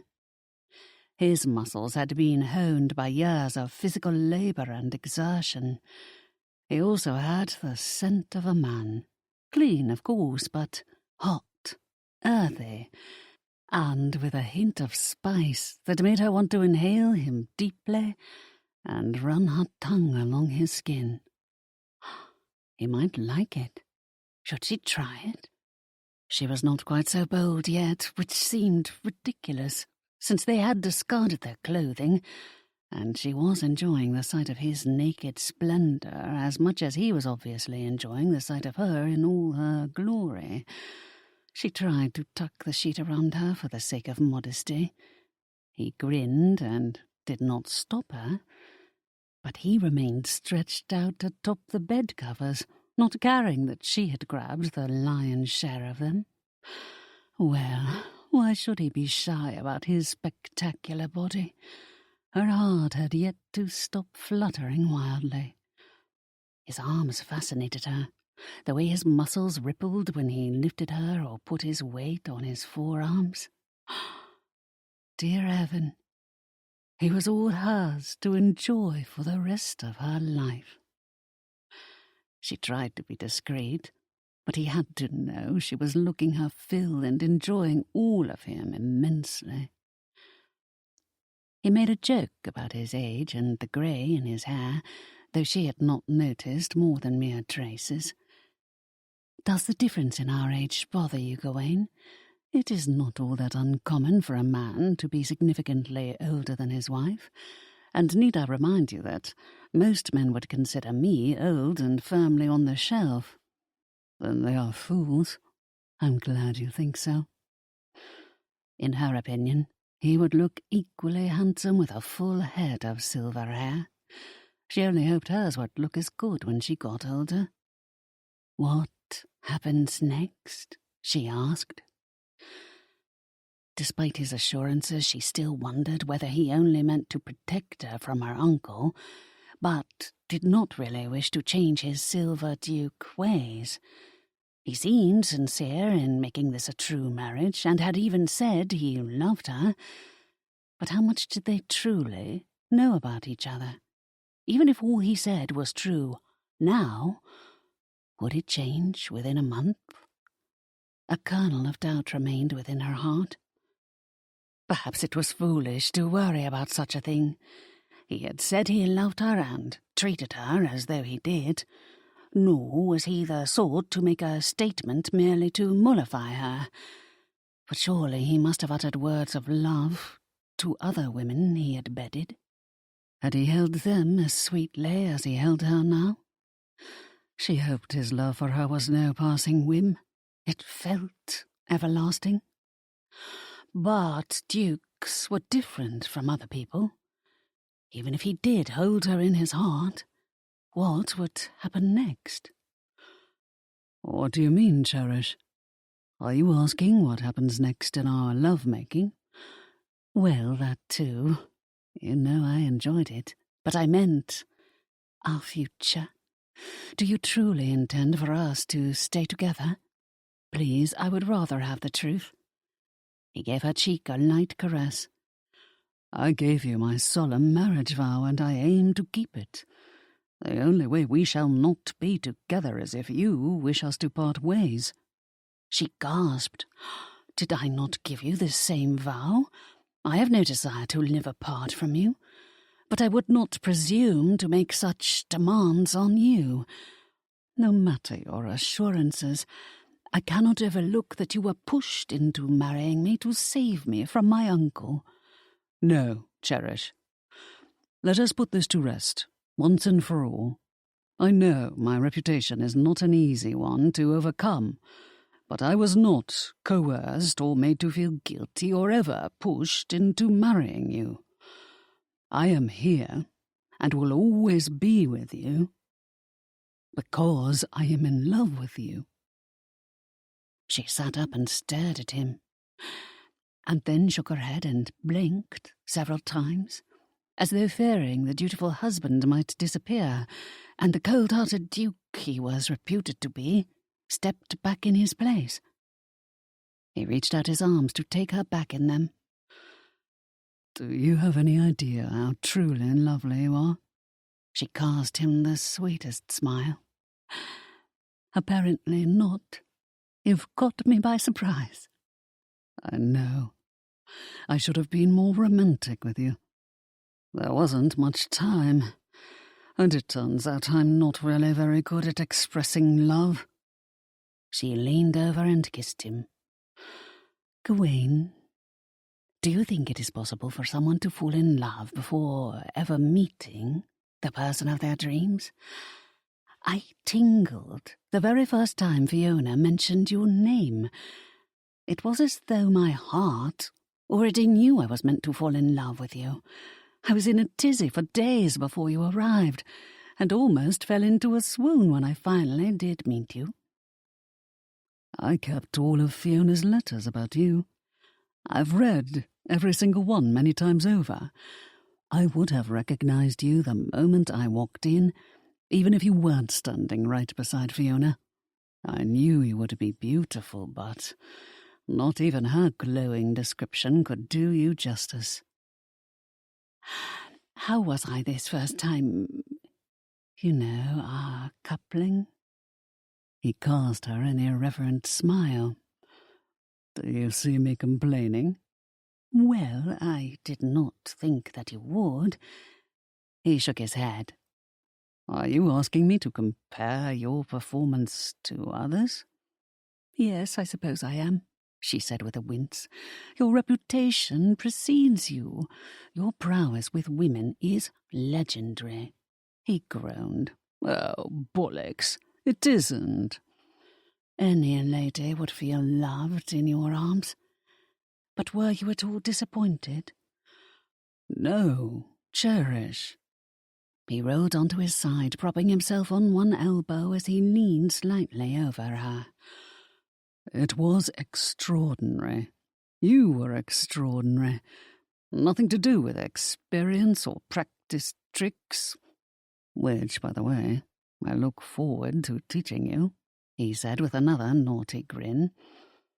What I loved was how genuine your pleasure was, and I know it was genuine because you are honest in your feelings. I could never hide them from you. I think I was half out of control before you even touched me. So was our love. We have a very deep connection, something we each felt from the very start. She sighed. Yes, it's true. I'm sorry I am asking so many questions. It isn't you I doubt, but myself. This is nice, you and me together. I feel so at peace beside you. And you are worried we will not have this once we return to London? Yes, this friendship and this intimacy. Are you wondering about our sleeping arrangements? She nodded. I know it's common practice for dukes and duchesses to have their own separate quarters, even if we do remain living under one roof. I was never trained to be a duke, and do not particularly care for this common practice of separate quarters, but what do you prefer? The choice is yours, Cherish. Goodness, am I not obvious? I want to be with you. She placed her hand on his cheek. I thought I would finish out my days as a spinster, alone and not particularly loved, since my own relatives cannot seem to abide me. So, to find you and win your heart, it is not something I could ever take for granted. I would like us to share a bedchamber, if that is all right with you. More than all right. He kissed her lightly on the lips. I hope you will let me know if there is anything else you would like to put into effect. You have a very easy nature, and I can be bull-headed. I don't want you to hesitate in telling me if something is not to your liking. I think you are going to spoil me as I have never been spoiled in all my life, even by my loving parents. I will have to think hard to find something to complain about. If I do find fault, it will likely be that you spoil me too much. Do not deprive me of that joy, he said with a laugh. I can well afford it. And do not forget that you are not the only one saved by this marriage. I never thought it would happen. Not that I blamed anyone but myself, for I am hard-headed and insufferable. I had resigned myself to living out the rest of my days alone, an old goat fumbling around a ridiculously large manor on an enormous estate. I am delighted this will not be my fate after all. She burrowed against him, wrapping herself in his warmth. Oh, how wonderful. We shall be two old goats rattling about your ridiculously large estate together. Unless we are blessed with children. Cherish, I meant it when I said all my rules and plans were tossed out the window once I met you. If you desire children, then we shall have them. She nodded against his chest.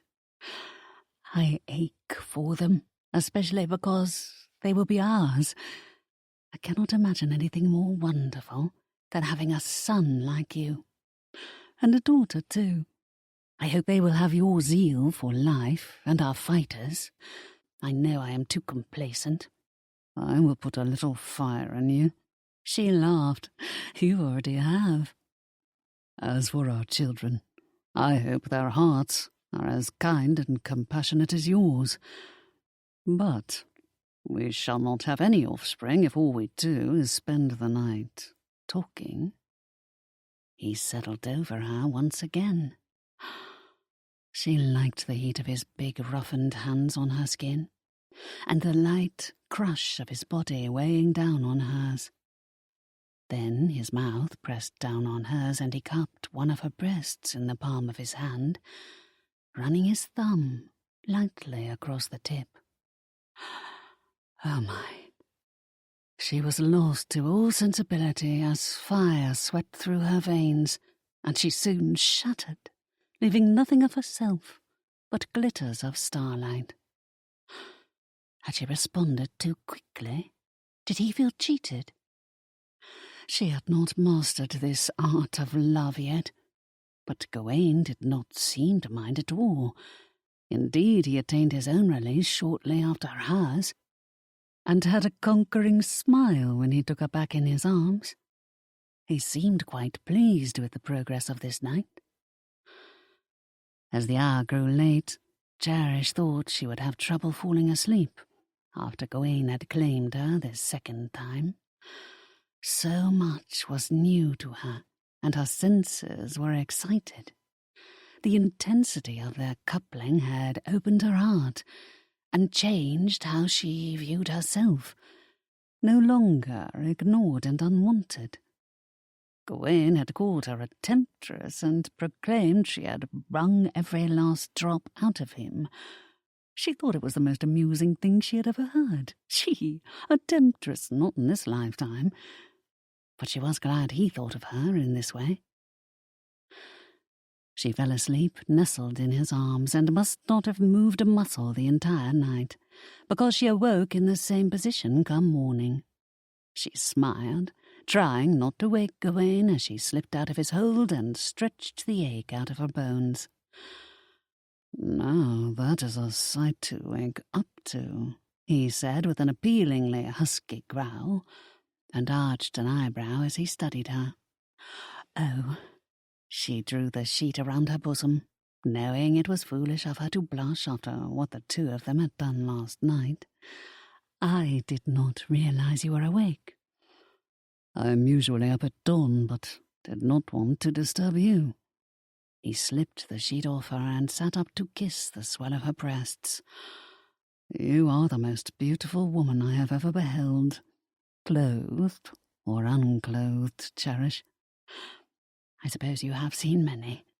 She thought about him and Lady Albin, but was not going to mention her.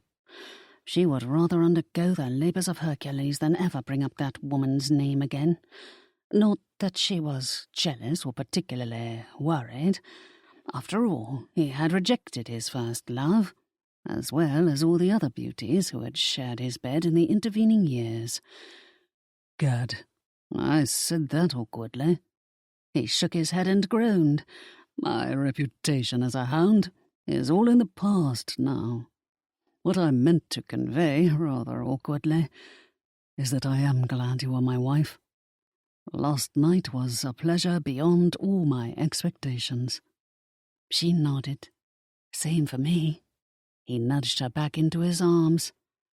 "I love you, Cherish." She thought he meant to couple with her again, but they quickly sat up when they heard a quiet knock at their door. "That will be Fiona's maid sent to attend to you." Gawain rolled out of bed and hastily donned his shirt and trousers. "My valet is probably waiting for me in my old quarters." He handed Cherish her night rail and then crossed to the door, waiting a moment for her to don it before he opened up. "Your Grace, I was sent to see to her Grace. Shall I order a bath for her?" He nodded. "And have another sent up for me in my quarters." He then turned back to smile at Cherish. "I'll knock at your door within the hour. Take your time. Let Fiona's staff spoil you." She wished they could have remained in bed all day, but they were at a house party. Even though they were newlywed, it would have been embarrassing not to make an appearance. And yet her face would turn to fire the moment anyone looked at her. They would all know what had gone on last night, and... Dear heaven, had any of them heard her soft cries? These walls were not particularly thick. Her cheeks heated at the mere thought. Fiona's maid scurried off to order their baths and returned in short order. It was not long before several footmen came in, rolling a tub and carrying buckets of heated water. Cherish stood quietly off to the corner, doing her best to keep out of the way. She let out the breath she had been holding once the footman left her bedchamber and Fiona's maid shut the door. "Your Grace, is something the matter?" "No, just a little overwhelmed." The maid nodded. "Who wouldn't be if married to that stunning man? A silver duke, no less. But anyone can see how much he cares for you. I'm sure he did not hesitate to show you either. Quite fit he is, if you take my meaning, Your Grace." Cherish stepped into the now-filled tub, relaxing as she eased into the warm water. "Do you know what Lady Shoreham has in mind for her guests today?" she asked, eager to change the topic, because she did not want to discuss her wedding night with anyone, even if it was the best night of her life. Ride in the countryside for those who wish it, and archery for those who prefer to remain behind. Then a picnic by the folly for all at midday. Then more lawn games for those who wish it, or another shopping excursion into town. Of course, tonight will be more music and dancing." Cherish encouraged the girl to chatter, anything to deflect the talk from her extraordinary night with Gawain. "Do you have a beau, Molly?" Oh, yes, your grace. He's a bit of a lump, but he's a good fellow. Doesn't drink too much, nor does he chase the ladies, although he isn't much to look at, so I doubt he'd have much luck even if he were a bit of a rake. And no one's ever going to look as good as those silver dukes, are they? But my Harry is quite a catch. He has all his hair and most of his teeth, and his family runs a thriving farm. Within the hour, Cherish was washed and dressed, but her hair was still damp from its washing. Molly had done up her hair in a soft bun at the nape of her neck. She would undo it and leave it long and loose to dry as soon as most of the guests rode off on their morning trot. There would not be many left behind, since this was an avid horse crowd. She would enjoy the solitude, perhaps grab a book to read in the sunshine, and then ask Molly to do up her hair again once it had fully dried. Her stomach went into a mad flutter when Gawain returned to escort her downstairs. He looked big and splendid, and she caught the fresh scent of lather on his skin when he bent to kiss her. It was merely a polite kiss on the cheek, but he had that appealingly naughty grin that had her heart melting and Molly giggling. "You are not dressed for riding," she said with some surprise, knowing how much he enjoyed his early morning jaunts and was quite disciplined when it came to his routine. "I've asked Fiona's head groom to take Odin through his paces today. It is only our second day married, and I did not want to abandon you, even if only for an hour or two." She shook her head. "I am holding you back. You needn't worry about me. I'll have plenty to occupy my time while you exercise Odin." "Tomorrow, love. I haven't had nearly enough of you yet." Molly eeped and scurried out of Cherish's chamber. Cherish groaned. "My face is going to burst into flames the moment anyone looks at me, especially if you keep that wicked grin on your face." He laughed. "I'll try to look grim and serious, but can you blame me for smiling? It's all your fault, you know. You are delectable. How about we take a stroll on the beach once the riders head off?" "That would be lovely." They walked downstairs, and Cherish was surprised to see Northam Hall's butler standing in the entry hall, looking quite perplexed. "Potter, is everything all right? What are you doing here? Oh, no. Did my ogre of an uncle sack you?" "No, it is more that he has abandoned us." He raked a hand through his hair. "He and your aunt had us pack up all their belongings and the family silver, which struck me as most odd. And then they took off before the crack of dawn for Goswell Hall in the North Country." "But they ate it in the North. They were most vocal about never setting foot back there again, weren't they, Potter?" The rambling estate known as Goswell Hall was the seat of the Earls of Northam, and much of it was crumbling. Not even her father had had the wherewithal to save this draughty fortification built of ancient stone. The walls around the medieval keep were full of cracks and in danger of falling down. "Yes, Your Grace, they were quite vocal in their dislike of it." "That is truly odd." Cherish turned to Gawain. "Goswell Hall is the Yorkshire seat of the Northam Earls. It is one of several entailed properties. But what would make them sneak off like thieves in the night to a place they have always detested? With the silver, no less. Potter, did my uncle say when they are coming back?" "No, but I do not think they ever plan to return. When I dared ask Lady Northam, she cursed us all and muttered, 'Good riddance.'" Gawain's expression turned dark as thunder. Cherish looked up at him in surprise. "What does it all mean?"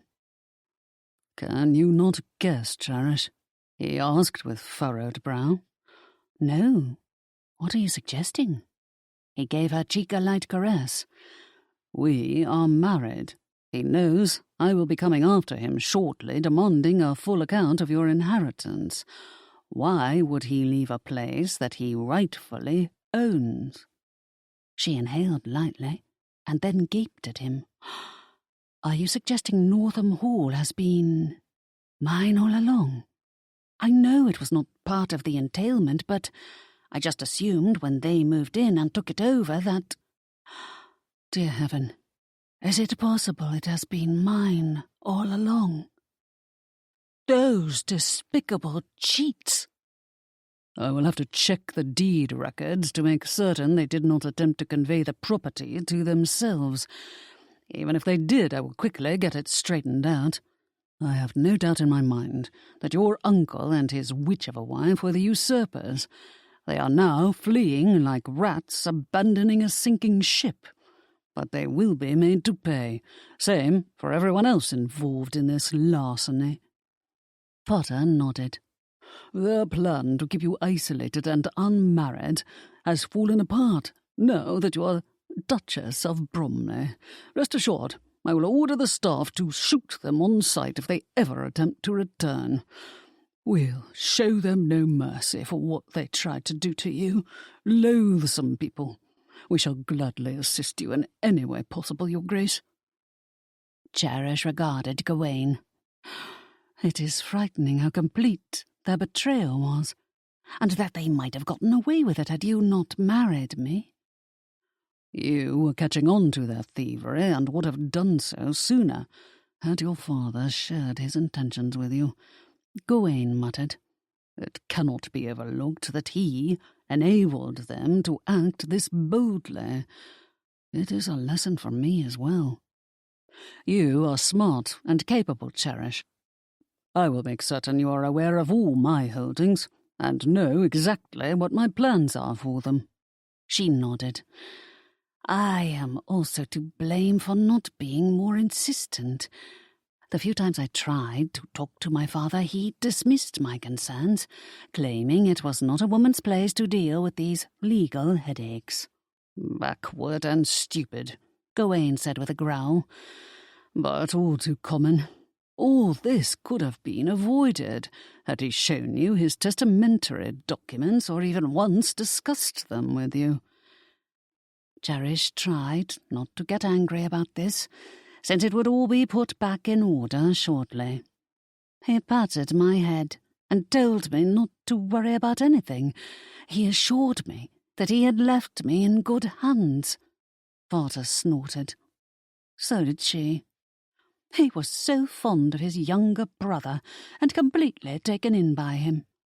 Gawain appeared to be getting angrier as he gave the situation more thought. "I'll make certain everything your father left you is rightfully transferred to you and fully accounted for before the end of summer. I think I must ride to London this very day, Cherish. I need to stop that unholy alliance of uncle, banker, and solicitor before they can cover up their misdeeds." Cherish's heart ached. "You would leave me?" "Only with the greatest reluctance," he assured her. Potter cleared his throat. "There is more, Your Grace. They are gone now, but not before ransacking Northam Hall. They must have done it during the night when we were all asleep in our quarters and could not hear them moving around. I shudder to relay the news, but you will soon see for yourself. It is a terrible sight." Cherish gasped. "Those vile villains!" Gawain raked a hand through his hair. "Is this not more proof that they must be stopped before more harm is done?" She hated to admit that he was right. "I'll ask Mrs. Harris to help us pack right now." He took her hand. "No, Cherish. Not us. Just me. You cannot ride a horse. We'll lose precious days if we go by carriage. Odin is a beast and can fly over the terrain. I already have my solicitor at work on the matter of your inheritance, but my letter must have reached him only today. He could not have gotten anything done yet. I will engage a good Bow Street man to follow those curs and investigate them thoroughly. He'll ferret out whatever those thieves are trying to hide. If I leave now, I can reach London hours before Northam and his wife arrive to plot their next mischief." Reggie had come down while they stood in the entry hall discussing what was to be done. He must have overheard most of the conversation. "Let me attend to it," he insisted, tossing his uncle a pleading look. "This is my chance to prove myself to you. Give me a letter authorizing me to act on behalf of the Duke of Bromley and his wife. As for the Bow Street runner, I know you use Homer Barrow. Give me the authority to engage his services, and we'll get the old Earl solicitor and banker hauled into prison so fast their heads will not stop spinning for a week." Cherish readily agreed to the plan, for being apart from Gawain after a single day of marriage was no way to start their lives together. "I like the idea, Reggie. Can you ride out immediately? There is everything to be gained by reaching London ahead of my uncle. You'll be able to cut him off from his fellow conspirators before they can do more damage." She had come into the marriage with nothing. Gawain had not cared, but it still wounded her pride. He was now trying to make things right for her. But was it not just as important for Reggie to prove his worth? "Gawain, we can follow in a day or two, but I would like to assess the damage to Northam Hall first and make certain the farms have not been touched. We'll then take up the fight wherever Reggie left off." He sighed, contemplated the suggestion, and then nodded. "Potter, alert the staff that we will arrive within the hour. I'll be seeing my nephew off first." "Very good, Your Grace," Potter said, and returned in haste to Northam Hall. "Cherish, I'll do as you wish and remain here with you. But it is important for us to get to London quickly afterward." She nodded. "We will, I promise." He now turned to Reggie. "You had better ride like the wind. There's to be no straying from your mission. Take Durham with you. He has connections to those in power that you don't have yet." Reggie appeared eager to embrace the task as he ran off to find Durham. Gawain then strode to Fiona's study to write the necessary authorization letters, while Cherish went in search of Fiona. She found her in the dining room, having breakfast with several of her other guests. Cherish drew her aside and quickly explained what had happened. "Those beasts. I hope their carriage rolls off a cliff with them in it," Fiona said, outraged on Cherish's behalf. She then gave Cherish a fierce hug. "What a way to start your marriage. Are you all right?" Cherish nodded. "Yes, truly. I am angry, of course, but I am not dealing with this on my own any longer. I now have a true family to support me, and it is a great weight lifted off my shoulders. Those two will get their comeuppance."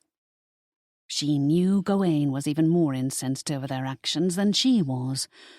Being a silver duke, he was going to act immediately and fiercely. Was this not part of his appeal? He strode out of the study with a frown on his handsome face. "These are done," he said, indicating the letters he held. "Are Reggie and Durham ready yet?" Cherish nodded. "They're grabbing a quick breakfast while waiting for you. Gawain, I see you are champing at the bit to go with them, but they will get the job done. Neither my father's solicitor nor banker will get away with their crimes. I am most concerned with the Northam Hall farms, for those are the profitable properties. I have no idea what he has done to them, and those need to be restored as fast as possible." He had to be thinking of her as weak and ineffectual in some respects, for she was afraid of horses, had allowed her father to dismiss her as a helpless female, even though she had run Northam Hall on her own for several years, and then allowed her father's half-brother to make a servant of her and almost steal her property. But she also knew how to manage an estate and make best use of its potential. She hoped he saw her as something more than incompetent. Well, she knew he did, for he had never once looked at her in a condescending way. In truth, he looked at her with love in his eyes. It was very nice to feel the warmth of his gaze now that they were married, and he was no longer hiding his feelings. Fiona was fussing over Reggie and Durham as they marched out of the dining room and met them in the entry hall. "I'll have my cook put together food and ale for your journey," she insisted. "What about your clothes, Reggie? Shall I help you pack?" "Gad, Fiona," he said with a grunt. "All done. I'm a grown man, not a 6-year-old boy." Durham grinned. "Me too. All done. But you are welcome to burrow through my unmentionables if it pleases you." Fiona pinched his shoulder. "Do not make fun of me." "Ouch!" He gave his shoulder a rub. "Who's making fun? You've known me most of my life. If not you, then what other woman would I trust with my unmentionables? There comes a point in a man's life when he begins to think about such things." "Oh, really? Stop grinning at me in that simpering way. It is most unattractive. And do not lump me in with your sordid conquests. I've seen the sort you escort about London. Your taste in women is execrable, Durham." "Did you ever consider I might have someone perfect in mind?" Durham maintained his irreverent grin as he stared at her. She pinched his shoulder again. "Get to the stable and stop leering at me. I powdered your bottom when you were but a babe, you insolent clot." Margaret and a few other guests joined them as they all shuttled to the stable. Cherish ought to have felt miserable, but she could not summon any bad feeling when she had Gawain by her side, a new friend in Margaret, and just realized that Durham was in love with Fiona. Maybe, just maybe, Fiona cared for him too. So what about the difference in their ages? If it did not bother Durham that she was older, why should it bother Fiona? There could not be more than 6 or 7 years between them. Fiona was still fussing over Durham and Reggie. "Don't forget to stop at coaching inns along the way for some proper, hearty meals. The fare at those inns is usually quite good. You'll have to stop at regular intervals, since your mounts will need resting and tending. And be careful. These are wicked, wicked people you are dealing with." Cherish stepped forward to thank them, and Gawain did the same. "The Bromley townhouse is fully staffed, and all is at your disposal." "Thank you, Uncle." Reggie cast Gawain an impertinent grin. "I intend to make full use of your excellent stock of brandy once our assignment is done." Their little group now circled Reggie and Durham as they all stood beside the stable. Cherish tried not to be obvious about keeping well away from their enormous beasts, who were as big as Gawain's horse Odin. Gawain was ever aware of her fear and did not make a point of it. He led her aside and took her in his arms. "You're shivering, Cherish." "I'm trying very hard not to, but my body doesn't seem ready to cooperate. I must be such a disappointment to you." "A disappointment?" He turned to face him and kissed her until her legs turned to water. It was a thoroughly inappropriate and wonderful kiss. Fiona, Margaret, Durham, and the houseful of guests at the stable with them were watching and cheered Gawain on. That kiss would have thoroughly compromised her had they not already been married. The man certainly did know how to kiss. Reggie cleared his throat. "Great idea. I think I need to bid Margaret a proper farewell." Gawain growled, "Reggie, don't." But his nephew had taken Margaret in his arms and was kissing her with shocking heat. Cherish exchanged a delighted glance with Fiona. There would be another wedding in the works. Gawain growled. Cherish laughed as she placed a restraining hand on Gawain's arm. "You have only yourself to blame. You really are setting a terrible example for him." "Because I love my wife and wish to kiss her." He'd said it aloud, proclaimed his love in front of Fiona, Reggie, Durham, and everyone present, including Margaret and her parents. Margaret's father appeared livid until Reggie approached him and asked to speak to him upon his return from London. "I love your daughter," he said, and then turned to Gawain. "You're not the only one who found love this weekend." Lord Durham was a very good sort, and would not gossip about what he had just seen and heard. But Fiona? The news would be all over Brighton within minutes. If gossip could fly, the news of this Silver Duke being in love with his wife would reach London within the hour. That his nephew had also fallen in love was perhaps less interesting. But that news would also travel fast because Margaret's family was not without prominence. Gawain stole another scorching kiss from Cherish. "Are you trying to outdo your nephew?" she teased, her cheeks turning to fire. "No, sweetheart. Just kissing the woman I love." Fiona and Lord Durham were grinning at her. Had they heard this too? Of course, everyone heard. Gawain had made certain of it. She wanted to berate him, then stopped herself. How foolish was she to rebuke a husband who showed affection for his new wife? Yes, he was being apish about it in order to make certain everyone understood theirs was a love match, and not him stepping in to save her from her wretched uncle because he pitied her. She did not think it was necessary, for who would ever dare touch her now that she was his wife? No one was ever going to challenge the Duke of Bromley, or dare take anything that was his. Everyone knew Silver Dukes protected what was theirs. And after last night, was there any doubt? She was his. Chapter 17. Cherish stood at the edge of the stable, watching from a safe distance as Reggie and Durham rode off. She was standing by the fence near the spot where Lady Elbin had tried to run her down, and still felt uncomfortable being so close to all these horses. The owner's other guests were now gathering to fetch their mounts for their morning ride. They rode massive, snorting beasts, and she was trying hard not to tremble. But standing out here with Gawain was more important than her stupid fear. Her cheeks were on fire and would not stop burning because Gawain had made an embarrassingly ardent show of kissing her earlier. Several of Fiona's guests made bawdy quips, which she endured with good nature. After all, he had a rakish reputation to uphold. But Cherish understood Gawain's true purpose in putting on this show. If he decided to ride off for London tomorrow, because it was not in his nature to sit back while others took on Northam and his lackeys, others might view it as a husband abandoning his wife immediately after their wedding.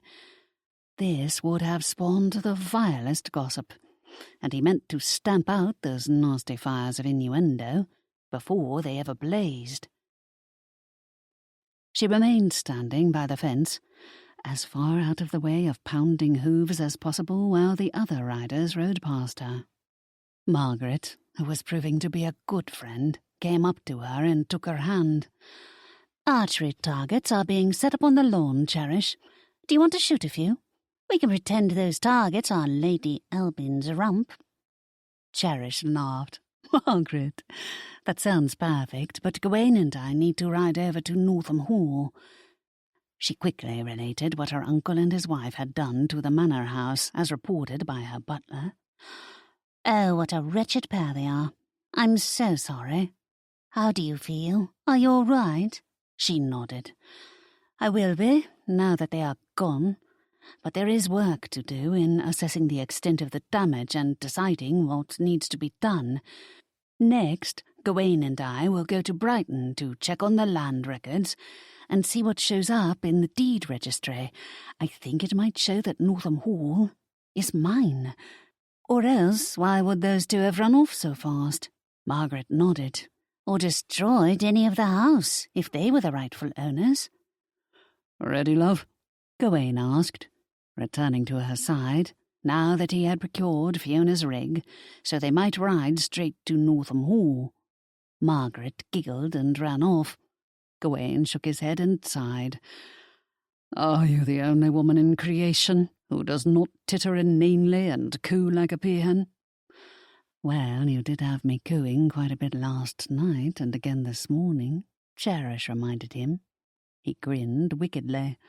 "Yes, I did." They gave their apologies to Fiona for missing the midday picnic she had planned for her guests, and then drove off in the borrowed rig. Cherish did not think it would take her long to assess the damage her oafish relatives had caused, since she had already seen much of their dereliction transpire over these past months. But to her dismay, what she encountered was beyond comprehension. Potter had not exaggerated the wreckage done overnight by Northam and his wife to her childhood home. "They will pay for this," Gawain said with a growl, and Cherish knew he did not merely mean monetary reimbursement. He wanted revenge. Cherish was in a daze as she walked from room to room and took in the slashed furniture, smashed vases and curtains that had been pulled down.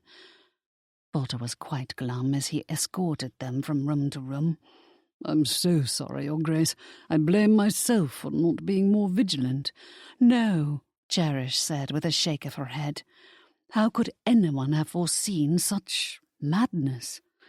"We stopped them after one of the footmen heard vases smashing and went to inspect the noise. Only then did we realize what they were doing. But it was too late to prevent all this damage. They are a vile pair, and they've stolen the family silver, too. I hope they choke on their silver spoons." "We shall redecorate," Cherish said with determination. "Do we not need to get their stench out of this house?" She tried to make a jest of it, for Gawain was obviously fuming and mad enough to ride off to London this very day. She did not want him going without her, and she was not ready to leave yet. She still had to assess the damage to the Northam farms and set about making repairs. In truth, she did not think those had been touched last night, because it would have required the evil pair to ride an hour in the dark just to reach the closest farm. The true damage to the farms had occurred over the months of their neglect.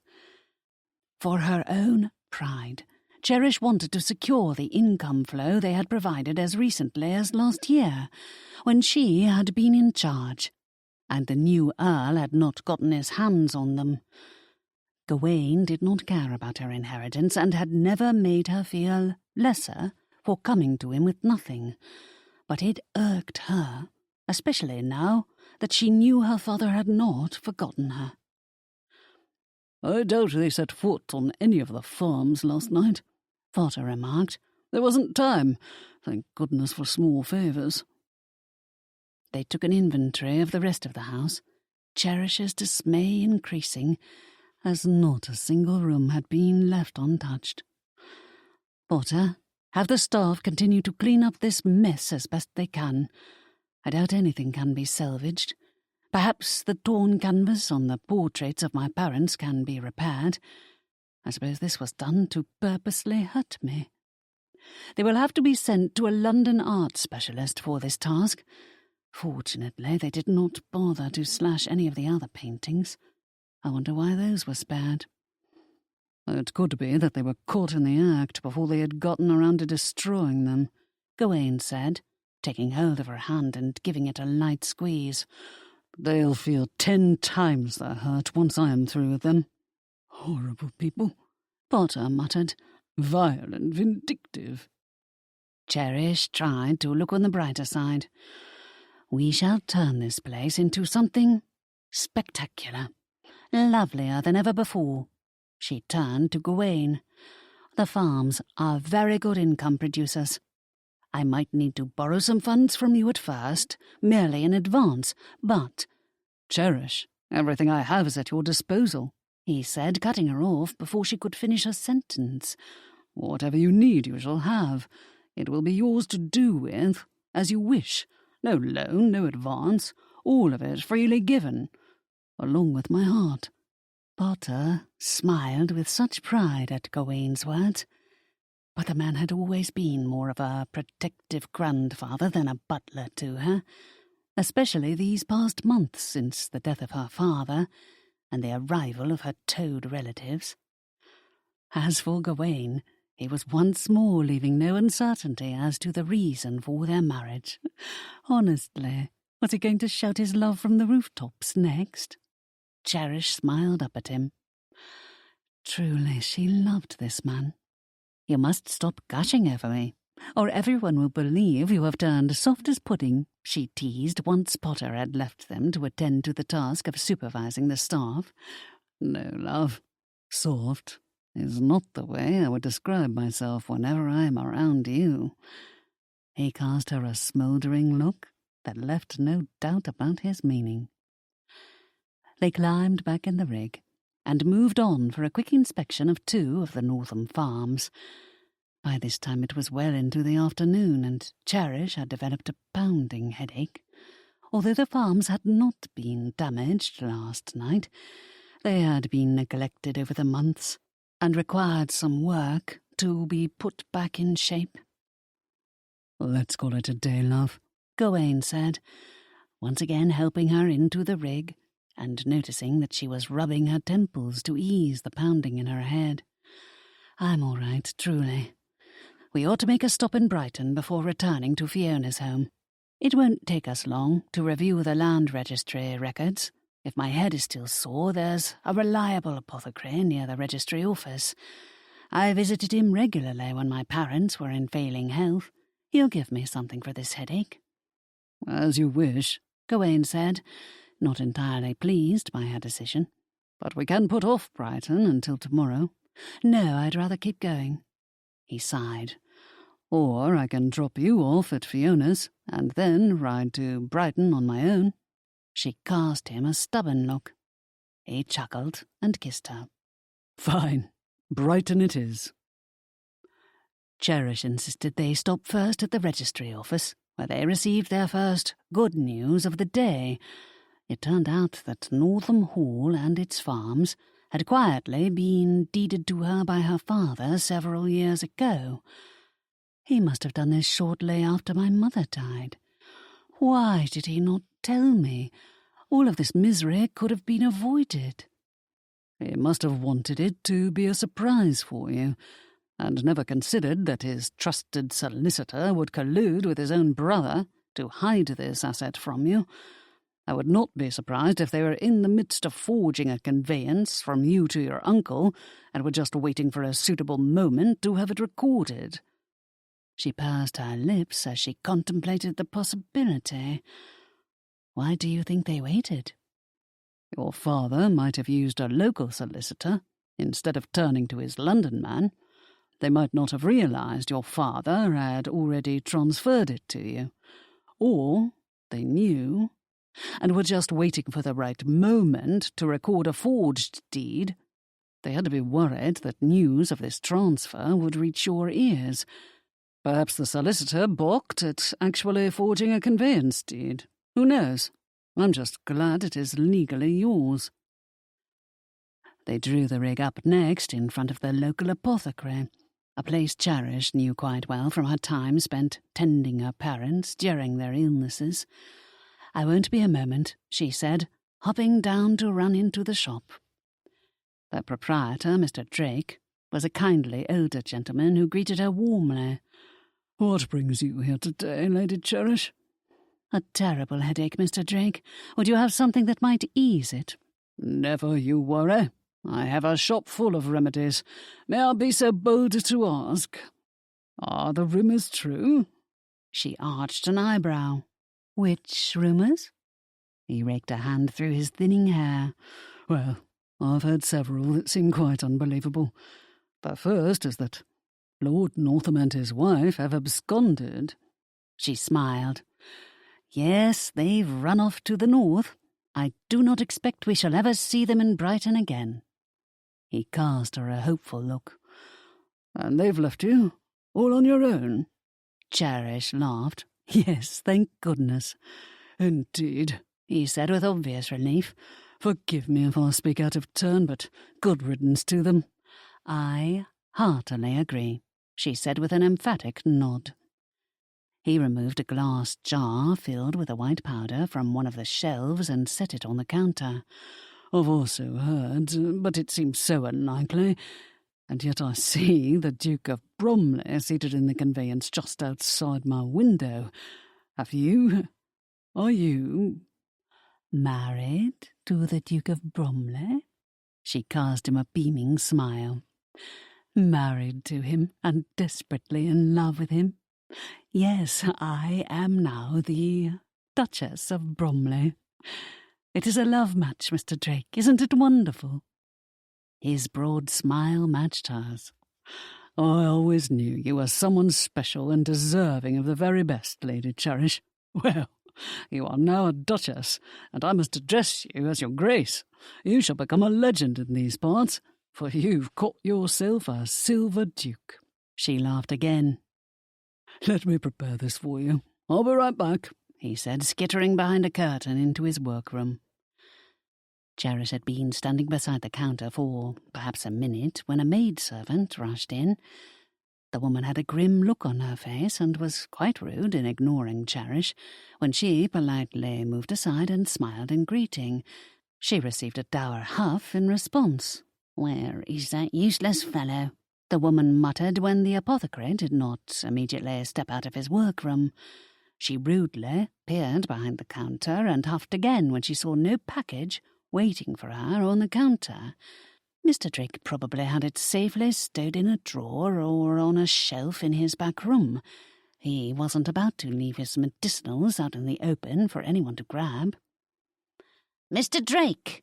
the maidservant shouted, frowning at him when he emerged from the back of his shop.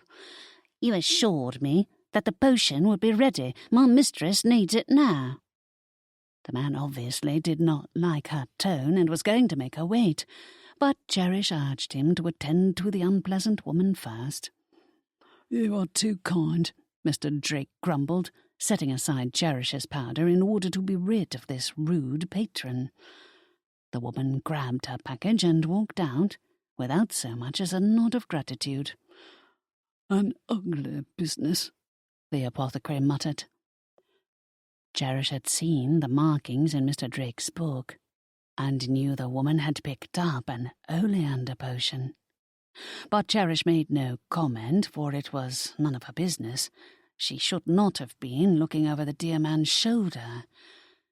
There was a common use for such potions. She had read extensively about medicinals while taking care of her parents, and come upon a particularly helpful book on the healing and poisonous properties of plants. Oleander was commonly used by women who were with child and no longer wanted that child. It saddened her, but who was she to judge? She had married a duke, and her situation was secure. But what of that dour maid's mistress?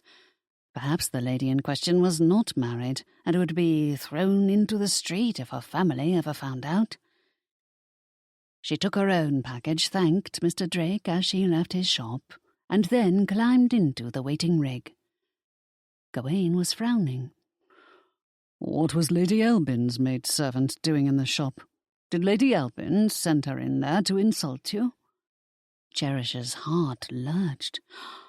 That unpleasant woman was Lady Albin's maid? Not at all. In truth, I doubt she knew who I was. But this meant the oleander potion was for Gawain's former love.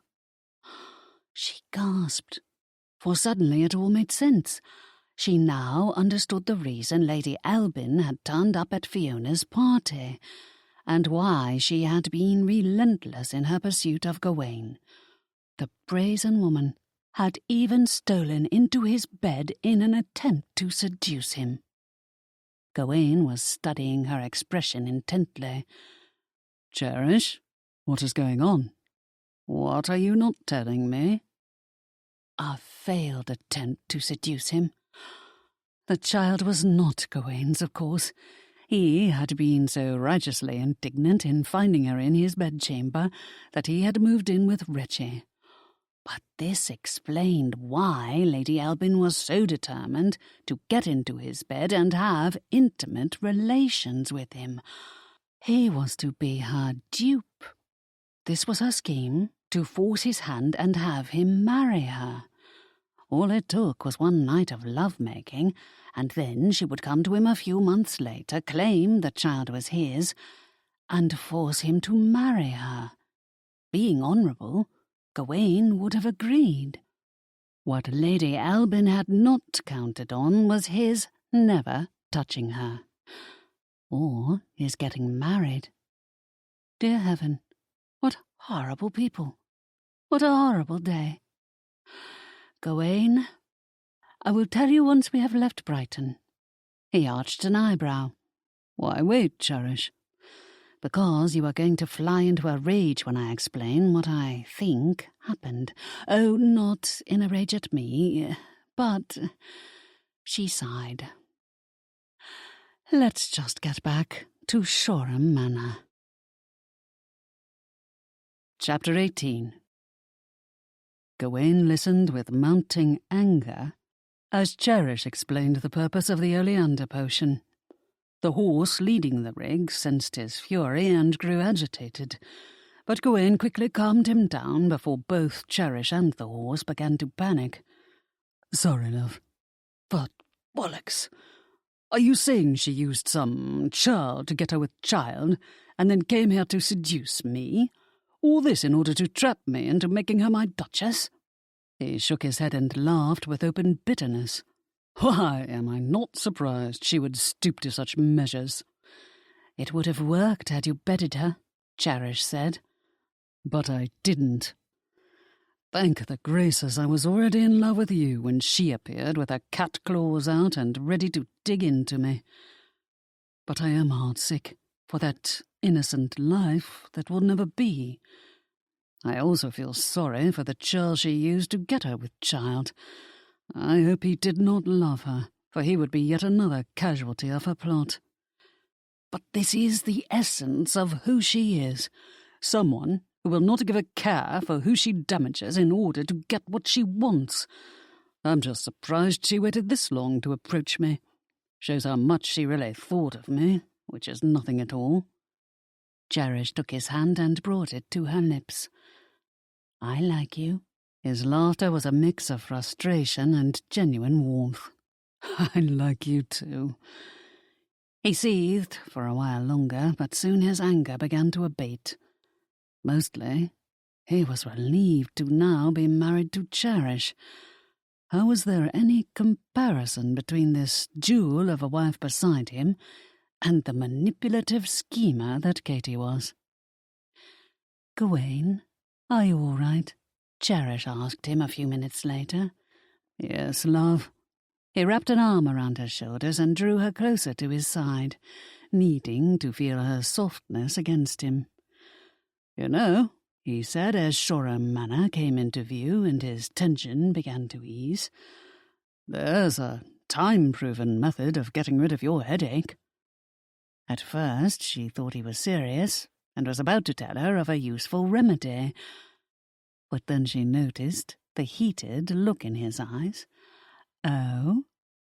Does it require my going up to our bedchamber with you? His lips twitched as he tried to suppress a smile. Yes, that is part of it. She laughed lightly. And does it require the removal of clothing? He chuckled. It would be helpful. Yours and mine? Well, I would not require you to do anything I would not do. So yes, if your clothes come off, then mine will too. Fair is fair. Her lilting laugh was sweet and mirthful, and he silently gave thanks that he was now married to Cherish. He had been quietly expressing his gratitude to the heavens above for avoiding disaster during this entire trip from Brighton to Fiona's home. It distressed him to think he might have been stupid enough to bed Katie had he not already met Cherish and fallen in love with her. He hoped he would have had better sense than that. We do have some time before everyone is called to supper, Cherish said, regaining his attention. I am eager to test out your home remedy. He flicked the reins to urge their horse to a trot. You won't be disappointed, love. Fortunately, the house-party guests and Fiona were all out on the back lawn having afternoon tea when they arrived. Gawain immediately led Cherish upstairs to their bedchamber and locked the door behind them. "Love, shall I pour you a glass of water to drink with your medicine?" She sat on the bed and shook her head. "No, I am keen to try your method first." He smiled at her. "To be honest, I have no idea whether coupling actually works to clear out a headache. That was a fabrication on my part." She held out her arms to him. "I suspected as much, but let's give it a try. Truly, Gawain, I think being in your arms is the best possible medicine for me." "The feeling is mutual, love." He set about undressing and then undressed her, marvelling at the perfection of her body. He unpinned her hair, running his hands through the lovely cascade of molten gold curls down her back. He wasted no time in getting her under him and kissing her with scorching heat, for he wanted to leave no doubt how strongly he desired her. He kissed her lips and kissed her lower, preparing her so that she was hot and receptive by the time he entered her. At the same time, he took the peak of her breast into his mouth and suckled, aware of her heightened pleasure, and wanting to give her a slow build because he did not want a fast coupling. He needed to hold her and love her, needed to lose himself in all the sensations she aroused in him, with the warm scent of her body and her kittenish purrs. She tasted like sweet cream and strawberries, incredibly satisfying. "I love you, Cherish," he said, watching her beautiful face, in all its purity and all its sensuality as she reached her moment, and then he reached his. He fell back against the mattress, his body in a divine sweat. She did not seem to mind at all and nestled beside him. He gave her a gentle kiss on the forehead. "How is your headache, love?" She laughed. "Completely gone. Truly a miracle cure." He leaned over and kissed her on the lips. "You are the miracle. I hope you know that." She grinned at him. "For someone who had closed himself off so completely, you certainly are showing a remarkable amount of affection." "Only for you," he said with a light chuckle and kissed her again. "Otherwise, I remain the surly Silver Duke of reputation." In truth, he was more of a savage duke, because he was still enraged by what Northam and his wife had done to Cherish. He meant to bring this pair down and have them crawling on their knees begging for her forgiveness. But she was a soft thing, and he had no intention of marring this moment with his angry thoughts, whether of the Northams or of Katie. There was nothing to be done about his former love, either. He expected she would end up punishing herself without need of his interference, because she did not have it in her heart to love anyone but herself. She would end up, in her waning days, alone, blaming everyone else for her misery. But he thought no more of the Northams or Katie, while he now had Cherish in his arms. In due course they readied themselves for supper. Everyone had questions for them the moment they walked downstairs. Cherish made no secret of what her uncle had done to her, or of the fact Northam Hall and its farms were now securely in her ownership. Gawain noted Lord Felstone's expression as she related what they had discovered today, and knew the man would regret not having taken the risk on Cherish. Northam Hall alone was a substantial asset, and Gawain expected to learn she had a solid fortune, not that he intended to touch any of it. He would leave the management of her assets to her, unless she asked for his advice. As for Felstone, he had to give the man a nod for his good taste in liking Cherish. Although Cherish was now out of his reach, perhaps Lady Eugenia's impressive wealth would ease his heart. She was a tall diamond and beautiful. Felstone might grow to love her. Not that Gawain should care about that lord and his problems. Perhaps Cherish was turning him soft.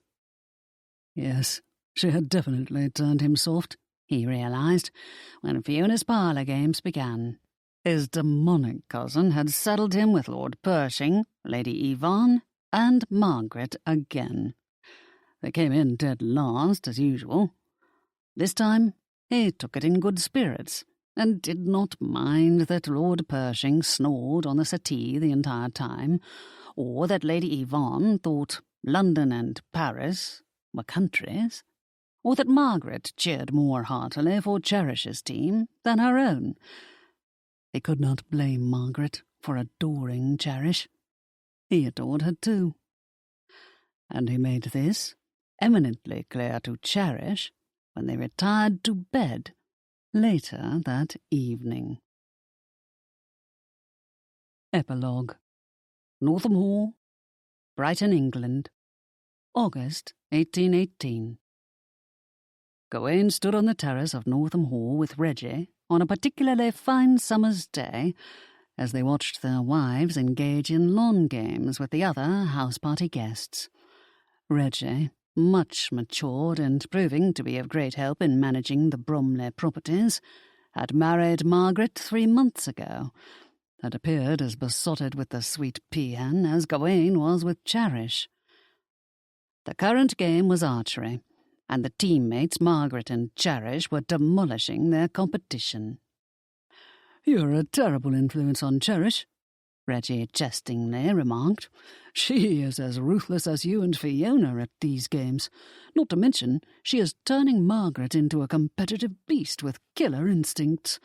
We should not have allowed them to team up. They are showing no mercy to the others." Gawain laughed. "I shall be content, so long as they beat Fiona's team, stomp on them, rout them, annihilate them. Uncle Gawain." Reggie tried to appear disapproving, but Gawain saw the twinkle in his eye, and knew he was just as eager to see Fiona defeated. They loved her, of course, but Gawain was out for sweet revenge for the team she had saddled him with during her own house party last year. What misery! And Fiona had yet to stop teasing him about it. His friends Camborne and Linton had admired her diabolical genius when told about the torment she had put him through. Those silver dukes would arrive soon, but Gawain was already exacting this harmless prank on Fiona.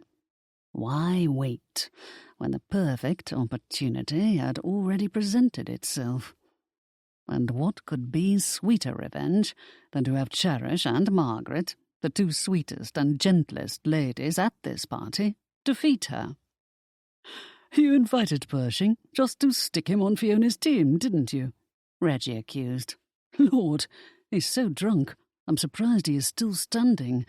I ought to go over and take his place. He's going to shoot someone through the eye with his arrow. Probably himself. The man is utterly useless.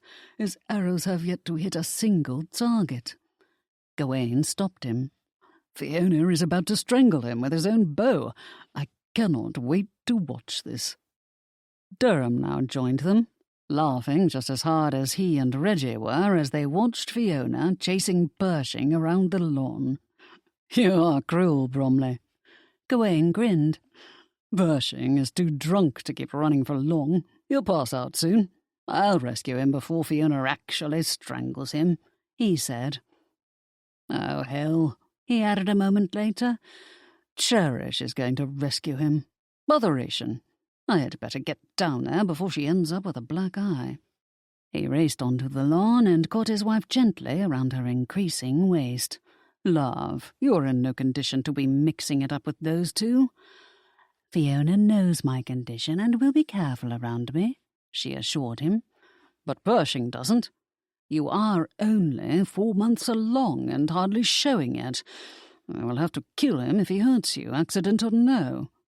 She cast him a loving look. "Gawain, you are being apishly protective again. But very well. For the sake of saving Pershing's life, go ahead and separate those two before Fiona knocks out one of his teeth. You know how competitive she is, so why torment her? You are having far too much fun with this. It is nothing to the agony she put me through last year, although she did find me my perfect match, so I suppose I ought to be grateful. All right, I'll put Durham on her team tonight. He's a very smart fellow. I'll even let her team win, if that will make you happy." He gave Cherish a lingering kiss, and then ran off to haul Fiona off Pershing, who was sprawled on the grass and not moving. "He looks dead," Gawain muttered. "You didn't kill him, did you?" "No, but it isn't for lack of trying," Fiona grumbled. "I can hear him snoring. Just leave him there. He's in no one's way and will eventually wake up on his own. I hope it rains on him." Gawain glanced up at the sky that was a deep, cloudless blue. "No rain today." "Too bad." Fiona sighed and returned to the other guests to finish the archery game her team could not possibly win, since Pershing had just forfeited his turn. Gawain returned to Cherish's side, amazed by how exquisite she looked. She grew lovelier by the day. Quite a feat, because she had always been strikingly beautiful. There was a serene beauty about her, an ethereal glow that radiated from within. She had wrapped herself around his soul.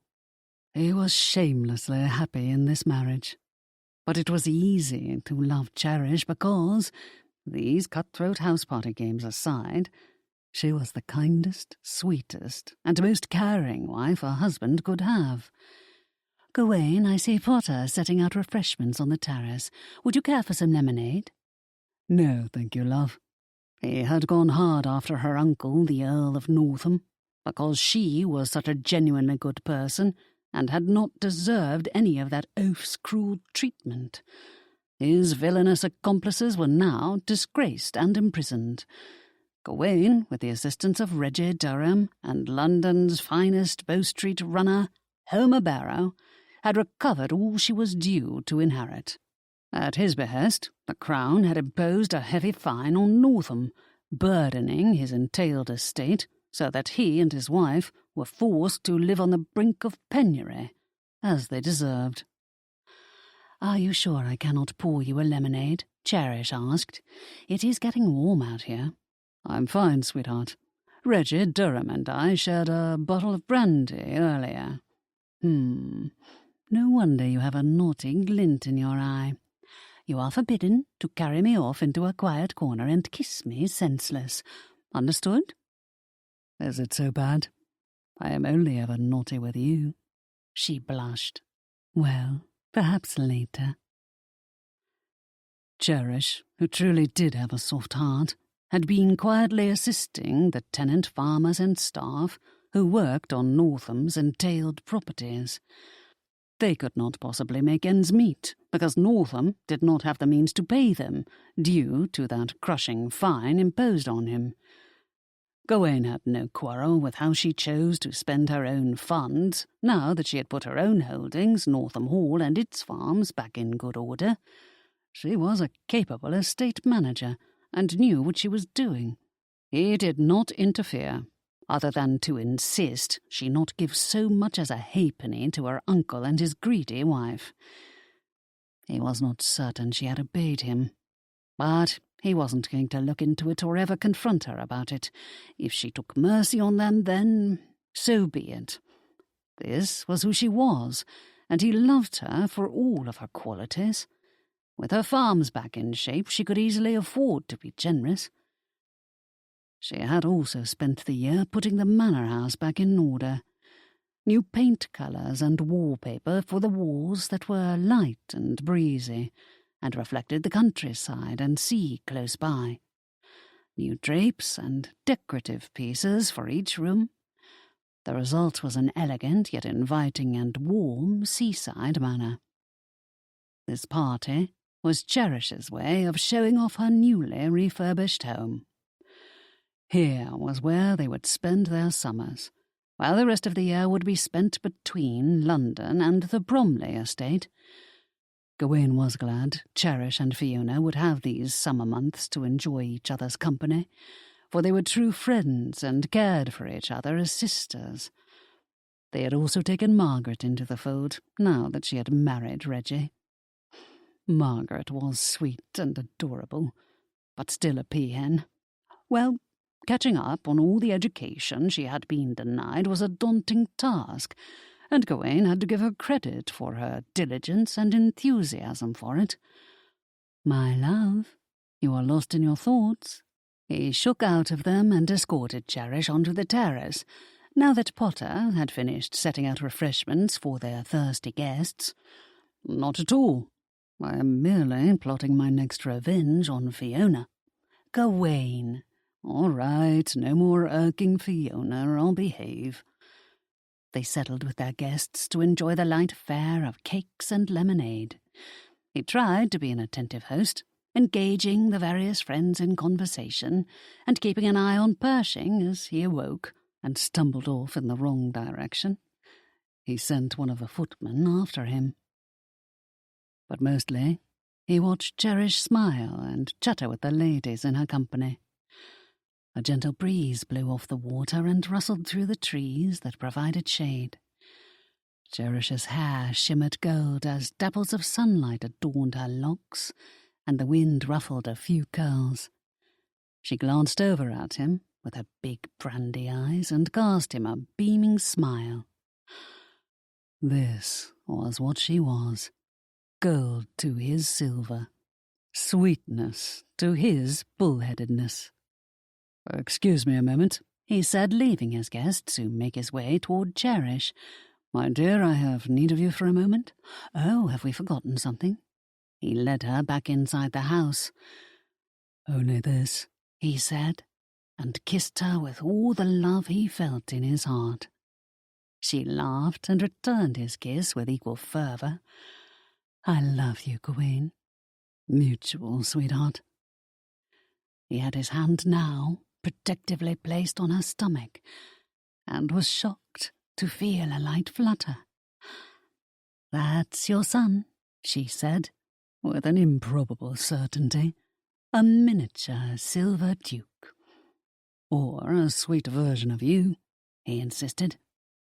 But 5 months later, Cherish delivered a howling and healthy boy. This silver duke was well pleased, and more in love than ever with his wife. This concludes Cherish and the Duke by Meara Platt, narrated by Hollis McCarthy. Copyright 2024 by Meara Platt. This unabridged audiobook is published by arrangement with Dragonblade Publishing Incorporated, care of Book Sense Literary Agency, LLC.